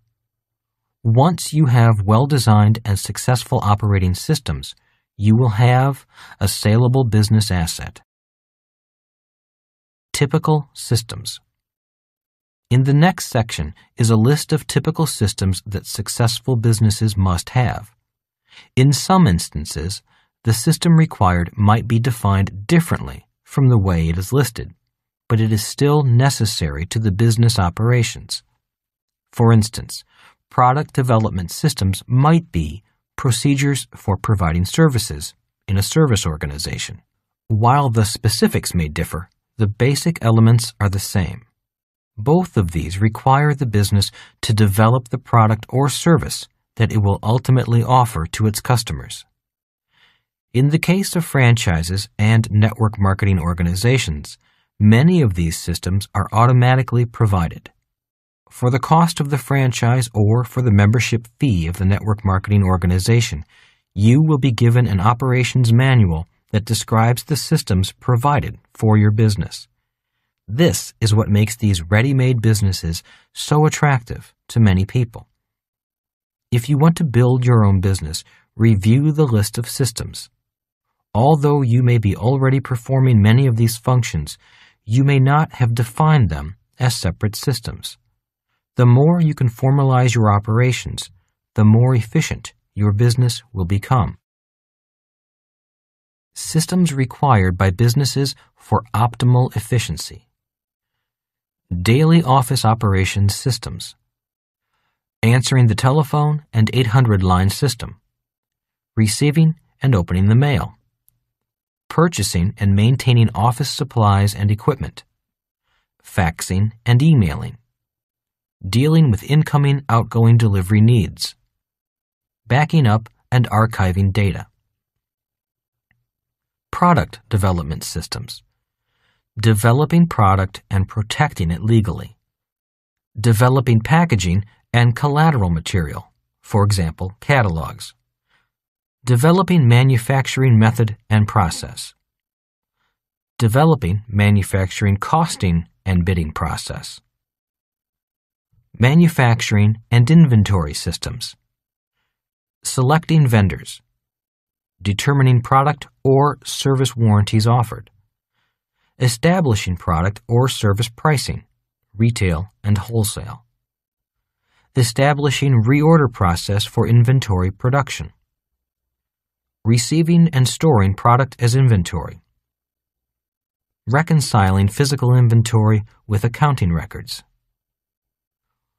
order processing systems, taking and recording orders by mail, fax, phone, or online, fulfilling and packaging the orders, sending the orders, billing and accounts receivable systems, billing customers for the orders, receiving payments for the orders and crediting customers for payment, whether cash, check, or credit card, starting the collection process for delinquent receivables, customer service systems, returns procedure for inventory receiving and customer payment return, responding to customer complaints, replacing defective product or performing other warranty service, accounts payable systems, purchasing procedures and approvals required,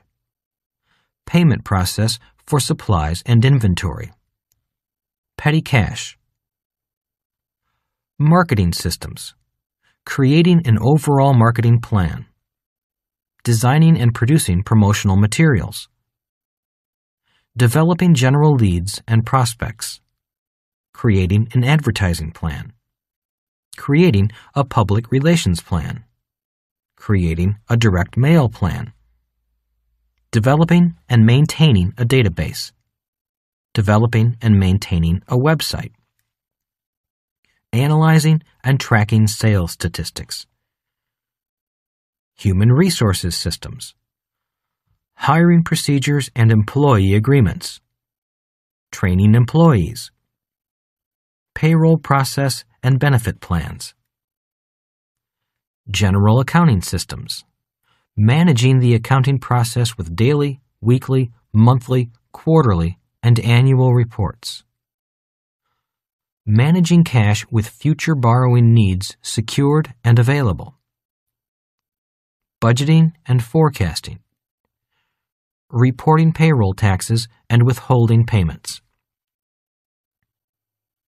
general corporate systems, negotiating, drafting, and executing contracts, developing and protecting intellectual property, managing insurance needs and coverage, reporting and paying federal and state or other jurisdictional taxes, planning for federal and state or other jurisdictional taxes, managing and storing records, maintaining investor-shareholder relations, ensuring legal security, planning and managing growth, physical space management systems, maintaining and designing telephone and electrical systems, planning permits and fees, licensing, ensuring physical security. You may want to record your operations in a Policies and Procedures manual. Such a manual can become an invaluable reference to your staff. In creating the manual, you will find ways to streamline your operations and improve your profitability. You will also be a step closer to owning a B Quadrant business. Chapter 35: Legal Management. This level of the BI triangle, legal management, was one of the most painful lessons I ever had to learn. My rich dad identified a serious flaw in my business. I had failed to secure the legal rights to the nylon and Velcro products I had designed before I started producing them. More specifically, I failed to patent some of my products. I failed to do so because I believed the $10,000 in patent attorney fees was too expensive and not important enough to spend that much money on. Another company quickly came along and copied my idea, and I could do nothing about it. Today, I am now an evangelist for the other side. Especially in the information age, your intellectual property attorney and your contract attorney are some of your most important advisors because they help you create your most important assets. These attorneys, if they are good, will protect your ideas and your agreements from intellectual bandits, people who steal your ideas and therefore your profits. The world of business is filled with stories of smart entrepreneurs with great ideas who begin selling their products or ideas before protecting them. In the world of intellectual property, once your idea is exposed, it is almost impossible to protect. Some time ago, a company came out with a spreadsheet program for small businesses. I bought this brilliant product for my company. A few years later, the company was out of business. Why? Because it had failed to patent its idea, and another company, which I will not mention, came along, took its idea, and put it out of business. Today, the company that took the idea is a prominent leader in the software business. It is said that Bill Gates became the richest man in the world with only an idea. In other words, he did not get rich by investing in real estate or factories. He simply took information, protected the information, and became the richest man in the world while still in his 30s. The irony of it all is that he didn't even create the Microsoft operating system. He bought it from other programmers, sold it to IBM, and the rest is history. Aristotle Onassis became a shipping giant with a simple legal document.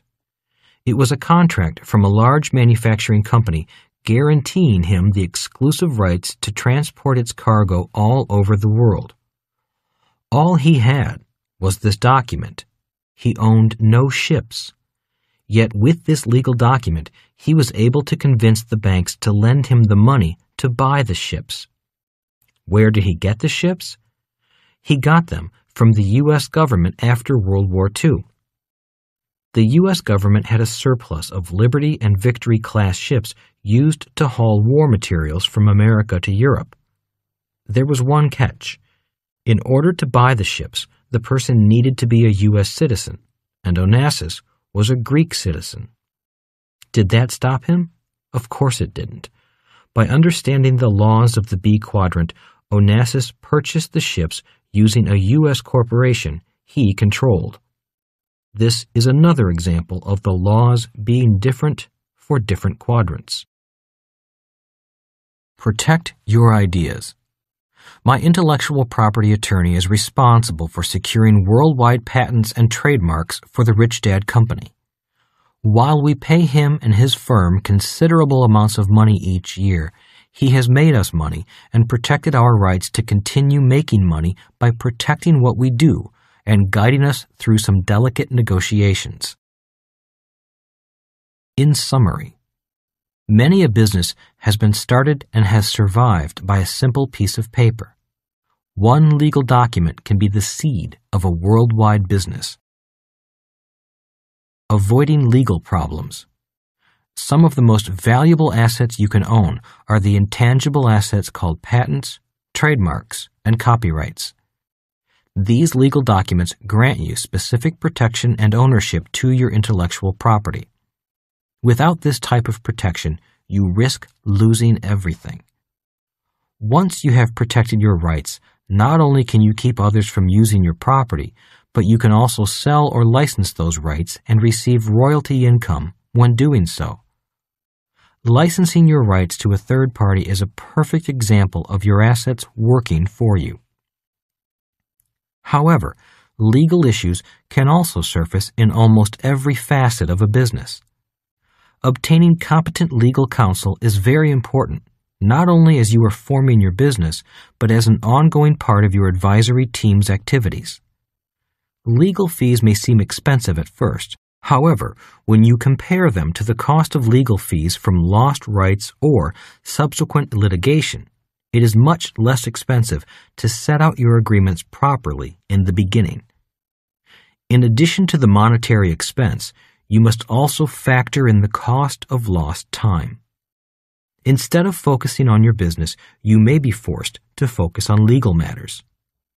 This is another area where franchising and network marketing can help you jumpstart your business.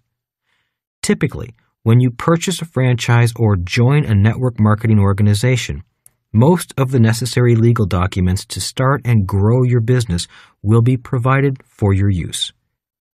This saves you not only a lot of money, but also a tremendous amount of time, and it allows you to focus your efforts on developing your business. It is still advisable to have your own counsel review the documents on your behalf.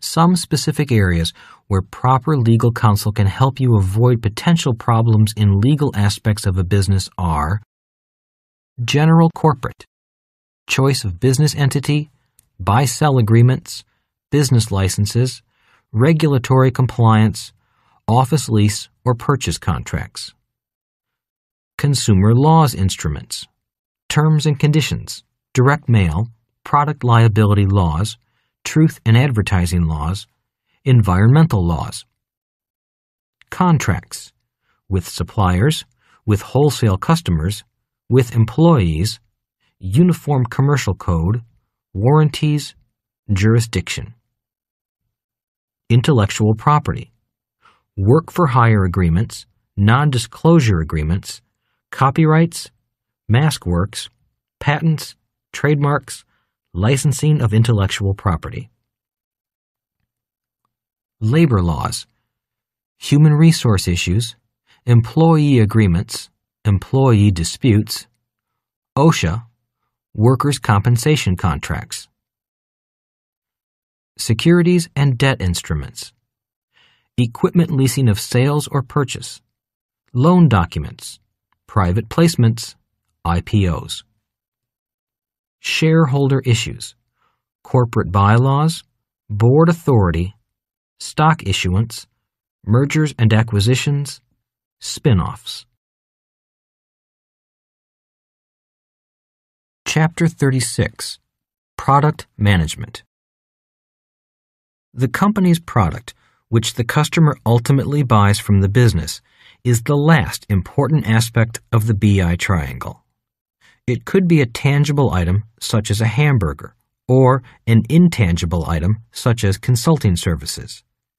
It is interesting to note that when evaluating a business, many average investors focus on the product rather than the rest of the business. Rich Dad thought that the product was the least important piece to inspect when evaluating a business. Many people come to me with ideas for new, innovative products. My response is that the world is full of great products. People also say to me that their new idea or product is better than an existing product. Thinking that a better product or better service is most important is usually the domain of the E and S quadrant, where being the best or highest quality is important for success. In the B and I quadrants, however, the most important part of a new business is the system behind the product or idea, or the rest of the BI triangle. I then point out that most of us can cook a better hamburger than McDonald's, but few of us can build a better business system than McDonald's. Rich Dad's Guidance. In 1974, I decided I was going to learn to build a business following the model of the BI triangle. Rich Dad warned me, learning to build a business according to this model is high risk. Many people attempt it, but few accomplish it. However, Although there is high risk at the start, if you learn how to build businesses, your earning potential is unlimited. For the people who are not willing to take the risk and don't wish to undertake such a steep learning curve, their risk may be lower, but so will their lifetime returns. I still recall experiencing the highest of highs and lowest of lows as I learned to build a solid business. I remember some of the advertising copy I wrote that never sold anything. I remember some of the brochures I wrote where no one could understand what I was trying to say. And I remember the struggle of learning to raise capital and learning to spend the investors' money wisely in the hopes of building a powerful business. I also remember going back to my investors and telling them that I had lost their money. I am forever grateful for the investors who understood and told me to come back when I had another venture for them to invest in. However, through it all, each mistake was a priceless learning experience as well as a character-building experience. As Rich Dad said, the risk at the start was very high. Yet, as I stuck it out and continued to learn, the rewards were unlimited.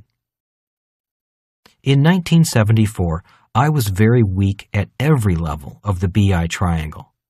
I think I was weakest in cash flow management and communications management.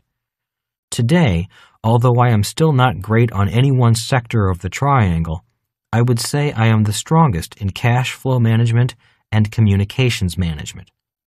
Because I can create synergies among all the levels, my companies are successful. The point I make here is that even though I was not strong at the start, I continued with my learning process.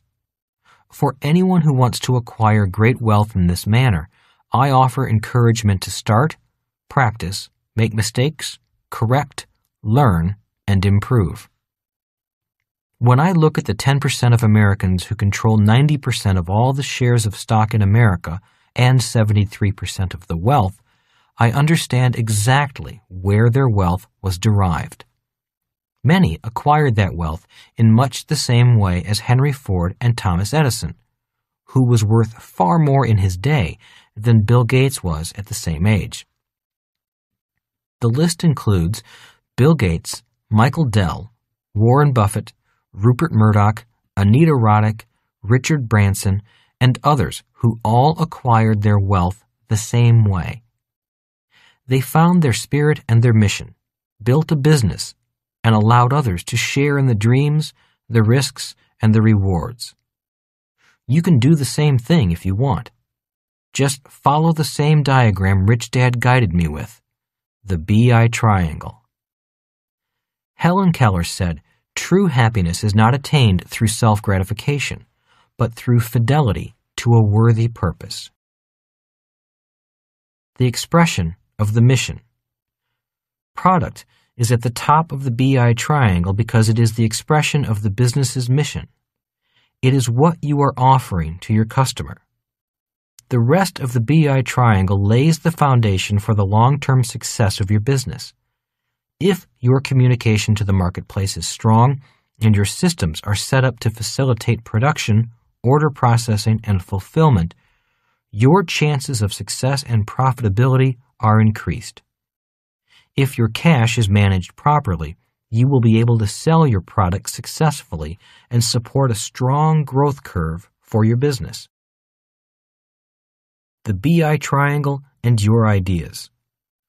Rich Dad said, "It is the BI triangle that gives shape to your ideas. It is knowledge of the BI triangle that allows a person to create an asset that buys other assets." Rich Dad guided me in learning how to create and build many BI triangles. Many of these businesses failed because I was not able to put all the pieces together harmoniously. When people ask me what caused some of my businesses to fail, it was very often the failure of one or more elements of the BI triangle. Rather than become permanently discouraged as many people who fail become, Rich Dad encouraged me to keep practicing the building of these triangles. Instead of calling me a failure when my first big venture failed, Rich Dad encouraged me to continue on and learn how to build new triangles. He said, "The more you practice building these BI triangles, the easier it will be for you to create assets that buy other assets. If you diligently practice, it will become easier and easier for you to make more and more money. Once you are good at taking ideas and building a BI triangle around the idea, people will come to you and invest money with you. Then it will be true for you that it does not take money to make money. People will be giving you their money to make more money for yourself and for them. Instead of spending your life working for money, you will be getting better at creating assets that make more and more money." The BI triangle and the 90-10 rule go hand in hand. One day, while Rich Dad was teaching me more about the BI triangle, he made a comment I found interesting. He said, "There is a BI triangle inside each of us." Not understanding what he meant, I inquired further. Even though his explanation was a good one, it took me a while to realize how true his statement was. Today, whenever I find a person, a family, a business, a city, or a country that is having financial difficulties, to me, that means one or more segments of the BI triangle are missing or are out of sync with the other parts. When one or more parts of the BI triangle are not functioning, chances are good that the individual, family, or country will be in the 90% that are sharing in 10% of the money available. So if you, your family, or your business is struggling today, look at the model of the BI triangle and do an analysis of what can be changed or improved. Solving the BI triangle riddle. Rich Dad gave me another reason to begin mastering the BI triangle that I thought was unique. He said, "Your dad believes in hard work as the means of making money. Once you master the art of building BI triangles, you will find that the less you work, the more money you will make, and the more valuable what you are building becomes." At first, I did not understand what Rich Dad was saying, but after a number of years of practice, I understand more fully. Today, I meet people who work hard building a career, working their way up the corporate ladder, or building a practice based upon their reputation. These people generally come from the E and S quadrants. In order for me to become rich, I needed to learn to build and put together systems that could work without me. After my first BI triangle was built and I sold it, I realized what Rich Dad meant by the less I work, the more money I will make. He called that thinking solving the BI triangle riddle. If you are a person who is addicted to hard work, or what Rich Dad calls staying busy in your busyness and not building anything, then I would suggest sitting down with other people who are busy in busyness and discuss how working less can make you more money. I have found that the difference between people in the E and S quadrants and people in the B and I quadrants is that the E and S people are often too hands-on. Rich Dad used to say, "The key to success is laziness." The more hands-on you are, the less money you can make. One of the reasons so many people do not join the 90-10 Investor Club is that they are too hands-on when they should be seeking new ways of doing more with less and less. If you are going to become the kind of person who creates assets that buy other assets, you will need to find ways of doing less and less so you can make more and more. As Rich Dad said, the key to success is laziness. That is why he could create so many assets that bought other assets.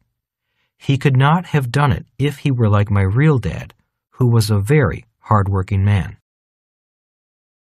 A summary of the BI triangle. The BI triangle as a whole represents a strong system of systems, supported by a team with a leader, all working towards a common mission. If one member of the team is weak or falters, the overall success of the business can be jeopardized. I would like to highlight 3 important points in summarizing the BI triangle. 1. Money always follows management. If any of the management functions of the BI triangle's 5 internal levels are weak, the company will be weak. If you are personally having financial difficulty or not having the excess cash flow that you desire, you can often find the weak spots by analyzing each level. Once you identify your weakness, you may then want to consider turning it into your strength or hiring someone else with that strength. 2. Some of the best investments and businesses are the ones you walk away from. If any of the 5 levels are weak and the management is not prepared to strengthen them, it is best to walk away from the investment. Too many times I have discussed the 5 levels of the BI triangle with a management team with which I am considering investing, and I hear arguments instead of discussion. When business owners or business teams are weak in any of the 5 levels, they will become defensive rather than receptive to questioning. If they do become defensive rather than excited to identify and correct a weakness, I usually walk away from the investment. I have on a wall in my house a photo of a pig I took in Fiji. Under it is printed, "Don't teach pigs to sing. It wastes your time and it annoys the pigs." There are too many excellent investments out there to waste your time trying to teach pigs to sing. 3. The computer and the internet make the BI triangle more available, affordable, and manageable for everyone. It has never been easier to access great wealth. In the industrial age, you needed millions of dollars to build a car factory. Today, with a used computer, some brain power, a phone, and a little education in each of the 5 aspects of the BI triangle, the world can be yours. If you still desire to build a business on your own, there has never been greater opportunity for success. I recently met a young man who sold his small internet company to a major computer software company for $28 million. All he said to me was, "I made $28 million at the age of 28. How much will I make when I am 48? If you want to be an entrepreneur who builds successful businesses or invests in businesses, the entire BI triangle must be strong and interdependent. If it is, the business will grow and flourish. The good news is that if you are a team player, you don't have to be an expert at every level of the BI triangle. Just become part of a team with a clear vision, a strong mission, and an iron stomach.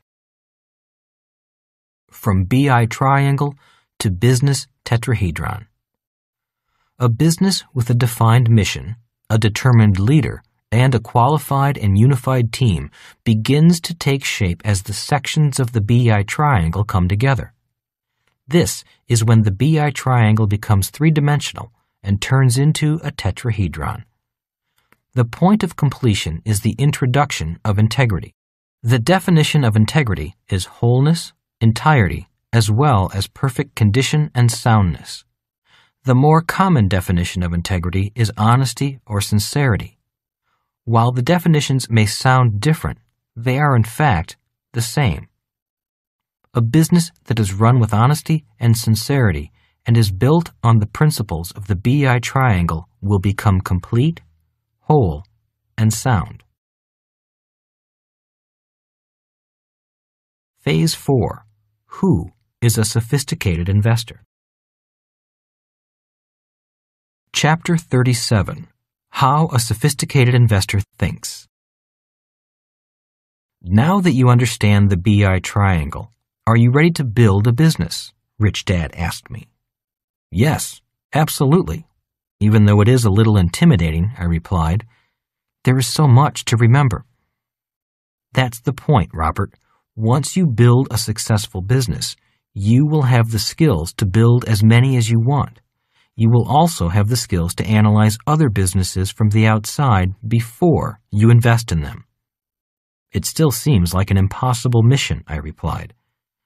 Maybe it is because you're thinking of building huge businesses, Rich Dad continued. "Of course I am. I am going to be rich," I answered vehemently. To learn the skills needed for the BI triangle, you need to start small. Even a hot dog cart or a small rental home needs its own BI triangle. Every component of the BI triangle applies to even the smallest business. You will make mistakes. If you learn from those mistakes, you can build bigger and bigger businesses. In the process, you will become a sophisticated investor. "So, learning to build a business will make me a sophisticated investor?" I asked. "Is that all it takes?" If you learn the lessons along the way and build a successful business, you can become a sophisticated investor, Rich Dad continued as he brought out his yellow pad. It's making the first $1 million that's difficult. After you've made the first $1 million, the next 10 million are easy. Let's discuss what makes a successful business person and investor a sophisticated investor. Who is a sophisticated investor? A sophisticated investor is an investor who understands each of the 10 investor controls. The sophisticated investor understands and benefits from the advantages of the right side of the cash flow quadrant. Let's go through each investor control so you get a better understanding of how a sophisticated investor thinks, Rich Dad explained. The 10 investor controls. The 10 investor controls are control over 1. Yourself, 2. Income-expense ratios and asset-liability ratios, 3. Management of the investment, 4. Taxes, 5. When you buy and when you sell, 6. Brokerage transactions, 7. ETC, entity, timing, characteristics, 8. Terms and conditions of the agreements, 9. Access to information, 10. Giving it back, philanthropy. Investor control number 1. Control over yourself. The most important control you must have as an investor is control over yourself. It can determine your success as an investor and is why the entire first phase of the book is dedicated to getting control over yourself. Rich Dad often said, "It isn't the investment that is risky. It is the investor who is risky." Most of us were taught in school to become employees. There was only one right answer, and making mistakes was horrible. We were not taught financial literacy in school. It takes a lot of work and time to change your thinking and to become financially literate. A sophisticated investor knows that there are multiple right answers, that the best learning comes through making mistakes, and that financial literacy is essential to be successful. They know their own financial statement, and they understand how each financial decision they make will ultimately impact their financial statement. They're always thinking. And to become rich, you must teach yourself to think like a rich person. Investor control number 2. Control over income-expense ratios and asset-liability ratios. This control is developed through financial literacy. My rich dad taught me the 3 cash flow patterns of the poor, middle class, and the rich. The poor spend every penny they make. They have no assets. Individuals in the middle class accumulate more debt as they become more successful. A pay raise qualifies them to borrow more money from the bank so they can buy personal items like bigger cars, vacation homes, boats, and motorhomes. Their wage income comes in and is spent on current expenses and then on paying off this personal debt. As their income increases, so does their personal debt. This is what we call the rat race. The rich have their assets work for them. They have gained control over their expenses and focus on acquiring or building assets. Their businesses pay most of their expenses, and they have few, if any, personal liabilities. I decided at an early age that I wanted to have the cash flow pattern of a rich person. You may have a cash flow pattern that is a combination of these 3 types. What story does your financial statement tell? Are you in control of your expenses? Buy assets, not liabilities. Sophisticated investors buy assets that put money in their pockets. It is just that simple. Turn personal expenses into business expenses. Sophisticated investors understand that businesses are allowed to deduct all the ordinary and necessary expenses paid or incurred for the business. They analyze their expenses and convert non-deductible personal expenses into deductible business expenses whenever possible. Not every expense will be an allowable deduction. Review your business and personal expenses with your financial and tax advisors so that you can maximize the deductions available to you through your business. Some examples of personal expenses that could be legitimate business expenses are personal expense, computer; business expense, business equipment; justification, business use. Personal expense, phone; business expense, business equipment; justification, use your phone to call clients. Personal expense, meals out; business expense, business meals; justification, note business purpose and with whom. Personal expense, medical expense; business expense, medical reimbursement; justification, adopt medical reimbursement plan. Personal expense, tuition; business expense, education; justification, authorize and document applicability for business. Personal expense, home costs; business expense, home office; justification, follow guidelines, track all home expenses and reimburse based on square footage. These are just a few examples of the types of business expenses that are deductible expenses for business owners. The same expenses are not usually deductible for employees. Your expenses must be properly documented and have a legitimate business purpose. Can you think of expenses you are paying personally today that could be deductible business expenses if you owned a business? Investor control number 3. Control over the management of the investment. An inside investor who owns enough of an interest in the investment to control the management decisions has this type of investor control. It can be as a sole owner or where the investor owns enough of an interest that he or she is involved in the decision-making process. The skills learned through building a successful business using the BI triangle are essential to this investor. Once the investor possesses these skills, he or she is better able to analyze the effectiveness of the management of other potential investments. If the management appears competent and successful, the investor is more comfortable investing funds. Investor control number 4. Control over taxes. The sophisticated investor has learned about the tax laws either through formal study or by asking questions and listening to good advisors. The right side of the cash flow quadrant provides certain tax advantages that the sophisticated investor uses thoughtfully to minimize taxes paid and to increase tax deferrals wherever possible. In the United States, those in the B and I quadrants enjoy many tax advantages that are not available to those in the E and S quadrants. 3 specific advantages are: 1.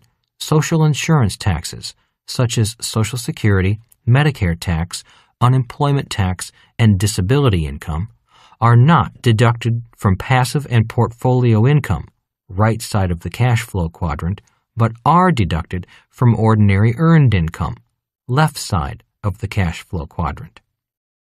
2. It may be possible to defer payment of taxes, perhaps indefinitely, by using the laws available to you related to real estate and owning a company. An example would be a profit-sharing plan sponsored by your business corporation. 3.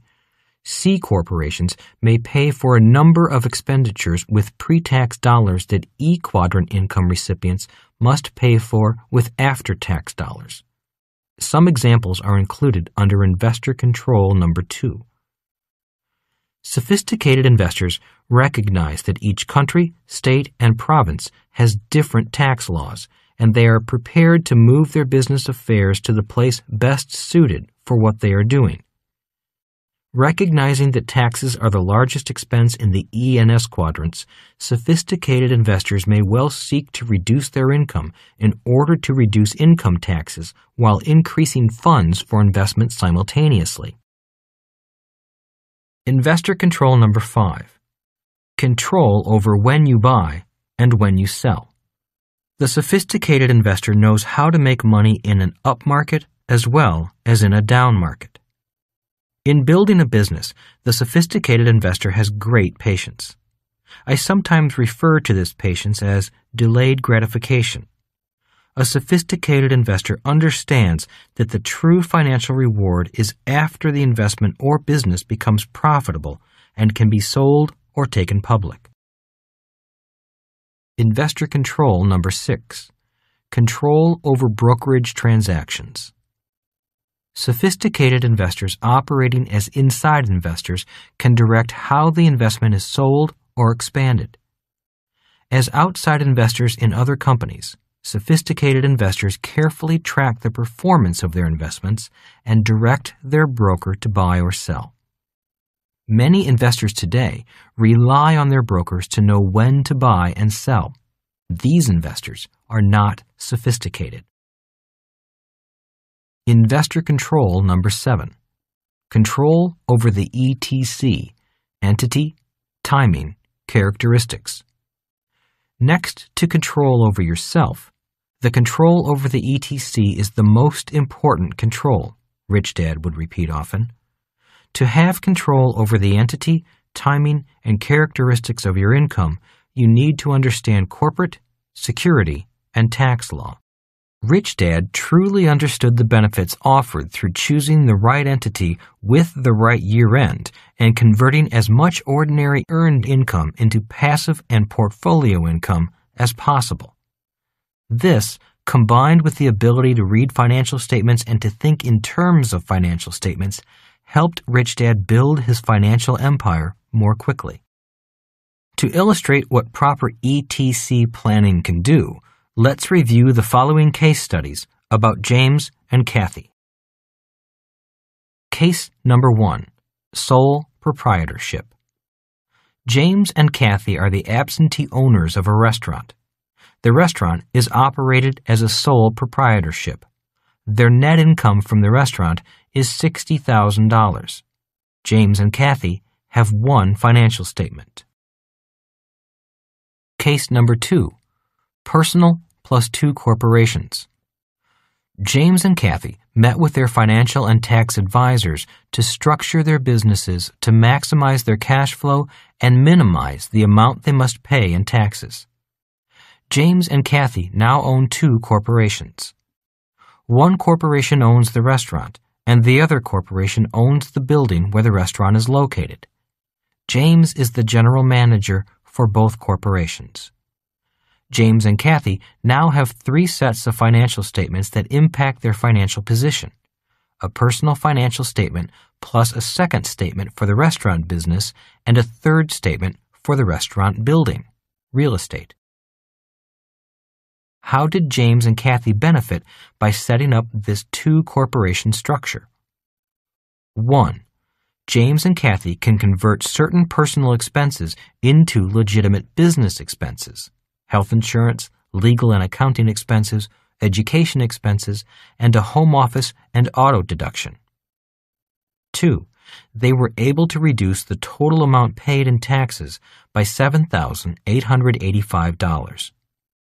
3. They were able to put $12,000 into a retirement fund. 4. Both number 2 and number 3 were made possible although they reduced their personal income to 0. 5. They have protected their personal assets by putting their business operations into 2 corporations. The corporation for the real estate company is owned 100% by James. The corporation for the restaurant company is owned 100% by Kathy. Now, let's compare case number 1 of a sole proprietorship to case number 2 with 2 corporations. Taxes paid. Case number 1, $14,200. Case number 2, $6,315. Difference, $7,885. Income. Retirement funds. Case number 1, 0. Case number 2, $12,000. Income personal. Case number 1, $5,600. Case number 2, 0. Income restaurant. Case number 1, 0. Case number 2, $1,275. Income real estate. Case number 1, 0. Case number 2, $210. Total cash flow. Case number 1, $5,600. Case number 2, $13,485. Difference, $7,885. The end result of this financial plan for James and Kathy is that they have added $7,885 to their personal wealth by saving $7,885 in taxes. More importantly, however, they have protected their personal assets by moving their businesses into corporations. By having validly established corporations, their personal assets should be safe even if a judgment is awarded against one of the corporations.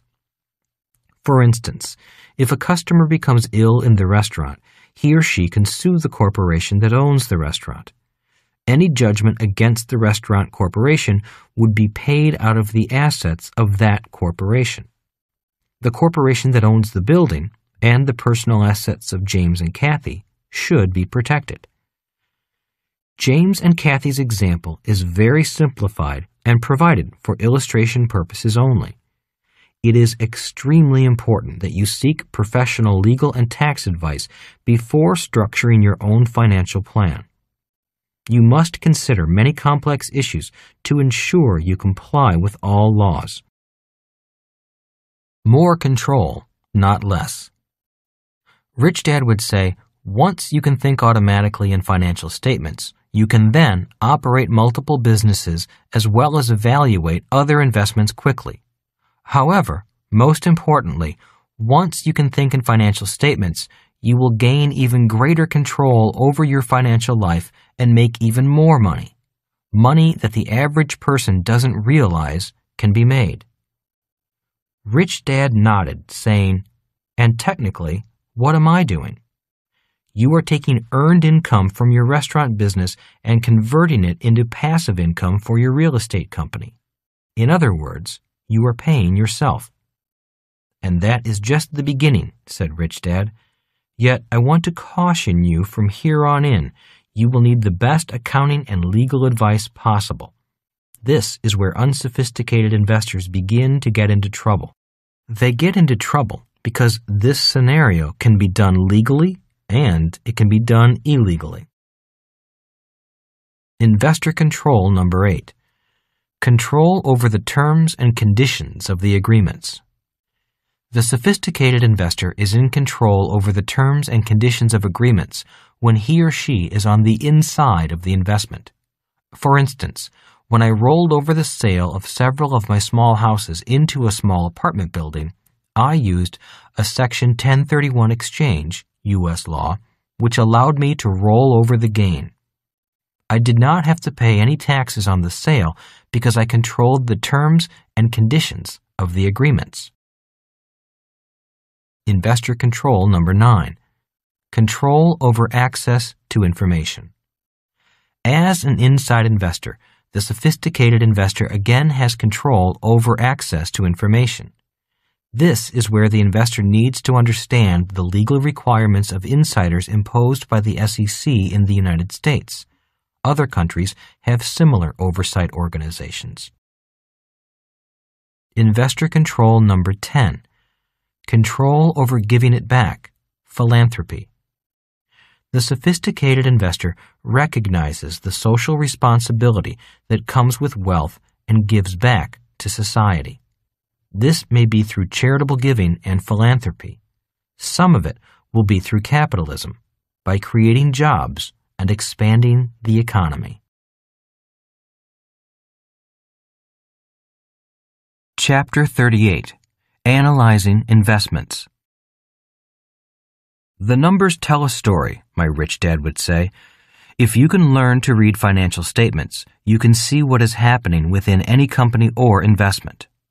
My rich dad taught me how he used financial ratios to manage his businesses. Whether it is an investment in the stock of a company or purchase of real estate, I always analyze the financial statements. I can determine how profitable a business is or how highly leveraged a business is just by looking at its financial statements and calculating financial ratios. For a real estate investment, I calculate what the cash-on-cash return will be based on the amount of cash I need to spend for the down payment. The bottom line always comes back to financial literacy. This chapter will cover some of the important concepts and thought processes every sophisticated investor goes through in choosing investments for their financial plan. Financial ratios of a company. Financial ratios for investing in real estate. Natural resources. Good debt or bad debt. Investing and saving. Financial ratios of a company. Gross margin percentage is the gross margin divided by sales, which tells you what percentage of sales is left after deducting the cost of goods sold. The gross margin is sales minus the cost of goods sold. Rich Dad would say, if the gross isn't there, there'll be no net income. How high the gross margin percentage needs to be depends on how a business is organized and the other costs it has to support. After calculating the gross margin percentage, Rich Dad's convenience stores still had to rent the building, pay the clerks, the utilities, the taxes, and government permit fees, pay for wasted or damaged goods, and a long list of other expenses. Then they had to have enough left over to give Rich Dad a good return on his original investment. For internet e-commerce sites today, these additional costs are usually much lower, so these businesses can afford to sell and make a profit with a lower gross margin percentage. The higher the gross margin, the better. Gross margin percentage equals gross margin, sales, cost of goods sold, divided by sales. Net operating margin percentage tells you the net profitability of the operations of the business before you factor in your taxes and cost of money. EBIT stands for earnings before interest and taxes, or sales minus all costs of being in that business, not including capital costs, interest, taxes, dividends. The ratio of EBIT to sales is called the net operating margin percentage. Businesses with high net operating margin percentages are typically stronger than those with low percentages. The higher the net operating margin, the better. Net operating margin percentage equals EBIT divided by sales. Operating leverage is the percentage of fixed costs in a company's cost structure. It can be calculated by dividing contribution by fixed costs. Contribution refers to the gross margin, sales less cost of goods sold, minus variable costs, all costs that are not fixed costs that fluctuate with sales. Fixed costs include all sales, general and administrative costs that are fixed and do not fluctuate based on sales volume. For instance, the labor costs related to full-time employees and most costs related to your facilities are generally considered fixed costs. Some people refer to this as overhead. A business that has an operating leverage of 1 is generating just enough revenue to pay for its fixed costs.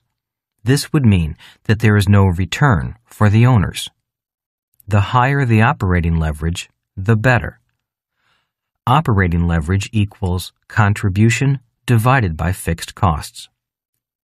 Financial leverage refers to the degree to which an investor or a business uses borrowed money. Total capital employed is the book or accounting value of all interest-bearing debt. Leave out payables for goods to be resold and liabilities due to wages, expenses, and taxes owed but not yet paid, plus all owner's equity. So, if you have $50,000 of debt and $50,000 of shareholders' equity, your financial leverage would be 2, or $100,000 divided by $50,000. Financial leverage equals total capital employed, debt plus equity, divided by shareholders' equity. Total leverage is the total risk that a company carries in its present business. Total leverage tells you the total effect a given change in the business should have on the equity owners, common shares, or general partner. Total leverage is calculated by multiplying the operating leverage by the financial leverage. If you are the business owner, and therefore on the inside, your company's total leverage is at least partly under your control.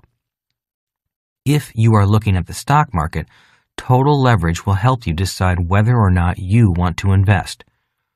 Well-run, conservatively managed, publicly traded American companies usually keep the total leverage figure under 5. Total leverage equals operating leverage times financial leverage.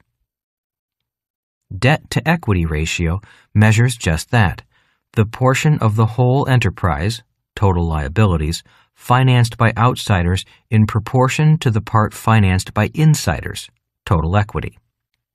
Most businesses try to stay at a ratio of 1-to-1 or below. Generally speaking, the lower the debt-to-equity ratio, the more conservative the financial structure of the company. Debt-to-equity ratio equals total liabilities divided by total equity. Quick and current ratios tell you whether or not the company has enough liquid assets to pay its liabilities for the coming year. If a company doesn't have enough current assets to cover its current liabilities, it is usually a sign of impending trouble. On the other hand, a current ratio and quick ratio of 2-to-1 is more than appropriate. Quick ratio equals liquid assets divided by current liabilities. Current ratio equals current assets divided by current liabilities. Return on equity is often considered one of the most important ratios. It allows you to compare the return this company is making on its shareholders' investments compared to alternative investments. Return on equity equals net income divided by average shareholders' equity. What do the ratios tell me? My rich dad taught me to always consider at least 3 years of these figures. The direction and trend of margin percentages, leverages, and returns on equity tell me a lot about a company and its management, and even its competitors. Many published company reports do not include these ratios and indicators. A sophisticated investor learns to calculate these ratios, or hires someone knowledgeable to do so, when they aren't provided. A sophisticated investor understands the terminology of the ratios and can use the ratios in evaluating the investment. However, the ratios cannot be used in a vacuum. They are indicators of a company's performance. They must be considered in conjunction with analysis of the overall business and industry. By comparing the ratios over at least a 3-year period, as well as with other companies in the same industry, you can quickly determine the relative strength of the company. For example, a company with excellent ratios over the last 3 years and strong profits could appear to be a sound investment. However, after reviewing the industry, you may find out that the company's main product has just been rendered obsolete by a new product introduced by the company's main competitor. In this instance, a company with a history of strong performance may not be a wise investment due to its potential loss in market share. While the ratios may appear complicated at first, you will be amazed at how quickly you can learn to analyze a company. Remember, these ratios are the language of a sophisticated investor. By educating yourself and becoming financially literate, you too can learn to speak in ratios. Financial ratios for investing in real estate. When it came to real estate, Rich Dad had two questions. 1. Does the property generate a positive cash flow? 2. If yes, have you done your due diligence?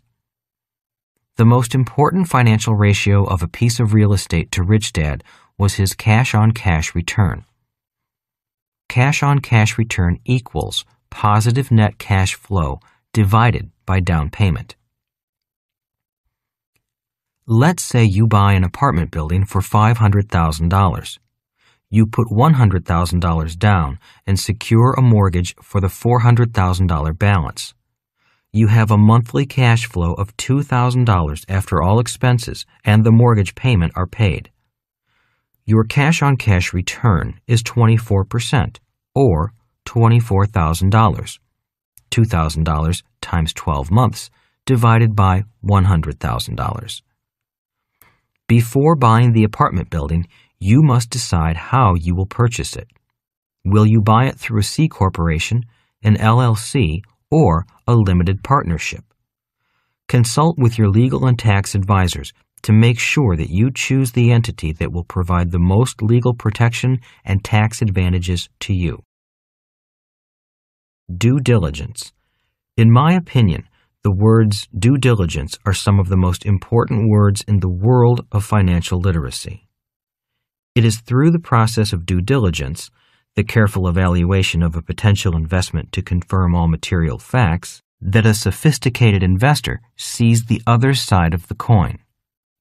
When people ask me how I find good investments, I simply reply, I find them through the process of due diligence. Rich Dad said, the faster you are able to do your due diligence on any investment, regardless of whether it is a business, real estate, a stock, or bond, the better able you will be to find the safest investments with the greatest possibility for cash flow or capital gains. Once you have determined that a piece of real estate will generate a positive cash flow, you still need to perform due diligence on the property. Rich Dad had a checklist that he always used. I use a due diligence checklist as well. It is very thorough and includes items that did not exist years ago, such as Phase 1 environmental audit. If I have questions about the property, I often bring in the experts and have my attorneys and accountants review the deal. Due diligence checklist. 1. Current rent roster with paid to dates. 2. List of security deposits. 3. Mortgage payment information. 4. Personal property list. 5. Floor plans. 6. Insurance policy, agent. 7. Maintenance, service agreement. 8. Tenant information. Leases, ledger cards, applications, smoke detector forms. 9. List of vendors and utility companies, including account numbers. 10. A statement of structural alterations made to the premises. 11. Surveys and engineering documents. 12. Commission agreements. 13. Rental or listing agreements. 14. Easement agreements. 15. Development plans, including plans and specifications and as-built architectural, structural, mechanical, electrical, and civil drawings. 16.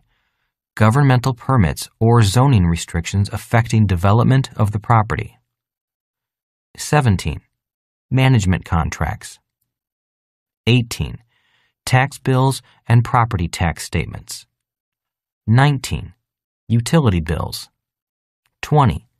Cash receipts and disbursements journals pertaining to the property. 21. Capital expenditure disbursement records pertaining to the property for the past 5 years. 22. Income and expense statements pertaining to the property for 2 years prior to the submission date. 23. Financial statements and state and federal tax returns for the property. 24. A termite inspection in form and content reasonably satisfactory to the buyer. 25. All other records and documents in seller's possession or under seller's control which would be necessary or helpful to the ownership, operation, or maintenance of the property. 26. Market surveys or studies of the area. 27. Construction budget or actuals. 28. Tenant profiles or surveys. 29. Work order files. 30. Bank statements for 2 years showing operating account for property. 31. Certificates of occupancy. 32. Title abstract. 33. Copies of all surviving guarantees and warranties. 34. Phase 1 environmental audit, if it exists. Natural resources. Many sophisticated investors include investments in the Earth's natural resources as part of their portfolio. They invest in oil, gas, coal, and precious metals, just to name a few. My rich dad strongly believed in the power of gold. As a natural resource, gold has a limited supply. As Rich Dad told me, people throughout the centuries have cherished gold. Rich Dad also believed that owning gold attracted other wealth to you. Good debt or bad debt. A sophisticated investor recognizes good debt, good expenses, and good liabilities. I remember Rich Dad asking me, "How many rental houses can you afford to own where you lose $100 per month?" I, of course, answered, "Not too many." Then he asked me, "How many rental houses can you afford to own where you earn $100 per month?" The answer to that question is, as many as I can find. Analyze each of your expenses, liabilities, and debts. Does each particular expense, liability, or debt apply to a corresponding income or an asset? If so, is the cash flow coming in from the income or asset greater than the cash flow going out for the expense, liability, debt?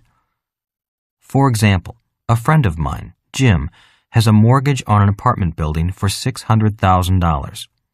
He pays out $5,500 each month in mortgage and interest payments. He receives $8,000 rental income each month from his tenants. After all other expenses, he has a net positive cash flow of $1,500 each month from that apartment building. I would consider Jim's mortgage a good debt. Investing and saving. A sophisticated investor understands the difference between saving and investing. Let's look at the case of two friends, John and Terry, both of whom believe themselves to be sophisticated investors. John is a highly paid professional and invests the maximum in his 401k retirement plan at work. John is 42 and has $250,000 in his 401k plan already because he has been adding to it for 11 years. There is no return or cash flow from it until he retires. Then it will be fully taxable at his ordinary earned income rates. Following are John's details, assuming an average tax rate of 35% and a commonly assumed return on investment of 8% annually, although the return can actually be substantially less. Income, $100,000 salary. Taxes, 35%. Investment, 401k retirement plan. Maximum 15% contribution, $15,000. Retirement plan return, 8%. Cash flow from investment, none. Terry is the same age as John and makes a similar salary. She has invested in a series of real estate deals over the past 11 years and just put $250,000 down on a $1 million property. Terry is earning a cash-on-cash return of 10% and expects a conservative appreciation of her property of 4% per year. When she retires, Terry expects to 1031 exchange into another property to take advantage of the high equity and cash flow. Terry has never contributed to a 401k plan. Terry's details are as follows. Income, $100,000 salary. Taxes, 35%. Investment, real estate, $1 million property. Down payment, 25% or $250,000. Real estate return, 10% cash on cash per year. Annual appreciation, 4%. Cash flow from investment, $25,000 per year. They can both retire at age 62, having each worked 31 years. At retirement, John begins drawing out 8% of his accumulated 401k plan, receiving $118,100 per year after taxes, $157,400 before taxes. He plans to withdraw none of the principal amount.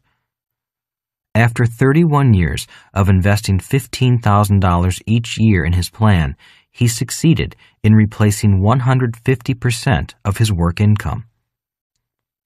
Even though Terry only put $250,000 down on the property, she benefited from the 4% appreciation on the total $1 million value of the property. During the 20 years, the rental income from the property paid off the mortgage of $750,000. So when Terry retires, she can roll over the complete equity of $1 million into a much larger property, worth $8,892,000 according to these calculations. This new property will generate a cash flow of $342,700 per year for Terry. While John's retirement will be comfortable, Terry's will be much richer. If, for some reason, John needs more income in retirement, he must start drawing out the principal from his retirement plan. Terry would only need to do another tax-free exchange into other buildings to capture the mortgage principal paid down by her tenants, leveraging that into higher income. John's example will have taught his children to go to school, get good grades, get a good job, work hard, and invest in their retirement plan regularly to be comfortable in retirement. Terry's example will have taught her children that if they learn how to invest by starting small, minding their own business, and keeping their money working hard for them, they'll be rich. It is easy to see that investing in a building generated much more cash flow and income for Terry than saving in a 401k did for John. I would categorize Terry as an investor and John as a saver. Sophisticated investors understand the difference between investing and saving and generally have both as part of their financial plan. Chapter 39. The Ultimate Investor. So the question remains, how does a person like Bill Gates become the richest business person in the world in his 30s? Or how does Warren Buffett become one of the richest investors in America? Both men came from middle-class families, so they were not handed the keys to the family vault. Yet, even without great family wealth behind them, they rocketed to the apex of wealth within a span of a few years. How? They did it the way many of the ultra-rich have done so in the past and will be doing so in the future. They became ultimate investors by creating an asset that is worth billions of dollars. Fortune magazine ran a cover story entitled Young and Rich the 40 wealthiest Americans under 40. Some of these young billionaires were the following. Number 1, Michael Dell, age 34, wealth $21.5 billion, business Dell Computer. Number 2, Jeff Bezos, age 35, wealth $5.7 billion, business Amazon.com. Number 3, Ted Waite, age 36, wealth $5.4 billion, business Gateway. Number 4, Pierre Omidyar, age 32, wealth $3.7 billion, business eBay. Number 5, David Filo, age 33, wealth $3.1 billion, business Yahoo. Number 6, David Yang, age 30, wealth $3.0 billion, business Yahoo. Number 7, Henry Nicholas, age 39, wealth $2.4 billion, business Broadcom. Number 8, Rob Glazer, age 37, wealth $2.3 billion, business Real Networks. Number 9, Scott Bloom, age 35, wealth $1.7 billion, business Buy.com. Number 10, Jeff Skoll, age 33, wealth $1.4 billion, business eBay.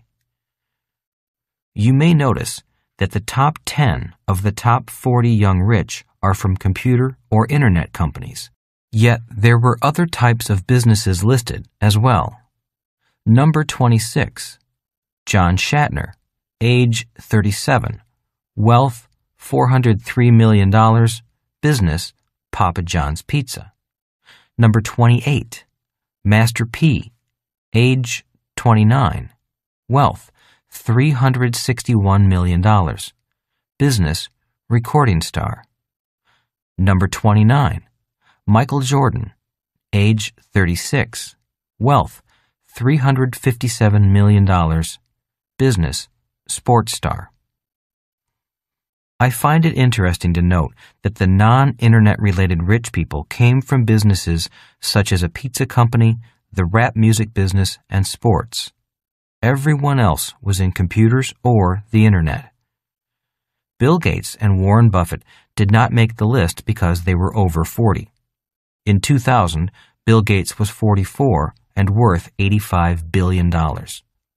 Warren Buffett was 70 and worth $31 billion, according to Forbes. They made it the old-fashioned way. So, how did most of these people join the ranks of the ultra-rich so early in life? They made it the old-fashioned way, the same way that Rockefeller, Carnegie, and Ford became yesterday's ultra-rich, and the same way that tomorrow's ultra-rich will do it. They built companies and sold shares in their company to the public. They worked hard to become selling shareholders rather than buying shareholders. In other words, it could be said that by being selling shareholders, they printed their own money, legally. They created a valuable business and then sold shares of ownership in the business to others. In Rich Dad, Poor Dad, I talked about how at the age of 9, I began making my own money by melting down lead toothpaste tubes and forging lead coins in plaster of Paris molds. My poor dad told me what the word counterfeiting meant. My first business opened and closed on the same day. My rich dad, on the other hand, told me that I was very close to the ultimate formula for wealth, to print or invent your own money, legally. And that is what the ultimate investor does. In other words, why work hard for money when you can print your own? In Rich Dad, Poor Dad, Rich Dad's lesson number 5 is, the rich invent money. Rich Dad taught me to invent my own money with real estate or with small companies. That technical skill is the domain of the inside and ultimate investors. How 10% own 90% of the shares. One reason the wealthiest 10% own 90% of all the shares of stock, as reported in the Wall Street Journal, is that the wealthiest 10% include the ultimate investors, the people who created the shares of stock. Another reason is that only this 10% is eligible, per SEC rules, to invest in a company at the early stages before it becomes available to the public through an IPO. In this elite group are founders of companies, aka founding shareholders, friends of the founders, or a select list of investors. These are the people who become richer and richer while the rest of the population often struggles to make ends meet, investing the few dollars they may have left over, if they have any dollars left at all, as buying shareholders. The difference between selling and buying. The ultimate investor is someone who builds a company and sells shares in his or her company. When you read an IPO prospectus, ultimate investors are the ones listed as the selling shareholders. They are not buying shareholders. And as you can tell by the net worth of these individuals, there seems to be a tremendous difference in wealth between those who sell and those who buy shares. The last leg. By 1994, I felt I had successfully completed much of the plan Rich Dad and I had created back in 1974.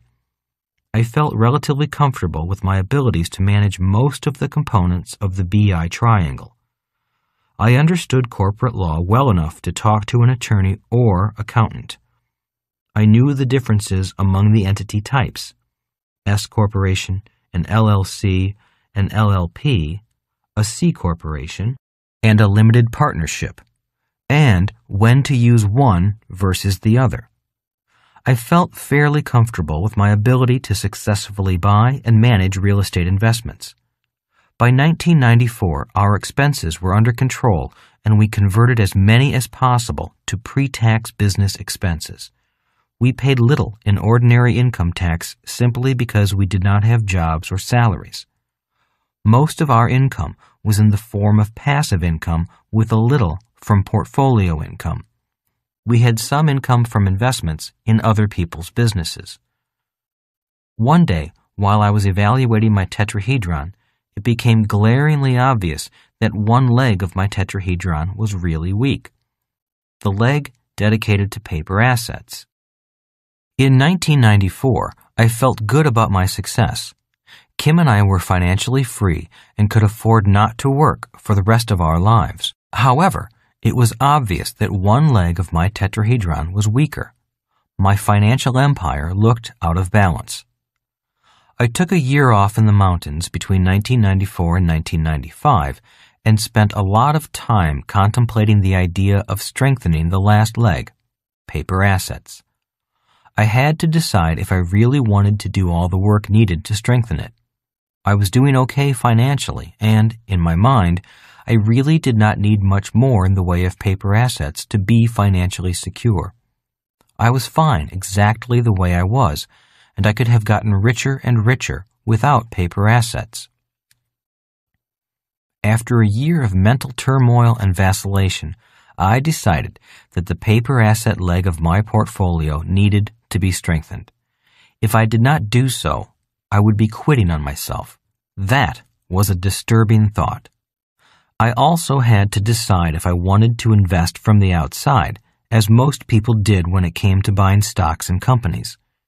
In other words, I needed to decide if I wanted to be a buying shareholder and invest from the outside, or learn to invest from the inside. Either would be a learning experience, almost like starting over. It is relatively easy to get into the inside of a real estate deal or the acquisition of a small business. That is why I recommend to individuals who are serious about gaining experience in the 10 investor controls to start with small deals in those types of investments. However, to get to the inside of a company before it went public, through a pre-IPO, was another story. Generally, to be invited to invest in a company before it goes public is reserved for a very elite group of people, and I did not belong to that elite group. I was not rich enough, and my money was too new for me to belong to the elite group. In addition, I do not come from the right family or university. My blood is red, not blue. My skin is not white, and Harvard has no record of my application to its prestigious institution. I had to learn how to become part of the elite group that is invited to invest in the best companies before they go public. I felt sorry for myself for a few moments, enjoying a brief moment of self-doubt, a lack of self-confidence, and a strong dose of self-pity. Rich Dad had already passed on, and I had no one to turn to for advice. After my few moments of misery were over, I realized that this is a free country.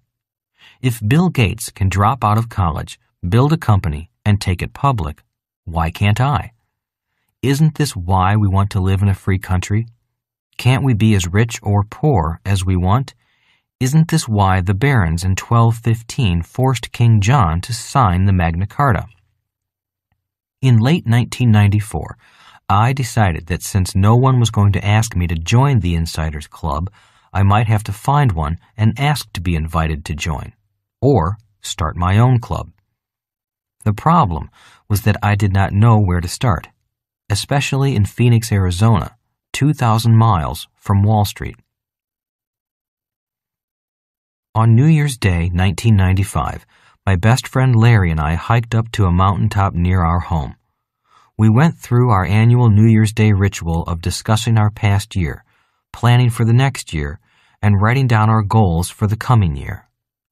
We spent about 3 hours up on the rocky peak discussing our lives, the past year, and our hopes, dreams, and goals for the future. Larry and I have been best friends for many years. We started at Xerox together in Honolulu in 1974. He had become my new best friend because, at that stage of my life, he and I had more in common than Mike and I did. Mike was already very, very rich, and Larry and I were just starting out with virtually nothing but a strong desire to become very, very rich. Larry and I spent years together as partners, starting several businesses. Many of those businesses failed even before they got off the drawing board. When he and I reflect back on some of those businesses, we laugh at how naive we were back then. Yet some of those businesses did very well. We were partners in starting the nylon and Velcro wallet business in 1977 and developing it into a worldwide business. We became best friends through starting businesses together and have remained best friends ever since. After the nylon and Velcro wallet business began to fail in 1979, Larry moved back to Arizona and began to build his fame and fortune as a real estate developer. In 1995, Inc. magazine named him America's fastest-growing home builder, and he joined its prestigious list of fast-growing entrepreneurs. In 1991, Kim and I moved to Phoenix for the weather and golf, but more importantly, for the millions of dollars of real estate the federal government was giving away for pennies on the dollar. On that bright New Year's Day in 1995, I showed Larry the diagram of my tetrahedron and my need to increase my paper assets leg. I shared my desire to either invest in a company before it went public or maybe even build a company and take it public. At the end of my explanation, all Larry said was, "Good luck." We ended that day by writing our goals on 3x5 cards and shaking hands. We wrote down our goals because Rich Dad had always said, goals have to be clear, simple, and in writing. If they are not in writing and reviewed daily, they are not really goals. They are wishes.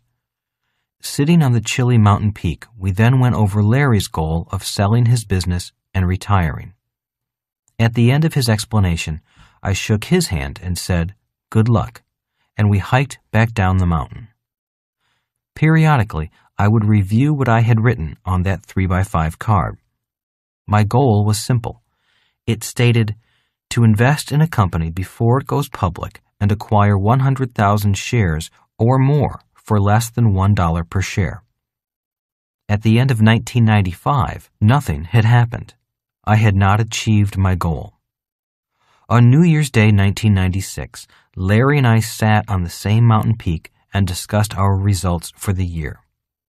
Larry's company was on the verge of being sold, but it had not yet happened, so neither of us had accomplished our goals for 1995. Larry was close to achieving his goal, but I seemed far away from achieving mine. Larry asked if I wanted to drop the goal or choose something new. As we discussed the goal, I began to realize that, although I had written the goal, I did not believe that it was possible for me. In my soul, I did not really believe that I was smart enough, qualified enough, or that anyone wanted me to belong to that elite group. The more we talked about my goal, the angrier I got at myself for doubting myself and putting myself down so much. After all, Larry said, you have paid your dues. You know how to build and run a profitable private company. Why shouldn't you be a valuable asset to a team that takes a company public? After rewriting our goals and shaking hands, I walked down the mountain with a lot of nervousness and self-doubt because I now wanted my goal more than ever. I also walked down with more determination to have my goal become reality. Nothing happened for about 6 months. I would read my goal in the morning and then go about my daily activities, which at that time was to produce my cash flow board game. One day, my neighbor Mary knocked on my door and said, "I have a friend I think you should meet." I asked her why. All she said was, "I don't know. I just think the two of you would get along. He's an investor like you." I trusted Mary, so I agreed to meet her friend for lunch. A week or two later, I met her friend Frank for lunch at a golf club in Scottsdale, Arizona. Frank is a tall, distinguished man who is well-spoken and about the same age my own dad would have been if he were still alive. As lunch went on, I found out that Frank had spent much of his adult life on Wall Street, owning his own brokerage firm, occasionally forming companies and taking them public. He has had his own companies listed on the American Exchange, the Canadian Exchanges, NASDAQ, and on the big board of the New York Stock Exchange. Not only was he a person who created assets, he was a person who invested from the other side of the coin of the public stock markets. I knew he could guide me into a world very few investors ever see. He could guide me through the looking glass, get me behind the scenes, and increase my understanding of the greatest capital markets of the world.